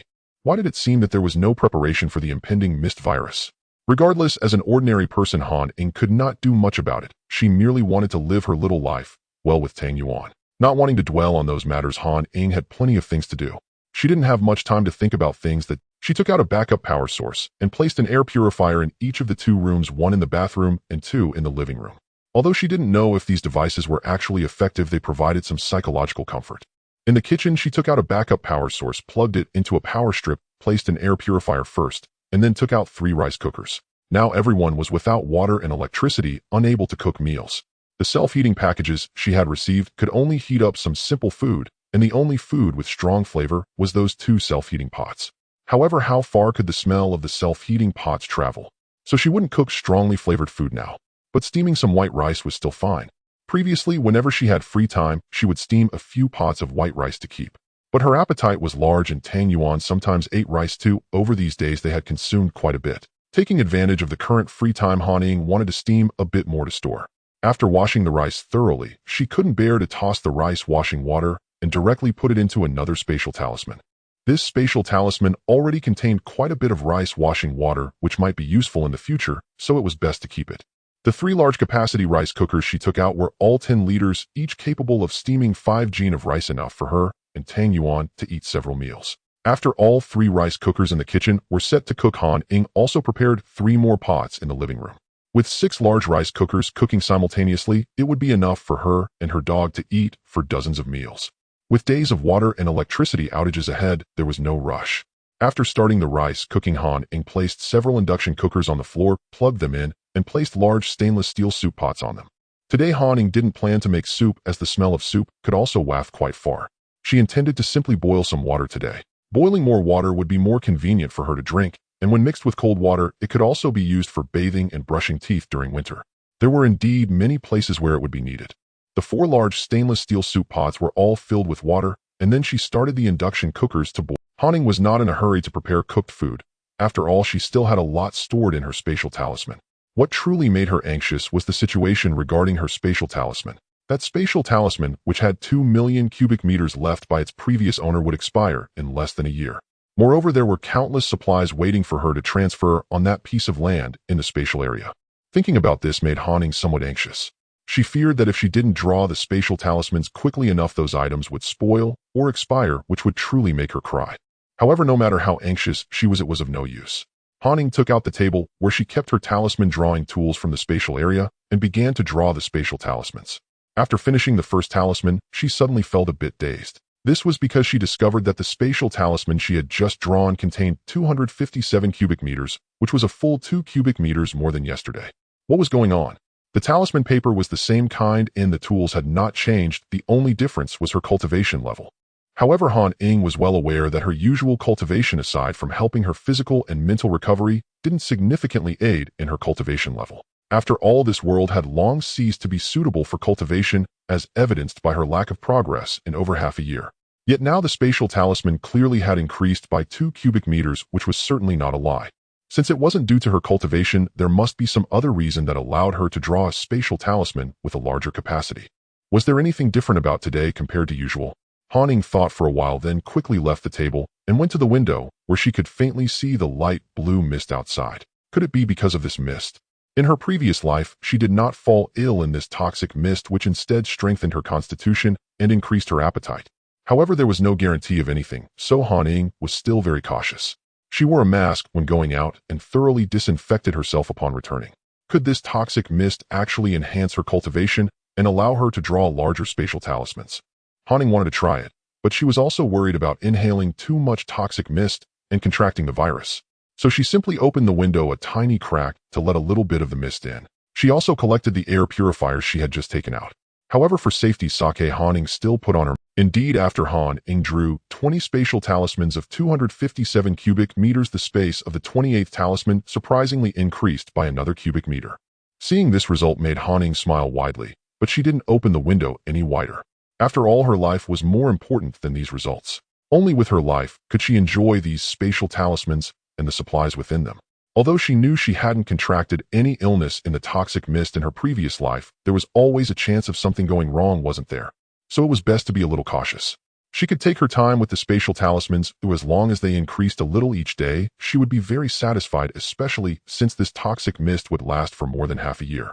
After completing 30 spatial talismans, Han Ying immediately immersed her consciousness into the spatial area. Then she moved all the items left on the ground, although packaged, which were not very durable, into these spatial talismans.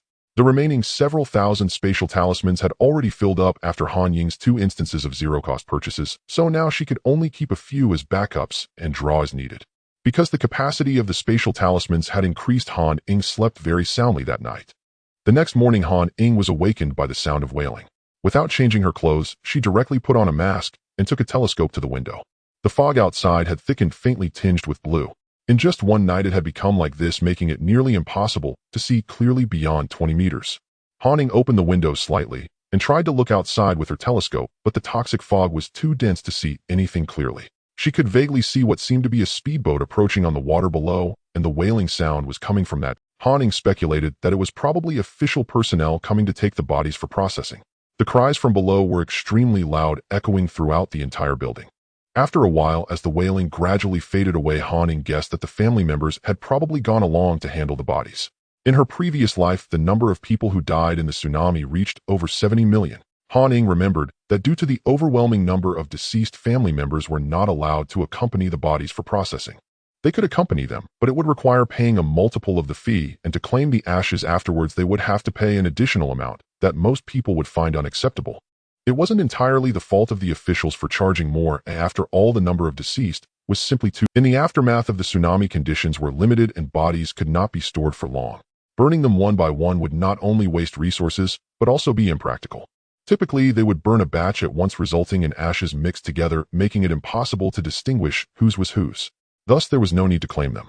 Of course, if one wanted to take back others' ashes for worship, that was possible too. However, if one wanted their loved ones to be cremated separately, it would require an exorbitant fee. This fee was generally unacceptable for most people. But this time was different. The number of deaths in the tsunami was less than 2 million, which should be much better.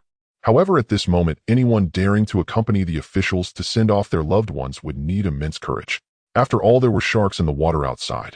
The officials had no choice. They could not allow the bodies to remain in the family's homes, as prolonged storage could lead to outbreaks of disease. Therefore, they could only muster their courage and risk their lives to follow orders and handle these matters. At this moment, these soldiers were truly embodying the words, serving the people with their lives. Hearing Han Ying get out of bed, Tang Yuan, who had been sleeping beside her, raised its head and barked at her a couple. "What's up, waking me from a sweet dream so early in the morning?" Han Ying ignored Tang Yuan and went to the bathroom to wash up. While looking out the window earlier, Han Ying noticed that the water level had receded a bit, roughly to the middle of the 14th floor. She didn't dare to flush the toilet at such a high water level, fearing that it might backflow. After throwing all the trash into the waste disposal space talisman, Han Ying returned and kicked Tang Yuan. Tang Yuan jumped up in discontent and barked at Han Ying.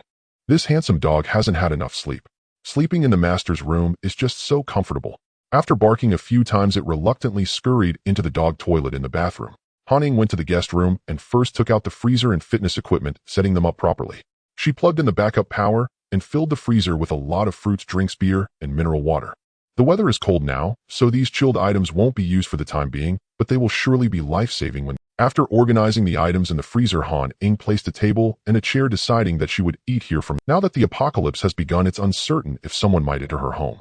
If she eats in the living room and the smell doesn't dissipate, it's better not to challenge human nature. In a good mood today, Han Ying planned to have something good for breakfast.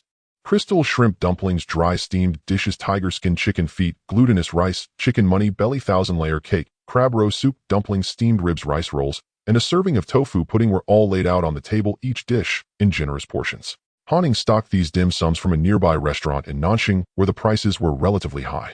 However, she had no shortage of money during her stockpiling month in Nanxing, buying dozens of servings every day.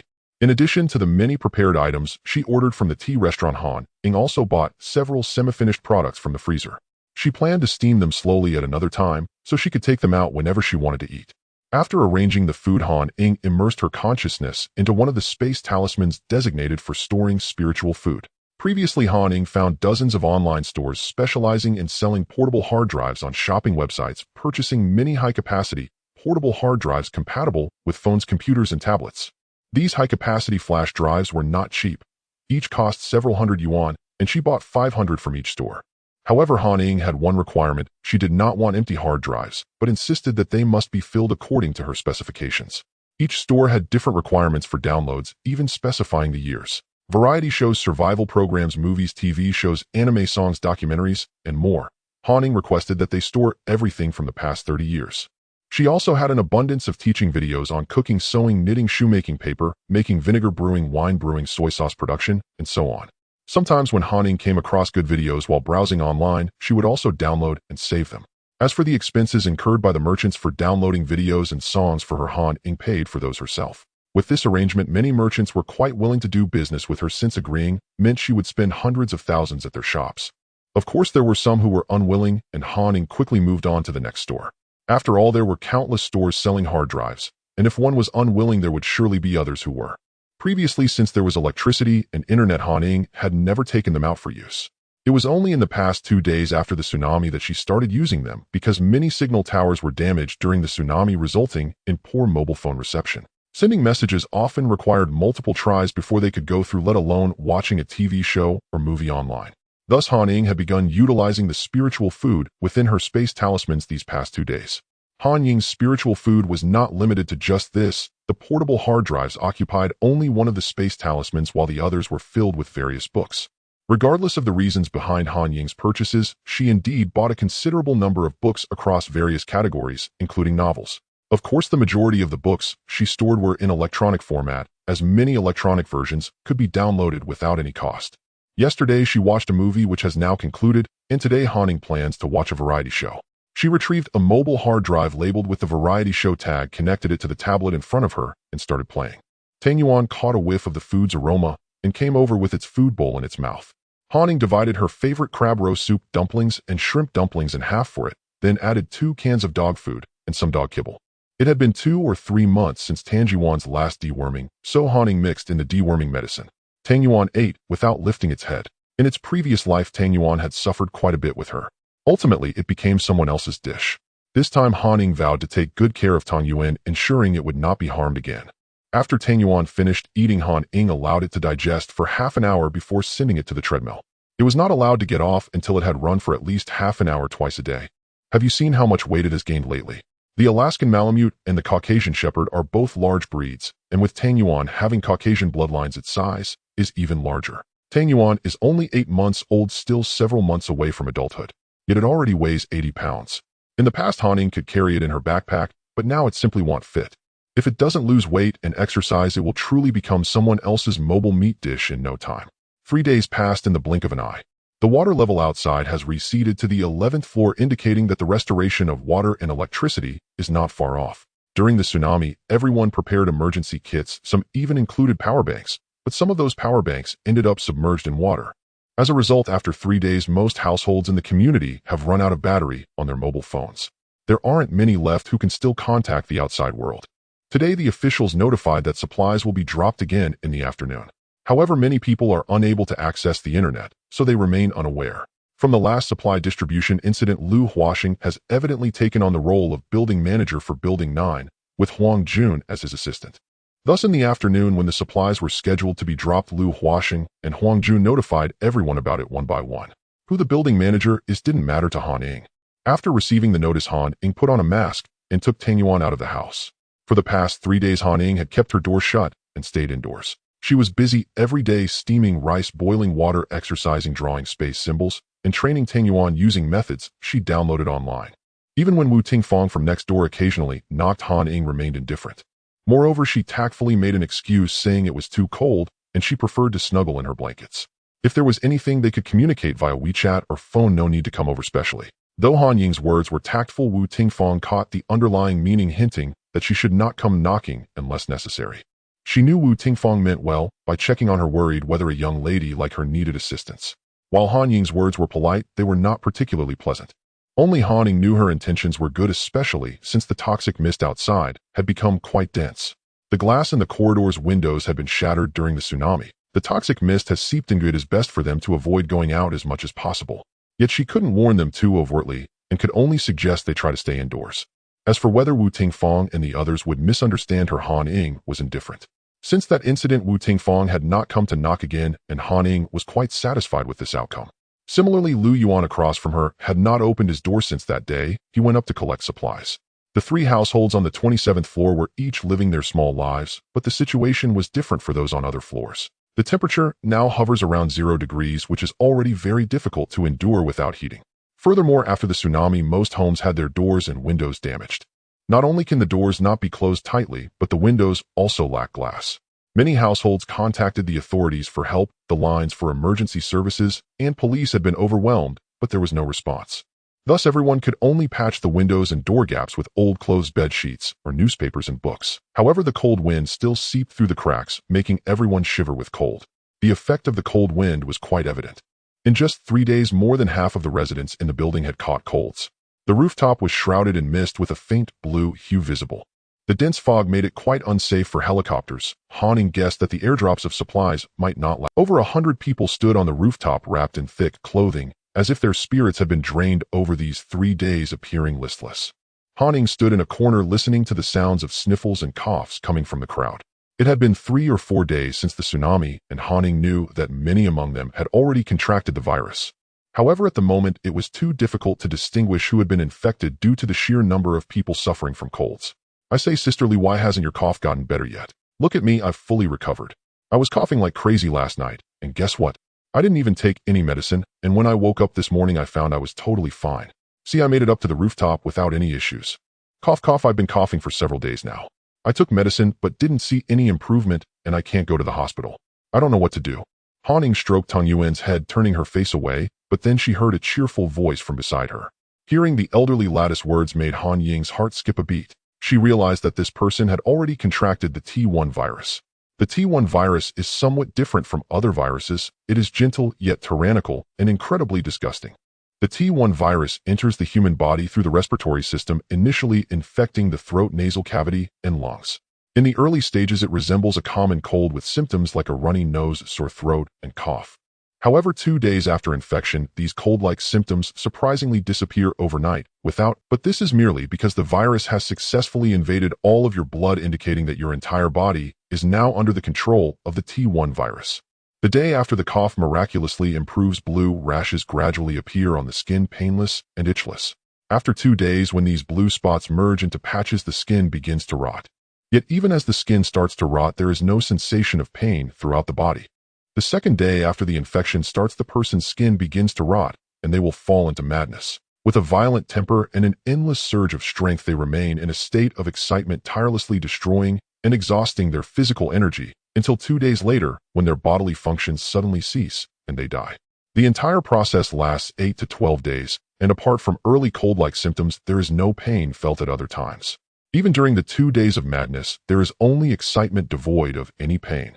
Thus, this virus is both gentle and tyrannical, and it is disgusting. It is gentle because after being infected with the T1 virus, apart from the slight symptoms of a cold, the person feels no pain. It is tyrannical because the T1 virus has no cure. In the past life, all global research institutions and medical experts worked tirelessly for half a year and could not save a single infected person. Even during the 2 days of madness, when sedatives are administered to keep them in a state of slumber, Just a few days later, the person's bodily functions still disappear, leading to death. And the disgusting part is the rotting of the skin all over the body as the blue spots merge into one. At that time, one feels no pain, yet can only watch helplessly as their skin rots away, oozing blue pus. That blue blood resembles the color of mist, utterly surreal.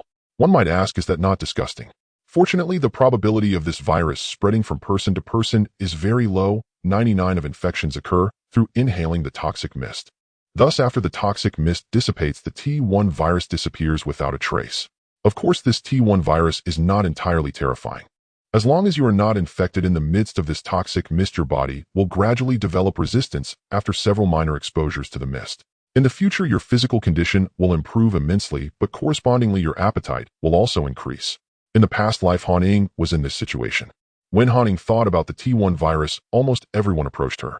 From a distance, she felt someone's gaze on her, and upon looking over she discovered it was Feng Xiaoqian and Wang Meili. Since the day she learned she had a boyfriend, Feng Xiaoqian had not come to find her again. Han Ying was very satisfied with this outcome. Unconsciously, Han Ying moved a few steps toward Lu Yuan. After all, she couldn't be too far from her boyfriend, or it wouldn't feel right. Noticing Han Ying's subtle movement, Lu Yuan glanced at her, but said nothing. There were many familiar faces on the rooftop. That day, Lin Shui was left speechless by Lu Yuan's comment of "I don't know you," and dared only to steal glances at him without approaching. On the day they went to the supermarket for supplies, the aunt who had offered to treat Han Ying to pig trotters kept glancing at Tang Yuan. Han Ying was not worried that she would come over to say anything. If she did, Han Ying would ask her for pig trotters. In fact, it wasn't just that aunt. Many people were looking at the large dog beside Han Ying. She knew what they were thinking. They were merely wondering how much food such a big dog would consume, whether it was dog food or human food.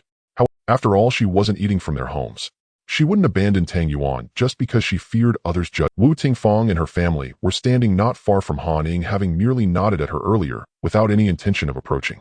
Lei Yuhang, wearing a mask, was peering at the crouching Tang Yuan by Han Ying's feet, appearing hesitant to approach. Han Ying knew that her previous words had likely hurt Wu Tingfang and her family, which is why they seemed distant today. However, Han Ying did not regret it. She had already repaid her past kindness, as she had helped them secure doors, windows, and glass, as well as a heap of supplies preserved during the tsunami. It was no wonder Han Ying knew that Wu Tingfang's family had a stash of supplies saved from the tsunami, as Wu Tingfang had sent her photos. She expressed her gratitude for Han Ying lending a vacuum machine to her family at that time. Otherwise, many of their belongings would have been ruined by water. Han Ying had said nothing back, then only that it was just a matter of luck. As for the future, one step at a time. The supplies distributed today were similar to those from 3 days ago, minus the 84 effervescent tablets, but with 2 additional cold medicines and 5 masks. Clearly, the officials were aware of the increased number of cold cases lately, which is why they distributed cold medicines and masks to everyone. After receiving her share of supplies, Han Ying waited until most people had left before she departed, just like last. Standing on the rooftop while waiting for people to leave, Han Ying could vaguely hear the sound of speedboats on the distant water. At this time, those who could go out were either the volunteers or the officials. As for what they were doing, Han Ying guessed they were either retrieving supplies or recovering the bodies of those washed away during the tsunami. After all, if a corpse remained submerged in water for too long, it would cause problems. So they would retrieve whatever they could. However, due to the possibility of encountering sharks while out there, were not many volunteers willing to go. Reluctantly, the officials had to increase the stakes, promising additional supplies for volunteers willing to go out. With the water being this deep outside, even money wouldn't help you buy anything. Thus, seeing the extra supplies offered, those brave enough steeled their courage and took speedboats out to help recover bodies and transport supplies. After most people had left, Han Ying also took Tang Yuan down. This time, Feng Xiaoqian was not waiting at the stairs, which relieved Han Ying. However, Han Ying unexpectedly saw Wang Meili at the stairway corner. This surprised her. Wang Meili had lost quite a bit of weight, looking somewhat haggard. It seemed life at her uncle's house was not easy. The supplies that had just been distributed were not in her hands, so it seemed that her uncle's family or Feng Xiaoqian had taken them for her. Is there something you need? Han Ying, can I come to your house for a visit? Wang Meili had already found Han Ying's WeChat from the small group in Building 9, knowing she lived in 2702. It's not very convenient. If you have something to say, you can say it here. There's no one else around. Han Ying had many secrets at home and tried to avoid letting people in as much as possible. Han Ying, could you rent me a room? I'll leave once the water recedes. If there's no room, I can sleep in the living room. I'm sorry, it's not convenient. Han Ying directly refused. To be honest, she had a decent impression of Wang Meili. In her past life, they had no grudges against each other, and she had even spoken well of Han Ying in the class group. Unfortunately, no matter what, she couldn't let her stay. It seemed Wang Meili had suffered some grievances at her uncle's house, or she wouldn't be seeking to stay at Han Ying's after just a few days. Wang Meili encountered herself while visiting her uncle's house for dinner before the tsunami. At that time, her relationship with her uncle's family should have been good, but how had only a few days changed that? It really only takes a few days, Han Ying. Look, the water level has already started to recede, and it hasn't rained. I believe it will return to normal soon. How about I give you 300 yuan a day? Aren't we classmates? Please help me. Wang Meili persisted, believing that Han Ying wouldn't be so heartless over just a few days of rental. In fact, Wang Meili herself didn't believe that the water level would recede in a few days, nor that life would return to normal afterward. But she thought it was better to move in first. If it was 300 yuan a day, she couldn't stay for too long. However, if she ran out of money later, she didn't believe Han Ying would really kick her out. Sorry, find someone else. Not to mention 300 yuan a day, as she wouldn't let her stay even for 3. Upon hearing Han Ying's refusal, a hint of sadness flashed in Wang Meili's eyes. She bit her lip and didn't say anything more, turning to leave. After Wang Meili left, Han Ying glanced at the garbage piled up on the small balcony at the stairwell. It wasn't much, just 5 or 6 bags. The garbage belonged to 3 households on the 27th floor, but most of it was from the neighboring Wu Tingfang's home. Han Ying couldn't bear to throw away her kitchen waste, so she collected it, and the household trash was thrown into a special space talisman. Once this space talisman for garbage was filled or about to expire, she could simply ignite the talisman paper and the garbage inside would disappear, making it very convenient. It was only yesterday when Wu Tingfang asked her if she could put her household garbage in the hallway that Han Ying realized she could put the garbage into the space talisman, but she couldn't appear to have no garbage produced. So when Wu Tingfang asked, she said she had no problem and would see what Lu Yuan said. Perhaps Wu Tingfang also asked Lu Yuan at the same time, so when she went out to throw away the garbage, she ran into him. Lu Yuan was also carrying a bag of garbage, while Wu Tingfang's family had brought out 3 bags. Carrying 3 bags at once suggested that the garbage had likely been piling up at their door or balcony. They probably feared that leaving it would cause an unpleasant odor, which is why they asked if they could leave it outside. Now the toxic mist had just begun, and there wasn't too much household garbage yet. But as time went on, garbage would start to smell, and there would be nowhere to throw it. At that time, everyone would treat the vast ocean outside as a free garbage dump, and that scene would be true. Although Han Ying didn't agree with this, she couldn't solve the problem of others piling up trash, so this phenomenon couldn't be completely eradicated. After returning home, Han Ying sprayed everything at the door with alcohol, changed her clothes, and gave her dog a bath. Although this toxic mist was helpful for her painting space talismans, Han Ying only dared to slightly open a window to let a little in. These close contact items needed to be disinfected. After all, it's better to be safe than sorry. Nothing is more important than one's own life. These afternoons were training time for Tang Yuan, and the dog seemed to have gotten used to it. After drying its fur, it directly dove into the second bedroom. Han Ying followed Tang Yuan, amused, and helped it start the treadmill. Now the water level had receded to the 11th floor, and she believed that in a few days those who had been relocated due to the tsunami would soon return. What Han Ying didn't expect was that this tsunami had caused many more people to move to the shelters due to the government's early warnings and relocations than in her previous life. The shelters were overcrowded, and where there were many people, there were many disputes. Thus, many people, seeing that the tsunami had passed, clamored to go home. Moreover, now that the water level had started to recede, those who lived on higher floors also expressed their desire to return home to the authorities. Right after the afternoon supply dropped, people began to return home one after another with the help of official personnel and volunteers. Various watercraft had begun to appear on the ocean-like surface outside. In addition to those salvaging supplies and bodies, there were also many personnel transporting goods back and forth. Even knowing they might encounter sharks, these people were driven by the urgent desire to return home. Moreover, everyone naturally had a sense of luck, thinking that with so many people outside, such things would never happen. While Han Ying was packing pot after pot of white rice into disposable meal boxes, the light above her head suddenly turned on. Looking up at the bright light, Han Ying was momentarily stunned. Was there electricity? She remembered that in her previous life the electricity came a week after the tsunami, and at that time the community she lived in only had power for residents above the 15th floor. Of course, each community might be different. Taking out her phone, Han Ying opened the community group, and sure enough, it became lively after the power came back.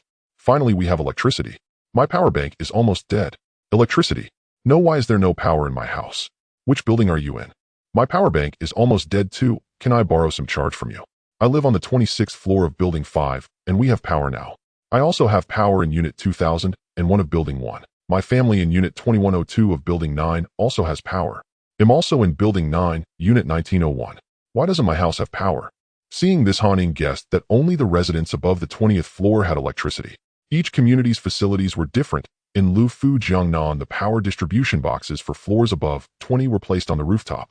Therefore, as long as there were no issues with the wiring, it wasn't surprising that they would have power at this time. Regarding the power distribution box, this is just my wild speculation. I'll enjoy it and don't delve too deeply. After looking at the group information, Han Ying scrolled through some web pages and videos. Many people were discussing the power issue online. A few communities had electricity, but most still did not. The ones with electricity were those whose power distribution boxes were on the rooftop and whose wiring was fine. At that moment, having power made many people envious. Han Ying also saw a video that, despite most people's phones being unusable, had a very high number of comments. It was a not very clear video, apparently shot by a drone. The content showed a shark biting into a speedboat and continuously eating several people. The scene was extremely bloody, making everyone watching feel their scalp tingle. Many people in the comments were questioning why such a video could still pass review and not be taken down. However, some speculated that it was intentional by the authorities to make everyone recognize the current global situation. Thus, no actions were taken against the video or its uploader. Once this video was released, it spread like wildfire, causing many who originally wanted to return home in the shelters to hesitate. After scrolling through videos for a while, Han Ying was about to turn off her phone and continue preparing her meal. Suddenly, a group announcement popped up. Due to the dense fog, the airdrops scheduled every 3 days have been suspended. The supplies previously managed by the authorities will gradually open for purchase. Please pay attention to various online next-day delivery apps.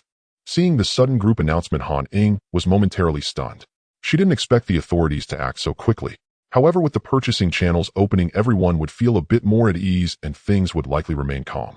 Following the group announcement, everyone quickly began chatting excitedly in the group. Having a place to buy supplies indicated that life was still on track. Han Ying opened 5 fresh produce apps on her phone, but only one had activated the purchasing channel. This app was likely the one cooperating with the authorities. However, many items had purchase limits. Things that used to be sold by the case were now sold individually. Moreover, the prices had increased significantly.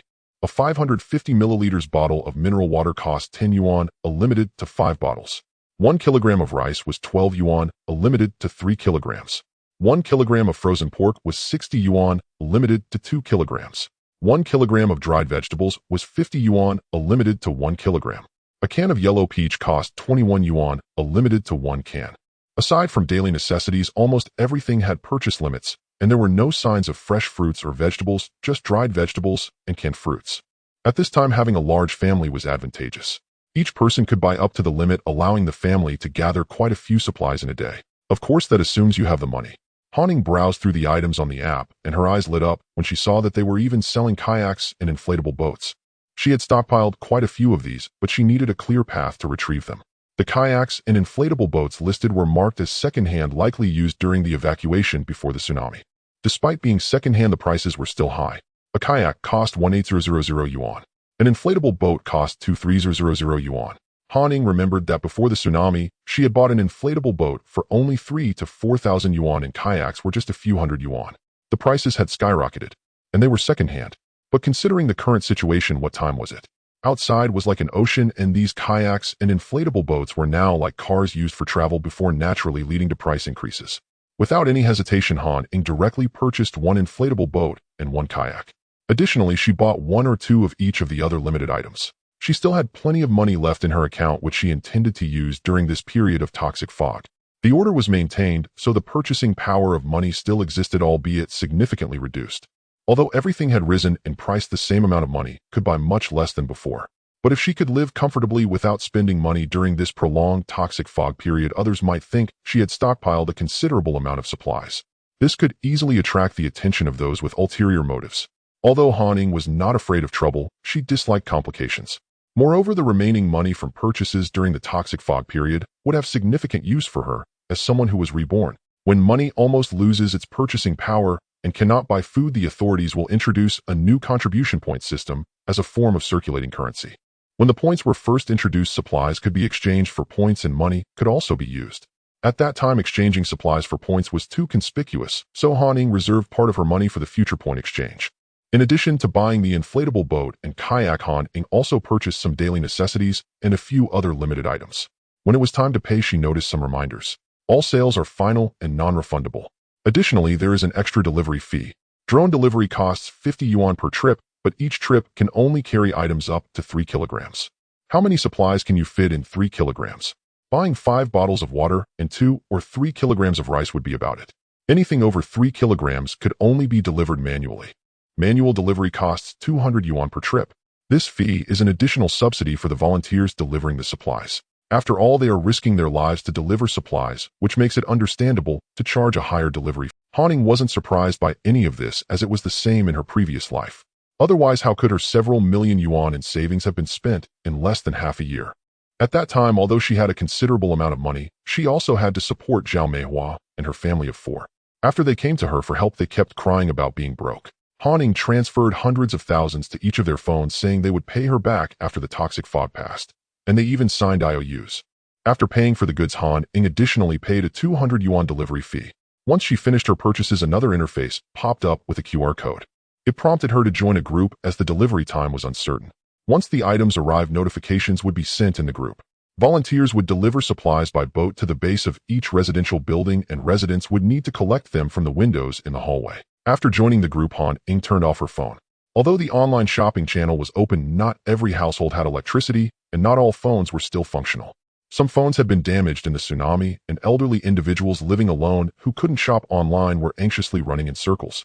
Helpless, they could only knock on the doors of residents living on higher floors with cash, hoping to borrow their phones for charging or asking for help with purchasing supplies. With limited supplies available for purchase, who would want to help others buy items? Residents living below the 20th floor were all frantically anxious. Those who had phones that could still be charged were fine, but those without phones or elderly individuals living alone were knocking loudly on the doors of all residents above the 20th floor. Doorbells rang incessantly throughout the day, but everyone understood the current situation and no one wanted to deal with those in need. Of course, some families whose supplies had not been washed away in the tsunami were tempted when they saw others offering high prices to buy. They bought the maximum limit of all limited food supplies, kept what they wanted, and sold what they didn't want at a higher price to those people using it to recoup some of their delivery costs. In the afternoon, Han Ying cooked 6 pots of rice. Half of it was already packed into takeout boxes, while the other half was still unpacked. Thinking about how she hadn't eaten the boiled dishes made by the chubby chef for several days, she felt a bit nostalgic. She took out a large box of boiled beef, braised lion's head meatballs, spicy shrimp, stir-fried mushrooms with pork, and added some greens. The greens were stir-fried by Han Ying herself, as she believed she shouldn't waste the chubby chef's time on cooking vegetables. Stir-frying greens was simple, so she would prepare a few boxes whenever she had time. After all, one couldn't eat lavishly every day. Finally, Han Ying took out a bottle of ice-cold soda. Although the weather was cold, the icy soda paired with boiled beef and spicy shrimp was simply delightful. The aroma of the food wafted through the air as Tang Yuan dropped 2 lunchboxes directly at Han Ying's feet. Today I've exercised a bit more, fill it up quickly. Han Ying placed some beef, 2 lion's heads, and 7 or 8 spicy shrimp into Tang Yuan's bowl. She also took out a large meat bone from her space talisman for Tang Yuan to exercise its biting strength. Then she added some rice and a bit of dog food. The other bowl contained some pre-cut fruits like apples and oranges. Knowing that Tang Yuan loved watermelon, Han Ying decided it was better to avoid it in this chilly weather. Just as she arranged the delicious food and was ready to eat, Tang Yuan looked up toward the door. Immediately the doorbell rang. Tang Yuan's vigilance was quite good. Han Ying patted Tang Yuan's big head to soothe it, then stood up and walked towards the door. Opening the 2 security doors, she peered through the peephole and saw an unfamiliar woman. Guessing the purpose of the visit, Han Ying simply pretended not to hear. To avoid being disturbed, Han Ying decided to turn off the doorbell. After pressing the doorbell for a long time without any response, the woman outside started knocking, but Han Ying had no intention of acknowledging her. After securing the doors, she heard the woman outside cursing as she walked away. Once the woman left, Han Ying glanced at Tang Yuan, who was so engrossed in eating that it didn't lift its head, and then she began to enjoy the food on the table. While Han Ying was happily eating, Wang Meili, living on the 20th floor at her uncle's house, was having a very tough time. She was curled up in a room which was blocked from the cold wind by clothes, shedding tears. Now that the electricity was back, she had just dialed the fire department and police several times, hoping to get them to send her home, but the lines were busy. She wanted to call her parents to find a way to pick her up, but their phones were always out of service. Wang Meili didn't even dare to think about why her parents' phones were unavailable. Looking at the 2 remaining compressed biscuits and a bottle of mineral water after today's supplies were distributed, Wang Meili sat on the bed, hugging her legs tightly, and tears fell again. Her uncle and cousin had always treated her well. Recently, Wang Meili had stockpiled quite a few things in her dormitory, and when the tsunami warning occurred, she chose to bring the supplies to her uncle's place instead of staying at the shelter.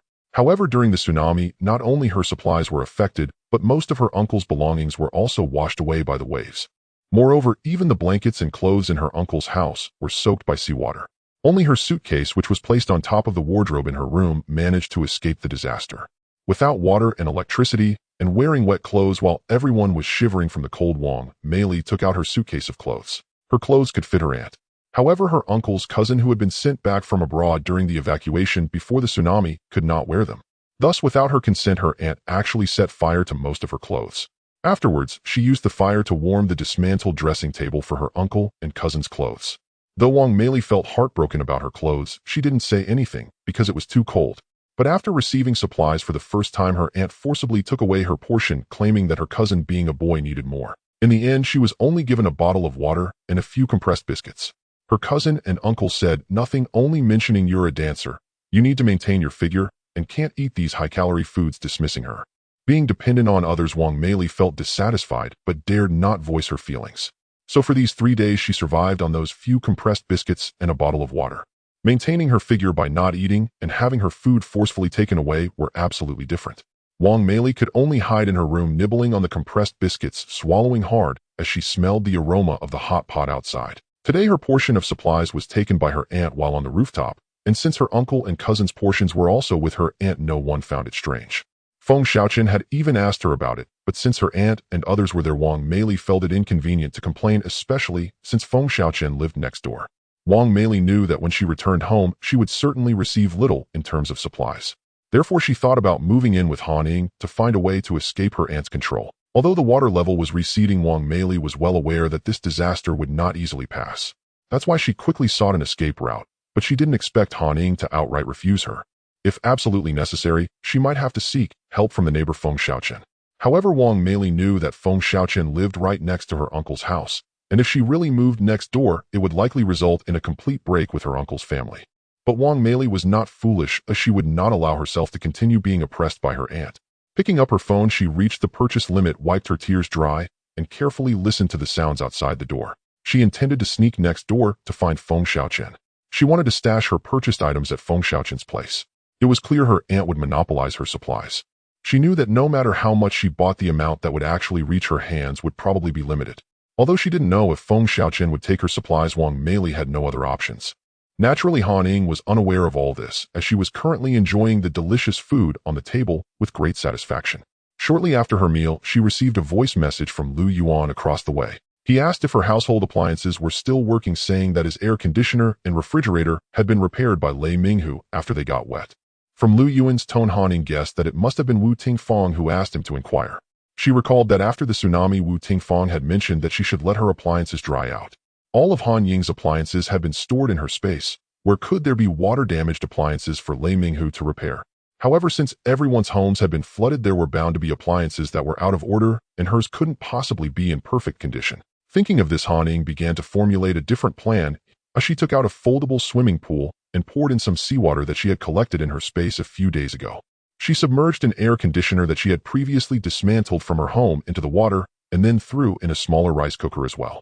The next day, after the appliances had soaked for a while, Han Ying pulled them out, drained the water, plugged them in, and confirmed that the air conditioner was beyond repair.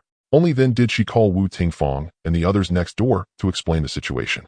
Within 5 minutes, Lei Minghu arrived. "Then I'll trouble you, brother Lei, to take a look at it." Han Ying had placed the air conditioner and the rice cooker in the living room. After entering, Lei Minghu did not look around, but directly took out his tools to start dismantling the air conditioner.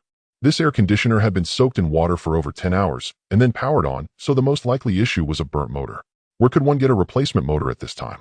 In other words, Han Ying's air conditioner was likely a total loss. Sure enough, after fiddling with it for a while, Lei Minghu could only regretfully inform Han Ying that he couldn't repair the air conditioner due to a lack of parts. However, the rice cooker could be repaired as he had some generic parts. "If it's broken, it's broken. I actually have another air conditioner that someone gifted me before. Since I live alone, I only installed one in my room. The other one was taking up space, so I put it up high. If possible, could you help me install it, brother Lei?" Han Ying planned to take this air conditioner out, which could also be used during extreme heat. Han Ying had spent hundreds of thousands to buy this new air conditioner. It could operate in extreme heat and also provide heating in extreme cold. Most importantly, this air conditioner operates very quietly. Unlike ordinary air conditioners, which can be heard from several floors away when starting up, the noise when it starts is even quieter than that of an electric fan, roughly around 30 decibels. At that time, Han Ying only needed to add a layer of soundproofing and heat insulation material to the outdoor unit, and she believed the operational sound would be even lower. "Sure, should I install the air conditioner first or fix the rice cooker first?" Lei Minghu had come with a toolbox which contained small parts suitable for the rice cooker. Let's fix the rice cooker first. This air conditioner is of no use to me, just sitting there. You can see if there are any parts on it that can be removed and kept as they might be useful in the future. Han Ying fiddled with the air conditioner, and it seemed that only the motor was burnt while the other parts should still be usable. Don't dismantle it. I see this air conditioner is still quite new. Once the water drains, we can have someone replace the motor, and it should work well. Lei Minghu knew that previously changing a motor would only cost about 300 to 400, but in the current situation he was unsure. All right then. Han Ying stopped insisting, otherwise he might think she was being extravagant. During their conversation, Lei Minghu had already finished repairing the rice cooker. Han Ying had already prepared in advance last night.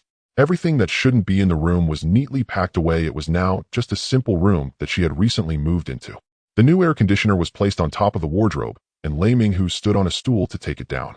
I've never seen this air conditioner before. It's not from our country, is it? While there are many known and unknown brands of air conditioners in the country, they are still easily identifiable. Han Ying's air conditioner was obviously different from ordinary ones. To put it simply, the outer shell is particularly thick. The wiring is much thicker than that of regular air conditioners, and the motor is larger than that of ordinary models. Moreover, Lei Minghu had never seen this type of motor before. The whole air conditioner seemed somewhat simplistic and crude. In short, it wasn't very aesthetically pleasing. However, everything has its own way of functioning, no matter how different the air conditioner looks, the installation method is still quite similar. I'm not sure about that. It was a gift from a friend who said it was newly developed by their company and hasn't gone into mass production yet. They asked me to try it out first. I initially didn't want to use it because I thought it looked ugly. Han Ying was not wrong. The air conditioner indeed looked unappealing, ugly even, but it was also exorbitantly priced. As long as it works, well, who cares about how it looks? This air conditioner seems quite durable. It should be expensive. Although Lei Minghu didn't understand the motor, he knew it must be something special. After installing the air conditioner, Han Ying handed him a bag of items to take back. It's just a small favor. You don't need to be so polite. Lei Minghu waved his hands when he saw the items Han Ying was carrying. He wasn't very good at dealing with situations involving gifts that had always been handled by his wife. It's not for you, it's for Xiaohang. Besides, I originally bought these items to give to a friend's child, but given the current situation outside, I clearly can't give them away now. In the bag, Han Ying had packed 100 masks and a bottle of Stage for children's formula milk. She had gotten this milk for free from the warehouse at the operations center, and she had plenty more in her space.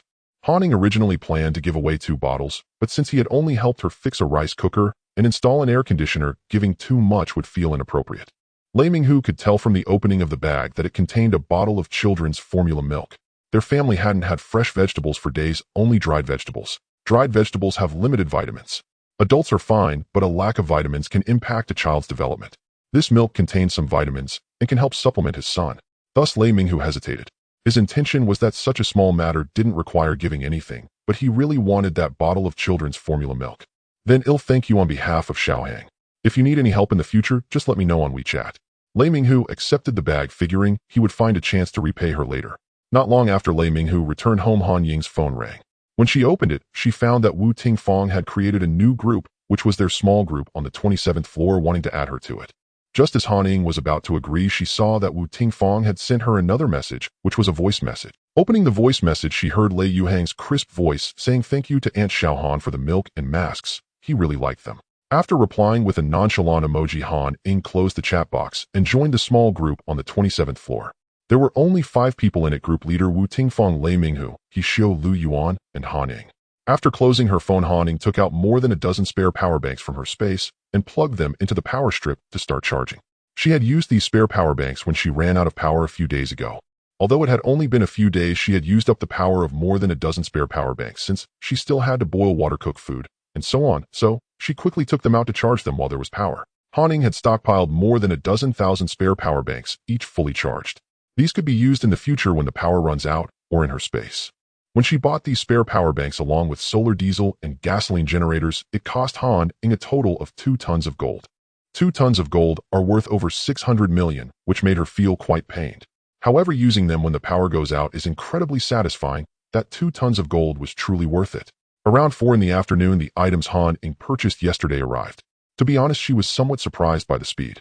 Since the shopping channel had just opened, even though the prices were outrageous, many people were still buying. With limited travel conditions, not many items could be brought at once, so the delivery speed would definitely be slower. Due to the limited space on the ship, this trip only delivered supplies for 4 people. The delivery fee for these 4 people's supplies was 800 yuan. Although it was a bit dangerous with the additional subsidies from the authorities, the income was still considerable. Fortune favors the bold. There are certainly many people willing to take a gamble. Han Ying arrived at the stairway where the other 3 people who had received supplies were already waiting. They were crouching at the corner of the stairs looking down at the water surface below. Han Ying heard one of them mention that there were fish inside, saying they would go back to get tools to catch fish after retrieving. Now that supplies are so expensive, each trip incurs an additional delivery fee of 200 yuan, forcing many to buy in larger quantities. However, buying in bulk also makes one feel regretful about the money spent. Thus, it is quite normal to feel the urge to catch fish upon seeing them swimming in the water. The water level was high, so Han Ying and her companions could only stand by the window of the corridor and hoist the supplies up using a rope. After retrieving her portion of the supplies, Han Ying packed some into her backpack. She carried the rest by hand, as they still had to climb more than 10 flights of stairs. Upon reaching the 22nd floor, Han Ying heard voices coming from around the corner of the stairs. There were 4 people in total: Lin Shui's family, and a man she referred to as Uncle Li, who were just emerging from around the corner. When they saw Han Ying, the 4 who had been chatting suddenly stopped talking, and Lin's parents smiled and nodded at her. Not wanting to be impolite, Han Ying nodded back as a gesture of acknowledgement. This family looked well off, suggesting that all 4 of them were likely down to retrieve supplies. On the 6th day after the tsunami, the water level had receded to the middle of the 9th floor. During breakfast, Han Ying scrolled through her phone. Some residential areas had restored water supply, but the flow was very low, allowing barely half a bucket of water to be collected in an hour. Still better than nothing. Unfortunately, although electricity had been restored in the Lefou-Jiangnan area, water supply had not, likely due to issues with the water pipes here. There was no way to check at the moment, as all the pipes were submerged under more than 20 meters of water. Everyone's drinking water still relied on bottled water. Showering or washing hair was out of the question. The little bottled water she had bought was already barely sufficient. Han Ying continued scrolling through her phone, but the internet connection was still very poor, with only 1 bar of signal, making some web pages take several minutes to load. However, having any internet access at this time was a blessing, considering that most of the signal towers had been destroyed during the tsunami. Only those signal towers on mountaintops that remained undamaged by the tsunami were still standing. Once the page finally loaded, Han Ying saw the contents within, and what she feared had come. Many people online reported that they had developed small blue rashes on their bodies for some inexplicable reason. They were neither painful nor itchy, but they looked unsettling, and several pictures were attached. Han Ying had also seen similar messages in her community group, with many people stating that they and their families were experiencing the same rashes. They shared numerous pictures that made one's skin crawl. These individuals reported that they had applied various ointments, but to no avail, and the blue rashes seemed to be spreading. Although the blue rashes were not painful or itchy, everyone knew something was definitely wrong. Thus, many sought help online, asking to borrow various waterborne transportation methods to get to the hospital. However, even with water transportation methods, how many inexperienced individuals would dare to venture out? With the poisonous mist that was invisible just 4 to 5 meters away, and the possibility of sharks lurking in the depths of water that could be dozens of meters deep, who would dare to travel at a time like this? It was easy to go out, but without experience to find the target hospital, one could easily get lost in the dense fog and never return. Or they might end up as prey for the fish, and neither outcome was impossible. Han Ying knew these people had been infected by the T1 virus. The poisonous mist had become quite dense, and over 99% of people had no protection. Han Ying speculated that the number of infected individuals was likely in the hundreds of millions, though many remained unaware. After all, these blue rashes were not painful or itchy, and they hadn't started to fester yet. It seemed that the authorities genuinely did not know about the poisonous mist, otherwise they would have issued some news by now. However, now that the blue rashes had appeared, it was likely that the authorities would soon take notice. Watching the increasingly thick poisonous mist, Han Ying could only sigh helplessly.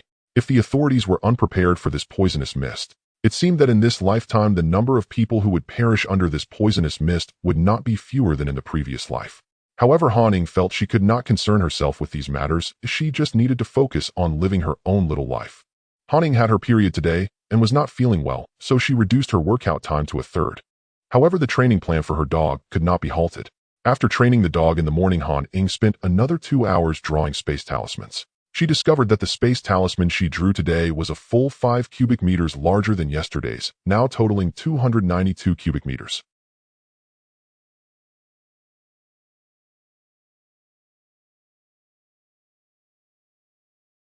How much more could fit inside? And that was for each talisman. Now she could draw about 60 talismans daily, which meant she could create an additional size equivalent to 6 or 7 shipping containers each day. Han Ying was extremely satisfied with this achievement. After finishing more than 20 space talismans, she decided to take a break. She then shifted her gaze to the items in the space above the land that had a shorter shelf life, transferring them into the newly drawn space talismans. Afterward, Han Ying drank a bowl of brown sugar ginger water that she had prepared in advance and lay down on the living room sofa with a hot water bottle. Unlike other girls, she did not experience cramps during her period. She felt dizzy, but as long as she drank the brown sugar ginger water, the symptoms would significantly ease. Thus, she had already prepared several large pots of brown sugar ginger water, which contained not only brown sugar and ginger, but also goji berries and red dates. This way, whether it was cold outside or her period, drinking a bowl would warm her up nicely.